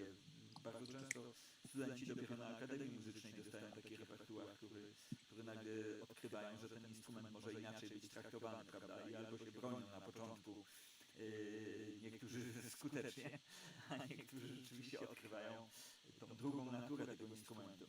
No to wtedy to jest ważne, bo to jest jakby też początek tego, żeby zrozumieć, że nie tylko instrument wydaje dźwięk, prawda, że mamy do czynienia z bardzo różnymi źródłami dźwięku, że jesteśmy otoczeni przez dźwięki, że istnieje coś takiego jak sonosfera i tak dalej. No to jest coś, co mnie na przykład osobiście jest łatwiej uzyskać wśród studentów Wydziału Intermediów, porozumienie na ten temat niż wśród studentów Akademii Muzycznej. To nie znaczy, że są gorsi, tylko ta edukacja wcześniejsza z takim skupieniem na No jesteśmy jakoś ukształtowani po prostu w zupełnie innym kierunku, nie? No właśnie. I tak naprawdę u nas to jest jakiś proces, żeby przejść właśnie do jakiejś audiosfery, to jest taki proces wyzwolenia się od tego, czym się zajmujemy na co dzień, więc to jest trochę inna droga. A jeszcze taka ciekawa sprawa, bo chciałam nawiązać do Twojej wypowiedzi wcześniejszej, właśnie odnośnie po prostu wartości, nie? To znaczy myślę, że w tym VR może być wartość, tylko zależy właśnie kto i co tworzy. To już zależy od tej osoby, która się w tę tak naprawdę sztukę angażuje. Dla mnie to jest, nie wiem, może to jest, nie wiem, może złe porównanie, ale jakoś mi się to kojarzy właśnie z literaturą science fiction, nie? Z tworzeniem po prostu jakby no, czegoś alternatywnego i ciężko powiedzieć, czy gorszego, czy lepszego. To jest po prostu coś innego. I wiadomo, akurat wydaje mi się, że to ze wszystkim tak mamy, że jeśli bierzemy w tym udział, to czujemy, że jakąś fascynację. Nie? To znaczy nie zajmowalibyśmy się tym, gdybyśmy nie czuli fascynacji, więc na pewno Nastia, która jest w tym wewnątrz i tworzy, czuje taką dużą fascynację, radość i na pewno będzie chciała przekonać innych do tego, że to jest ciekawe i wartościowe. Tak samo jak ja na przykład no bardzo chętnie bym przekonywała ludzi do tego, że opera jest cudowna i wspaniała, bo jak ja ją robię, to mi się podoba, ale wiem, że ludzie nienawidzą na przykład opery i nie chodzą do niej, bo to jest dla nich nie do zniesienia, więc wydaje mi się, że zależy w jaki sposób jesteśmy też zaangażowani w powstawanie tego. Inna sprawa, no, czy będzie w tym jakaś wartość artystyczna, czy nie, no myślę, że też trochę czas zweryfikuje, nie? Jakie projekty na przykład będą znaczące bardziej lub mniej, a może właśnie o co innego chodzi. Właśnie może nie chodzi o wartość, tylko chodzi o jakieś też społeczne działanie, które nie dzieje się w realu, bo na przykład mamy koronawirusa i siedzimy w domu, a tam możemy jakoś działać po prostu społecznie, nie? Więc myślę, że to jakoś realizuje bardzo dużo różnych potrzeb po prostu. Także no nie, dla mnie to jest ciekawy temat w ogóle. Dla mnie jest wartość taka, że sama w sobie eksperymentu używania nowej technologii or new medium że możliwe to czas weryfikuje i to się stanie czymś nieużytecznym, but it's like we have to experiment all the time with the new tools, I believe, and then something will like pop up or not, but if we are not trying, then we kind of, we don't know. Yes, and then you can experiment, and you can just get to know if you like something or don't like it. You can going deeper or not, or you can leave it and go to another thing. So, tak. But to a certain extent, I think that we are still talking about the form, about the technology, the package. We are not talking too much about content, which is another story. And in fact, as you see, we communicate through Zoom. Misunderstanding is to talk about the space we are now as a virtual space, because it's not virtual space. We are the real person in the real rooms in our space. Then we are talking about virtual space, which was presented by Nastia. So that was the virtual space. Sometimes the terms matters, because sometimes there was, I remember the history of multimedia when it was used in the 80s. There was quite specific use of this term, but later on it was used for everything, which was just like mixing, connecting things. And the term intermedia stay still independent, kind of, as a cultural term. It's not used so much, in the general social network. But do you think that because for me the contents matters very much, not like a famous phrase by Dick Higgins about that medium is a message. No, just more about the real contents of our art project, of our art choice. So moving to the virtual space VR, either we can create it from scratch, all elements, and you can design it really, or we are getting some forms which are ready, and we are a little bit controlled by the choice which is there. That's the question. Because I remember, Nastia, when you are starting to make the Solaris, and I remember the Solaris in Kościół Świętego Marcina, so that was really strong and abstract, but very intensive. Yes, so whenever we are using an abstract forms, they have no relation to the models we know from the reality. That's for me, that's quite important. And then the priority in this abstract space is, let's say, more unlimited than the world which are around us. Coś czuję, że się zbliża koncert. Będę musiał w pewnym momencie się przełączyć, żeby ten koncert poszedł w miarę przyzwoicie. Just a few words to what you're saying. I feel exactly it's all purpose of the artist, and sometimes, for example, this find footage can also be useful for some artists if they want to make some social project and they suddenly can like collect some footage from the internet on the topics, for example, from the news, and like it can be like different recordings of the news from all countries. So it's for me totally fine if someone like looking for to work with the find footage. I privately found for myself it's more interesting to create from the scratch. And about Solaris, shortly, that was my idea how to represent this ocean. And I was looking more into like, my inspiration was into organic, like ocean actually creatures from what we know in in our reality. And yeah, so there was like kind of representation of these constant morphine shapes that I was imagining, I was described in the Solaris, that can kind of, you know, like represent some emotions of this high intelligence, which is we are not fully able to understand what is going on there. But yeah, I agreed to jump to the concert also.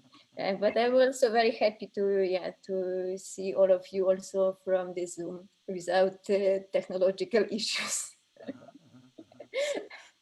I just want to say that I'm reminded of Bjork project, which is in interdisciplinary, and it's futuristic. It's about feminism, and she's creating like this imaginary landscape. So she's using also VR. I just reminded of this. It's really interesting. Mm-hmm. You saw this project. It's very beautiful. Yeah, I mean, I watched it. It's like really incredible work. I also surprised how she can follow the most latest technological solutions. She's always like on on top. That's true. So there's no final conclusion. If you expect something like that, there's no. It was really great to make the conference going on. We have the concert. The concert starts from the piece by Bożena, and we know because she described it already. Then the very short piece by Marcin Pietruszewski from Edinburgh, Poznań. Now he's in Poznań. Then the piece by Artur, which I don't know whether he will play it or I should play it, because yesterday I've got a full quality version of the piece, 2.5 gigabytes. Actually, we can send for everybody the link to YouTube channel, and there will be the piece like 8 minutes 38 seconds, because it gives you the most you know, the best quality, and it have like a lot of noises. It's like constructed on noises, so streaming totally destroying the I don't know how to say it, like the taste of this piece, I think. Okay, so I'm ready already. Yes, I put it on top chart on our concert. I didn't send it yet, but I'm Cool. ready. All right. I'm ready to put it. I have two monitors of my streaming, so I have the direct YouTube studio open, and I can put it there. If people see this, because that's another story, you know. I have list of people which I'm getting this, but perhaps I should be able to put it to the website of studio also, the link. I'm not really ready with this. I can put it here on our.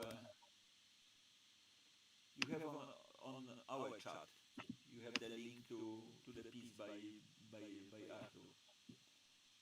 And Okay, for my piece, I ask you to share screen because my piece has no specific time, because it's going on, and it's kind of continuum. So I decide play about 9 minutes, and it's extremely low fidelity, so it can be of course presented by stream live by sharing screen. So that's the best way to present it. short notice. I know that it doesn't need to be expressed at the moment, but I should do it now.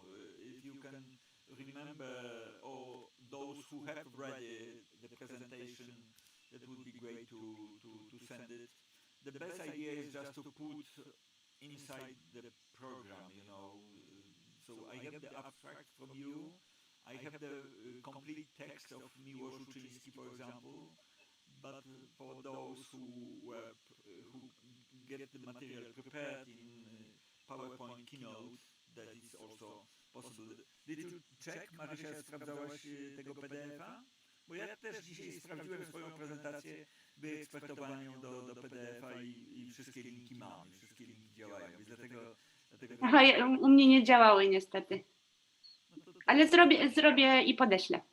Dobra, bo to jest jedna z takich najprostszych form wykonania,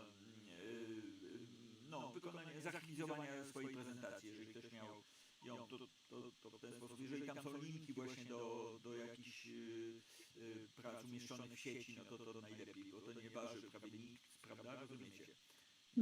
Więc w formie PDF-a. Oczywiście w momencie, kiedy Maciek Walczak pyta, czy gramy playback przez Zooma, napiszę mu, że tak.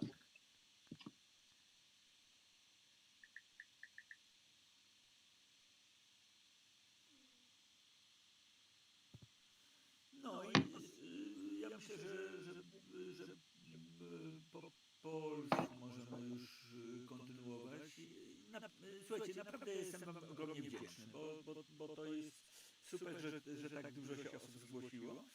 I tematy były naprawdę niezwykłe, bo wiele było bardzo odległych od siebie i to jest dla mnie osobiście najciekawsze, jak zupełnie z innej perspektywy patrzymy na jakieś zagadnienie. W stosunku do niektórych, zaraz patrzę, czy Marcin jest z nami, ale nie Strzelecki, tylko Pietruszewski, nie ma go z nami, no to ja mu zadałem pytanie, bo był bardzo elegancki wykład, ale mu zadałem pytanie, jaki ma to związek z naszą sensoryką. No i właściwie nie musiało mieć związku, tylko myśmy wcześniej rozmawiali na ten temat dużo, rozumiecie? I potem jakby byłem zaskoczony, mam właśnie przygotowany jego utwór, który jest po prostu utworem 4-minutowym nagranym utworem.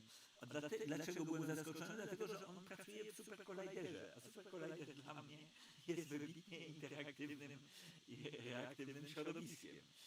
No i potem się okazuje, że to jest, w jego przypadku jest środowisko do używania software'u, który tworzy utwory Pixmedia.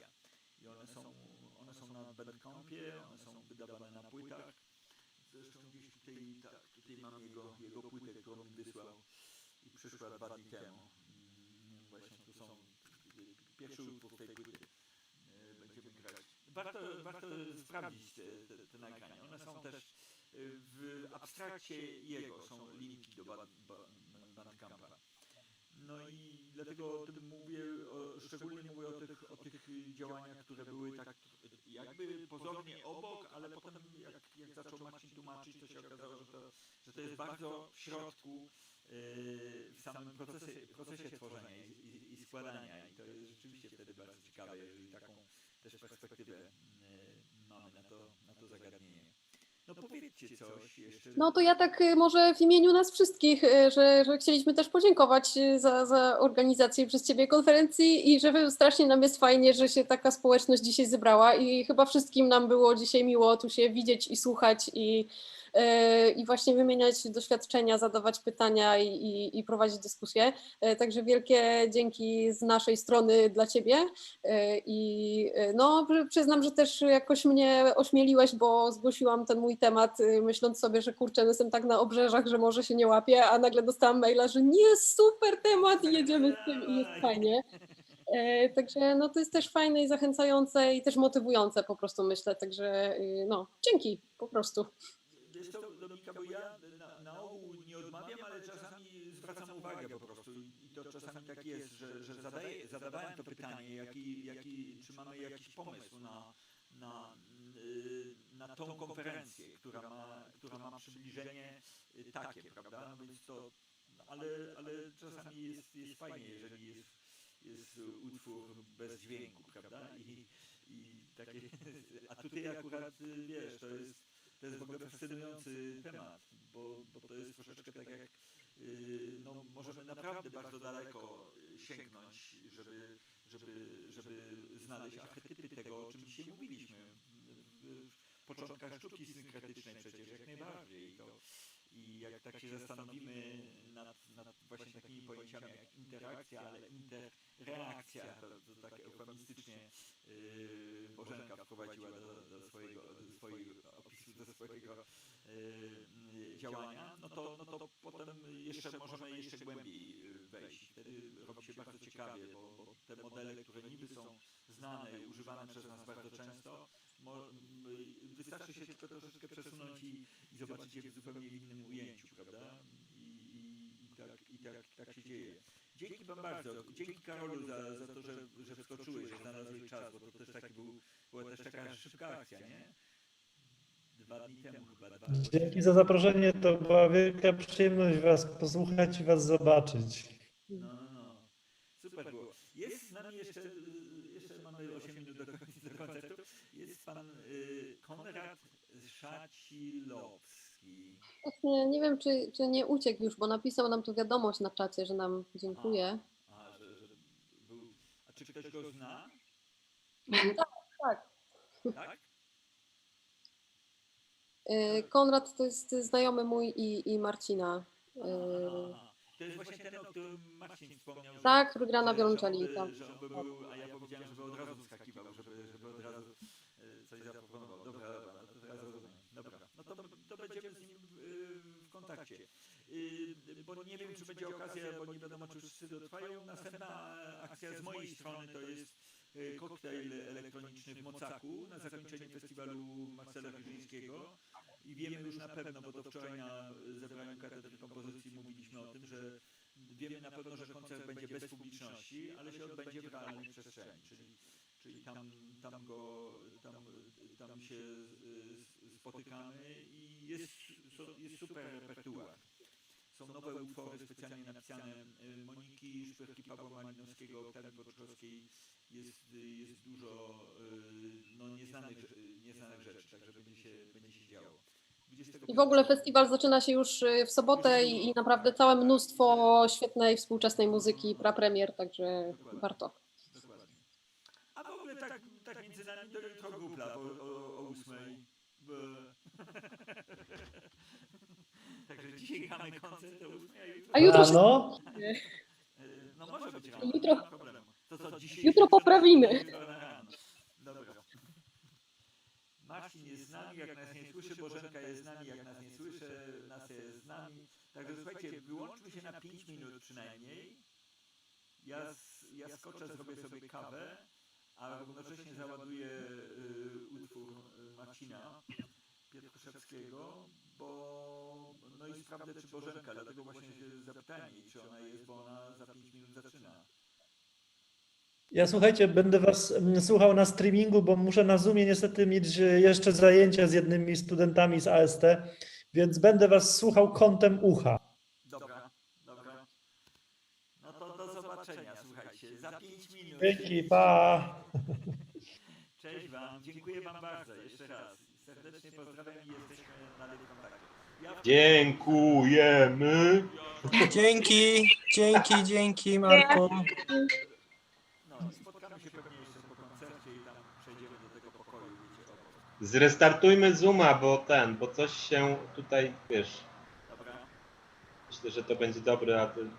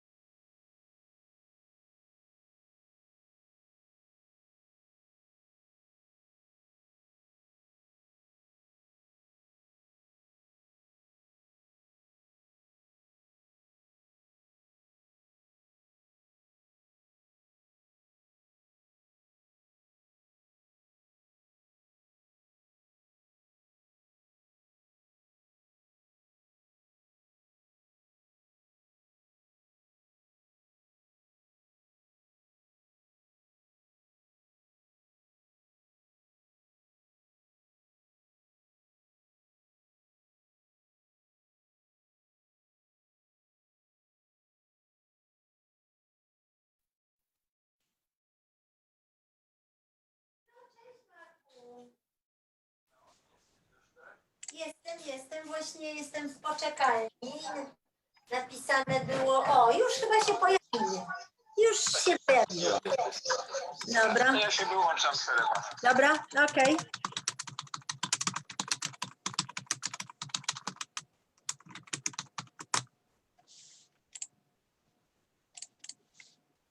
Tak.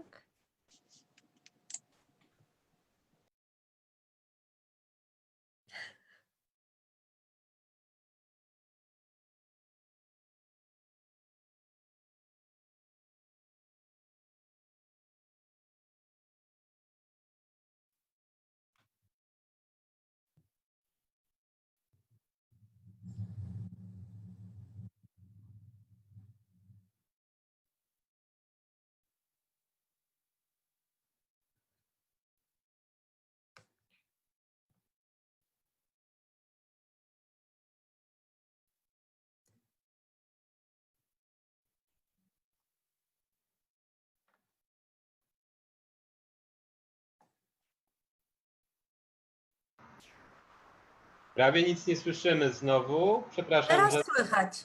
Teraz słychać. Marka ledwo co słychać i Ale nagrywanie.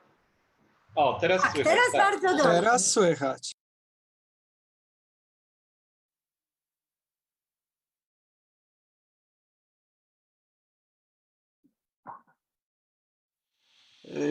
Dobry wieczór Państwu. Rozpoczynamy ostatnią część konferencji Sensorium. Good evening everybody. We've got the third part of the Sensorium conference. We had two panels, the morning panels and the afternoon panels. And now the third part, which is the concept of Sensorium conference. You have the program in front of you. The program is quite miscellaneous, quite extended by really different projects. All of them are connected with the main subject, main topic of the conference. We start from the piece by Bożena Bobadyga, improvisations based on two pictures. And I think there's a small mistake.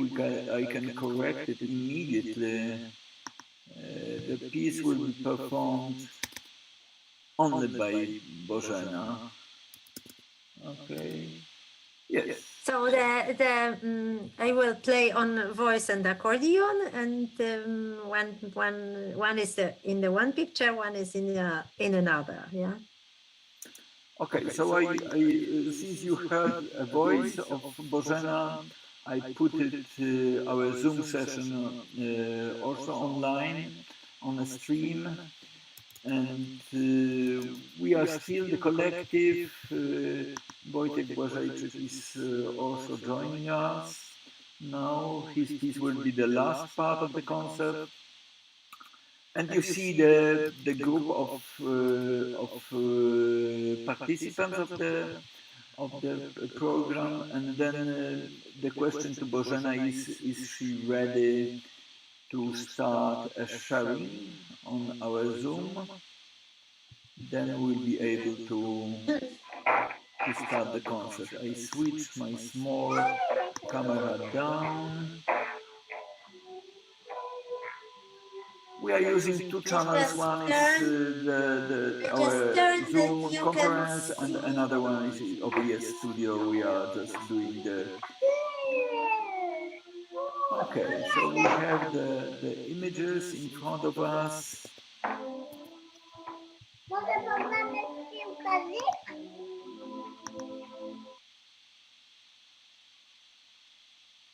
Cześć Wojtku. Servus. Cześć. Słyszałem chyba głosy dzieciaków twoich, tak?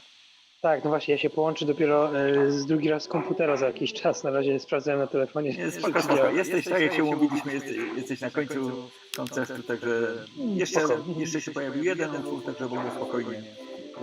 Dobra. Tak jak się umówiliśmy, 21. Jesteśmy. Cześć! Serwus, piłkarzyki, słynne piłkarzyki, wiadomo. Zawsze marzyłem o piłkarzykach i już nie mam piłkarzyków swoich. No. A no widzisz, a my tutaj mamy i gramy.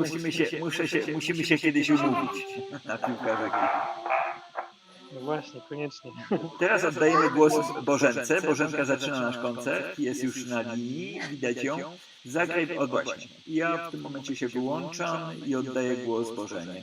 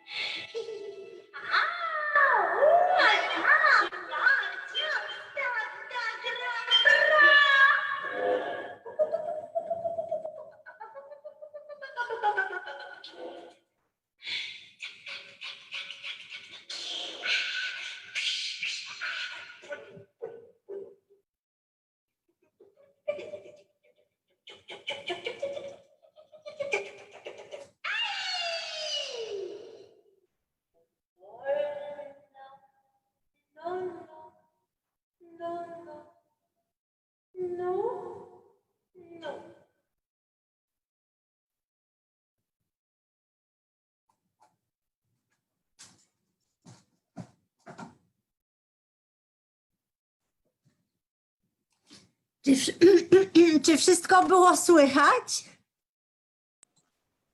Wszystko było słychać.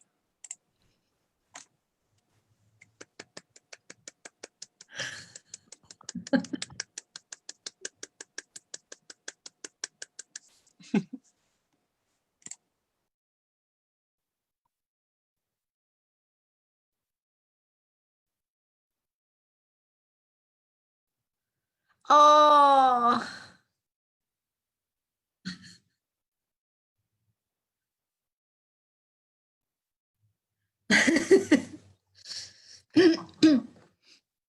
Może kiedyś na festiwalu zagram to, po prostu powiesimy i będę grała przy wszystkich, wtedy będzie wszystko widać i słychać.